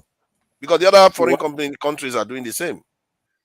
Why do you think Keyamu was everywhere, as if in I get the airline, I've been in Nigeria and I get the airline? Why do you think that is? It's been bragging now. Is it bragging that them come in that make the deal possible in the first place? If you pay attention to all his braggadocio, that's all he's been talking about. That yes, now government, that's what government should do now because we come in, blah blah blah blah. So they're already in. That's why the deal is possible. My one is that Dr. Yeman, a private businessman now. The fact that the Keyamu carry their own national issue come overshadow and service, it's annoying to me because he's a private man who is doing well on his own lane. So let him, you people should get out of the way for him. Let's celebrate it. Let the younger ones who are coming know, say, okay, this is this man's story. This is possible. But as far as I'm concerned, if you ask the Tinubu administration to start mentioning the achievement for 100 days now, the AirPeace breakthrough is going to top the agenda. So I seriously don't understand what is the big deal about the private man who's making his money. He's doing well. They just appreciate him and move ahead. But what I was trying to highlight was that they could drive him out of the market in terms of international London routes. Business. I mean, it's business. What you will be saying is that whatever government did to make sure Onyema breakthrough, she also make that gesture to other airlines in Nigeria, help them out to saturate the market. That's the only way you see it. Then I will see reason to what you are saying. But to say him, how long can he dominate the market? By the time he don't take over everything now when they accuse them as they accuse Ganduje. No, it should not be Onyema. Okay, let me clarify. Let's say let me clarify the point. Let's say an airline from the UK like British Airways is coming to Nigeria. The British government is subsidizing the British Airways heavily Hence, they can afford to bring the price down to £500. While Oyema is while AirPeace. Father, you call it British Airways. Oh yes, they It's subsidize them heavily. It's called British Airways. Oyama na business is not Nigeria Airways. The way you are saying, let's explain the gesture to other private airlines to step up into the market. That's all you can. No, You but they too will face the same market. forces. They are not going to make profit, because what I'm saying is that the British government is basically. What are you worrying about? What I'm worrying about is that but they are not level playing field. The other side is getting money for free. Playing field. This is not the capital. Are they not capitalists? So are you saying that then we should get out of the market then? How are you in the market in the first place? Oh yeah, Dr. Oyema is in the business, in the market. That's not you. That's not me. That's not Nigeria. That's a private businessman doing his thing. That's why I said the government should get out of the way. Let's focus on the man, celebrate him, encourage him, and other people. Well, how do you encourage him? How do you encourage him? Challenge. Why they call government where the government can't deal with waiting private? No, let government. Your government job business should make the environment conducive for everybody to compete. I guess so that's your opinion. I guess. It's not the only one. But it's not only. But the British airlines are getting the same thing, though. That is what I'm saying. My problem with that you are saying. You keep saying British Airline. That's a national carrier. No, it's not a national carrier. We're talking about Virgin, all the others, Qatar Airlines, all the rest. Exactly. Nigeria to pick up the challenge. With all due respect, forefathers, with all due respect, what's his name? I'm having a good compromise with my northern brother, Master, and you are moving the discussion to some other. Don't worry, we're going to get back there, because I just wanted him to comment on this one, because he was asking what we were talking about. So, but I don't know. It's up to you anyway. If you say because he's a businessman, he's a private businessman, that's what I'm the federal government should not support him, then you're not going to get. We will not ever have a national airline. You see why we're having this everything they complicated? It is because Keyamo and his gangs are decided to just throw themselves in front of the whole thing. No, we know who get the business. That man is doing well. Let Nigerians focus on him, appreciate him, reward him, then so that other competitors will take up the challenge. Who should be Keyamo and his gang? Now today you must start doing business. Let them encourage others to come up. We need more than one person. Not the same that focus. We need more. If we have 10 airlines that are running to other countries are crime. Yes, my email address is there. Just send me an email. I'll send you my contact number. Sure. So okay, thank you. So I don't know if you had the last discussion that Chim was addressing Masca about basically our leadership and all the rest. I think it came from the question that Olumide asked Masca about how to sort things out. They talked about constitution and all the rest. I don't know what you thought about it, Ovie. I think to be fair, when I see the discussions going back and forth with I don't know, I can't see clearly because my phone I use the lady and every other person. One thing hit me Black Beauty. It's her name. Yeah. One thing hit me as if it's either we don't understand the main problem, or I don't understand. Because the idea is say we will plan 3 years. Like we know the thing where would they fight? What is before us at all? These guys, they are not with us. You go first of all, you're going to identify people where they control the power first. You understand? I see somebody was trying to describe the 5 power, the royal fathers. No, they are one. Now one. That's why I say the thing no be. It's not just because one person they run for president. No, it's a serious thing. No be say we go just accept. That's why we never start from what I'm saying, because it's as if we have not learned anything from 2023 election. We talk about how we take guide poll and all that. No, man, these guys, who cares about poll? Who announced the result is the final. When Bola Tinubu tells the power is not Halakat, we take it in the face value. We will sit down, analyze that statement, put everything into context. He no talking for Ijebu, they no talking for Abuja, no talking for Lagos. He said it in London. So, Ovie, what's the way out? Ovie, what's the way out? That's what I'm saying. We need to understand that this thing this battle we are about to embark on, it's a matter of life and death. Like the sense, mean every word of it. Because that is what these guys are not ready. They're not able to listen to us. If you listen to their interactions, see the Senate president, they talk. They don't. It's like you will say, "Come, these people are we living in the same society, the way that they live." So they are not ready. They are on a different world. So we go need to actually even take ourselves away from them. Start planning with that, knowing that yes, now the enemy won't fight with that. But we should understand that they are everywhere. And we should also understand what they are using. Money is needed, whether we like it or not. However we won't find out, we have to. It is needed. Many times money no fit do, more money we do it. I am speaking here from America. Now the season then they so. Bah. So the way they say organize, plan, all these things they when we come together in various groups, organize within your own understanding. All we should know that we are going after the power hierarchy. And these guys, all of them, all the people they mentioned, so they work in one accord. Because the Nigerian source of power comes from one place. Now, don't let anybody deceive you.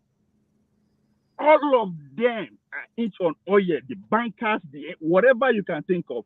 Oil is the source. Where they go tell us our diaspora remittance now be the coconut lie. If you know how many vessels they come up for Niger Delta every fucking hour unaccounted for, then you understand that these motherfuckers, that's where the source of power is. All of them, either one chief they Medugri or one Oba de Bilio. Now, they all have roles that they play, and we need to understand that. Therefore, all the media that we have as we speak in Nigeria are owned by them. So we need to understand what is at stake. You see, what I agree with you is that you will need funds to do anything. That's for sure. And then you have to understand what you are fully dealing with, because the idea that we just talk and talk, you need to really know the lay of the land. Yeah, go ahead.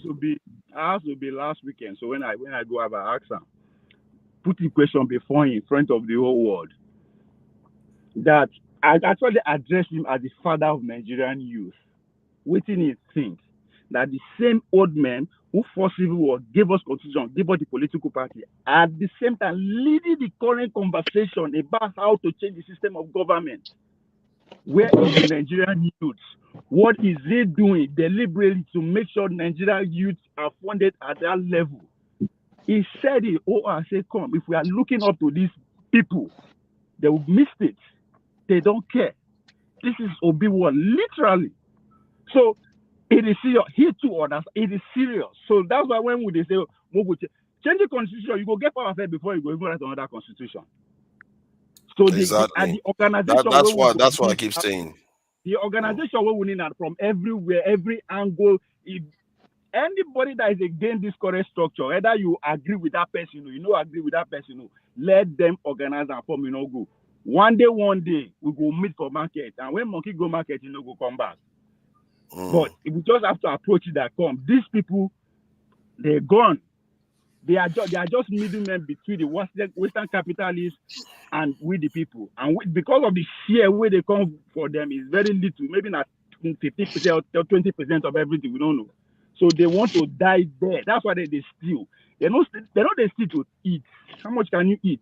But they understand that but Ovie, though, but Ovie, I was talking to somebody the other day that said Nigerians are the Ovie, you can't hear me. I wanted to ask you a question. I was talking to somebody that was saying that Nigerians were the easiest people to rule because they don't make a lot of demands directly from the government, and that maybe is there a way? I know that these people that you describe at the top, they are gunners.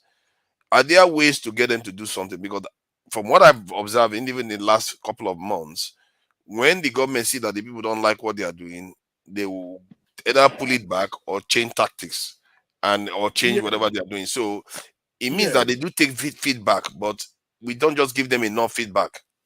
But they also understand that only organized people take power or change things. If you really want to change things, once they see say we now organize, that is where the fear come. They don't want to see you guys in a big place, even when we are the property in a big farm. We are just enjoy. They don't even want to see it. So they are doing everything. Everybody they play role. They all buy everybody they play role to make sure that unity within the majority of people and every corner never come to be. So that should be our own target. We should understand that they will get betrayers among us. They will use every source of thing just to infiltrate any organization. That's why I say the organization should be in everything. Those that believe in saying now only military way now go to from your way. Those that believe saying now more go to Jew way, the reason along that line. Those that say we go steer the country into pieces. So that is how we would organize with one focus. That's the only way we can either get them to actually do something. But at this point, anytime they agree with us on one something, that means actually they need them badly too. So that we always win anytime we face ourselves in terms of bargaining. So the idea, we are not ready to bargain. Just as we all know, the main problem, how do we renegotiate the resources with these foreign capitalists who are on it? These people cannot renegotiate our life, but they can't even negotiate to even save any one of them, prepare us to die. Now, talking about, before we begin to blame the general masses, we should also factor in what the general masses have been through. All of us, you understand? That's it, the fact that we argue against ourselves all the time and we are the victim. It's not normal. It is because of what we have been through and what we are still been through in terms of miseducation, misinformation we are throwing at us every freaking day. So we will need to understand that it's real. All this new media they from everybody get rolled. So we will need to understand that okay, now do all that. Then my uncle they involve my auntie they, because all these people the refers we don't need to go fight and go far. But as I said, if we don't actually deliberately they think like this in groups. I don't care how many you want get your electoral vote reach, it doesn't count.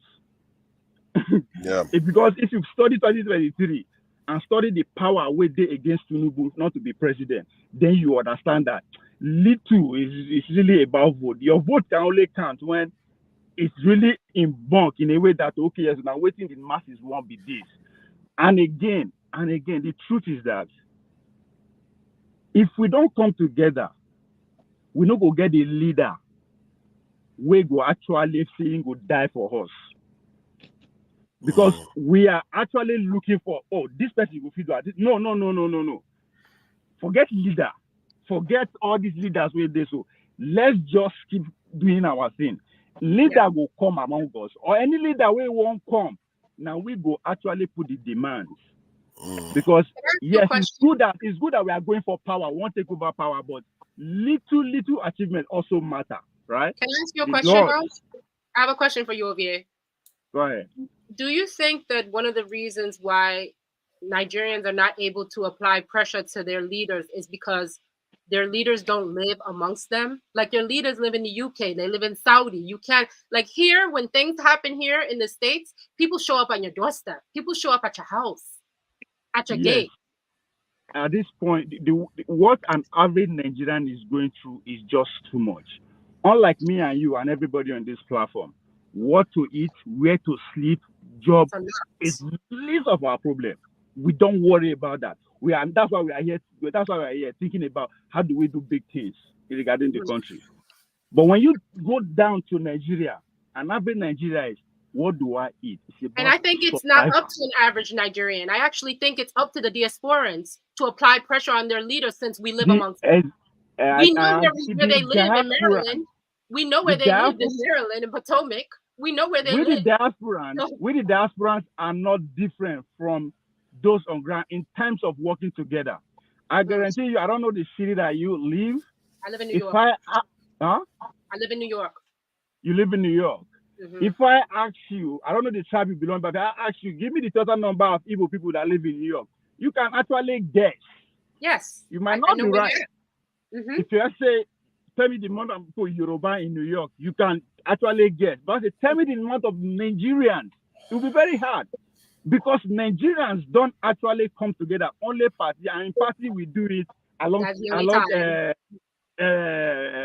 political line, along division line. We never come together. But most importantly, what do Nigerians in New York control collectively? Nothing. But sorry, Obey. One Nigerian in Nigeria to come together and control things. I'd agree with everything you said till this point. Which one? But I have a major issue with the trajectory you are about to take. Because you are now trying to make it look impossible, even to organize Nigeria. Wait, let me just, 1 minute, I will stop. All right. I do not like the idea that, yeah, things are never going to be easy, but the idea that you are almost painting a picture that it's even impossible to organize Nigerians in New York. No. Okay. I'm saying that before you ask those in Nigeria to do something collectively, are you doing that collectively here? It's a question. I'm not saying it's impossible, right? The fact that we are not doing it does not, that alone disqualify us to be asking them to do something collectively. I think that the objective of Nigerians in New York or in Houston or Atlanta should not necessarily be to control something here in the U.S. This belongs to them white people. Our objective No. See, you're wrong. Hold on, let me finish.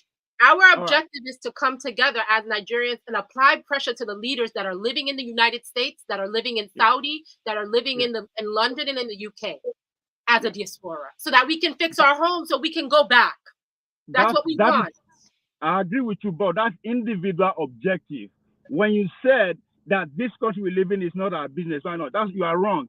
Today, as where you live, we have the Chinese community, we have the Indian community. We are not different from the Indians. What I mean, we are not different. The Indians don't have voting power in India. But guess what? Because of their collective power, they were able to direct their resources to influence policy, to influence political party, to influence candidates. We are not doing that. We don't go to Minnesota. You are in New York. Okay, where do we start, Ovie? Where do we start?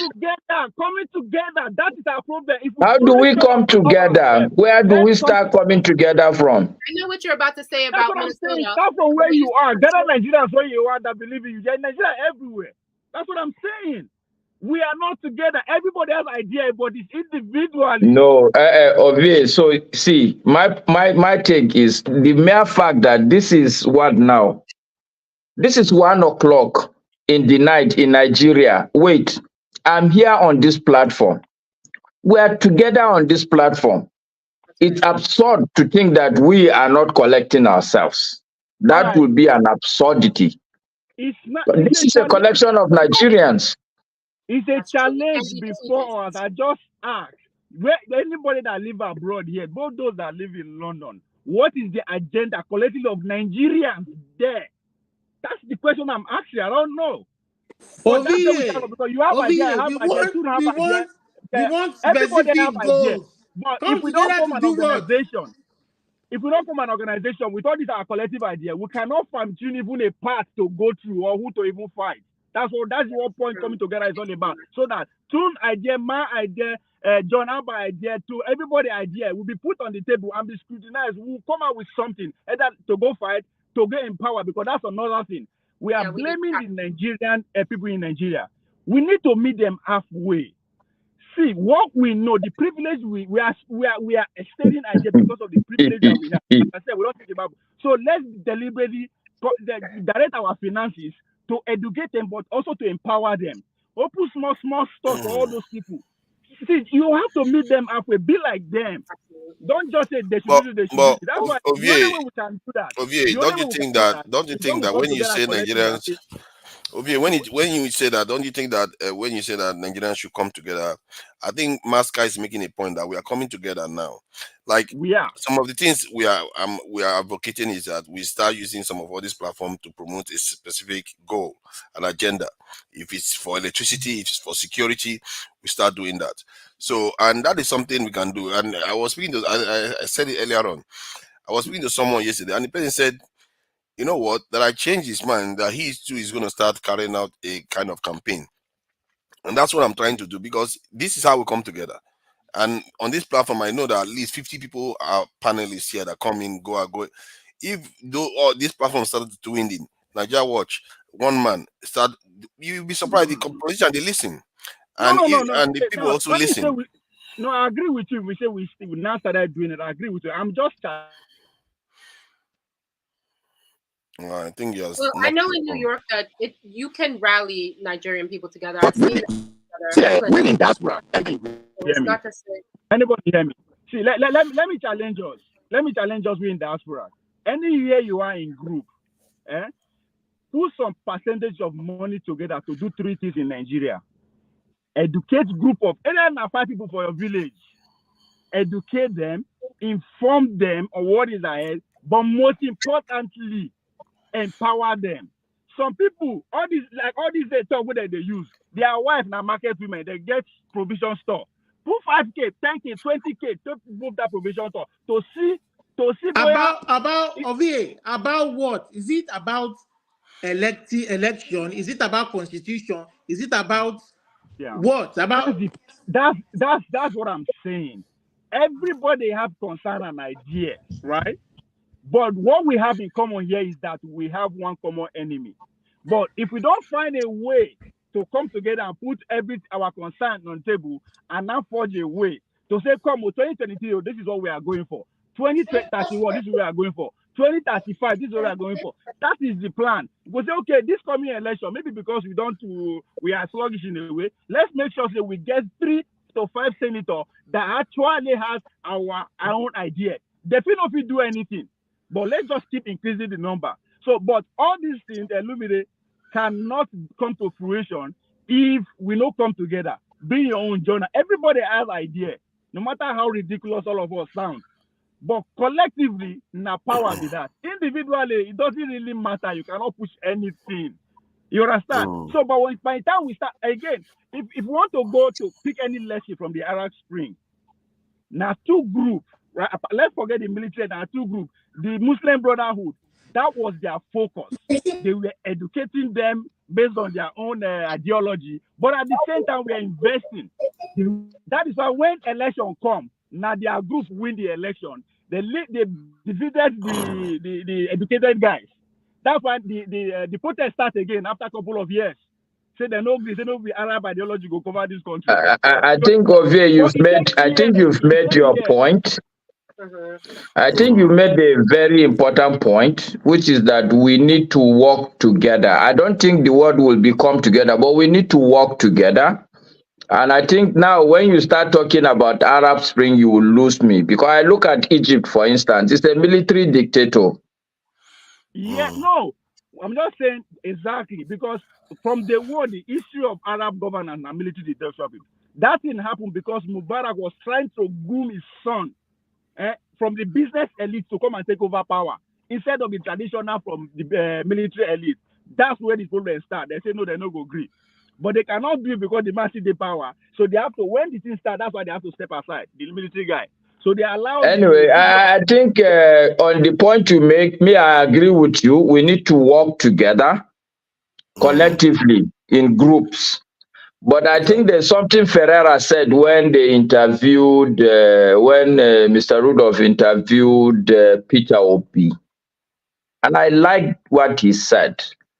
It's not about, he was talking about creating a movement, so to speak. There has to be some sort of idealistic cohesion, a unified direction in terms of all Nigerians speaking the same language. Yes. Let's all move towards a common intellectual east, so to speak. Let me make it easier for you. I think it's the same thing that Olumide said. Yeah, I think Ovie, I think we need to let Tone. Yeah. Let's be fair. Man, Olumide, what breaking news? Forefathers, breaking news. Do you know that the Jaw people, the Jaw National Organization, they've written they have written a letter to Tinubu wanting their own self-sovereign state too. So that's number two. Yeah, Before you know welcome. it now, Let them join the queue. uh-uh. Okay, it's all right. Let them join the queue. All these people, enemies of progress. You always have them. They always have them to be focused on in the right direction, but again, they exist everywhere. You can't do anything about them. Let me leave. I think what Olumide was alluding to and what my brother in Fila is saying is that we should have something that we should aim at. I agree. So, and what is that? And I think that is what Mama Profola is saying. Is it how do we? Is the focus of this quarter or this year is to make sure all the Nigerians on ground are in one accord in terms of waiting they will learn. That's also Goal oriented. That's very important actually to have your goal for a specific period of time. That's a good point. But I do want to say one thing, forefathers, just to follow up on Maka's point and the point I made earlier, which is if you look at, I know a lot of Israelis who were born, they were born here, and then they go home, they do their military thing for 2 years, and they learn Hebrew. It is a requirement. We need a language that is ours, that we can transcribe our documents under. It is a necessary thing. So That's one of this thing. I think the quite language, our own local this thing, official languages. Just pick one. Renaming even renaming the country is another one. Constitution is another one. Electricity, security. So they're quite a list, but it's not that long really. But for me, I believe that we need to go for the ones that give us the biggest buck for our bank. That's whatever they call it, the term. But I think Ovie said something that he said it in passing, but that could even be more consequential for us in terms of you use the term renegotiate the resources with the outsiders, because that relationship that we have with foreigners is part of our problem. And the current president clearly is giving them exactly everything they want. And this is why we are where we are right now. I don't think it's about renegotiating. I think it's about like embargo and blocking. It's like, instead of him to renegotiate, it's like, tell us what you want, I'll make it happen. That's his own negotiation. And this is why ECOWAS is almost half, the size of ECOWAS has reduced by half, the landmass of ECOWAS, because he was busy trying to please them instead of focusing on what is going on in the backyard, to use it to renegotiate the relationship with those people. But instead, he was telling them, now look at the mess he has created. But we'll see. This is why you have to recognize. I like what Shehu Kuti is saying this too. He said, you can all these leaders that are just hopping around to the West, that's where they go and betray you. And our people have to learn to recognize it when they are doing it. But go and read that book, Forefathers. Go and read Confessions of an Economic Hitman. You won't be talking like this. I've seen it. Go and read it. Not see. Go read.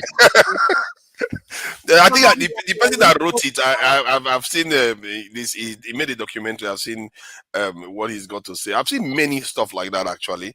Read that book. Read that book. You will talk differently. Let's allow gentleman Tone to talk. You know, when Tone turns nasty now, people will start saying he's very rude and everything. The moment he starts cussing everybody out now, Tone. No, we all respect Tone. Apologies for all the delays. You have been a gentleman, and he will not say talk for very long. He will just talk for 1 minute, 2 minutes, and it's over. Tone, please go ahead. Okay, thank you. Ovie, you made some very, very valid points, which I liked. But my thing, that is one thing I keep asking. So all this big English, yeah, permits me, I'm going to mix it with a bit of broken. All this big English that we blow, it's not for Igbo man. No. We're not addressing Igbo man. We're not addressing a Scottish person. We're not addressing an English professor. We address our people back home. Now, how we go get this message to the woman that is selling akara on the street, to that guy that is in a motor park, that's all he knows and all that, Grand Oshodi Street and all that, no change, so that we can change their thinking and they'll start. We stir up something. Not that when the politicians come and offer them 5K or one bag of a quarter bag of rice and another, they will tell them, no, thank you, please. I am going to do the right thing. And how can we get to them? The only way we can get to them is the power of the internet. I can see Chim. I met Chim. Chim it's everybody here seems so surreal, as if I've known them for years. Forefathers, Masca, Black Beauty, because one concern and all that we have brought all of us together. Mr. John Abba. It is the power of the internet. A lot of people have got phones in smartphones in Nigeria to look at nonsense, to look at skits, to look at hookups, to listen to all sort of rubbish. Now we have second-hand phones and all that. We can start, buying phones for them. I'm seriously, because this thing we're talking about, we need money. Buying phones for them and making phone available to them, making airtime available to them. Say at this time or so, we get one place where we call Naja Wocho, we get one place where we call Dr. Damages, so we could come here our people. Our people go begin connect to us. And actually, Ton, sorry, I'm not cutting you up. It's a very beautiful point you're making. It doesn't have to be phones. I remember in the olden days, they do shows. This show can actually be projected in a village square. They don't need to contribute. They should just stand there and listen to people. And there's some kind of this thing where I don't find even recently some kind of projector where if you just take projector for cloth and all that, which will connect to the internet, and these people will see all these shows. And when you start changing somebody's mindset, then go say, oh, not true. Okay, this thing where our brother they talk, oh, not true. So this is what we are. A lot of people are they are just dead up there and all that. They're not aware. They are so ignorant up there.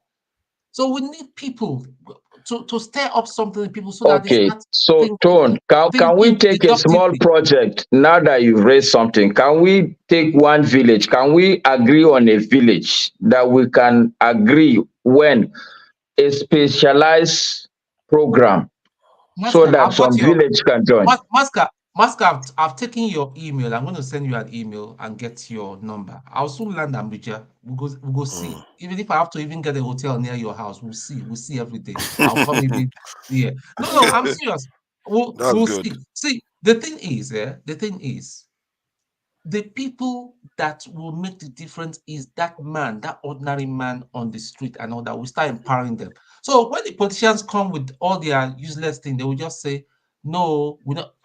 I don't know whether you guys remember Man of Prestige. I don't know whether you saw that story where where you saw some women in I don't know whether it's Anambra State or Imo State, where they came to give them money and to influence them. They say, no, thank you, we're not taking the money. They vehemently refused. They brought bribe to them. They said, no, we're doing the right thing. I'll share that link later. So this is what we There need. is one aspect that I just thought I should shed light on what you said.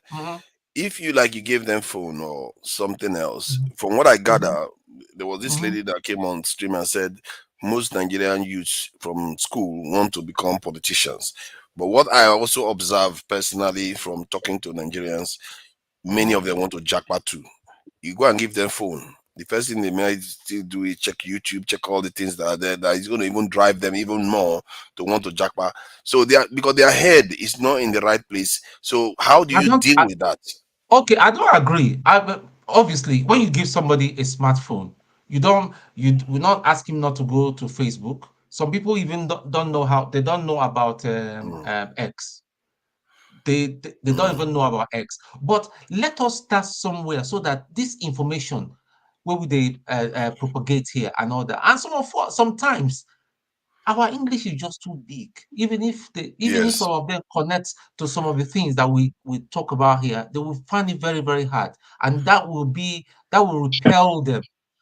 So we need to start coming down when we get some, that's why I like my brother Ovio. Ovio go break them down and all that. Look at Benin, for instance. Benin is one of the first Asian cities that is supposed to have developed more than this. But because we've got wicked governors over the years and all that. They just they chop money. So look at how Benin City is supposed to be a place that will be attracting tourists from every globe. They're supposed to have a very good road network, security, and all that because of the heritage. We have a lot of heritage cities in Nigeria. We have Zaria as well. It's a heritage city. Why is it not happening? Why is it not happening? Since the government doesn't want to do this, when we start doing this thing, they will sit up. Now, that Edo one, yeah. sorry, let me just add quick so that Ovie hears this. That Edo one, I was on the panel where they were talking about Edo governorship, and they were talking about, oh, let's just fix this, fix the roads, and agriculture, sponsor farming, and I was like, but Edo used to be the most advanced region in Nigeria. Like technologically, they were manufacturing guns and all the rest of it. So how come they somewhere along the line it become an agrarian society? They don't seem to talk about technology anymore. And I really think that needs to be recaptured because it's not that long ago, barely 100 or so years ago, they were the most advanced. So it's interesting. That guy you even mentioned, I don't want to mention his name. He's well connected to the people of Edo. He's well connected to who know who in Edo State. These are the people that we need to collaborate and work together. No fear. Listen, I know some people will come and say, okay, you're planning to take over the government. But when we start making difference, okay, that woman that is selling in the market, maybe they lack some kind of this thing. Will provide storage for them to refrigerate and store their goods. As I would say, this is a group in diaspora. We are not APC. We don't support anybody. All we want to see that Nigeria is okay. We provide them storage. We build a storage and this thing, and even if we have to even provide some kind of light and all that, like a solar panel, not all those crappy ones that they have in Nigeria from China and all that. Proper solar panels to at least provide light.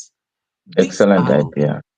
This is how, and this thing doesn't cost an arm and a leg and all that. This is how we start making impact. So that when we talk, when the government, they will say, who are this group of people?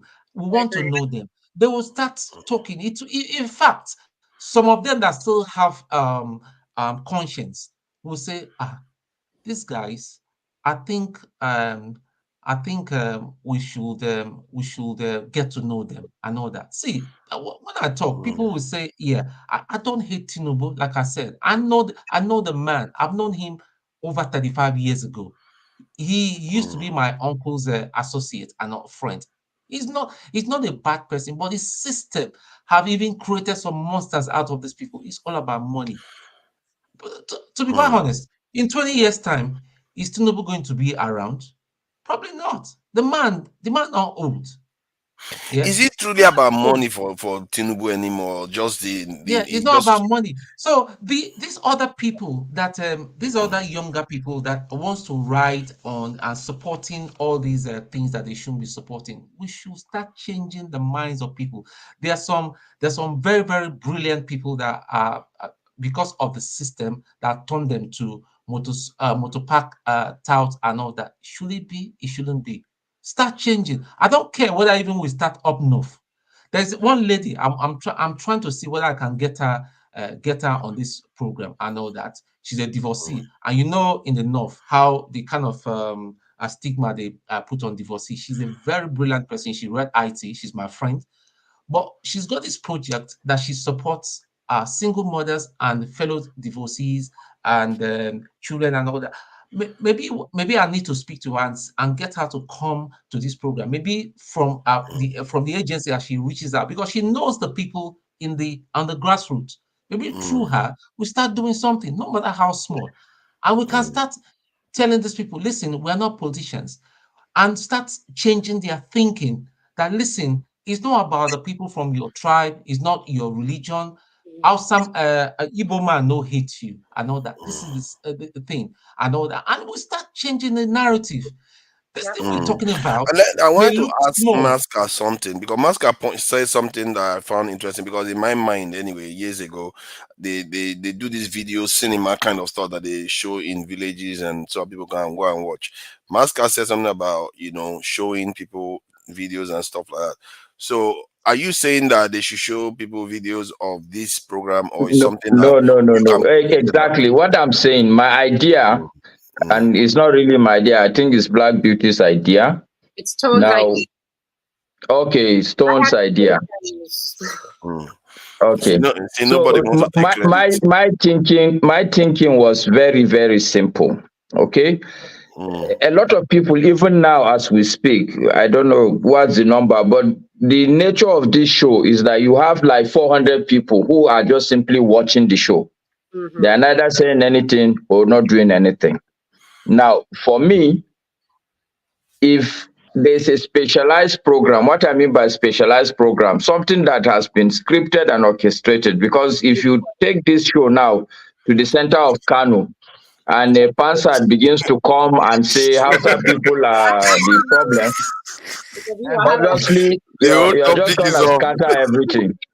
Cool, make them know But the if people like we, for instance, this segment of the discussion where there is a banter between me and Olumide, where Olumide is, we all know, is pro-Yoruba nation.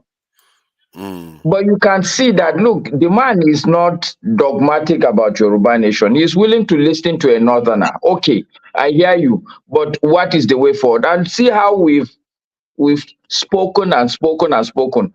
It's a very interesting segment. If you just flash it in the middle of a village square, people will gather and just listen. Let them take whatever they take. But I'm saying that if it is a specialized program, we have a message we want to pass across, and we make sure it's very interesting for the people. They will ask you next week if you are doing it. Before the show starts, people will have gathered.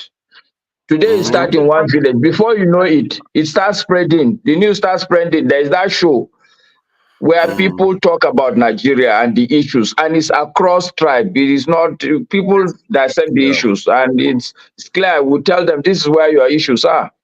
So that's matter. But what is even more important for me, from my management experience, it's nice to talk, and it's cheap to talk. The minimum I will expect really is somebody, and I would expect somebody either between Tone or forefathers. There has to be, it's not minute of the meeting or discussion, but the ideas that are being dropped. There has to be some book or some Word document, some Excel sheet somewhere with date. This is the grand idea of day 1 or day 2 or day 3 or whatever it is, so that one can review it after 2 months. Oscar, can I ask a question? What I mean, since you understand it enough better than most people here. Father, can other people speak? Going into what's going I on? don't know. Tone used to be the shortest speaker, but today is a different day. Hold your points. I will remind you, let man of prestige talk. Man of prestige, please, this is my time. Yeah, sorry about that. This is my time. Ovia has spoken for 35 minutes. You did not interrupt him. Ovia spoke for 35 minutes. Man of prestige. Let me just talk, just try to let's try to understand each other. We should learn to start working together. This is the idea. We were enjoying what he was saying. Don't worry, my brother. You will speak, man of prestige. We'll listen to you. Okay? Don't worry. So what we are saying is that since you understand that region, is there any way how we can support, just like Obi sunk those wells and borehole and all that. People are criticizing, but listen, like you said, when you do a good deed, your good deed will speak for itself. Is there ways we can, like people that are going to school and all that, we can even just, we're not even talking about big money, even if it's just even if it is just $20, £50 or $50, all of us are committed, and we over time we can put together over a period of say like 3 months or 4 months, and then we use now go to the ground and say, listen, we're showing this and all that, we move and all that, and then identify 2 or 3 families that we can make a difference. I remember in Maegun's show, for instance, there was this man, he was nearly dead. His legs were rotting. It was through Maegun I gave towards that thing. It was through Maegun's program that we put money together, took him to a specialist hospital. His leg was amputated, unfortunately, and all that. Got him a proper wheelchair. got him a proper accommodation. I think even the house is being built. I don't go to my Eagles too often these days because of these because I'm all up here every weekend, So these are the projects we start, and when we come when we come now and tell them and say, listen, election is coming. We're not saying you should vote for X or Y or Z, but think of your future. Think of, you see, by that time we've already prepared the mind that, listen, Programming.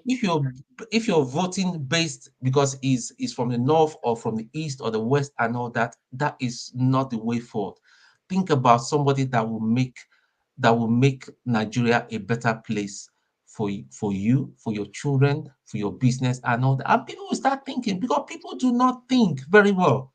Well, There's no we need to get down to this. Then we look at the middle belt. We look at so there are many villages in Yoruba land in the southwest and all that needs this information. I mean, you'll be surprised. A lot of people are so ignorant, like Uncle Pansat, for instance, and all that. You'll be surprised there are loads of people that still think like him, that live in Nigeria, that Tone, believe that every Hausa man is Hausa Fulani and they be exterminated. No, Tone, it it's is not April so. 27th. Can we say, this is the early part of the year, I think it would be a great goal if we could light up 5 houses for the holidays. That was interesting. One man does something similar to what he has said. I think they collect about a certain amount Who says sorry and for share it finance? all over the country. Who says Masca cannot be that our voice in Nigeria and go and be a senator and speak for us? Exactly. Yeah, he'll be a good one. And if he You takes are there not because you want to eat money. if You he are there takes as a anything, we'll beacon. release his video here. All the We'll release videos, this everything video he and has said. support I'm from not here. even, I'm not even agreeing to start with. Oh, pressure. We'll release all the videos and we'll show him agree with Passad. that will finish him once and for all. So, yeah, I think you are right. There's no reason why not. All those people ending up there, they are no any better anyway. So, what I was saying was that one man is doing something similar, where they give money, and we saw some of the videos. They were quite moving, some of them. So it's something that, if they can do it, there's no reason why we cannot do it here. So I agree with Tone, and the idea is to start organizing these things. I'm not exactly, my focus is on hosting and talking, not necessarily collecting money. So when that time comes, I will donate, that's for sure. Tone, thank you very much. This is No, I think sorry, this is poor about father. I still want to harp on the fact that for me, talk is easy, talk is cheap. What I've learned is that you have to write things down. true. If we don't, we are just wasting time. I enjoyed the talking. Make no mistake. I enjoyed the talking. I enjoyed the listening. So even if we agree collectively, we are not going to write anything. It's fine by me. But I'm saying that for anything to come out of Israel, Israel must write things down. Masca, maybe we every Fridays we agree on a time, and even if it's late at the night for 1 hour, we agree on a time. Have a Zoom meeting, like After whatever. maybe we can have an hour less An in hour, terms of these yeah, sessions. That we use that yeah, to just session, finish up, yeah, and because to organize everybody's here at ourselves. that time already. Yeah. Make sure You people So are I'm gonna assuming, get some people here. that I will have a steady, stable internet, but it's okay. Good news is I'm trying to redo my internet infrastructure. I've actually paid them a substantial. I think I paid everything. I think I paid them. Maybe they just Which need to price do is it. Let's that? see. Let's hope. Let's hope it will work. Have Yeah, you maybe tried you have to go Starlink before you get out of the. what his name? Elon Musk thingy. Yeah, that's Starlink. Yeah. Starlink. No, Yeah, this that's 1 point IPNX, I something think it million will now. work. I'm confident it will work. Let's see how it goes. But again, I know how Nigeria works. When the new company comes, it works. After a while, it goes. There's lots of problems in Nigeria. Like those remote villages. Why can't we have Starlink for them? Set up a Starlink with somebody that is educated and all that. They all connect. I will Yeah, pay the subscription that from is here. true. That is true. All those things, We'll pay the it's subscription all from here good. for them. I agree. That's Our true. for a village. Yep. Whether it's a good thing is another thing, because all these things that we are exposing our people to, you have to. It's a double-edged sword. When the information that they are pumping into your country, you don't have control over it. They can brainwash your people, and before you know it, all hell, you will see village wives decide that they want to go apply for a divorce. The point You know, all kinds of stuff will be possible. You'll be shocked. isn't the point to propagandize your own people? Yeah, but when you have access to Starlink, and if you don't have control the flow of information, they can propagandize your You people. can't treat people like children. You have to just hope for the best in them and put the most important information in front of them. Yeah, that's the kind of talk that gets us into trouble. You see, any civilization has to control the flow of information from outside sources. It's like a parent. If you can't have your child talk to everybody out there, otherwise the risk is that they will put something into your child's head. They will start asking you weird questions, and you don't know where it leads. So, and we know full well. Look at America. America is controlling TikTok now. America is banning TikTok because they understand these things, and we have to learn to understand these sort of things too. I Man am of prestige. man of prestige. Yeah, it's really the man of prestige. Welcome. And you are aware of what was going on, what they did in the other channels about helping like fellow Yeah. Nigerians. Thank you very much. I'm aware of what's going on. Forefather, I sent you a video about. Have you seen the video I sent you about some other countries? Because they just had a conference in Africa. You have some other African country delegates talking about Nigeria. Did you see the video? I'm trying to find it. I can't see. I can't see it. Is it far back? I can't see it. It's No, not I here. said it earlier today, but let me just make a statement in reference to that. I know they were talking about Nigeria. This was a recent conference. I think people attended the conference and left, but they were just talking about Nigeria, how Nigeria is talking about specific, where they were just talking about regional, how to come together to become one Africa or something like that. So their main point of view is that each region, like the ECOWAS or the East African something, when they are great, the whole country will be great the whole continent will be great as well. So they use ECOWAS as an example. They said the reason why ECOWAS is not functioning right is because Nigeria, when they say they're going to do something, they're not going to do it. So they was actually talking down on Nigeria in my own space. And one of the narrative that they put in there was everywhere you go, Nigeria said they have the highest GDP, GDP. But in a nutshell, they are one of the lowest per capita income. They shouldn't be bragging about that, because everywhere Nigeria said they are 1 out of 4, Nigerians. That doesn't mean anything. So in the nutshell, I want you to watch. I want you to watch the video, or I've seen it again. I don't want to prejudice the video right now. But anyway, having said that, everybody has spoken well. I like what Tone said. Mascot, let me ask you: are you in Nigeria? Yes, I'm actually in Kano right now. Okay. What everybody was saying, I'm going to put up my own 2 cents here.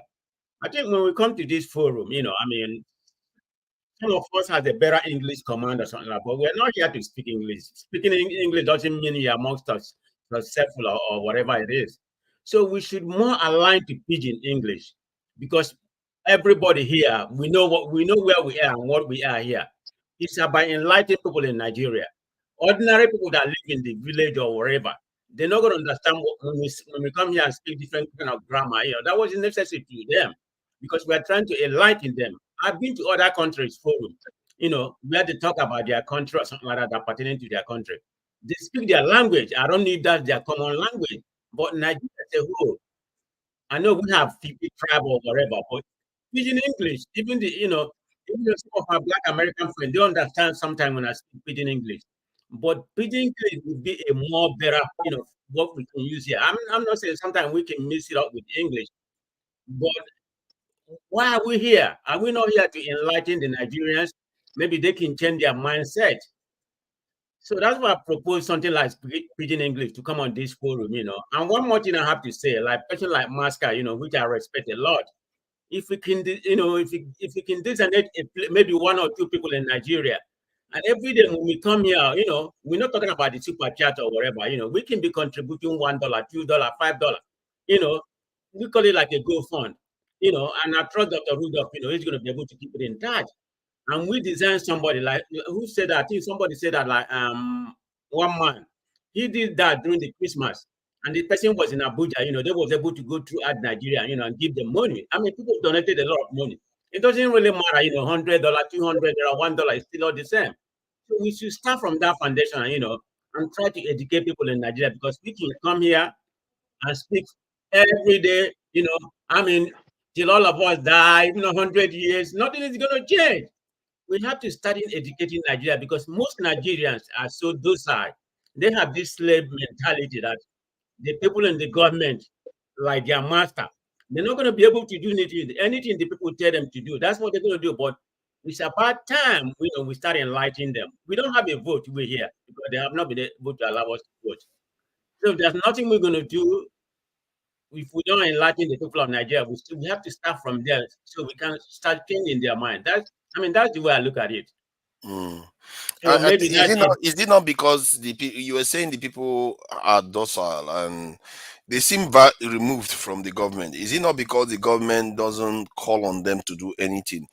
And that could be partly because the government wants to deliberately keep them away from exactly. Power. But it's up to us who are enlightening. We're in overseas, and we have the funding. Even at all, I mean, we have to enlighten them. When I say the funding, not let's say give them money, but at least help to certain area, people who are really, really in need or something like that, and through that process, we'll be educating them about this is what is good, this is what, at least if we buy like a small phone for them, they can be listening to us, because this Dr. Damage program is well known in Nigeria. I have people in Nigeria that, that watch it, but they don't watch it a lot of time because they don't have the data, to watch it. But if we make this could be the biggest, this could be the biggest forum in Nigeria. I'm not talking about in Biafra. That's the people that really need it. It's not we here. I mean, does anyone know how much? Does anyone know how much TV adverts cost? Because I do see some positive TV adverts about anti-tribal behavior or Nigeria, we have to forget about the TV advice. We have to start. Let's see what we do. The contribution we can do every like we come here twice a week. I mean, we can be dropping. I'm just looking because we talked about like Man of Prestige, kind of cinema and stuff like that. So hold on. Like Man of Prestige, what we can do, because you can actually, because I top up people's phone from here, we can actually top up a couple of people's phone over the weekend towards the weekend, so they don't have any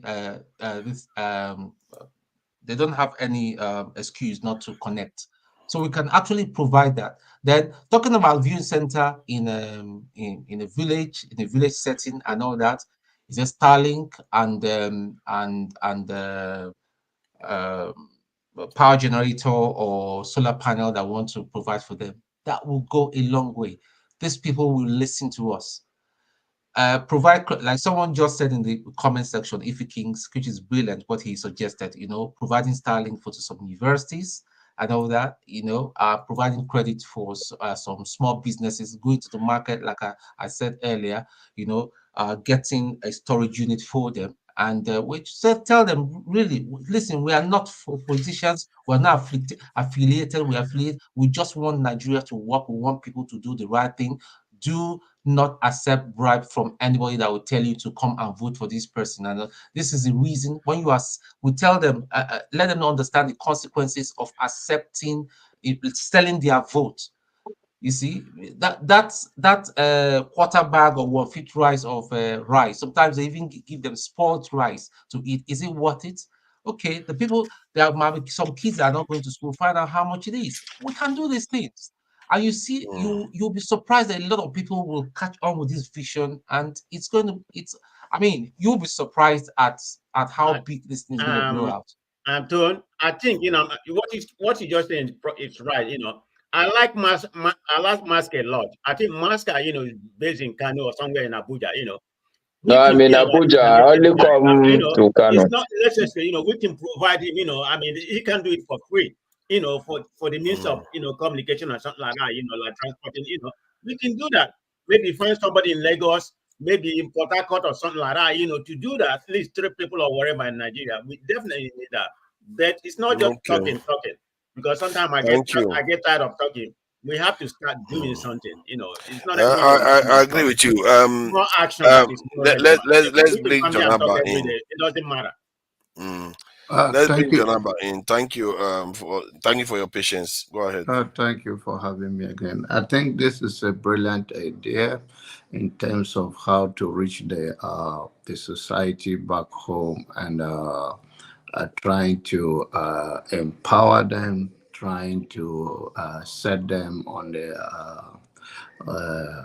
make them a voice count, and it can start gradually. I'm talking about the collection of the money, and then we have a target in 6 months, in 3 months, in 4 months, and then with the idea that it's not political and almost non-profit organization, and we are targeting our youth. Then our voice will become relevant as far as we take the political aspect from it. All we want to pass across is to be able to pass across some vital information, that basic human rights, how to be a decent society, how to stay away from being a bad person or be a tools by anybody, politicians and all of that. And but then we have to draft it, and the message has to be consistent. In that way, we can do a lot, and maybe few of us will go home often. Maybe if it happen within the time we go home, or we can boost it by showing up there, whether it's during any festival that they are giving out anything. I was in Enugu during this Easter period, and one of the biggest orphanage home in Nigeria is built by I can call him a son, and everybody were there, and it was a marvelous thing, and it even go beyond the expectation. So it's doable in any shape or form if our hearts are together, and we can now control it strictly with a very strict transcript, so that people do not go out of it and have a personal message, because we all have personal interest. But when it's a collective interest, then it is collective, it's no more personal, but just to drive the message and to push it out there. Just like Masca suggested, they can have a town hall.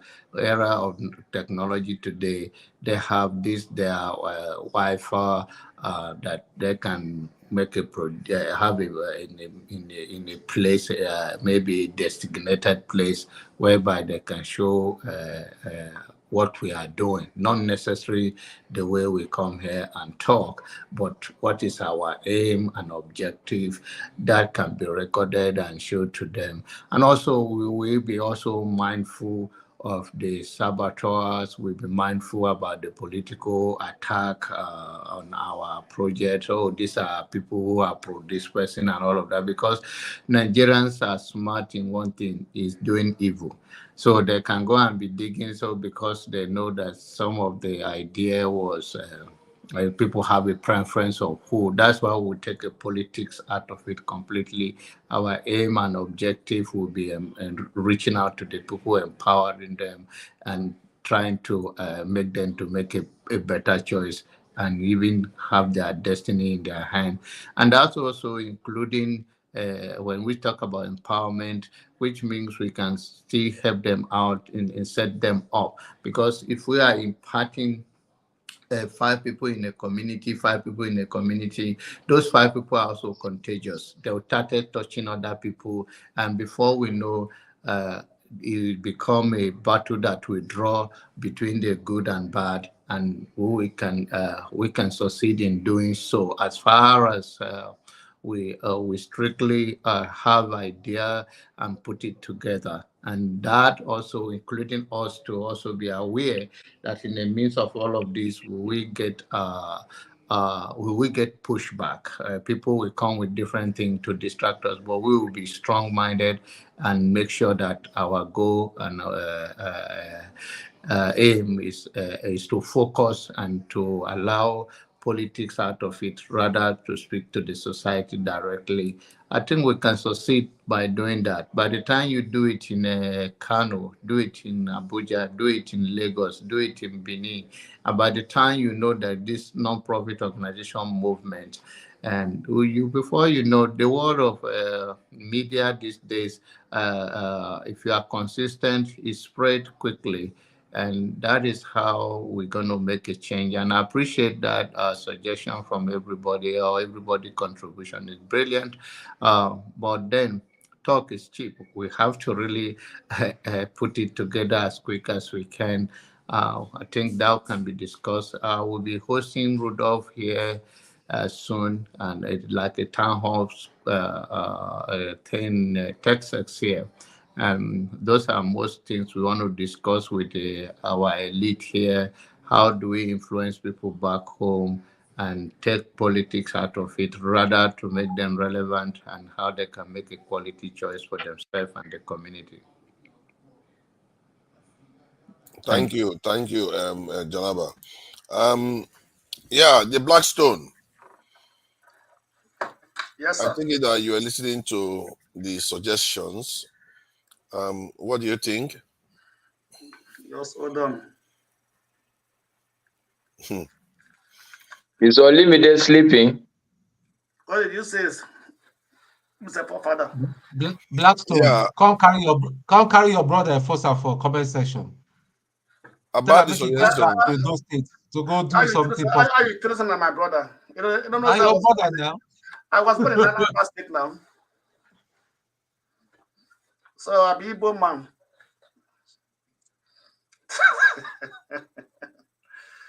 Father. Yes. I just heard the last discussion when Tune and Jalaba was speaking. So I didn't hear what was the actual thing, the suggestion people will put on the table. I think the idea was to have people come together to do things on the ground in Nigeria, so that we shouldn't only be talking about it, we should also be looking to do things on the ground. And then Tone also proposed that we make Masca a senator. That one is a joke. But point is that we need to get things done. We can't just be talking. And there are various options. I think Masca suggested showing people some of the programs, some part of the programs that we are doing here. And Tone talked about giving people solar internet access with Starlink. Basically the idea is to contribute to make change on the ground. Oh, yeah, that's a good idea. But if I want to, I wouldn't say it should be to individuals. It could be for a community.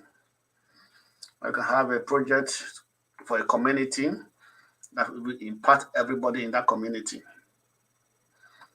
So, and there are so many small things we can do that will go a long way to help the people in that community. So, and if you go throughout Nigeria, there are so many small communities who have no access to the basic amenities. So, like some of us who are in Nigeria, who can maybe just have an idea or a community you can be able to provide something for, right? Maybe giving water supply, because if you talk about solar panel for a community, if you give the solar panel, how are you going to wire it, So there are some little things we can do. We can also probably a school in a community. We can help them, to develop the school, to put the school in proper order, right? And also a thing that the community will feel, everybody will see, right? Not for individuals, right? And things like that. So And if you do that, yeah, the name can be put there as the donor of this project, this project. The name can be there and things like that. So I would prefer something that will impact this community and impact the people, right? Because we have to be able to help to improve the life of the people, the life of those ones in the rural communities who have no access to basic amenities, something that at least that will bring them joy, happiness, and what they don't have, they have it now, which are some of the basic things that they can't. There are so many communities in Nigeria that are being forgotten by the governors. So even there are some communities where the chairman is dead, but the chairman is living in Abuja. Because he's living in Abuja, so he doesn't care. So I believe that it should be to the community, to the people, and not to individuals. That's my take. And wow, the Blackstone, that was excellent. I have to say, it's very thoughtful. When you mentioned schools, it occurred to me. It reminded me of where they kidnapped the girls recently, and their school was horrendous. Like if the school was just horrible, if we had the resources, that's kind of stuff that is worth fixing. There are so many schools that are just, especially in the rural areas, where they don't, like you said, the government have basically forgotten them, abandoned them, and terrible living conditions, terrible education environment. These are the kind of good things that we can do, and sometimes to fix all these things is not that much. So I think we have to start from somewhere. And if you do little things well together, you can do bigger things together well. So, and Tone, I appreciate you coming up with this way of looking at things. And if I may ask, if Dr. Alexander Gomez was here, he may be listening in our area in Sulere. This is market called Aguda Market, the small Aguda Market. Just opposite that market, there's this police station. They don't have lights. The state of that police station is terrible. Why can't I know everybody hates Police the station, police. no light. Oh my God. There's no light. How about if we go and provide a solar panel to them and all that? Try and repair, because they've got about 4 trucks there and all that. Taking upon ourselves and fix the trucks for them, free of charge. Provide solar panel to them. They will remember. See, they will remember. They will ever remember. See, let me tell you, not everybody is bad in Nigeria. That's what I'm trying to say. So it's just the system had let down everybody. So everybody has sort of lost faith in almost every organization and in Nigeria. Not everybody is bad. Let me ask something. You just touched on another area that hold on, Tone. This idea Tone just suggested. I'm not saying it's that bad, but do you think it's a good idea? That's part of government apparatus. Yes, that's what people going to think. Why don't we go to the grassroots? That's what I'm saying. That's my idea. Not necessarily the police station. We can. But such things. Listen, what we're trying to show the people in government that listen, we're not going to play. We're not here to play any politics with you, any partisan politics. We don't care. All we're interested as a group is that we're doing our fair share. We are out of Nigeria, blessed to be out of Nigeria. Not that we're billionaires or anything, but the little that God has blessed us with, we want to give back to our country positively. We want you guys to do the right thing. Because let me tell you, when this thing catches on as a bushfire, which I believe it will, the ruling party will want to speak to us and say, and I want to use us. We'll say, listen, we're not interested in your politics. If you want to rule, do the right thing. That's what we are interested in. Whether you're Bio, whether you're Tinubu, whether you're Kwankwaso, just do the right thing. Stop lying to people. Do the right thing. Provide what we should provide. We are just helping you. Listen, these people up there, the last thing they hate is being embarrassed. Look at the small borehole that Peter Obi sank and all that. It got them. It fluffed their feathers. It got them talking. They are very sensitive. It tells you that they are not very secure. Yeah.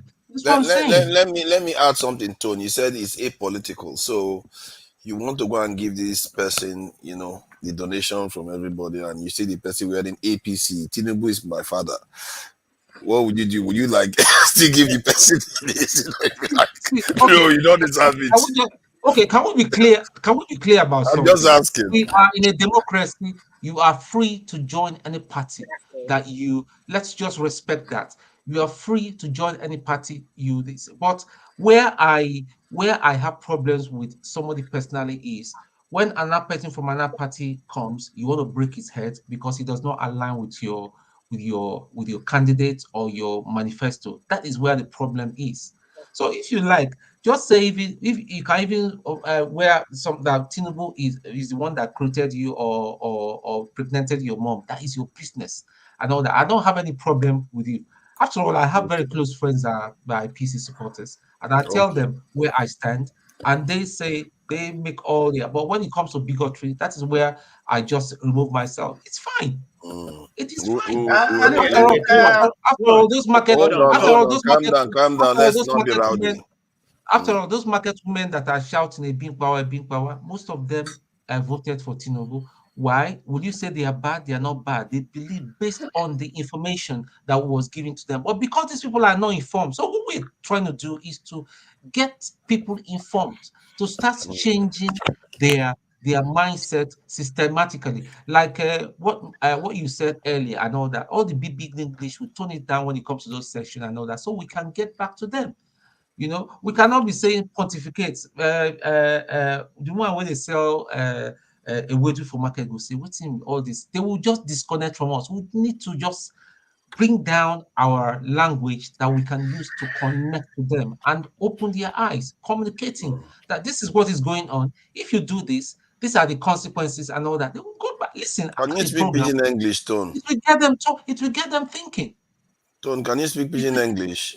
Okay, okay. Me? Let Very me say well. something. Let me I say think something. you Uh, speak English very, very, very well. Man of prestige, hold on. Man of prestige, hold on. I will need to get I speak the truth to say something because he hasn't spoken for a bit. Oh, Yeah, I speak the truth. very good.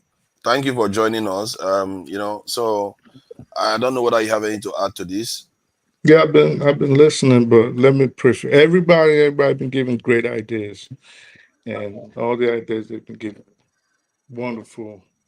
But let me preface. I think I'm gonna go a different way as usual, right?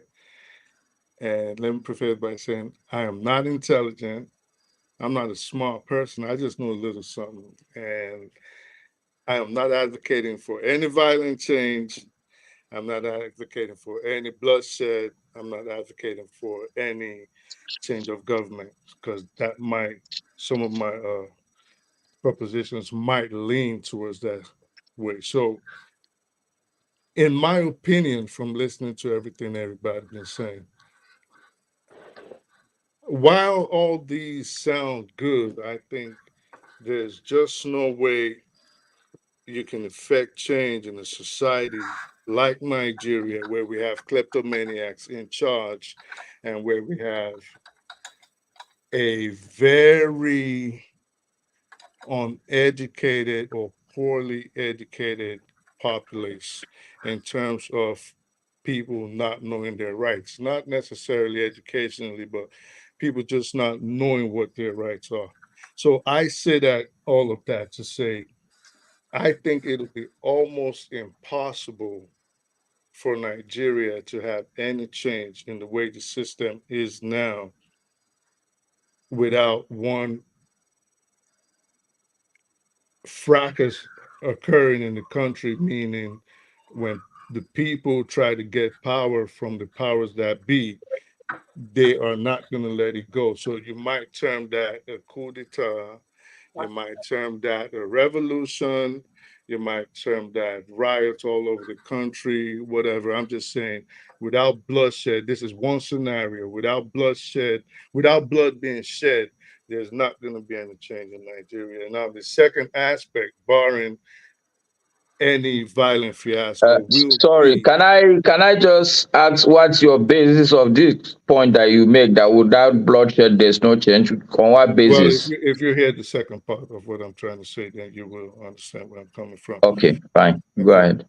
So the other aspect will be, if barring violence, will be to take over peacefully a political party, meaning hijack a political party in the same way, because there's no time to take pity patter steps now.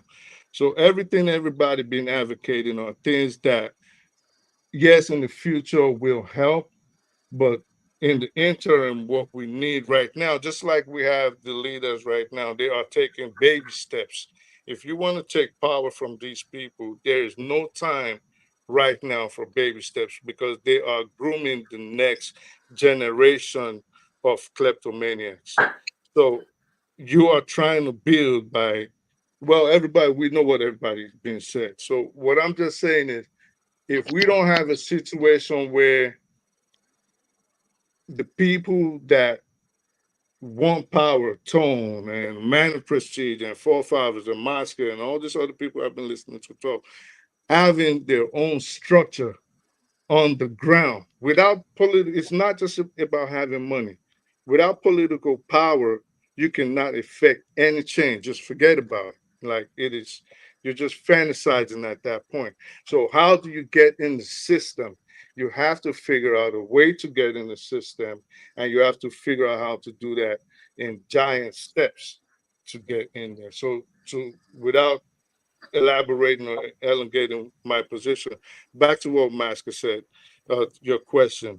I do not believe, and I stated that when I started talking, that the powers that be will easily give up the authority and the power and control that they have right now. So if you think that is going to happen at any stage without blood being shed, then maybe you just have a Can I say better something? Can I say something? outlook. Yeah. Look, you just Yeah, have a brother. better. Yeah, you have spoken well. Everything you said is well. But I don't know how. I don't know how, when was the last time it was in Nigeria. You know, you understand the Nigerian space. The Nigerian mass are very docile. Believe me, they don't think about. They are not like some other African countries, like for example Senegal, which is a very small country. I think about 18 million. You know the size of Nigeria. It's very sectional. Everybody wants to do their own thing, and the people we try to reach, we try to make it like a grassroots. Believe me, my brother, Nigerians are not going to get up today, go protest or whatever. They are not, because of the antecedent of the military. That They was are my afraid whole. of them. So that's But not going to work. That kind of revolution. I'm man not of saying prestige, we're asking for a bloodshed. man of prestige. That Yeah. was my whole point. That was my whole point. You're not going to have a revolution. That was everything I said, and that was why I gave two scenarios, and that was why I said, barring that one scenario, then this is the other option, the peaceful route. But you are not going to have any kind of power grab without snatching it from those people in charge. They're not giving it to you, and you might as well forget it if you think there's You any said other something way. about giant strides. Hold on, I speak the truth. I think you're missing something. We are not coming as a political party or a political group.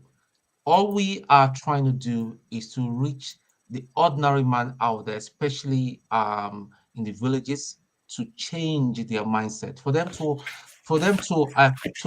challenge their mindset, to start thinking deductively, so that they can make an informed decision based on what we are discussing, and to speak in a language that we can connect with them, they can identify with us, you know that's the whole thinking. Because I've been thinking, how do we reach the ordinary person out there, and all that, the butcher, the woman in the market, the person in some villages, and how do we reach them? We reach them by saying, listen, we are Nigerians, we're your brothers and all that. This is what it is. Listen to this program. Provide it. It doesn't have to be brand new phones and all that, second-hand phones and all that. We can flood them with the second-hand phones and get them connected to the internet. They can connect to programs such as these. There's Niger Watch and all that. You know, tell them, listen, it's not about religion. Let's just get it right. We love you. If you say you're Muslim, we respect your belief system. We are not going to insult your belief system. So stuff like what people, I don't want to call somebody's name because they are not there. So like making a very terrible statement about some certain people because they come from the north or the House of Fulani will be strictly prohibited. It has no place in what we're talking about. But Always I heard all of that, Tom. What I'm trying to, I heard everything. I've been listening even while writing and making calls and that. All I'm saying is, everything you're trying to do, what is the end game? To influence critical thought by good deeds. To change the current structure. No, that is the end game. no. To influence critical thought first. That's the first. Okay, so you influence critical need to thought. learn how to think first. So what is the end game? Again, The ultimate goal is to change this. What is the ultimate goal? To change the present the governmental structure. That's all you're trying to do. That's everything I'm gleaming from everything everybody's saying. No.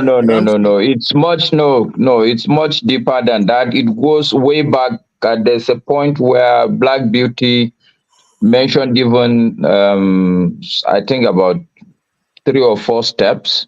One of them changing constitution, closing the country, bringing back all the people. But the end point ultimately. Masker. If you, because we're all speaking English here, so if you change the end, if you say, well, no, that's not the end game, right?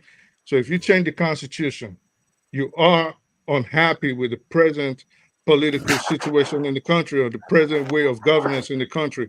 If you say you're trying to close the country and bring a new way of thinking, that means you're still trying to change the mindset of the people because you do not think the present political structure is right. No, you're missing it. It's not the political let me ask a question. Let me just ask one final question. So, are you saying if they start thinking the way you wish, you, a Black Beauty and Masker, if they start thinking in these ways that you guys wish, and the present political structure and the present way of governance remains, is everything still hunky-dory? Is it fine? No. What I said earlier that I think No. Is it fine if they think the way you want, but the present way of governance still remains? Well, of course is not. Everything fine? Okay, so that means you guys want let me ask change. you one question. No, let me ask you one question. Were you listening to the part where I said 100-year plan? I listen to everything. The first step is to get them to critically think. That might take a few years even. I understand all of that. That makes way too long. We have to be careful about talking. We don't have 100 years. So the end game. As I speak, let me ask you a question. Yes, sir. Now, what are you trying to profile now from your own point of view? What are you trying to say that is the right direction? Well, listen, like I said, I started off by letting you know I am not intelligent. Okay, because I know I say certain things and it takes certain people off, right?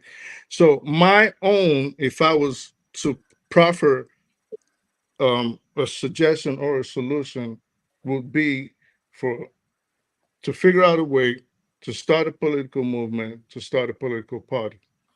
So if you have a way to start a political party, if you can figure that out, bring like minds from at least 2 of the biggest regions in the country.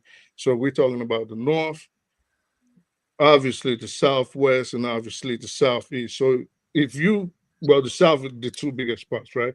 If you can figure out how to start a political movement, then I think you got something on the ground. But this is unintelligent me just speaking.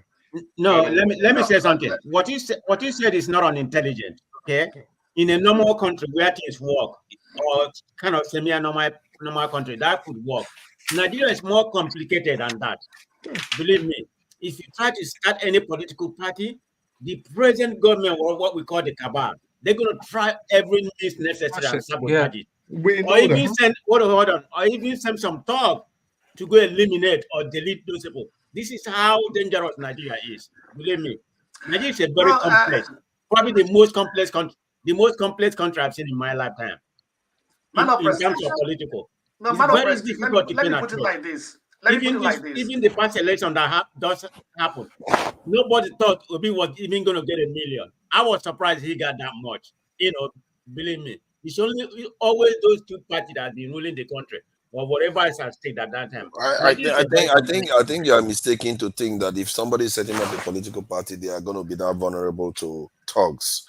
And I think I wanted to touch on something that Tone said about the police stations not having power supply.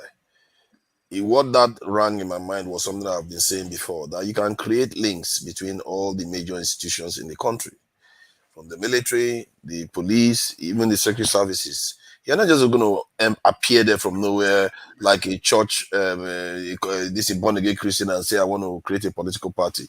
You have to have a grounding in the environment. That is how you do these things. And then, if anybody is coming at you, they will be the first to warn you about what is coming, and they might even be able to prevent it from happening. So if you are talking about political party, by the time you start getting to forming political party, you have to know you have a grounding in the environment. You can't just go and form a party in the air. It's not going to succeed, like you said. But that is that. Anyway, I just thought I should add that aspect to it. Forefathers, I want to ask you. And again, what's the point of forming a political party when people's mindsets are still not in the right place? Well, So we just want their mindset. We just need to awaken something up there so that they can start thinking for themselves and make the right decision. My own thinking in all of this is you cannot do anything if you don't have power. And I believe that should be what everybody on here should realize. You cannot help 10 people in Nigeria if you don't have a political party. So wait, hold on. It's not. I'm not saying about help. Your job is not to do the No, but government's help job. is something. Wait. I'm just pushing back. I'm pushing back your statement. You cannot do nothing. I understand that your job is not to be a philanthropist. Wow.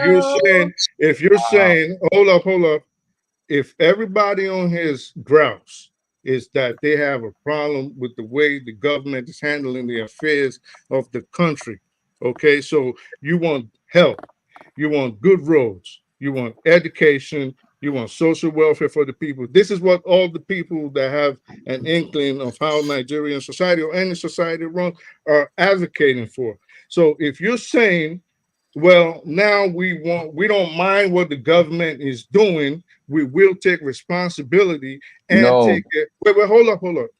If you're saying we will take responsibility for the welfare of the people and help them out financially and this, that, give them internet, give them food, if that is fine, and that is all fine with me.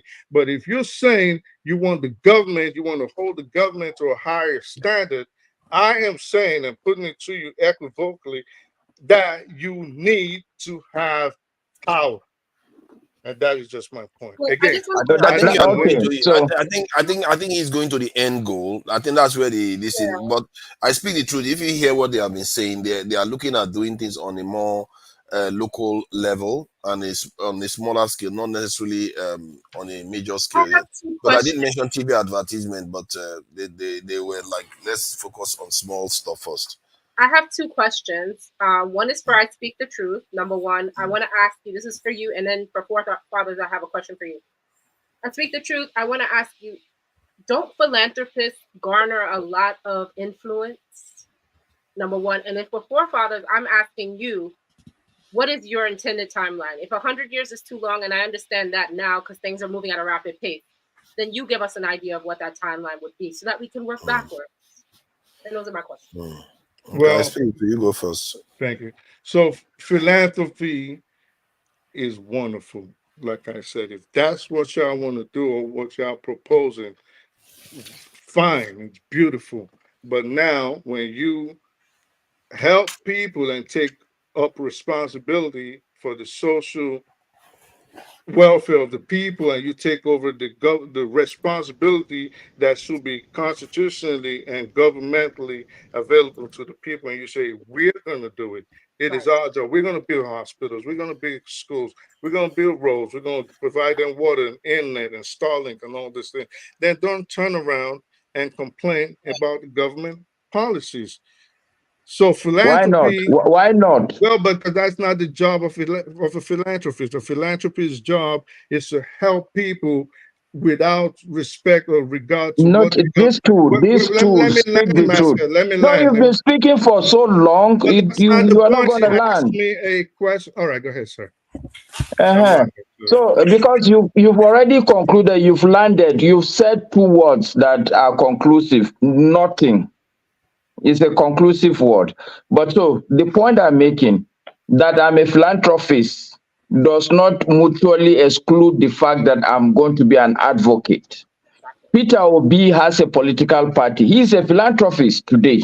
He's building all these things we are talking about. He is contesting. These two are not mutually exclusive. I don't see why, if I'm a philanthropist, I can't be a political party leader. If I'm a political party leader, I cannot be a philanthropist. So this is why it's always good when people, it's always nice when we hear we listen instead of just hearing the other person, okay? I'm not talking about, if you come in as philanthropists, you're not coming as individuals. You're all on here talking about coming as a group, right? So I'm not talking about Peter Obi or any individual. Let's say, for example, an organization, whatever organization you guys want to call yourselves, you bring the Red Cross, for example. You don't see the Red Cross doing philanthropic, carrying on philanthropic ideals, then complaining about the government and trying to enforce change or constitutional change. It's like, maybe I'm not understanding you guys' approach. So that precisely is the point. You are not understanding, speak the truth. Like I said, I'm dumb, okay? So if you're talking about no, not understanding doesn't mean you're dumb. Maybe we are dumb that we're not explaining enough. So let me learn. So if you're saying on one side, you're bringing out complaints about the Constitution, okay? Again, I ask you, do you like the Constitution the way it is? Do you like the governmental structure the way it is? You like the way governance is being carried out in Nigeria today? If you have no problem with that, then what are you arguing about? Okay, so are you done? Speak the truth so I can explain to you my understanding of what people are saying. Sorry, go ahead. I just asked a question. Okay. Now, what we have all agreed is that the country is not working. We are not okay with the system of governance. We are not okay with the level of enlightenment of the people that are being governed. Okay, are we still together? Speak the truth. I need a confirmation. It's not a rhetorical question. It's an actual question. Sir, if you have something to say, please say. All right, I think I'm done. I think the tone is negative. I'm done. Yeah, I suppose you can actually engage people sometimes in good faith. No, it's not about good faith. If you're saying something, just say it. I'm listening. I'm not a child. Just go ahead and I say asked you a question. Are we together? I've made 2 points. I just want a confirmation that, oh, yes, I'm with you, Masker. That's all I ask. Masker, go on. Just Masker, listen. Okay. One thing you should know about me, I listen. Okay, this is why I will always pick people's words, and I don't usually use my words. I actually use people's words. Okay, I'm going on. No problem. I won't even refer back to you. I would repeat. I will regurgitate what we've said. I won't refer back to you now. So we are not okay with the system of governance. We are not okay with even the level of enlightenment of the people that are being governed. Now the question is, what do we need to do? If we are not happy with governance and we are not even happy with the enlightenment level of the people, what do we need to do? We all agree that there is need for more consciousness among the people. One way we can increase the level of consciousness is to make sure more people are privy to these discussions. How do we get more people to be privy to these discussions? So many ideas were bantered around. And as we are bantering these ideas of getting more people to be aware of such discussions so that we can elevate their level of consciousness, issues of how do you get these people to buy even into the fact that, okay, look, they need to listen to you. Some philanthropic ideas came on the table.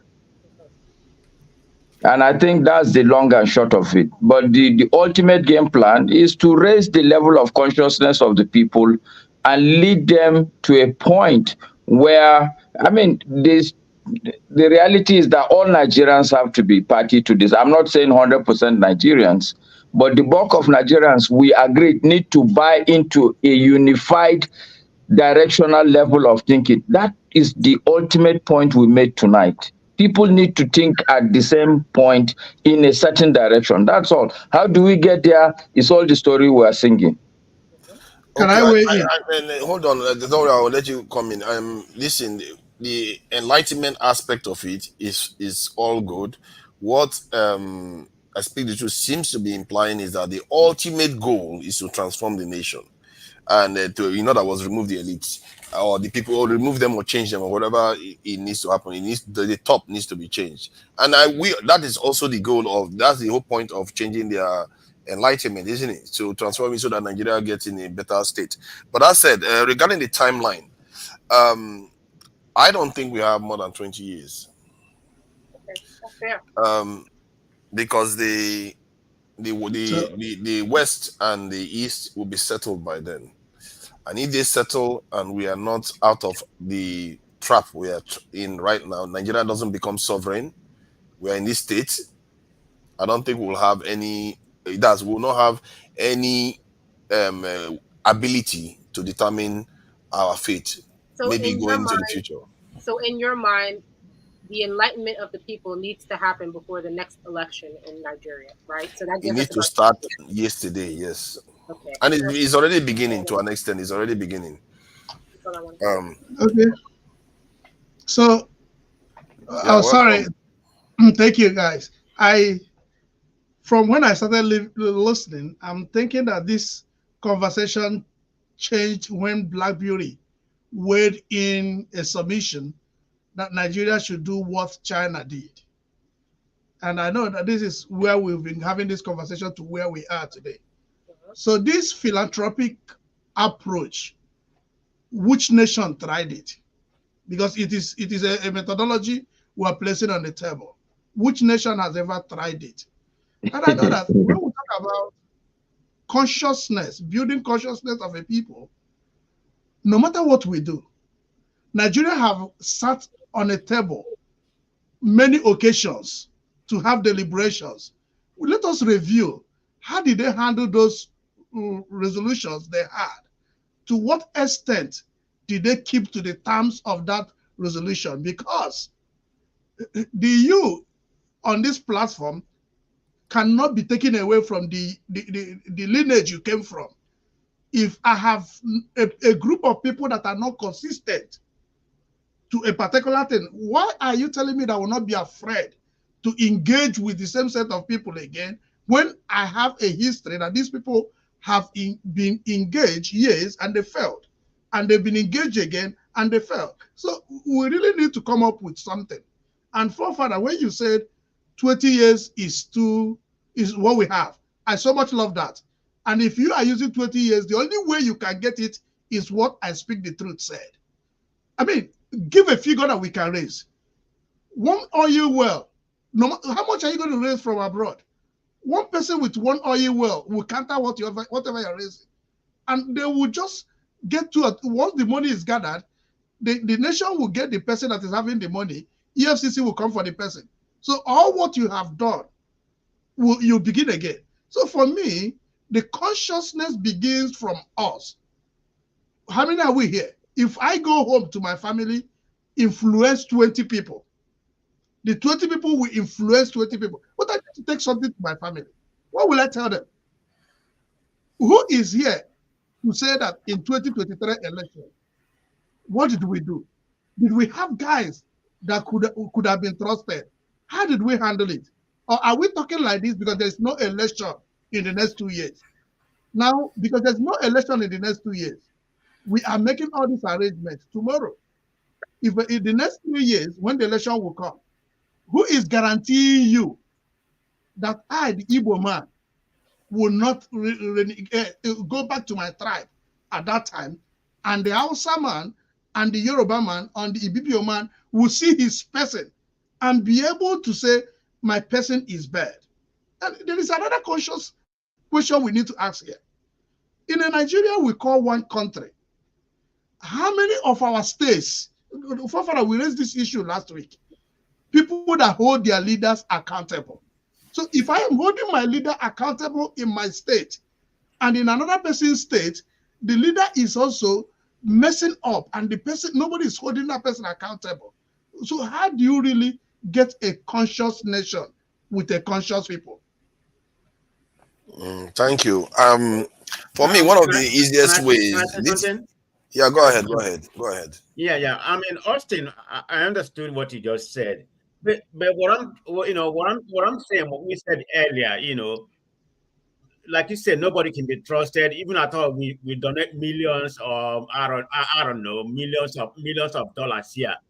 Like you said, one person in Nigeria that have oil well, we find a way to sabotage it, sabotage that because that's nothing. Okay, that's a good point. But I just wanted us to start from somewhere. At least let's use this platform as an example. Anyhow, we can use this platform and buy a media space in Nigeria in order to educate people. And when we come to this space, we speak a very common English, probably pidgin English, which everybody can understand, like people in Nigeria. Maybe that would be another angle we have to look at. I don't know how possible it is to make this a very universal, space, like a media space in Nigeria, where common people can call in and everything. Because a lot of Nigerians has phone these days. They can call. I listen to some radio station on live, like FM. I think FM 90 in Nigeria. People call, but we make this a forum like that by a media space. I don't know how possible it is, but we should start at least see which way is going to be more plausible for us. No, Prestige, that is what we are saying. The people that can't even afford their smartphones, and we can get them used smartphone. If it's a village setting, get them sort of a mini kind of a viewing set up a kind of a viewing center with the equipment there and all that. See, this thing will not cost us an arm and a leg. Tone, how about targeting the ones that have the smartphone? Maybe they can change the ones that don't. Because if you are trying to change the number of smartphones, we are talking about millions here. Okay. How about university campuses?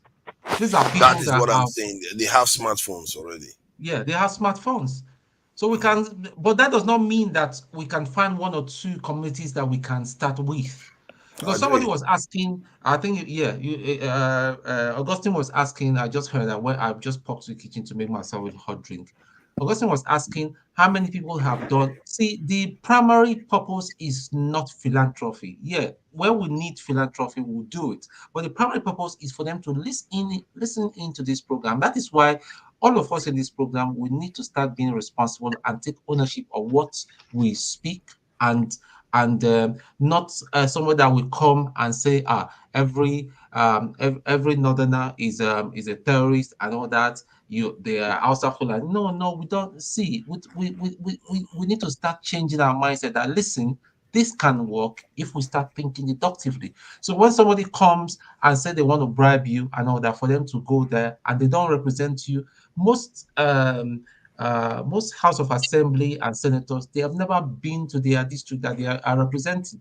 And yet these people are celebrated. So by listening, and then some of them will learn from them. They will even have the chance some of them to come on the panel and speak. And there's something about the human brain.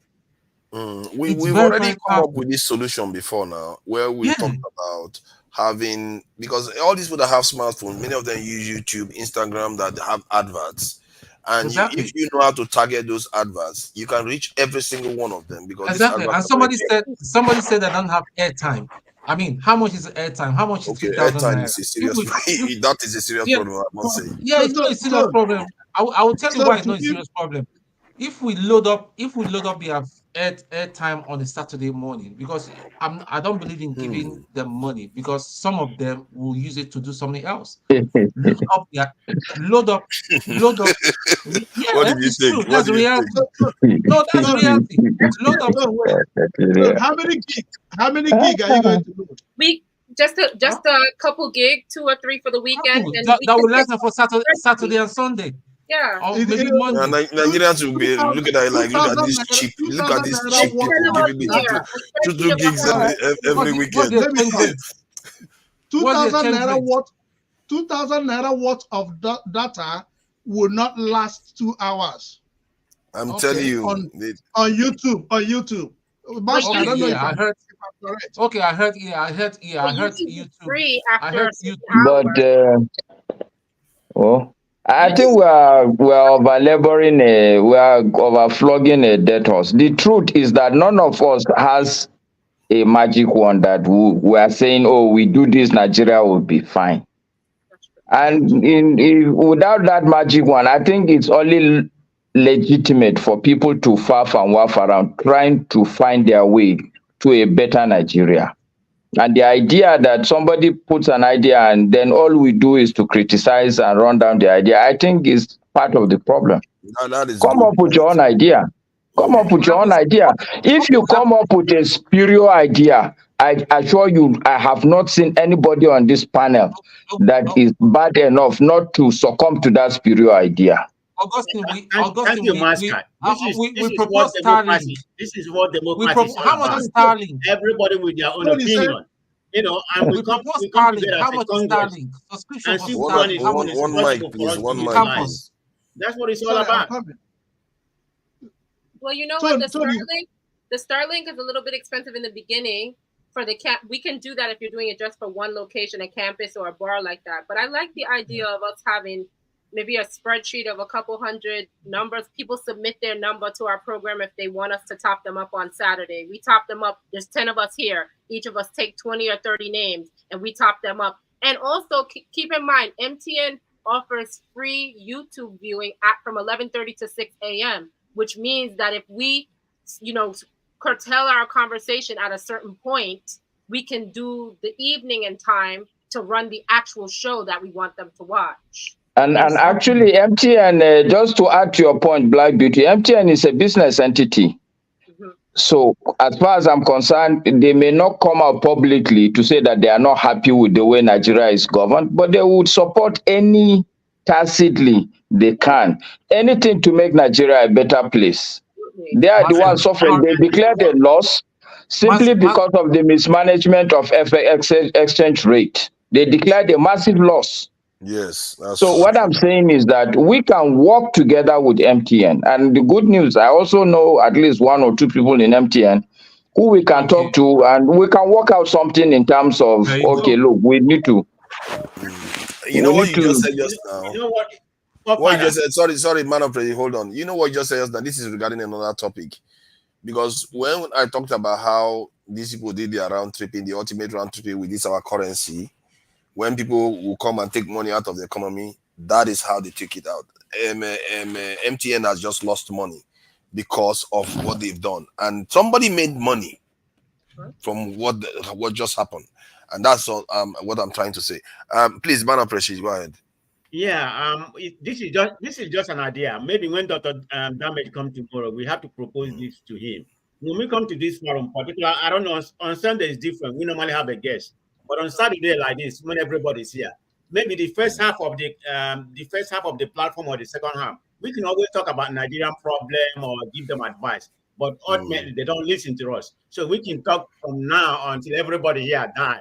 They're not going to listen because they are benefiting. So the point I'm trying to make, the first half or the second half, we can talk about Nigerian problem or whatever. Then the second half, we'll talk about the solution, like what we just talked about right now. We start planning because we are talking too much.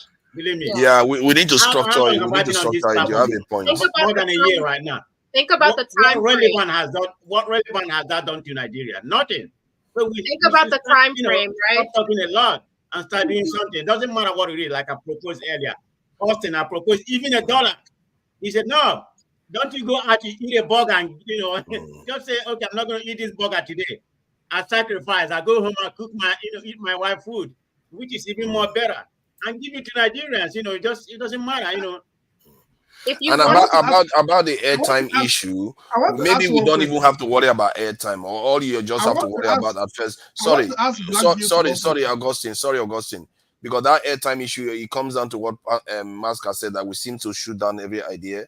We don't have to worry about even airtime as long as we put the videos out there. the ones that have airtime will want to go to Instagram because they always do. They want to go to YouTube because they always do. But they will see us, But and in they will order see to get us the every free, time. in order to get the free YouTube, they have to have the MTN plan. So we have to give them some kind of top up with the free YouTube after 11:30. How about the ones that already have it, that have Black Beauty. devices? You have to cater to those ones. If you get, if you can convince those ones, then they can go and also sensitize the others. I mean, when Nnamdi Kanu changed Nigeria, that's most of the Southeast, he didn't say worry about whether they have airtime. He changed the ones that did, And the and good those ones changed the others. Also, we have to be mindful of the time, right? Because the good conversations would start at the end of the day when that YouTube viewing starts to be free, which is like 11:30. So that's like 6:30, 5:30 here in the US or whatever time, wherever you guys are at. So we have to know that our, Wahala conversation has to be done by 5 p.m. or whatnot. Yeah. So that we could actually have a real program that would be broadcasting across people's phones. You know what I would suggest, forefather. Yeah. Sorry, Augustine. Let me just make this. What I think, forefather, or I think it should be tone. You can take the basic notes of the ideas, and then the fine tuning of how it will happen, I think, can be done backstage. We can't agree at a fine line at a forum like this. Yeah, I'm glad Sorry, you're in Nigeria. Augustine. Sorry, Augustine. No, sorry. Black Beauty, the question I want to ask you, is there a common Black Americans? I mean, what do you mean? Yes, there is. I will answer on behalf. There are very common Black Americans. I've been in the US. They are very common people. No, that's not the question. That's not the question. She's getting the route. Is there a common front of where Black Americans agree on one thing? I mean, yes. Yeah, there is. Black Lives Matters. They all agree. Not Black Lives Matter. Actually, some of them will actually hate Black Lives Matter. So when you feel that the whole country, the whole Nigeria can become one overnight, is a fallacy of But I'm not reasoning. saying that. I'm saying that We're not saying that. No, We're not saying that's not what we're saying. Nobody's saying that. Something. We're trying to influence critical thought. So when somebody is telling you a flat statement, when somebody is telling you a flat statement, I don't want to get into your tribalism, Yahaya. I don't care about it. So I'll be honest. A journey of 1,000 years, a journey of 1,000 miles. Wait, starts one day. So this is the problem we have. You cannot hide your tribe. So what you ask yourself, what is the advantage of your tribe? What can your tribe seriously, be? Augustine? Right now, this is the first time I've had you come like this. People on ground Tribal is not being tribalism. Being a tribe person is different from being tribalistic. Yeah, but what we are talking about here has nothing to do with tribe at all. Read what she wrote. When I she said made that comment, nobody was talking on about this platform first. I'll read what I wrote. Now what? No. So you see the point. So being what are you tribal. talking about? I said that because of you. When people that don't know your culture jump in and become a master, a leader in your culture, you need to worry. You need to sit down and think about it. No, Why do you need to Augustine, worry if they're just saying stuff? I have worked with Black Americans. Okay, what is the comment that you're talking about? I am surrounded with Black Americans. I am. No, she said this tribalism has to stop on this platform first. And there's nothing wrong with that statement. There's nothing wrong with it now. It needs to be stopped now. Everything is wrong to Augustine. Well, you should agree now, Augustine. That is not even a controversial statement. You go be in the corner by yourself, left out and ostracized, wrong by yourself. One Nigeria. Now next. Thank you. So, Augustine, go ahead. Yeah, so the attitude that you're giving her the edge over your culture, over your people. What do you mean the edge over your culture? What has that got to do with this? He's saying. But also, let me remind you, 99.9% Hausa Fulani blood. So if you would like to know. Okay, good. Now listen to her. Now next. Yeah, but what is the problem? So you want me what to is be the problem, Augustine? You want me to be Augustine, I'm also 99.5% Hausa Fulani blood. So tell us. You are stop. Fulani. I don't know which one you are. Really. Tell us we are not human beings. Tell us. Tell us we are not human beings. See, Maska. Yes. I said being tribal and let these young people do is things. different from being tribalistic. No. That is a comment. But her comment is simply saying this platform has to like stop it. on You don't this. like it. The tribalism has to stop on this platform first. When did How is she that say it? an like issue? it. When did she say it? On the backstage a while ago. Just I said it No, how is that look, controversial? forefathers, When I was Augustine, speaking, let's call a spade a spade. so she said Let's it when call I a was spade. speaking. So in my Yes, statement, did you hear yes, tribalistic? yes. In your statement, Augustine, there was a tribalistic tone to it because you were saying that when you work with people, they renege. You can't go back and work with these people. That's what you said. Was it what I said? That's That I what you won't go said. back. I said, what confidence That's do I what you have? said. We can replay it. I That's said, what you what said. confidence? So so that's the difference. So this is the difference in Okay, are you saying tribalism. she's accusing you of being tribalistic? Let me ask you a That's question. exactly what she Hold did. on, hold on. Let me Okay, ask then you you a can just say that now question. instead of going about it Augustine, in a Mr. roundabout European way. game, right? She knew that Let me that ask was you a what she question. did. I'm speaking to you directly. Let me ask you a question, Augustine. If I said that my blood was Edo blood, you would have a different perspective, correct? Even as a Black American, if I said my blood was from Ego or Bonny State or something like that, you would have a different perspective, wouldn't you? Now let's call a spade, correct? No, Yeah, to Black be fair to Americans. Augustine, Black Beauty, to be I'm fair to trying to Augustine, understand you. Augustine is not known to be tribalistic on this platform. I've not really known him The as problem like a I have, tribalistic person. the problem I have with her is I'm here she to doesn't advocate know for our philanthropy culture, and critical but thought. she takes advantage to speak about our culture without asking the fundamental. But you can't say that, Augustine. You I Please. can't think this say is a that. You can't say misunderstanding. that. You can't say It's a that. I mean, misunderstanding. Black Beauty goes to he Nigeria very doesn't know You regularly. our can't say that, culture. Augustine. It is called I don't cultural even know your humility. culture. I've When not I said make the Anybody statement, can learn of anybody's culture if they want to Yes, yeah, learn. by actually. asking question, The question you see, cannot be today. If she have learned it before, she have learned it. And if you speak to something you don't, sorry, you can clarify her. But for sorry. you to just say you are better than But this. aren't you sitting in the States, though? Aren't you sitting in the United States of America? My culture, the culture that we built up so you could sit comfortably here? How dare you? You see that? Now we started Biafra I didn't even wars. want to go here with him because I No, know this is that American war now. It's not Biafra again. You see, I never saw this one coming. Augustine and Okay, Beauty have but this no, agreement. Black Beauty. Excuse me. No. I know for a fact that if I had Igbo blood, you would not be talking to me like this. No. You are taking it too far. A Black Beauty, you are See, taking it too Black far. Calm Beauty. down. Black Beauty. Hold on. Let's rein this in. Masker, hold on. Let's rein this in. No, Augustine is a nice guy. We know he's not tribalistic on a good day. But that does not mean that he would not be tribalistic every now and then. Masker, come. Let's have perspective here. I think Black Beauty, I get what you mean, but I think this is a misunderstanding. For me, Augustine, so far, he's been here many times. He is not known for having a tribalistic approach to all his problems. So I think somewhere along the line, both of you had your wires crossed. I don't think he's against you because you are Fulani in any way. I don't think that is it. I don't think so, but he keeps implying that people cannot work together, and he keeps implying that I don't have a right to have a voice in your culture, right? But you get to sit in my culture, right? In this here Black America that we built and make your money, right? Yeah, but you don't have to add that you built now. It doesn't help. We are just being divisive. It doesn't help. There's no need to add that you built. I was being peaceful. And I was coming up with solutions, and that wasn't good enough. Let me just shut up. So let me tell you. Let me shut up. You're not gonna like the next thing I say. All right. So let me tell you how it works. Okay. I told you in my office I work with Black Americans. So when I'm making assertion, I go to them and say, "How do you perceive this? How do you use this in your culture?" So that is how you work with people's culture. I made a comment which many people did not hear as being tribalistic, but she picked it as being tribalistic just because she doesn't know our culture. So that was why I picked that point.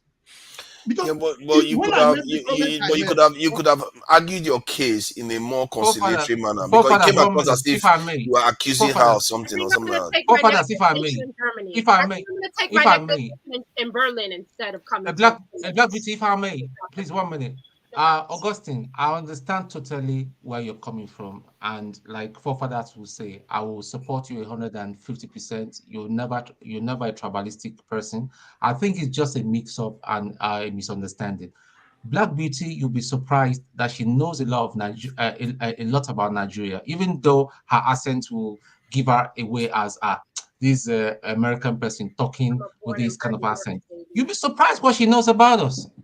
Even me from Anambra State, I don't know much about Anambra State, but I can tell you more about Yoruba people. I speak Yoruba very well, like someone, like a Yoruba person, like someone that was born in Yoruba land. I speak Yoruba very, very well. So this thing about, see, what we I started with speak the something truth too. beautiful. He knows details that I don't even have a clue about. Exactly. They know So we stuff. let's not just get, that's what Black Beauty is trying to say. Let's just not dilute this noble idea with whether you're from the north or south or wherever. I'm not interested. I'm not interested whether you're APC or whether you're Labour or whether you're obedient. All we want to do is to change people's perspective so that they can start thinking deductively. Because I believe if everyone start thinking deductively, the politicians will not have any pawn to play with. During the election, was it Tinubu's children that went to beat up people and Itogri? They sent people that cannot think, foolish people that cannot think out there to do their dirty work for them. But if people's mindset, you get them thinking the politicians will give them money. Yes, they will collect the money possibly, but we don't do it and say, listen, you ask your children to go and do your dirty job for them. That is what we're saying. And then help people. Come on, where is our humanity? There are people that are really suffering. Like I said, I shared last month, my uncle's wife died in Abuja for what she shouldn't even have died of. She was diabetic. They took her to the hospital, collected a lot of money from her and all that. It was just insulin that they needed to give her. Some unqualified nurse that thinks she's qualified gave her some kind of drip uh, for some kind of malaria and all that. That's how the woman went into diabetic coma and died. This is a things that we need to start changing. That people and all that we need to start going to. It might look small. I mean, we might say, okay, how can we cover everything? But it's a mindset. When we got all our minds together and all that, we can do big things. So I'm just begging of all of us and all that. Let's not argue with each other. We all love our country. That is why we're here. It's 3 a.m. in UK, same 3 a.m. in Nigeria and all that. I'm going to get, I don't know how many, whether I'll even be sleep before I go to church in the morning. We want Nigeria to work. I want to be able to come tonight. I want to be able to come. I want to be able to come. See, let me tell you a secret. I love road travel, but because of kidnappers and all that kind of thing, I can't do that again. I love road travel. Anyway, I So thought they asking you, do you go Can to they kidnap church? you? Can No, they Okija, kidnap you? Okija cannot do this. I do go to church. I do go to Okay, church. there you have it, Okija. Now the Yeah. question, Okija, do you, Okija, go to church? Okija is already a shrine. I'm a pastor. I'm a pastor, so people come to me. I thought Okija is a Okija, my shrine. man. No, Okija, my Okija is a town. Okay, you see, Okija is a town. that's the So beauty what I'm of trying this platform. so what I'm trying to say is, listen, we have all come together, we have all become good friends and all that. If I get tonight, last time John Abba met up with Ngosika and all that. You know, we are all one, my people. Us that is outside Nigeria, people that are very educated like Maska and all that. This because we all kept quiet, and that is why Agberos have taken over our Nigeria. That is why educated illiterates, educated illiterates have taken over Nigeria. Let us start. We are not forming a political party, but rather what we are doing is more than forming a political party. Changing the people's mind, the way they think, and all, the way they think, getting them to analyze situation, getting out the truth, not propaganda here, getting out the truth as it is, and challenge them to start thinking, and challenge them to that they can start asking their leaders question, the people that they voted for question, hard questions, and you see things will start changing. That's all we are just talking about. I mean, I don't see anything bad in planting a Starlink in a village and all that. Listen, from my Christian perspective, the prayer that a poor person, the person that you cannot, when you do something for someone that cannot do and cannot pay you back, when that person prays for you, is more potent than a prayer you receive from a priest or a pastor. That is a spiritual principle, and I believe it works. That's all I'm interested in. Can I say something? Yes. Yeah, thank you. Well, I do think that I do appreciate the kind of talks we've had and we've continued to have. My problem is that we have been talking since 1960 and nothing seems to have changed. If we're waiting to change people's minds, I can tell you that that's probably not going to solve any problem at all in Nigeria. My thinking is that the diasporans have been largely ineffective in trying to change the course of events in Nigeria for a number of reasons. Whenever we travel, go to Nigeria as diasporans, and we see little things we can speak out against, we never do that. Now, simple airport, you go to the airport and see that the AC is not working, and people bring out their fans and they are finding themselves. Nobody cares. Nobody says anything. Can tell you that if few people who travel can begin to raise strong objections to the inefficiencies, you see, Nigeria is just the problem with Nigeria is divided into two: corruption, incompetence. I can tell you that 99% of offices in Nigeria, elected, appointed, are filled with people who are incompetent.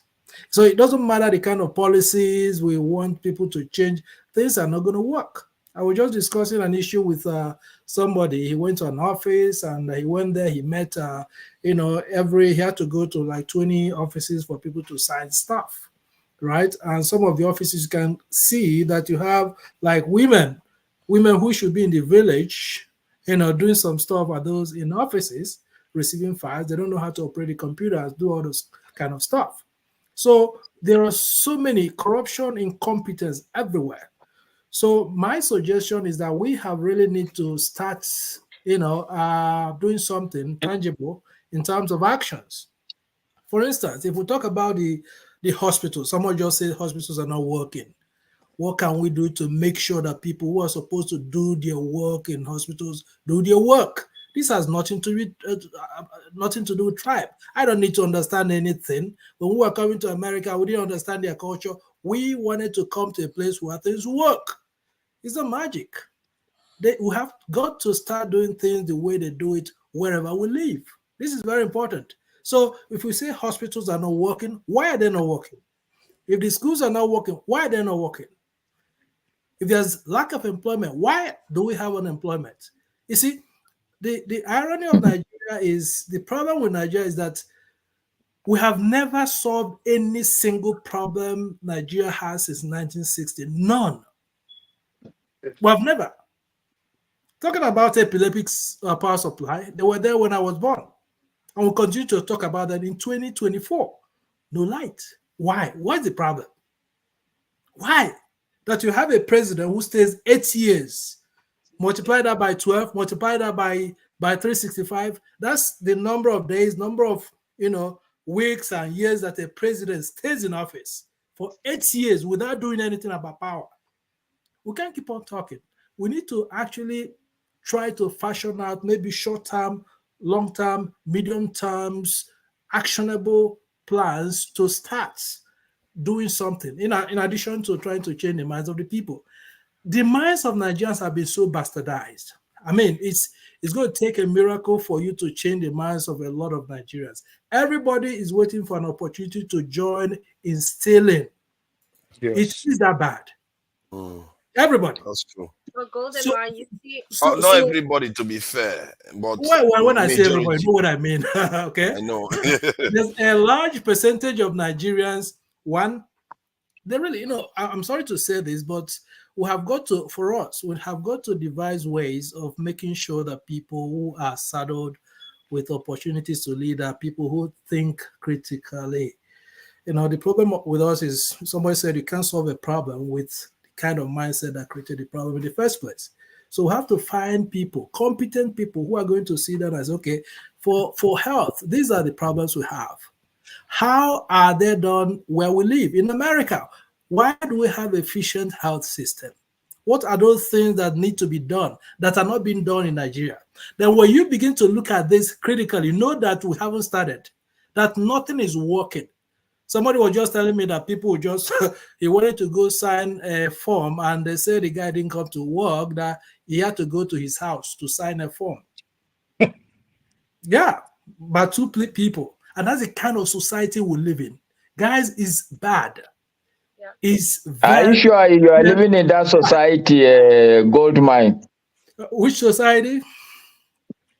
I thought we in Nigeria were the ones that can say that's the society we live. You have run away from that society. Oh, no. I'm in Nigeria almost more than two times a year. I go there every day. No, see this man. Oh, see this man. You are in Nigeria 2 times in a year and you are talking. Oh yes. Now let me give you an example. Now I just see, just to tell you how bad things are. It's called a university. I ask people to get me my transcript. I have to come there, and my brother was telling me that he had to go for clearance. The university said, okay, bring all the receipts from year 1, year 2, year 3, year 4. So the universities don't keep record of people who have paid. Guys, things are bad. A university, you don't have records. So if the universities are bad, you can imagine how other areas are. Things are terribly bad. If I may, this is part of what we are talking about. If we go see, most higher institutions, so-called higher institutions, still have stuff in files. They don't even have a computer system. Almost all of it. They don't even have a computer system. So what stops us from equipping, starting? See, listen, we can't be saying that it cannot be done. It cannot be done. Let us start with one and let that be an example to the others. Look at Governor Oti. If he was saying it's not impossible, he would have not done what he did in Imo State. Let's start somewhere. Let me tell you an example. Yeah, let me just tell you. I'm not saying it's not possible, but it's a heck of a difficult thing. One, when you equip, we try that. We are the difficult elements. It's not the problem. Is not difficult. We are the people that make it difficult. Now, let me give you an example. We had decided to purchase computers and some books and some electronic stuff for a department in a university. 2 years later, nobody has used it. One, they complained of power, and they complained about people who knew how to use some of these stuff. Why? Because if you go there, like I was saying, you see a lot of incompetent people who don't know how to use this stuff. So are you going to fire? How are you going to fire everybody? Because they need to be fired. You need to get people. There are a lot of young people who can do this, but they're never hired. Instead, people will just go and hire people, their relatives and relations in offices. That's the problem. Part of our philanthropy, because when you were saying about the ladies in the office using their computers and things like that, I work in fintech. Part of our philanthropy can get a few women in the diaspora to spend a couple hours on the weekend and do some recorded trainings that could help the ladies learn how to use their computer programs better. So I think that philanthropy is not all just about buying computers and giving solar panels and giving. It's also about giving your time and giving your skill set too. Black Beauty, do you think these people do not understand how to do this thing? The man Do just you said, wait, hold on. Do you I'm just being rhetorical right here. Do you think these people, Nigerians being as brilliant as they are, probably the smartest species of black people on the planet today, do you think we do not have people in that country that can say, well, this lady is incompetent, she do not need to be at this desk? But they do. No, hold on. No, it's being rhetorical. So I'm just trying to explain some groundwork about some ground realities about Nigeria to you. So where they will have a competent person to do a job, Okay. It is not like we do not have computer specialists or programmers or clerical workers. We have these people, but this is how they select positions in that country. If you understand how you, because you have to understand the nuances of the country, which is what I think Augustine was trying to say to you, I but you understand know, that. it came out wrong, right?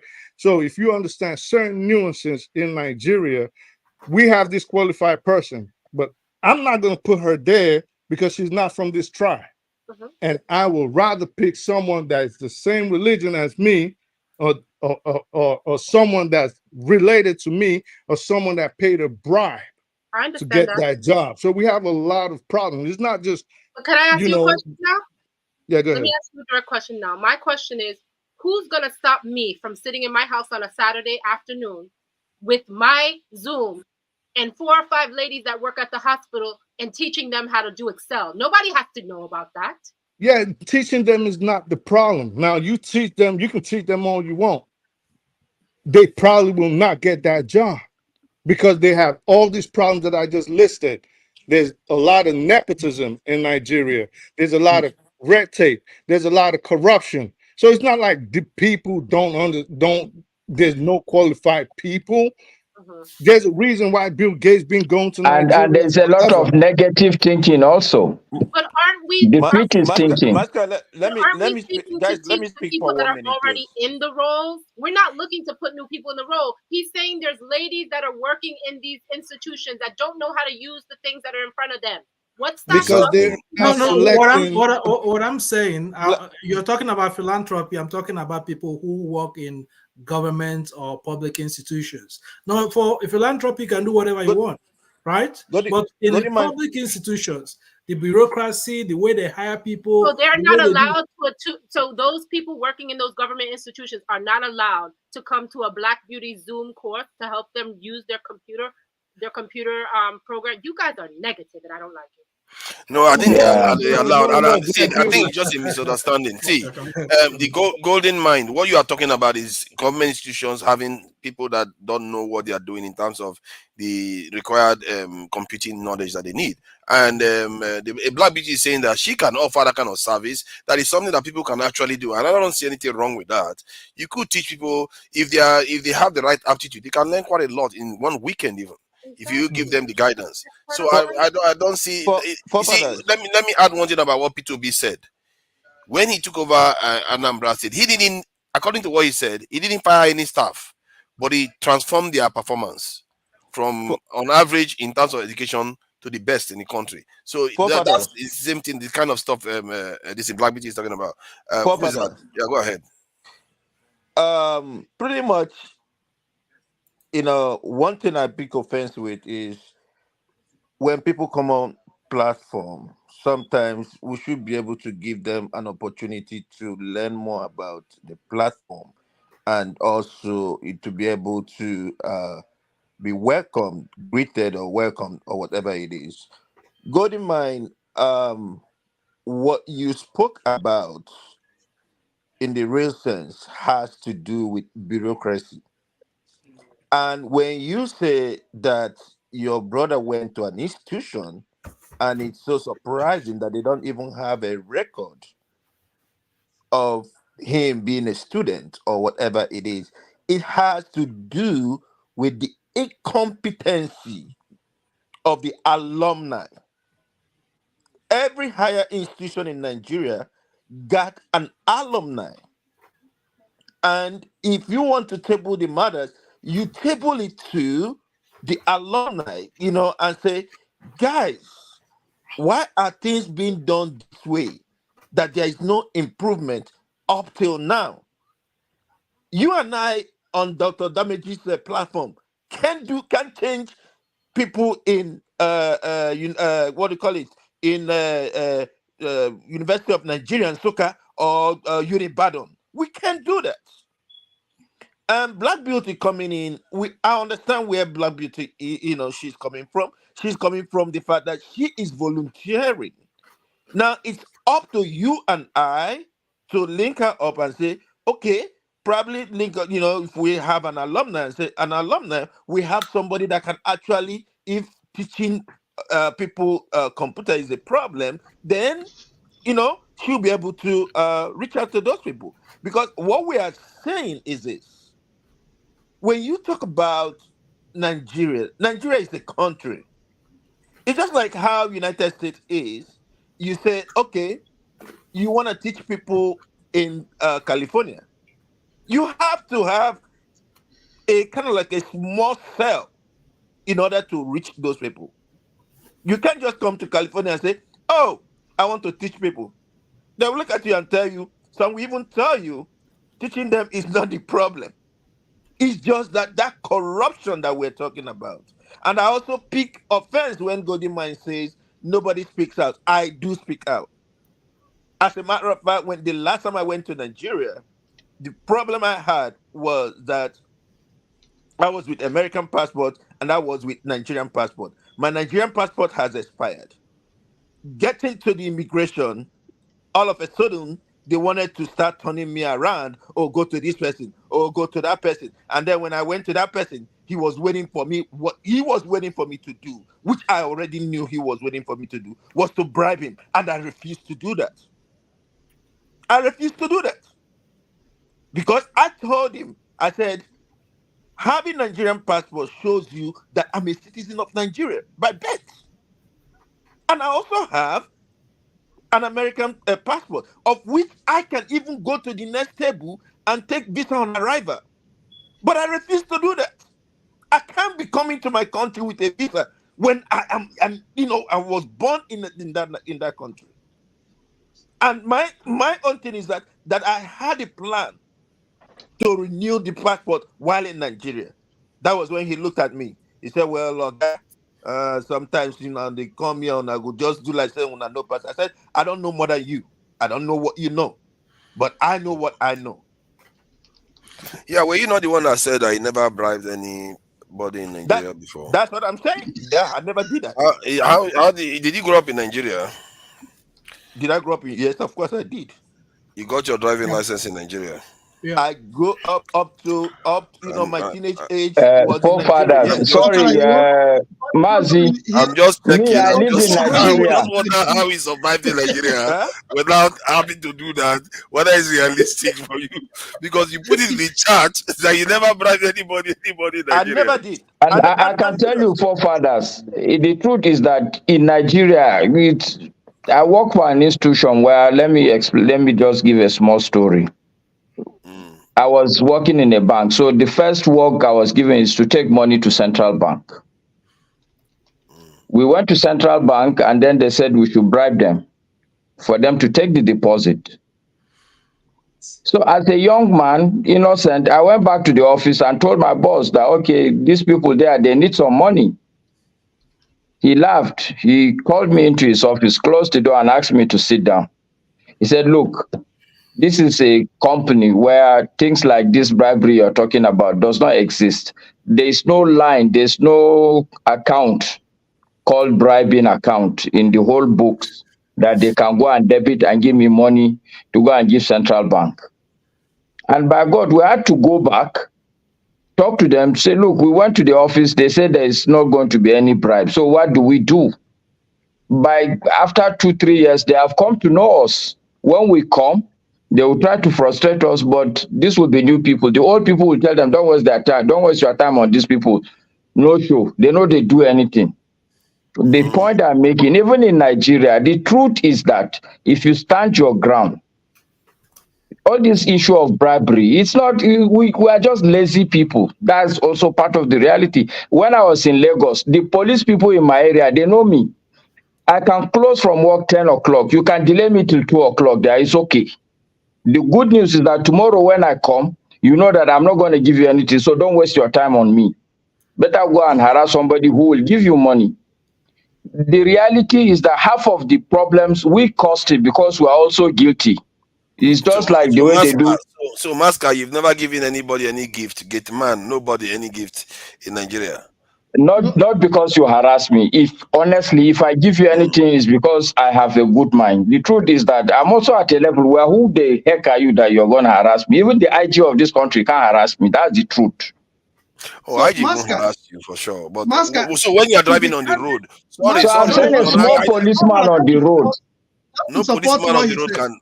I'm trying to To be find out candid, now how are these people surviving in Nigeria, because the Nigeria I know is like a web where you, if you want to travel from one town to the other, you meet all kinds of stuff. So, Maska, have you traveled from town to town in Nigeria and you went past those police people without tipping anybody? so Yes. forefather, let me I've just never help you seen there. it too. I've never To seen be it candid with on the you, road. I've never driven myself, but I've never seen it happen before. when I was in Nigeria, I realized the this. policemen they have It's when a they have there's it's, east and it's south, partly south. They are quite yes, different. it's partly a For cultural thing. Benin, they are quite different. If the ones in southwest, if they want to intimidate you and you tell them no, they will just cool down. But in the southeast or south, it's quite different. Benin on the Aba, Port Harcourt, Yeah. So just forefather, different. just to add to that, is a cultural thing. In the north, they will tell you to your face, you are being paid, and I'm struggling, and you want me to pay you money. A driver was confronting a police officer, and they never stopped to pay anyone. They will stop you, they will tell you you can't do anything. But the problem we have is our own fault in the East. We comfortably give it, and it becomes a way of life. This is where you are coming from Abuja Airport. They are asking you right at the gate. Police No, people people that will have ask you, that's the reality. Anybody will ask you. Don't twist the narrative. There are two different things. If somebody asking you is just help and that gift. The other one is trying to lie on you, find something against you to extort you is different. So extortion and asking for handout are two different Extortion. Police. They've asked. the I line have can a be car. blood They sometimes. ask me different. They Yeah. ask me so No, many is stuff. Things I the wasn't line is supposed this to. thing is clear. Is the difference is clear. So Out of It's anger, extortion I and said to the handouts policeman, are "What two is the reason different for your things. shoe?" What forefather is saying, And he got why I angry. added the word culture in the north, they will ask you, but it depends if you want to. But in the Yes. east, somebody was killed in about 2 weeks ago because he was asked, he refused, he was shot dead. So because we are Not like that. constantly See, it has Austin, now become a compelling thing. don't really add to it like that. They can just shoot you for not giving, Augustine, right? Sometimes Loco, police in Nigeria has killed several people for 20 naira. See, it's altercation. It comes through altercation. No. The bottom line is money. Listen. Ask yourself very Oh well. no. You are not there. It's the story I told you. No, Look, I I've have seen my own several story. things. I have my own story. It's only it's altercations. You understand? I have Altercation. seen, You can't say I've seen, no. I will not give I you have, It I looks have like I seen in and opened a Surulere. can bring of out a worms. gun I and just shoot wanted you. to ask a No, brief question. No, it wait. always goes through altercation. I have seen in Lagos. Find I have out. seen in Lagos where this guy was stopped. Yeah, near doctor's house, Dr. Alexander. This guy was stopped. They've passed me because those people know me sometimes. Yeah, because of the sun. When I'm even coming back, I will go and get some water for them, cold water. They will appreciate. Is that bribery? Is not. They just, sometimes they will say, Oga, you get any? I say, say country hard. They will just let me go. But this guy on this day was stopped. They were asking him. He was Agitated. trying to prove a point. Before you Agitated, know yeah. it, somebody will carry gun. You grabbed his gun. Omo, you There's are always playing with your life. altercation. Then they Trust me, pushed him. They there's said, always "Move back, altercation. move back, move back." He refused and actually grabbed where the something. Then the other person shoot him on his thigh, and that created problem. And I had to stand there. And then when this investigation, I had to go to the police station where those guys were stationed and told the DPO, this is what I saw. If it's going to court, this is what I saw. I'm not saying it's right for them, it's right for him to be shot, but that guy could be an armed robber that was trying to disarm them. How about if he took the gun and ran away with it? He's in deep shit or shot them. So, but the narrative will say, police don't kill person, or police don't kill person. Like Local P said, it's always an alteration. When somebody is carrying a gun, be calm. Worst thing, they will tell you, come to the station. If you know you're not guilty and all that, go to the station with them. No problem. Okay. No problem. Okay. If the police says that you got time for them, no problem. But you cannot want to disarm an armed person What? No, that is never No, done. I A mean, crazy person, so a you know more crazy Abokoma person. Park. You know Abokoma Park in Onitsha. I don't know Onitsha very Okay, well. yeah, okay. Abokoma Park, like when we were small, I mean, we were there just playing. A policeman came. I don't know, we don't know what happened, but once you're a small boy, we used to, like, used to call, hang around there. They just came and shot him. Just They like came and that. shot him. Yeah, I like what you said. You were okay. small then, My so my you wouldn't have my known what my was own happening. case. My own case. Policeman stopped me in Anambra. Okay, so he was demanding, something must have led to this he was particular, shot. this one. He was demanding so many things. So I gave him everything I needed because I had a a police friend who was working in the headquarters in Lagos then. So whenever I'll be in Nigeria, I will go to him. He will give me papers. Like this is what you need. And anybody stop you, just give him if they give you trouble, call me. So, I gave him everything, so the man was, telling me, bring this. He said, what is it, why are you asking me all these things, asking me receipt for my tire? That's what they do in the East. So I was angry. I told him, what's the receipt for your shoe? Exactly. You see, now you are agitated where's the now. receipt for your Now shoe? you are agitated, it becomes an altercation. Yeah. They can't just take and shoot you like The that. man There must cocked be his gun. something to cause that quarrel. The See, man look, cocked I his know gun. these people back and And forth like that in Japan. That's how they are. his supervisor that with him, they pushed him to the ground. He was about to shoot me. They pushed him to the ground. And then, they asked him, what happened? Why are you cooking your gun? They said, look at this small boy. He asked me receipt for my shoe. They started laughing. They told me to just go. The man was drunk. The policeman was drunk. That's what I was about to tell you, Okija, because even though I said I don't give bribe, but what I know also is that one has to be conscious, because I've met a lot of policemen that you could see this guy is not in his senses, so he's not a logical person you're dealing with. Even here in the UK, forefathers So can I'm a bit tell you shocked this. from what I'm hearing that all these Nigerians say they never gave bribe. I will tell you. So, but we had bribe be pervasive in Nigeria. So who are the Nigerians giving all those bribes? See, let me tell you something about bribe. Forefathers, even here in the UK, if you harass a police officer, the way they will rush you, you will not never do, they will bend, the way they will rush you before they put and throw you rudely into that their truck and all that. So they will not shoot you. That's the only thing. But if you showed, I mean, like an SO19 officer in the UK, those are the ones that are allowed to carry gun, and you go for his gun, they'll just shoot you. They'll kill you anyhow. They'll kill There's you because you nothing. could disarm them. You could disarm them and kill them. There was a big case in Nigeria. Themselves. The guy that came back from America, Oshodi police station. What's that Oshodi? What's that? A sub area in Oshodi. I've forgotten the name. Anthony. I think it was Mafoluko. I think it was Mafoluko. The guy came back from America. He had money. It's been a long time ago. I think in the 90s. I don't know if wait. That's a very popular story. Everybody knows that story. Everybody knows that story. Yeah, so it happened. It was true. It happened. The police were the safe place for him to stay. They killed him and took his money. Are you saying that the police people are very civil? It's the citizens that are uncivil? Yeah, that's what they also no. We're talking about provocation and a policeman that is under the man that came to US, he provoked them. Sometimes it's not about the money either. I've been, driving around as a young woman driving around Lagos. I get stopped. You see, sometimes at night. And what hold on. So have you, since when you were stopped, did you give them anything? Who, me? Have you ever given? I'm gonna tell you what I normally do. I have two course of action. When I give money to ordinary people, market people, mechanics. I don't give to police because I have a friend in the police, and I also have two friends who are grandsons of certain banks. So what happened when I got stopped on Freedom Way? He was trying to curse me and my girlfriend out. We were out. She's a real estate woman, and I'm from New York. I'm hanging out. I'm chilling. We're driving. They stopped us. They tried to intimidate us. And I said, I can't give you any money, but I'll give you a smile. And they said, well, what's a smile going to do? I need money. What do you have for me, ma'am? What do you have for me? And then I said, I got something for you. I called the number. Boop, boop, boop, boop. I said, go speak to the man. He spoke to the man. And he came back and he said, oh, your fiance is a very fine man. Very, very, very fine man. Very fine man. You can go. Wow. So now I'm having a problem here. So who has ever given money to police officers when they are driving?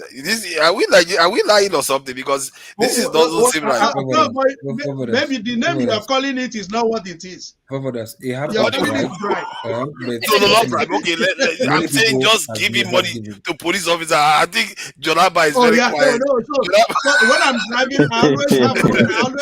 I have money. Jonaba is very quiet. Forefathers. Police never stop me in Nigeria. Where are you even driving? What is going on in Nigeria? Police cannot stop me in Nigeria. That is the unbelievable. I'm not lying to experience now. John Abba, your case is different. You have military family, so they don't stop military. If they know, if they stop you, the military family, they just leave you alone. Period. That's why I don't want to talk about it. I understand exactly. the road, It's and I possible. travel on the road, and I go on the road, but police cannot stop me. Period. It may have this what's it called why is that military sticker on the vehicle, and they all look at maybe the guy probably look if you look at him, go back now. You not get here for it, not get here for job, and you can put army sticker for front of the windscreen. If you say you give him pass, then maybe it's an officer now. So sometimes it's possible. I'm surprised though, because everybody is saying that they've never done anything with giving police officers tips before. Pervasive. You can barely go past any road. You don't see police everywhere. I was in Rivers State for a very short time, and somebody drove me around, and the person had to be bribing police officers everywhere they go. Even if they know the police officers already. There's one officer I always give. I wouldn't call it bribe, it's a tip, I guess. Yeah, it's a tip. I give to a lady by Oniro Day, I give to her because I like her. Because she, I live over there and I like her and she knows me. So when she asks, I always give to her. But that's just a tip. But if you try to intimidate me, I go call the big man. I think it's the way you put it, like for me, the one I did was those the military when you come out of the airport. Yes. While instead of going into the parking lot, there is this kind of like a little spot where you can stay, where your folks can pick you up from. That one I gave him because he saw me giving money to those ones that grabbed my bag. See how Augustine is laughing. Augustine.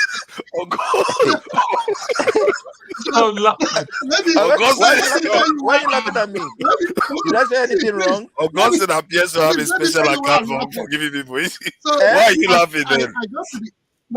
See, Prince, I got to the airport. Yeah. So the guy that was carrying me the first time, I just went out, I gave him money. Yeah. So when I went back again to carry the luggage that was delayed, I was like, I'm not going to pay. I got to the custom. They said, no, open your boss. I opened my boss.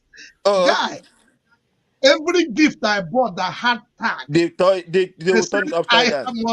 I must pay for clearance. So instead of giving that 10,000, I ended up paying 120,000 on gifts I bought. What? So what would you do? Augustine, in that aspect, right? There are some people in your case, many people in your case that will not drop anything. Poco, yes, in that aspect, Augustine, what I do is I'm telling you, there are many people in your case that will not drop anything. Poco, wait now.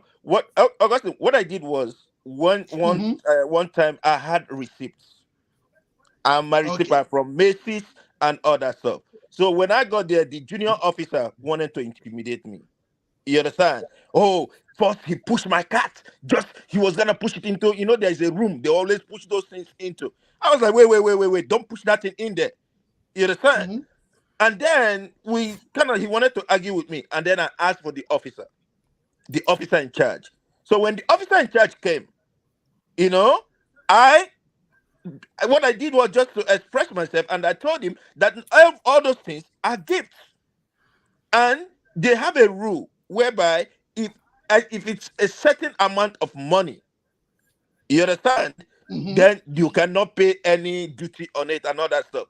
So good a thing I had those receipts. So good a thing I had the receipt. And the good thing is the officer, the main officer in charge is a northern man. So we did some calculation. When he saw it and he saw that it was not that much, he said, he told him to bring my stuff out, bring it out and that I can go. And what I told the guy, even the guy who pushed it, I told him, I said, you remain a junior officer until you die, because the way you handled me, you Sorry, just Prince. wanted to But are you intimidate me. trying to say Prince, you sorry. give Who somebody is the officer? something? I thought the story was to tell No, us how you no, give Prince. somebody Sorry. something. Oh, okay. Prince. So Prince. Not to now, hold Prince, on. Let him tell us. I want to hear it. No, hold on, first. I want to ask Prince, who is the officer? you mean the little or the junior officer? What's I mean, which cadet, who? It's Like all which those I think it's a recruit in a recruiting that those customs. No, hold on. Which of the forces? Like Which of the paramilitary forces? It's custom now. Custom. So the one I was talking about, the military guy. So when I was, he seen me because of the guys, the ladies that came out with my bags. By the time you know it, you have about 10 people that wants to carry just few bags that you have, but they all want something. And good thing was that I was able to do an exchange inside the airport before coming out. So when the guy saw me and saw that I was giving those people, he was like, okay, we too, they drink water and all that kind of a thing. So I kind of laughed, and being the fact that he was being cordial, and then at the same time, he allowed my driver to pull in, because there's some people it will be, they will even bring a koboko and flog the nonsense out of the driver. So when I finished, whatever that was remaining in my hand, I gave it to him, and he was like, "Oh, sure, sir." He was happy. That's Okay, that. I see. Yeah. Okay, so in other words, he broke the rules I did not break for the you rule. to. He did No, not he force broke me. the rules He on did, your behalf. It's all he right. did not force me We to have, so he didn't say all much. it takes is a little bit. It's all right. Customer service now. But you don't have one person. You all don't have one person. Like I have somebody in the airport that every time I come, I say I'm coming, so that they can be the first person to greet me. They can be the first person to take me to visa on arrival before I get to my husband. They can be, so I don't have to deal with all of them, because I don't want to deal with all of them. So Is there a cultural difference though? Because the way Masca sounds, Masca, have you seen like commonly where people exchange money with law enforcement or officials of state on a lower level? It doesn't have to be, high level What kind of question? Who in Nigeria hasn't seen that before?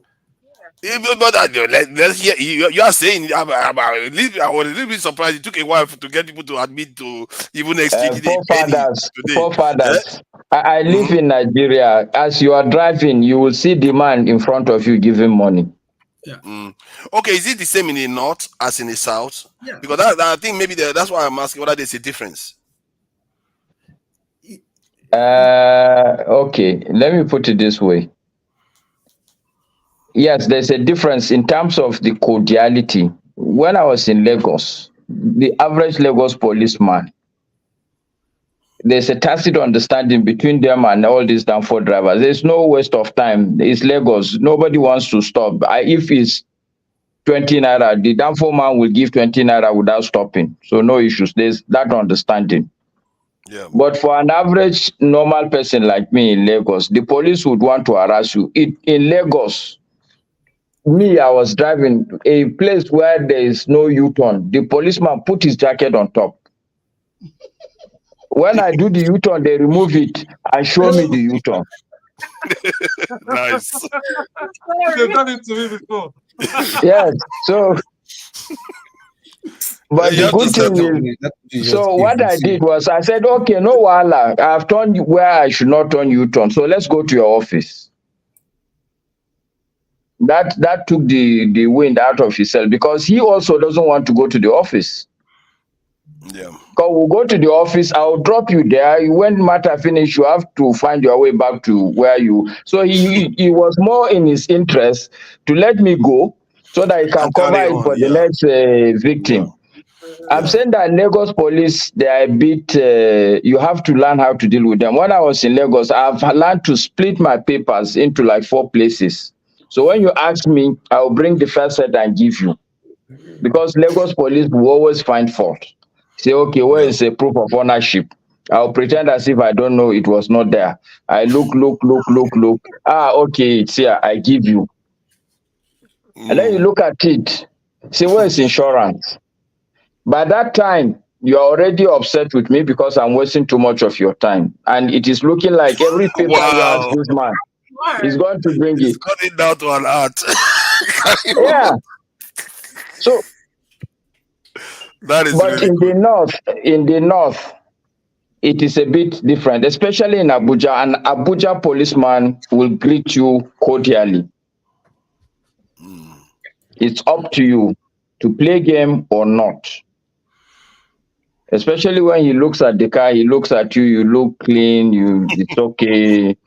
You are clearly not a Yahoo boy. What is he going to? So he will just let you go if he can see that you are not even answering the greeting. You've winded down, you stop, but you are not willing to engage with him into. So the attitude is to get you into discussions, how family, how far, this one, so that you are getting upset, you have to give something to go. I'm just saying that in the north is a bit cordial. I see. People are not going to harass you. They are not going to go into Machiavellian level to just make sure you give. So that is what I can tell you about this thing. Lagos is a bit different, but for me, it's that determination from the workplace that I have seen. If my office is not going to give bribe, why will I give bribe? They that have money, me, why will I be giving? If they can escape without giving bribe, I will not give bribe. So you are saying that in Abuja, but how about further north, like in Kano, Kaduna? Is this similar? Because Abuja is a little bit of an anomaly in Nigeria. Law enforcement is a little bit strict there. So other parts of the north, is this similar? Are they more cordial too? Yeah, they are cordial, but of course, what you need to know also, again, in Nigeria, it's so you don't use me, okay? Because I think since 2002, I've been using brand new cars. Okay, but if you're using a rickety car, the police can harass you for any 1001 reasons. Okay, I see. but I'm just saying that people will stop me. People do stop me. But after a while, when they see your demeanor, they can see body language is very strong. So they can see that this man is willing. It is the People first. are past me. That body language is the first thing that they watch. These guys are police. They are intelligence. They are criminals. It's your approach first. When they greet you or they stop you, it's your response first that will determine what they will tell you next. That's true. You understand? There are some your response will just leave them like dazed and they're like, okay, you go, they go, just go. By the time they engage you, your response will determine what they will tell you next. You understand? And if you see that, they may want to agitate you, tell you something that will provoke you, that will come gas, then they'll come be like, okay, they'll come hit you first, then you can hit back. Then so something like that. So sometimes it's something like that. So if you notice the one in your area, officer, well done, how you doing? Yeah, yeah. If he asks you some questions, just give him one just a word answer. No need to start explaining. I can't come from here, this and that. Where are you going to home? Where are you coming from? Somewhere. Just one question like that, you already demoralize them psychologically, and they'll just ask you to go. You understand? But for those who are drunk, you as a driver, you see somebody drunk policeman, what are you supposed to do? Just ignore him now. Why you want to talk to him and start telling me, oh God, what do you mean? What do you mean? I know he's drunk. You avoid him. Policemen with their policemen with patrol vehicle. When I was even in Lagos, I mean, I went to stay in Nigeria. Because what they do, if a new person, they say, oh, this guy, maybe they monitor you. This a new person is in town. So people say, oh, it's America. Yeah. They used to come to my with their petrol van, they buy us drink, bro. If policeman see you on the way, they think you're I'll buy the Benessy. They want to drink in my house, and they are still on duty. Oh, me? I'll tell them no send now. They will have problem with me. I always have problem with them. I'll tell them one at a time, please. Even here in the UK, I always have problem with policemen. No, I mean in Nigeria with your dreadlocks, they love it. Then Port Harcourt was the headquarters of SARS. When people were saying SARS, Port Harcourt is the headquarters of SARS. If Port Harcourt SARS catch you, you are doomed. You're fucked. You understand? So then we see the fights. You understand? Because they were living close to my house. Then because like fights there because I don't think this local self look like a police barrack person. Yeah, I don't. No. I've never been to. I just like intimidation.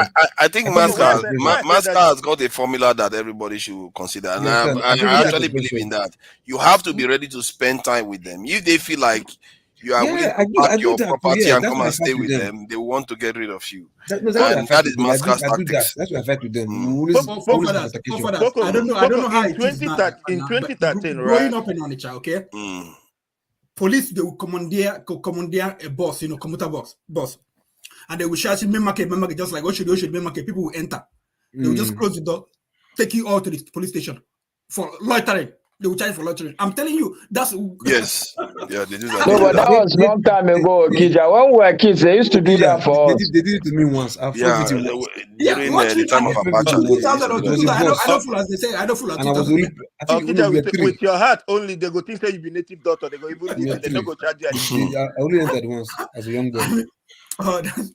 Okay. Let's raise the topic. Except somebody has a confession to make. I have one question. If you do decide to pay, how much do you pay? That's for me to know because I know what I pay sometimes. But how much should I be paying? If what? If you get stopped and you decide you need to go about your business and you want to pay this person, how much should you pay? If you get stopped at a checkpoint. Can I answer that question? Okay. Dr. Damages discouraging sharing corrupt practices. Dr. Damages, this is not the view of Dr. Damages. We are law-abiding citizens. We don't encourage people giving tips to police officers. I don't know how much you can give them. So Masca just said the solution. If you drive a clean car, because you see these police officers, they're very smart. When they look at you, pull up with a clean car, you don't have a broken windscreen, your wipers are fine, your side mirrors are okay. You don't have any reason to be flustered at all. So if you know that your car, obviously one of your side mirrors is man, you better give something quickly mensurate so that you're not wasting time. The first problem is this, right? Why will you be driving a car and the car has a problem? Exactly. Loco. You are not in Nigeria. Is that what you're suggesting? The money there's a tree where your mirror broke. You go and pull the money from. No, Masca, look, it's easy. Except you want to tell you, except you want to lie to yourself. The highest thing that can happen to you is you just left your house and somebody bought you from behind and broke your maybe side mirror or your tail light or whatever. That's what happened with my car. That is what Loco. You see again on this platform. Not only on this platform, it's one of the major issues I have with us Nigerians. Those of us that have the capacity and time and ability to talk, we are not even the Nigerians that should complain.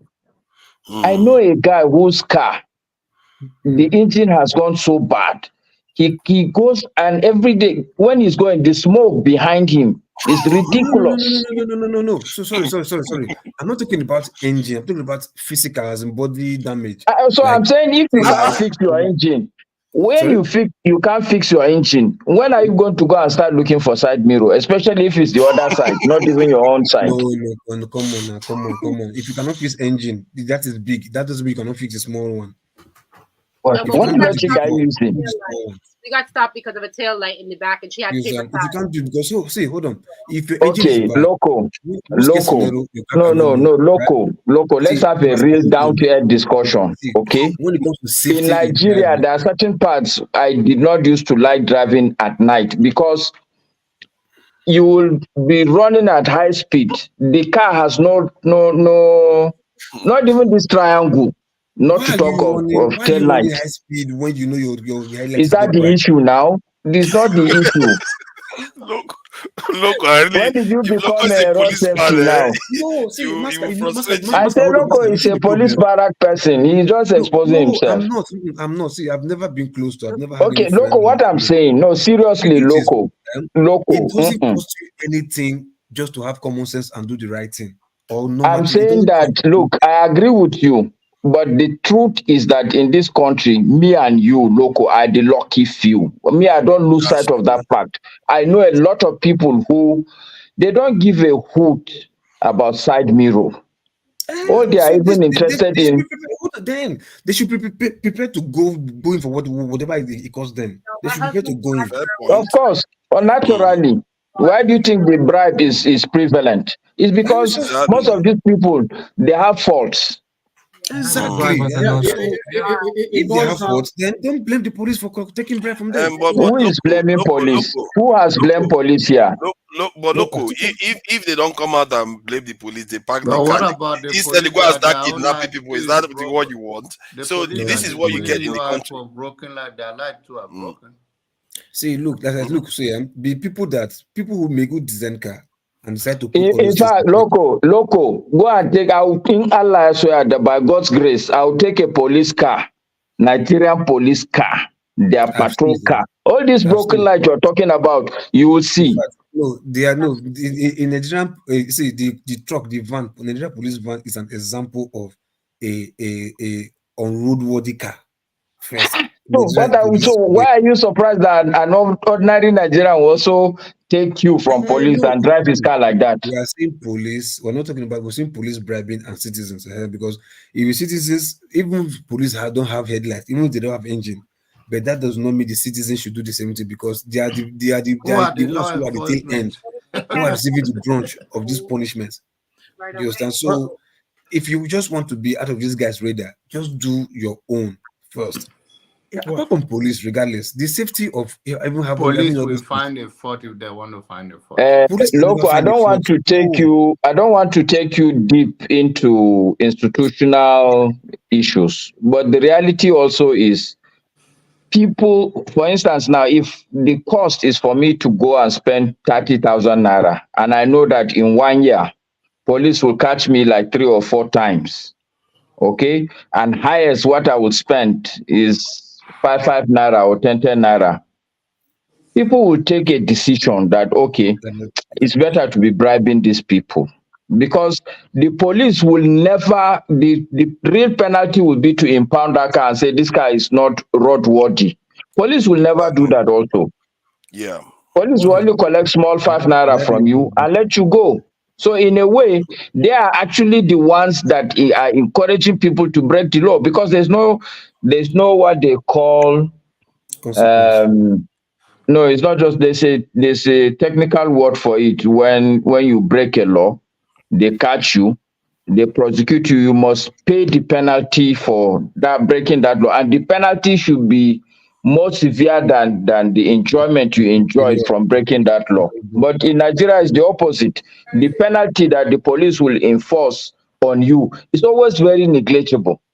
Because Masca, I think this is what I call the kind of. I think societies have that. You have that in London too. There are some laws police will don't enforce because they feel like if they enforce it, there will be more blowback from it than the gain they gain from enforcing it. Even in America, and I even think in New York, they have it in America too. I think that aspect of Nigeria, because if you see some cars in Nigeria, they have no business being on the road, but they still let them on the road. If you shut all those cars down, and Nigeria GDP might go down 5% actually.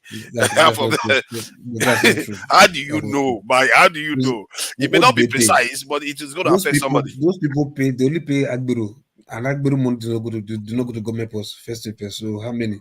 Who do you think Agbero is going to spend the money on themselves? They're going to spend it in the economy. They use those cars to for transportation. Yeah. So if you shut them down, they won't be able to transport. People won't go to work. If you're talking about like trucks, like those trucks that normally fall on bridge when they just put empty container on the flatbed without any security before you just know the container will just fall. Those are the ones you take. That's what I'm talking about. I'm talking about all these type of things that sometimes the police let get away. Not small motor.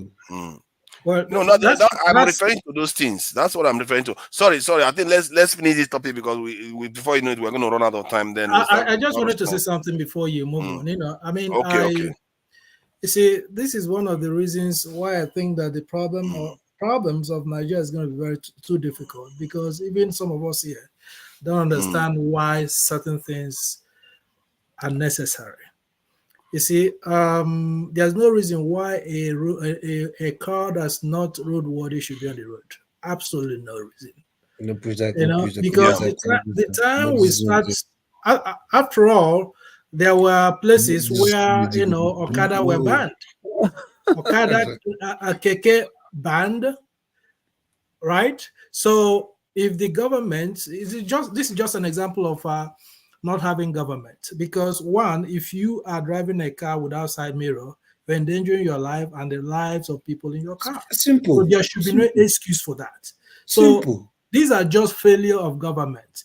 If you start actually punishing people, people start going to fix their cars. Will everybody do it? No, that's normal in any society, right? So it's failure of government, and the more we continue to make excuses for this stuff, because I look at when I get to Nigeria, look at the kind of cars. Some people even tie their mirrors with rope, because there's a reason why every year here you're expected to go and get your registration. It has to be there because they understand the importance of life. So there's absolutely no excuse for people to drive a car that is not roadworthy. So see, this is what I'm talking about that locals simply refuse to understand. Look at that, 55% of vehicles in Abuja not roadworthy. If you chase 55% of cars off the road, it will affect the economy. No, that's not what I'm saying. They will go fix it. We're not saying go fix your car. They will buy on that one. Go fix cars. I can tell you, if you continue to make these excuses, we'll have 100%. No, I'm not. I'm just saying. I'm just saying that based on where we are, the government probably knows that if they start going after people like the way they are supposed to, that they are going to. Because remember, the roads themselves are not good. The government themselves are failing. Let me tell you why the government doesn't want to punish the people all the time. You know why they don't like punishing the people? Because they need their votes. They are afraid of these people voting against them when it comes to election time. Tell me, see, politicians know what they are doing. Local, right? In the UK there are rules that are not being enforced. No, look, let's not pretend you don't know. Even in the UK too, there are laws that are not enforced in the UK. They will let people get away with it because they feel like enforcing it is not worth the trouble. But it's not. Hold on. If there are laws, right, that endangers the life of humans, of its citizens, they will not train the blind eye. Check you quote me anywhere. Even okay. Driving while we are on the phone, you're not supposed to do it. But how many people do you see being prosecuted for that every day in the UK? Should I tell you my story? The most is my lesson. So when they catch me, you are the unlucky one now. But people do it all the time. That's my point. You are the unlucky one. People do it all the time. No, but that's not a law in Nigeria, right? The thing is, right? Look, because what they're trying to do right now, right? They're trying to put cameras on vehicles, patrol vehicles, to be catching people. Okay, in London right now, right? You see police empty coach bus. There'll be because you have this double decker. If you check if the bus is empty at the bottom deck, check the up deck. You see police there, right? Do you know what they're doing up there? They're looking down at people's cars to see who is driving with phone. In London, they're doing this in London. You understand? Trying to catch depends people. on the borough. Some boroughs they enforce it, other boroughs they don't. They have to enter double decker to see you with phone. Yes, sir. I'm telling you, yes, sir. Yeah, they do that. They do that. They even drive around. Bastard. So this is like they should come and be trained in Nigeria. I think this is what they are saying. The point is that if they truly want to stop people, they will put the technology everywhere to be catching everybody out. There are cameras, cameras everywhere. You say they give you tickets. Stop lying. Is it tickets? If they catch you with the phone, you will collect 6 points. That's quite serious, actually. That's quite serious. They've raised that one high. But I think there are other rules that they don't enforce in the UK too. No present. They don't present. Surely they catch these guys. Yeah, people. I mean, the only bad thing is like they select who they decide to enforce the law on. You understand? Sometimes if you see your complexion, they may just throw blind there. But if you see you look like people like us, you are finished. No begging. You are going for it. So it happens. It happens. Yeah, they have list of laws that they have in the UK that they don't enforce, and like if I search it now, you see it. So they have rules that they don't enforce. If it involves human life, like wearing of seatbelts, of course, now if you're killing people, they can't see you on through eye. You understand? Okay. Like she said, using your phone, they can't see you on through eye. No, okay. They can't. For that, you guys were talking about that was why actually I came in. And when to everybody was talking about political parties and how to help and the argument between I speak the truth and Pascal and everybody. I speak the truth. Yeah, I mean, I don't know, like Pascal made a point that we can have a political party and do charity work. And I wanted to come in and say, because it's been done all over the world, like Muslim Brotherhood, they started as a charity organization. They had hospitals, they were sending people to school, they were teaching people, all those things. And then they became a political party. When there was an election in Egypt, they won. And if there is a free and fair election in Egypt again, they will win. They do charity work and they are a political party. This is the same thing with Hamas, in Palestine. They started a charity organization and they were doing political activities too. But the case with Nigeria, no, I remember. I think Black Betty was talking about so many things about free data. I don't know. Nigeria is complicated right now. I don't even know. I mean, they've been praying for how many years? Since I was born in Nigeria, they've been praying for Nigeria. We've been praying for Nigeria. And I don't know, if God is listening. And I don't know, maybe if they have to pray for the devil to see if it will work. Nigeria is complicated. I don't know if you've dealt with Nigerians, maybe your siblings or, your relations. I mean, give them something to go on the internet to check out. They will check out, they will just go and be watching some stupid stuff. And you see a lot of Nigerians on YouTube, you see what they do, or TikTok, you see Nigeria, African women shaking ass, on TikTok. That's true.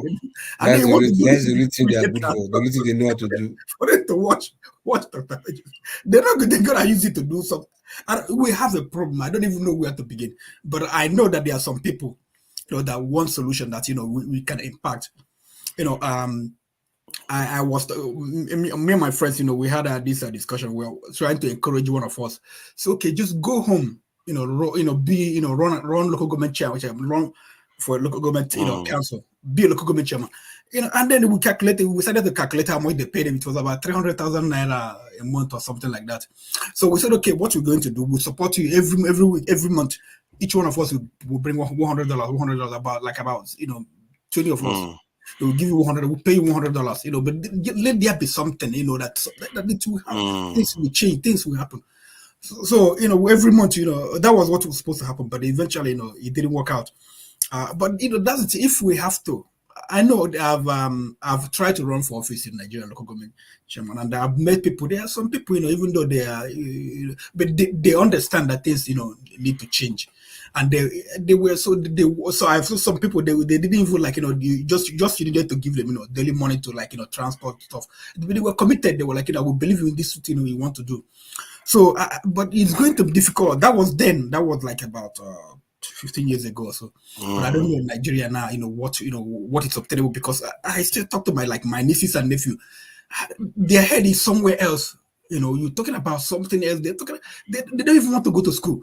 You tell them they tell you many ways to make money. You don't know. They tell you that going to school is useless. Yeah, he's going to school is useless. So I don't know. It's not just Nigerian problem, but I think it has started in the West also. Every the what do you call the Gen Z and whatever, they have problem. You don't know how to deal with them. So that in Nigeria, they are the about mindset. So change their mindset. Yeah, So how do you get them to get to do it will take long, generations, because you said 20 years. 20 years is and I don't think it needs to take that long. See, most of these tools that they use, they don't have paid subscriptions, so they are subject to the adverts. You target them with the adverts, they will start absorbing it. It's not one day thing, but if they absorb such advert for 6 months alone, it's going to start affecting the way they perceive things. One day they will be stuck just watching the entire advert because they don't have anything else to do. That's the way adverts work. And so there are ways to change. I think we have more tools to change our nation now than it took people to do it before. Because like the Bolsheviks, it took them 14 years. Mao Zedong, it took them less.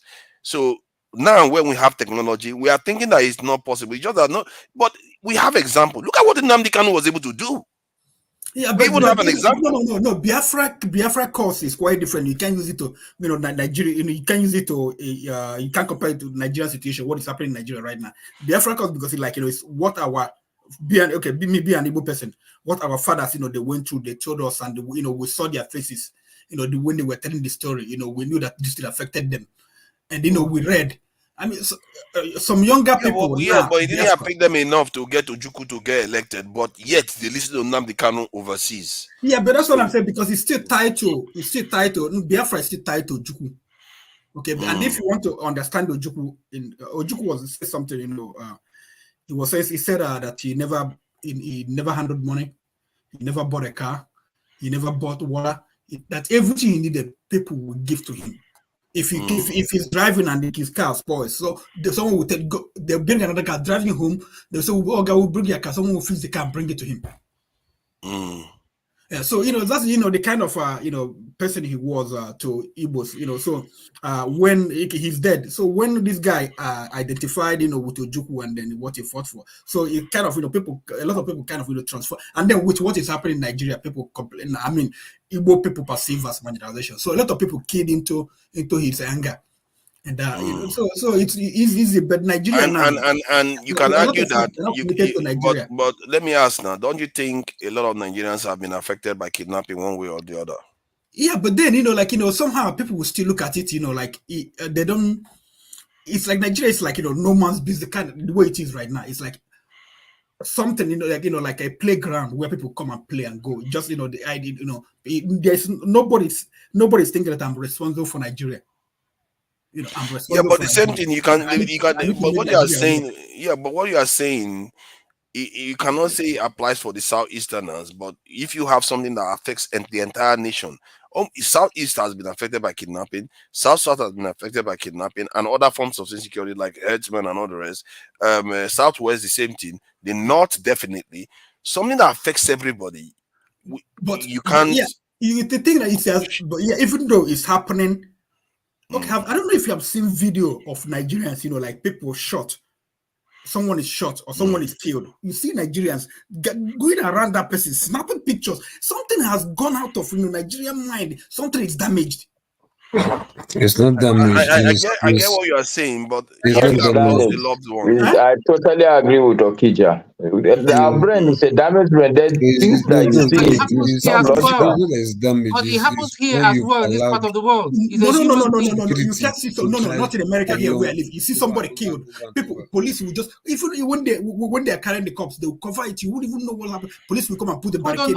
Yeah, that's the only difference. But here, there was a guy that got shot not too far from where I lived. Before the police came, people were taking pictures of his cup when he was taking his last breath, and it went viral. Yeah, that's a human.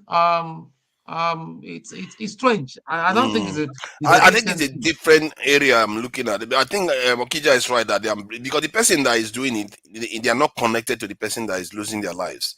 But the one I'm talking about is the people that have lost people due to this kidnapping, or they've had to pay ransom, or they have sleepless nights because of kidnapping or insecurity or murder. So you can see that if you look at the nation, if you take a sample of the nation, at least more than 50% of people have had people that they know affected. No. I've never seen, like my cousins, we've never had a case of kidnapping, my cousins, my friends. So we don't, if we are talking about it, I don't understand it. And no form of insecurity has reached your family member in Nigeria. So there are so many people that I know that, it has never reached their family member, No, I'm talking about other forms of insecurity too. Like, because it's not only kidnapping, there's also a herdsman issue or Biafra violence, all those sort of things. Do you know in Nigeria, okay, since I was born in Nigeria, we've been facing one kind of insecurity, criminality. I remember there was a time on Onitsha, armed robbers, they would go from house to house. They would they write a letter to the people that they are coming, and they will come.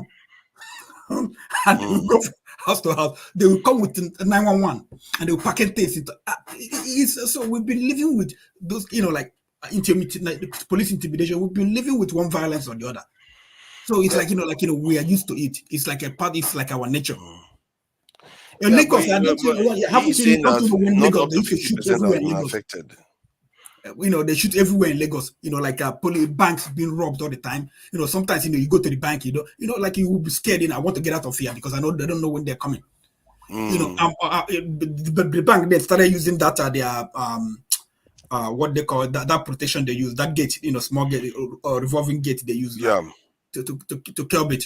So Nigerians have been traumatized over the years. It's not even my generation, or Yeah, but by saying that, what I'm trying to imply is that if you try to reach them based on these issues, they are just as likely to respond to it. That's the argument that because the argument you were making was that because of some of the things you see on the ground, which we all agree with, but because they've also experienced the insecurity, even the banks have to put all those measures in place.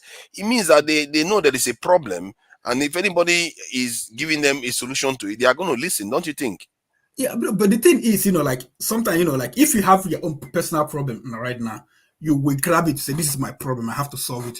But like I'm like I just said, Nigeria is like, no one cares about Nigeria. And people say I'm Nigerian, but no one really cares about, I love Nigeria. People say it in mouth, but they don't really care about Nigeria. Because if you care about people care. Actually, Okija, my perspective is that the Nigerian population, they've gone through a lot of, I would say, this thing that roller coaster, take it from the military time. By corruption, illegality for so long. There was a time where, even when I was a student, there were times when we were consistently coming out on the street.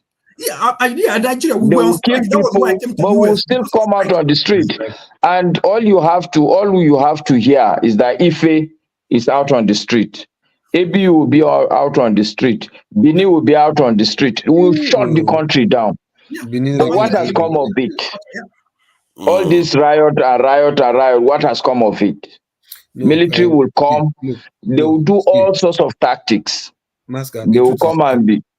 Masker, hold on. If not for the fact that, right, they try to destroy education, I think if we are continuing like that, if the kind of students that they have in the universities now were the kind of students that were like us in our days, things would have been bad like this.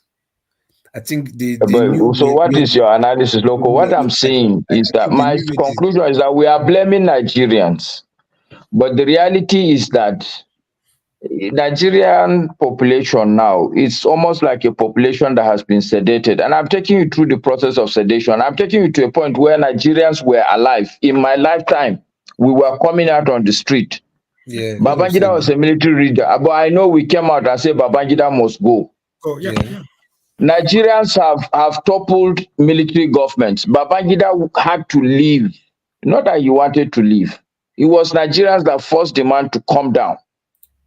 So it's not like Nigerians who are naturally a docile population. But there are a lot that has gone through. But do you think it's docility though? Because no, it's not docility. It's not docility. I give you a typical example. I tell people don't like it, but when I say, especially in the north, people were so upset. But as an average northerner, we don't talk too much. We will just wait for an opportunity to take action. People were upset with the country. And that's why they voted Buhari massively. But when you see how Buhari performed tomorrow, does it make sense to go and vote?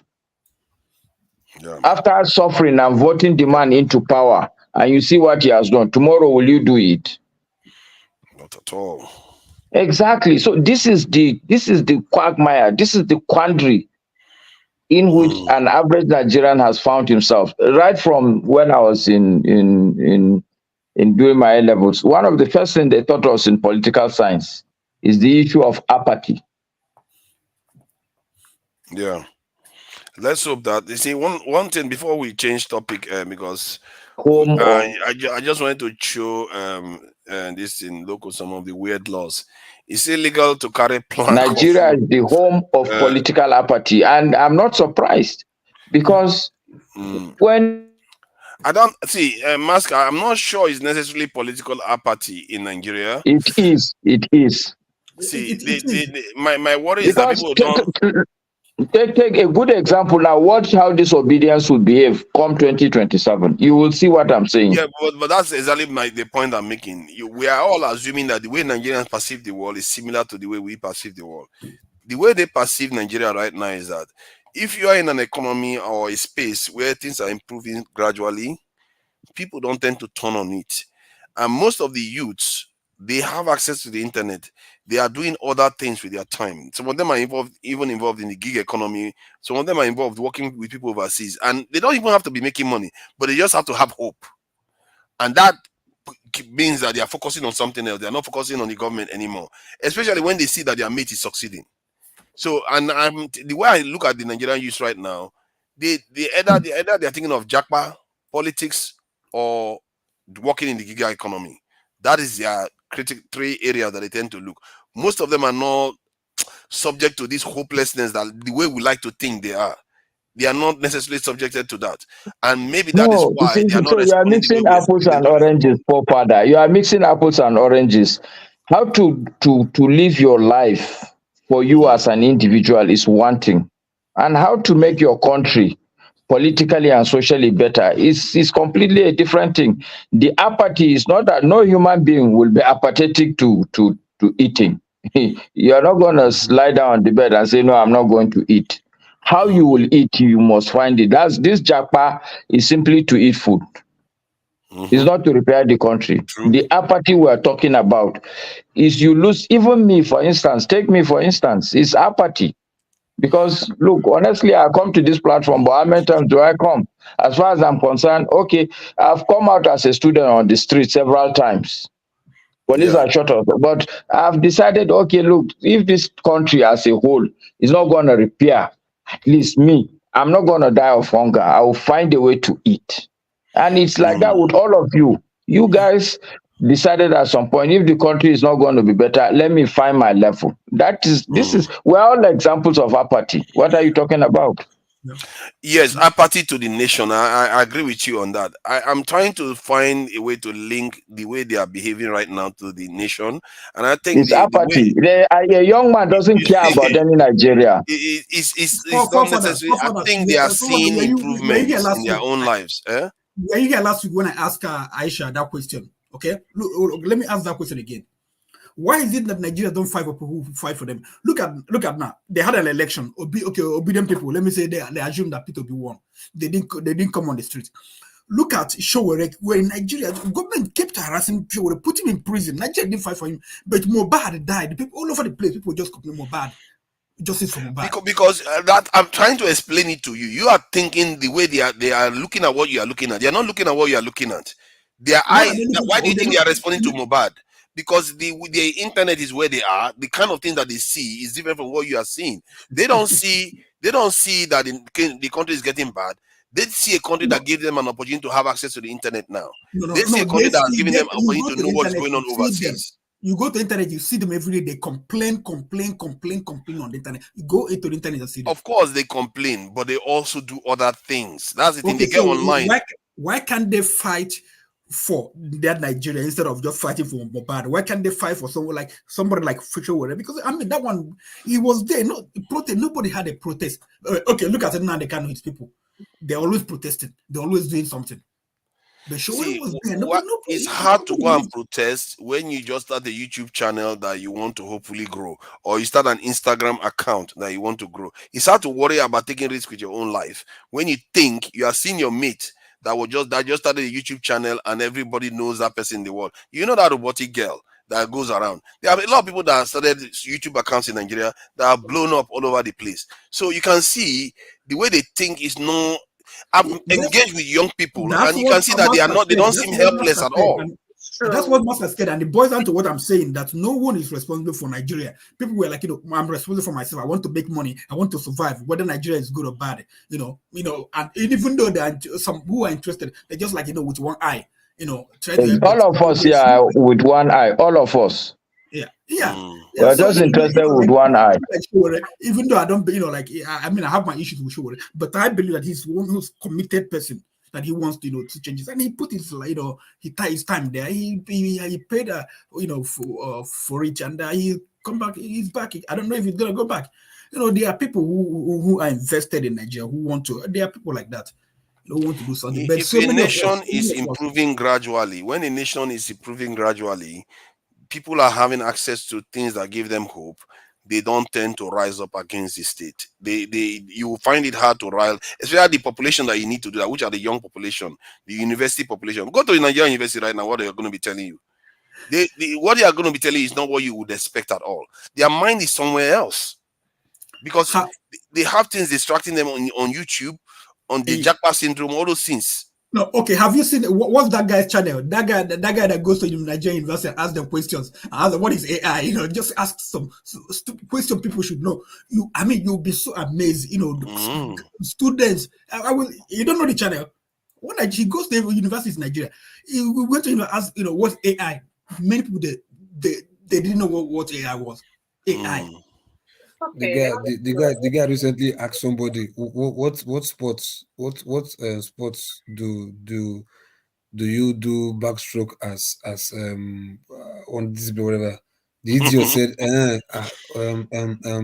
is a malaria and typhoid. Like what the fuck? Oh my god! The standard of most people in if you want to laugh, you just watch this standard channel. Watch this guy, you laugh so much. I don't even know anything about this. You know, say there's the Nigerian university students now Olodo. So many it's a problem. They did not pass. They did not pass. They did not pass. I'm beginning to believe you. Just yesterday, I was having a conversation with one of them, and I was asking whether he actually graduated. He was like, he didn't answer. He said, "You already know." I said, "Let me know so that I'll know whom I'm talking to." He said he didn't finish because his aptitude doesn't seem to be there at all. But it's like they have capacity, but they feel like, why should I do that? I'm not motivated here. I want to work for people overseas. What's the point? I even just saw something from the U.S. that said that now that all the university age kids in the U.S. are going towards trade jobs, nobody wants to go to school and pay all that money if there's no job to support. I don't know if you know, like if you have because you know, my nephews and nieces, I monitor them. You know, like, you know, I try to exchange. You see them when they even write to you, they don't have punctuation, they don't punctuate. You know, just one write one thing. That's WhatsApp language. Now, how dare you? That's graduate WhatsApp language. Yeah, and shortcut. How dare you question their WhatsApp credentials? That's the language you used to write in WhatsApp now. Why did they need punctuation there? So autocorrect. WhatsApp autocorrect is helping them out. From there, you know, the CIA, they have these the FBI, they do know through their writing what you write, you know, they have to decipher the kind of person you are. I mean, they're impatient. That's what I say. I look at them, they're impatient. They just write, you know. It's not impatient, they just don't know how to write. You talk to Nigerian. I've talked to people that are supposedly professors and PhD holders.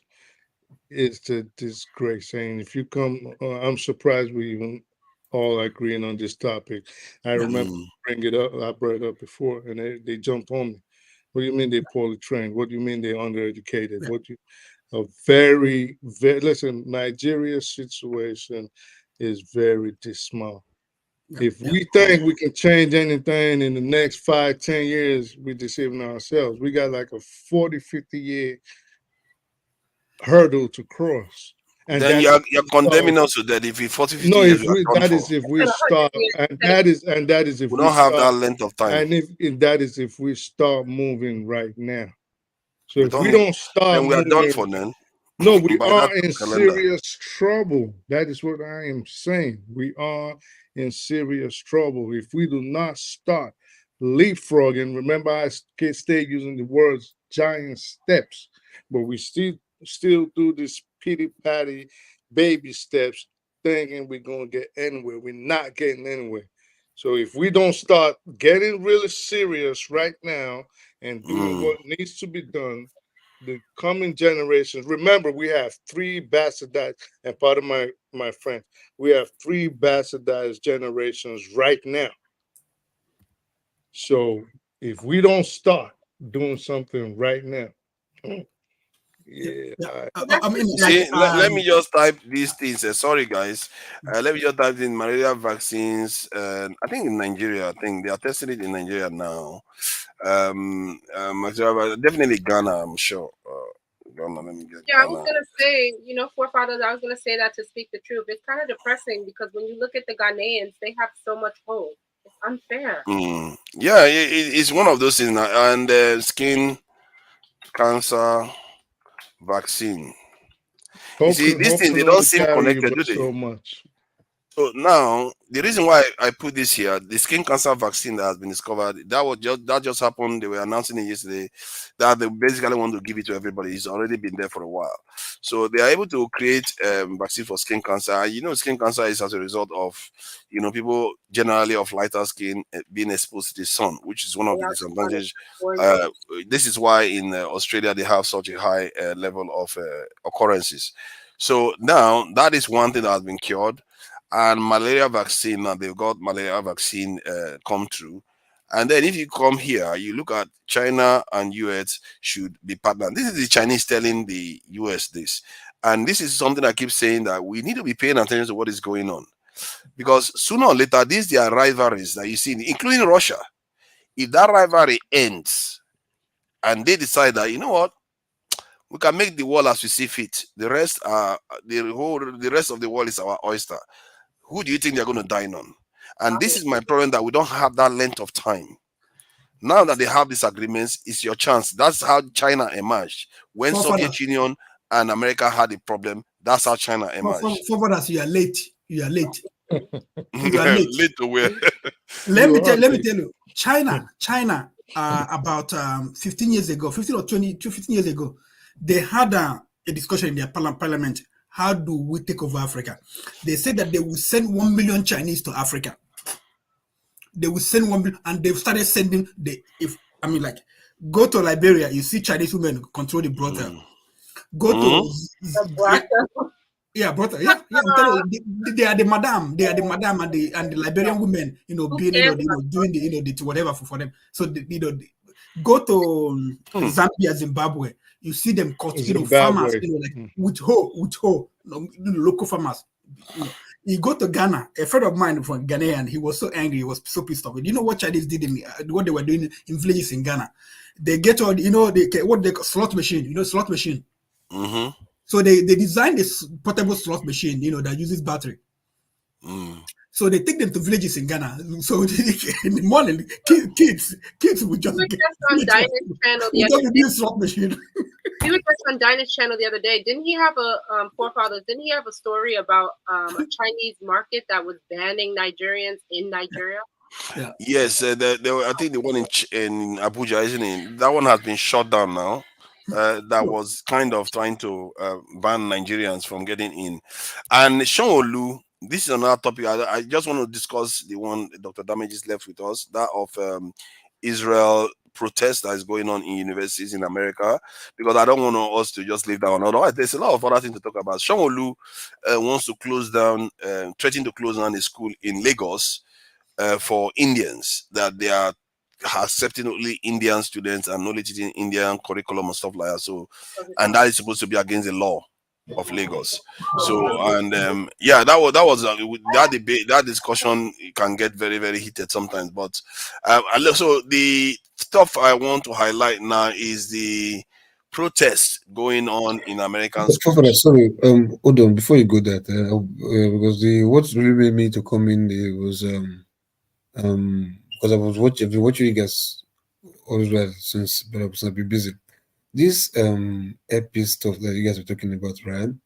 And the price is down. Is it that the Nobody price is going to respond to it. Nobody should respond to it. We have to close, because we don't want to go past. No, I'm 10 asking hours. the question now. It's a question I'm asking now. We can't shut me down like that now.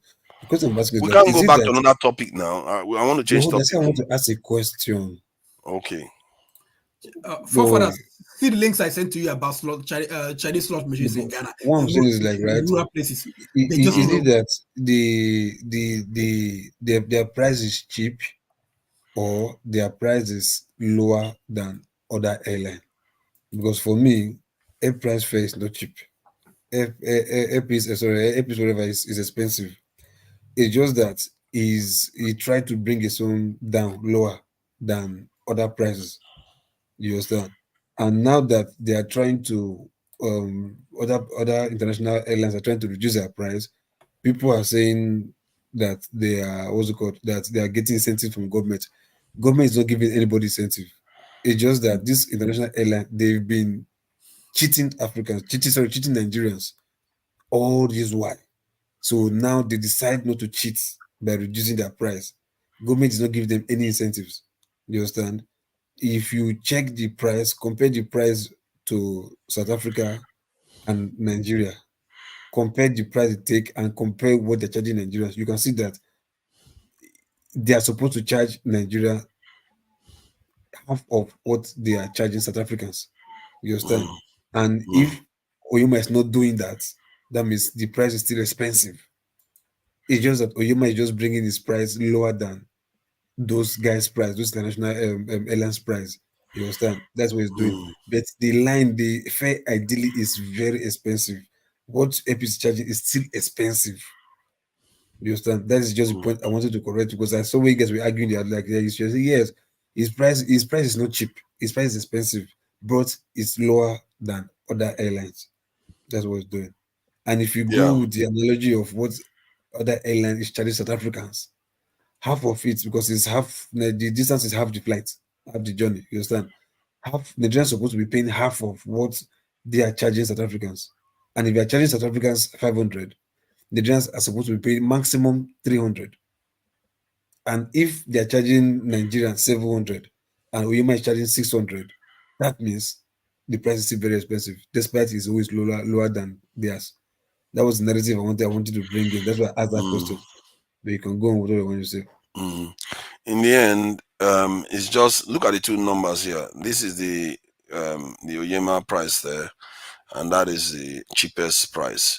That is a problem. No, forefathers. Hold on. No. Forefathers. Check that cheapest price. What Forefathers, is the I right? got the price I No, got. the point is at the top layer. I don't need to worry. We don't need to worry about the details. When you see the No. top there, You it's a have to problem check. for Oyema. I Check don't the know. details. I don't know how you got your price. What I got is 500, 600 from here. It depends on the date now. It depends on the date. Like look at the dates. The date is 1st of May. So I guess What's maybe the it depends on date? the date. No, Fofadas, look. Mine made Fofadas. that. Oyema is going straight to Nigeria, 6 hours. This guy is doing 2. He's supposed to be longer. He's going to Qatar. You understand? And from sorry, who is that? Who is this for something? No, who is the for? Yeah, let's see. I think it's Qatar Airlines. No, Let's look at see. that. No. Look at this Yeah, one. France. It's France. EasyJet plus Air France. Yeah.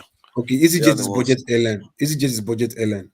Yes, but I think maybe they've combined because they say EasyJet plus Air France, so it looks like they are No, together. EasyJet is budget airline. Easy is not Yes. normal, whatever. It's budget airline. It's just only one hand luggage, one handbag or hand luggage that you can carry. You don't check in luggage in this EasyJet. It's not necessarily the same as Air France though, so we have to be careful. The Air France is bigger, but what I'm trying to say is like, yeah, you are doing one transit there. You understand in those ones, but Oyema is doing direct, so direct is almost like expensive. In the transit is cheaper. Direct is always expensive. You understand? But if you go with direct using the same yardstick to judge both of them, you will see that AirPeace is expensive, but lower than others.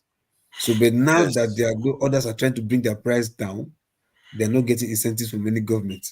They are deciding not to cheat Nigerians the way they be cheating Nigerians by reducing their price.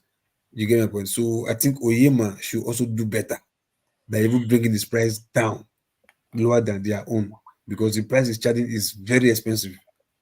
The people don't. That's what they are trying to come up with. This give you luggage and this luggage and that luggage, this luggage. Fuck all that luggage. You understand? If you take too much luggage, you might end up, crashing the flight. You understand? Because of overloading. You understand? Do your normal 46, 46, 20, 23 kg or 46. Do your normal for the stuff and bring your price down. That's what you should do for me. But you can go on to somebody else. Okay. So now this should be one of those topics that is going to get us flagged on YouTube, I guess. By the time the fellow Nigerians finish talking about it, This one, we are all I won't going talk to be about this one. considered anti-Semitic. It's not my business. Yeah, you keep saying that. That's where it starts. It's not my business. Before you know it, now you start calling them to hell with all this I'm thing. I telling start you, calling them. So yeah, this is let what me I'm just doing. play some of some of the discussions can be quite interesting. Let me just play this one briefly. To people who are with me here, I just need some clarity here, because it seems like you're dancing around whether you think October the 7th was justified why are we or not. doing this? Why are we doing this? Let me disclaimer. I'm trying. We are reviewing Piers Morgan's uncensored interview, and courtesy and fair use this into his channel, and we are reacting to it. So just in case YouTube wants to flag it. You're just putting it as a writing there. Yeah, I should have put a reaction. Back Yeah. and forth masturbation. I've already given you my Pierce, fucking why are you position. doing this? I'm He's sick happy. and tired It's of Jews repeating it being over and over killed. again. Okay, I Because just it's want Jews, this. it's okay. Emily, 2 days or 3 days me ago. wearing a fucking come back IDF to you. dog Only tag. when it's Jews, it's okay. Please We're Ask stop not this doing it shouting fucking at each demon next to other. me wearing an IDF dog tag if she actually thinks Israel's actions are bring them justifiable. home. Do you It's see to bring me the rocking the hostages fucking home. The hostages All that right, you you're talking rightly over each believe other. belong in All the right. You know what tunnels it of is. Gaza. I'm going to give you why two. it looks I'm going to that let way. you two That it's calm the down. same It's size pointless. shape We of an cannot IDF hear dog tag. you when you talk wearing over that each to other. troll people. Every time recently, I have someone from both sides on. Like it goes like this. I'm wearing this rusty necklace. Please, because can you there are listen to 200 me, Israeli Emily? civilians in Gaza All right now. Can you as stop hostages. doing this to each other, please? Emily, Nobody Emily, can understand a can you word condemn the either of actions you are of saying. Israel? Now, let me come to Esther and James here. This is one of my problems. No, I want to actually. hear if Emily condemns No, the actions Hassan, of Israel. you Why will don't you please ask her let me about that? moderate the debate. Why don't you ask her about I don't 30,000 condemn the people IDF. I've got two I panelists condemn here the who've not fact had that a on word October yet. 7th, because you're a they fucking kidnapped terrorist. Please stop civilians from their talking. homes. I thought we were the only troublesome panelists. It looks like other people have a similar problem controlling their Anytime panelists. I watched, I think I watched them yesterday. No, I think this is 2 days or 3 days ago. Yeah. So yeah, Why did it's he 2 or drop 3 the days ago. F-bomb? They always do this all the time. Stupid. And I think you're a terrorist. And I think you're a terrorist as well. Okay, well, I'm not the one wearing. Because I'm until not the one hostages wearing are home, don't the expect the war to be insignia. over. Yeah, I know. Bring you don't them care about home. the hostages. If you I cared love about how the you're hostages, condemning you me. would You be are screaming at exposing Benjamin Netanyahu. your own terrorism Benjamin on live Netanyahu television. is the hostage You are killer. exposing. Benjamin Excuse Netanyahu me. has You killed should more condemn hostages Hamas. than What do Hamas You need to has. be think you're condemning achieving Hamas here? for not only oppressing the Palestinian people, but for spreading terrorism. I don't see your outrage at Hamas. Israel gave Gaza All right, back listen, in 2005, I would like to, please. and Hamas has turned Can you this into both a please, terrorist haven. Emily and Hassan, can you please show some courtesy Hamas to the is other the lesser panelists? evil in comparison to Israel. Can you please stop talking, both of you, and You let hear the me? other two panelists have You a want a say? soundbite, Pierce? I'll give you a them some soundbite. courtesy, please. Some courtesy for your co-panelists here. Now, Esther, this is one of the problems I have with this whole debate, is that increasingly it just descends into a screaming match between pro-Palestinians and pro-Israelis. And the biggest losers are the victims of this war. 33,000 dead Palestinians, over 1,500 dead Israelis. These are the biggest victims of this, because you're shouting at each other and nothing is getting, like, you're completely, forget having no courtesy for us. You're completely disrespecting actual victims of this conflict, which, by the way, didn't happen in a vacuum. And I think that's the most important thing to say about this. None of this happened in a vacuum. Of course, October the 7th was an atrocity, and it was completely unjustified. There was no justification for butchering people in the way that they did. But it didn't happen in a vacuum. A lot of the people that live in Gaza weren't even born at the time that Hamas came in power. So I really just, I despise this, you're a terrorist sympathizer, you're a genocide supporter, all of this, when really the people that we should be talking about deserve better. Okay.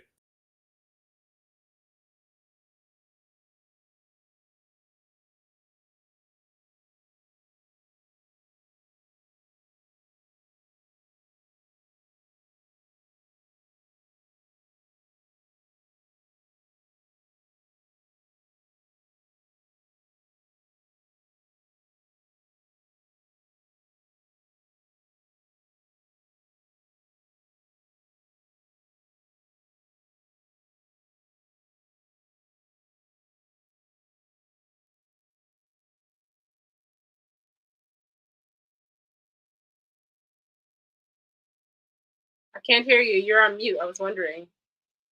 We can't hear you. Jesus. Man, you know, everything I said there was just to save I the thought world, you but just you know, listened. they missed the whole thing. You know, it's very, very brilliant this speech I was making. So yeah, okay, let me get back. The point, there's a massive protest going on in various American universities that started somewhere in New York. I think the Columbia University, and the students are demanding that their school, their university, should not set up a campus in Israel because the Arab students in that school, in that university in New York, won't be able to attend the same university in Israel, and it looks like there was a heavy clampdown on them, and that seemed to have spawned a kind of this thing protest in other campuses. And then there is this other aspect of it that I think that's why mostly people are discussing about this. There is this other area where they are now accusing the students or the university students of being anti-Semitic, and they are trying to silence them. And you have this situation whereby they try to also trigger them, cause conflict, so that it looks like they are intimidating Jewish people, when the protests have a lot of Jewish people amongst them. So I don't know what any of you think about what is going on here, because I don't know fully, because some people say that the history of America, universities have been making a lot of changes in the I past. didn't hear the part about Colombia setting up in Israel. Maybe that's something that you heard from the UK side, but I know that Colombia students were saying they don't want any investments in companies that are affiliated with Israel. That's what I heard. So I'm not sure about the university part. Yeah. Oh yeah, they are looking to set up something in Israel. Yeah, epicenter. This is, they were due to set up somewhere, and there was this young man that went too far too, and went and said that no Zionist deserves to leave, and you know that one they hanged on it. And the guy, he was a young man, you know, African American actually. I don't know what he was thinking, saying something like that, because now they try to use it to Yeah, always using yeah. our students for something. And that's So well, yeah, play the videos where the kids are yelling "I am Hamas." I think you should play those videos. Like Democracy Now! Has some of that video. The kids are out there screaming "I am Hamas." I think what's happening is a lot of the people that are protesting at the universities are not students. yeah, to divest from Israel. Yes, they're asking the universities to divest from Israel, and the campus, there's one. I think that's the Columbia University, where they want to set up something in Israel. So that's okay. I think this they spoke about it in this debate. Actually, I don't know if I can catch it. I didn't know that. I didn't know they Yeah. were set up. Well, that's weird because Columbia University is a white Anglo-Saxon Protestant university. It has nothing to do Yeah. with Judaism, so that's something new for me. They spoke about it in this debate. I think he talked about it that they are. I think that was the first point this man made that got him annoyed, that nobody picked up on the fact that Arab students won't be able to attend that school in Israel. War at all. So why she is harassing him in the street in the way that she did, I think that's not it. Divest, their colleges divest from a lot of the companies that are aligned with the state of Israel, a lot of the companies that are directly involved in operations in the West Bank, a lot of the companies that are playing a role in the regular maintenance of the apartheid regime of Israel and helping Israel conduct an ethnic cleansing campaign. That is the ultimate goal. That is why they're trying to very clearly cause a little bit of a disruption and engage in. But are you comfortable? Okay, but are you comfortable, The most American Sam, thing you can do. Are you comfortable civil with the disobedience. ones who are seen chanting support for Hamas or chanting about intifada? I am perfectly comfortable with people chanting about the intifada. As far as the Hamas thing goes, any kind of protest is always going to have a litany of random people, but ultimately it doesn't really matter. You have to look at the actual tangible goals that the protest movement is stating they're interested in. And I think that those goals, and I think you will agree with me on this, Piers, I think those goals are pretty valid overall. I think that they want to, one, recenter the attention to the genocide that is ongoing in Gaza, and two, demand that their tuition dollars do not go to operations in Israel. I don't know if you're aware of this, but there's a campus. There's going to be a sister campus that is being built in Tel Aviv right now for Columbia University. This means that Columbia University, which once housed the likes of the late great Edward Said and many others, and that currently has many Palestinian students who pay tuition for projects such as this one, will not be able to go to that sister campus. I find that abhorrent, but it's everyday existence All right. in Israel. Let me bring in Emily. You've been listening to all this. Your response? Yeah, I think you heard her. You heard him mention it. That's absolutely crazy. First of all, Yeah. that's crazy. And they are telling you that they don't want their money going there, and you are like, they were cracking down on the students. And I don't see, from what I gather now, Vietnam War, the students were able to make a difference. Apartheid, they were able to make a difference. Quite a lot of things. University students in America were able to make a difference, but people are worried now that on this one they may not be able to, because the Israeli lobby is so strong in America that I'm not even sure how it fully works. That is so strong in America, maybe even around the world, at least the Western world. So the student may not get their way, that this university will still go and build it in Israel, and Palestinians will not be able to attend. I don't know how the West got here, where inadvertently they are literally supporting a kind of fascist state. Israel, the way they are operating now, they are operating like a fascist state. They are not even hiding it. They are discriminating against their fellow citizens, even if they like to say that they are not doing it, but they are doing it nonetheless. And they advocate genocide flippantly, like they do it flippantly. And the idea that Americans don't know this, they know, but they are not saying anything about it. And I worry that a day is going to come. You guys should mark this word. There will be a day that may come. Israel will become a problem for America too. Absolutely. Israel already is a problem for America. Right now, they are still towing the line to an extent. No, Israel has always been a problem to America at least since 1947, 48. So there's no time that America is still not going to back down on the support for Israel. What's happening is not new to American history, like you just said.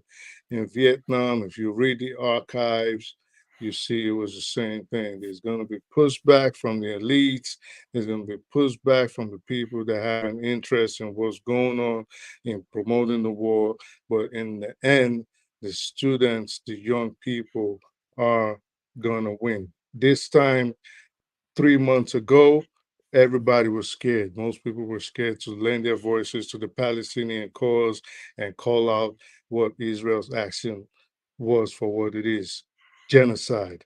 But now you see everybody speaking up. People have become more confident, and people are even calling for the arrest of Netanyahu as people as high in the places of government like Chuck Schumer.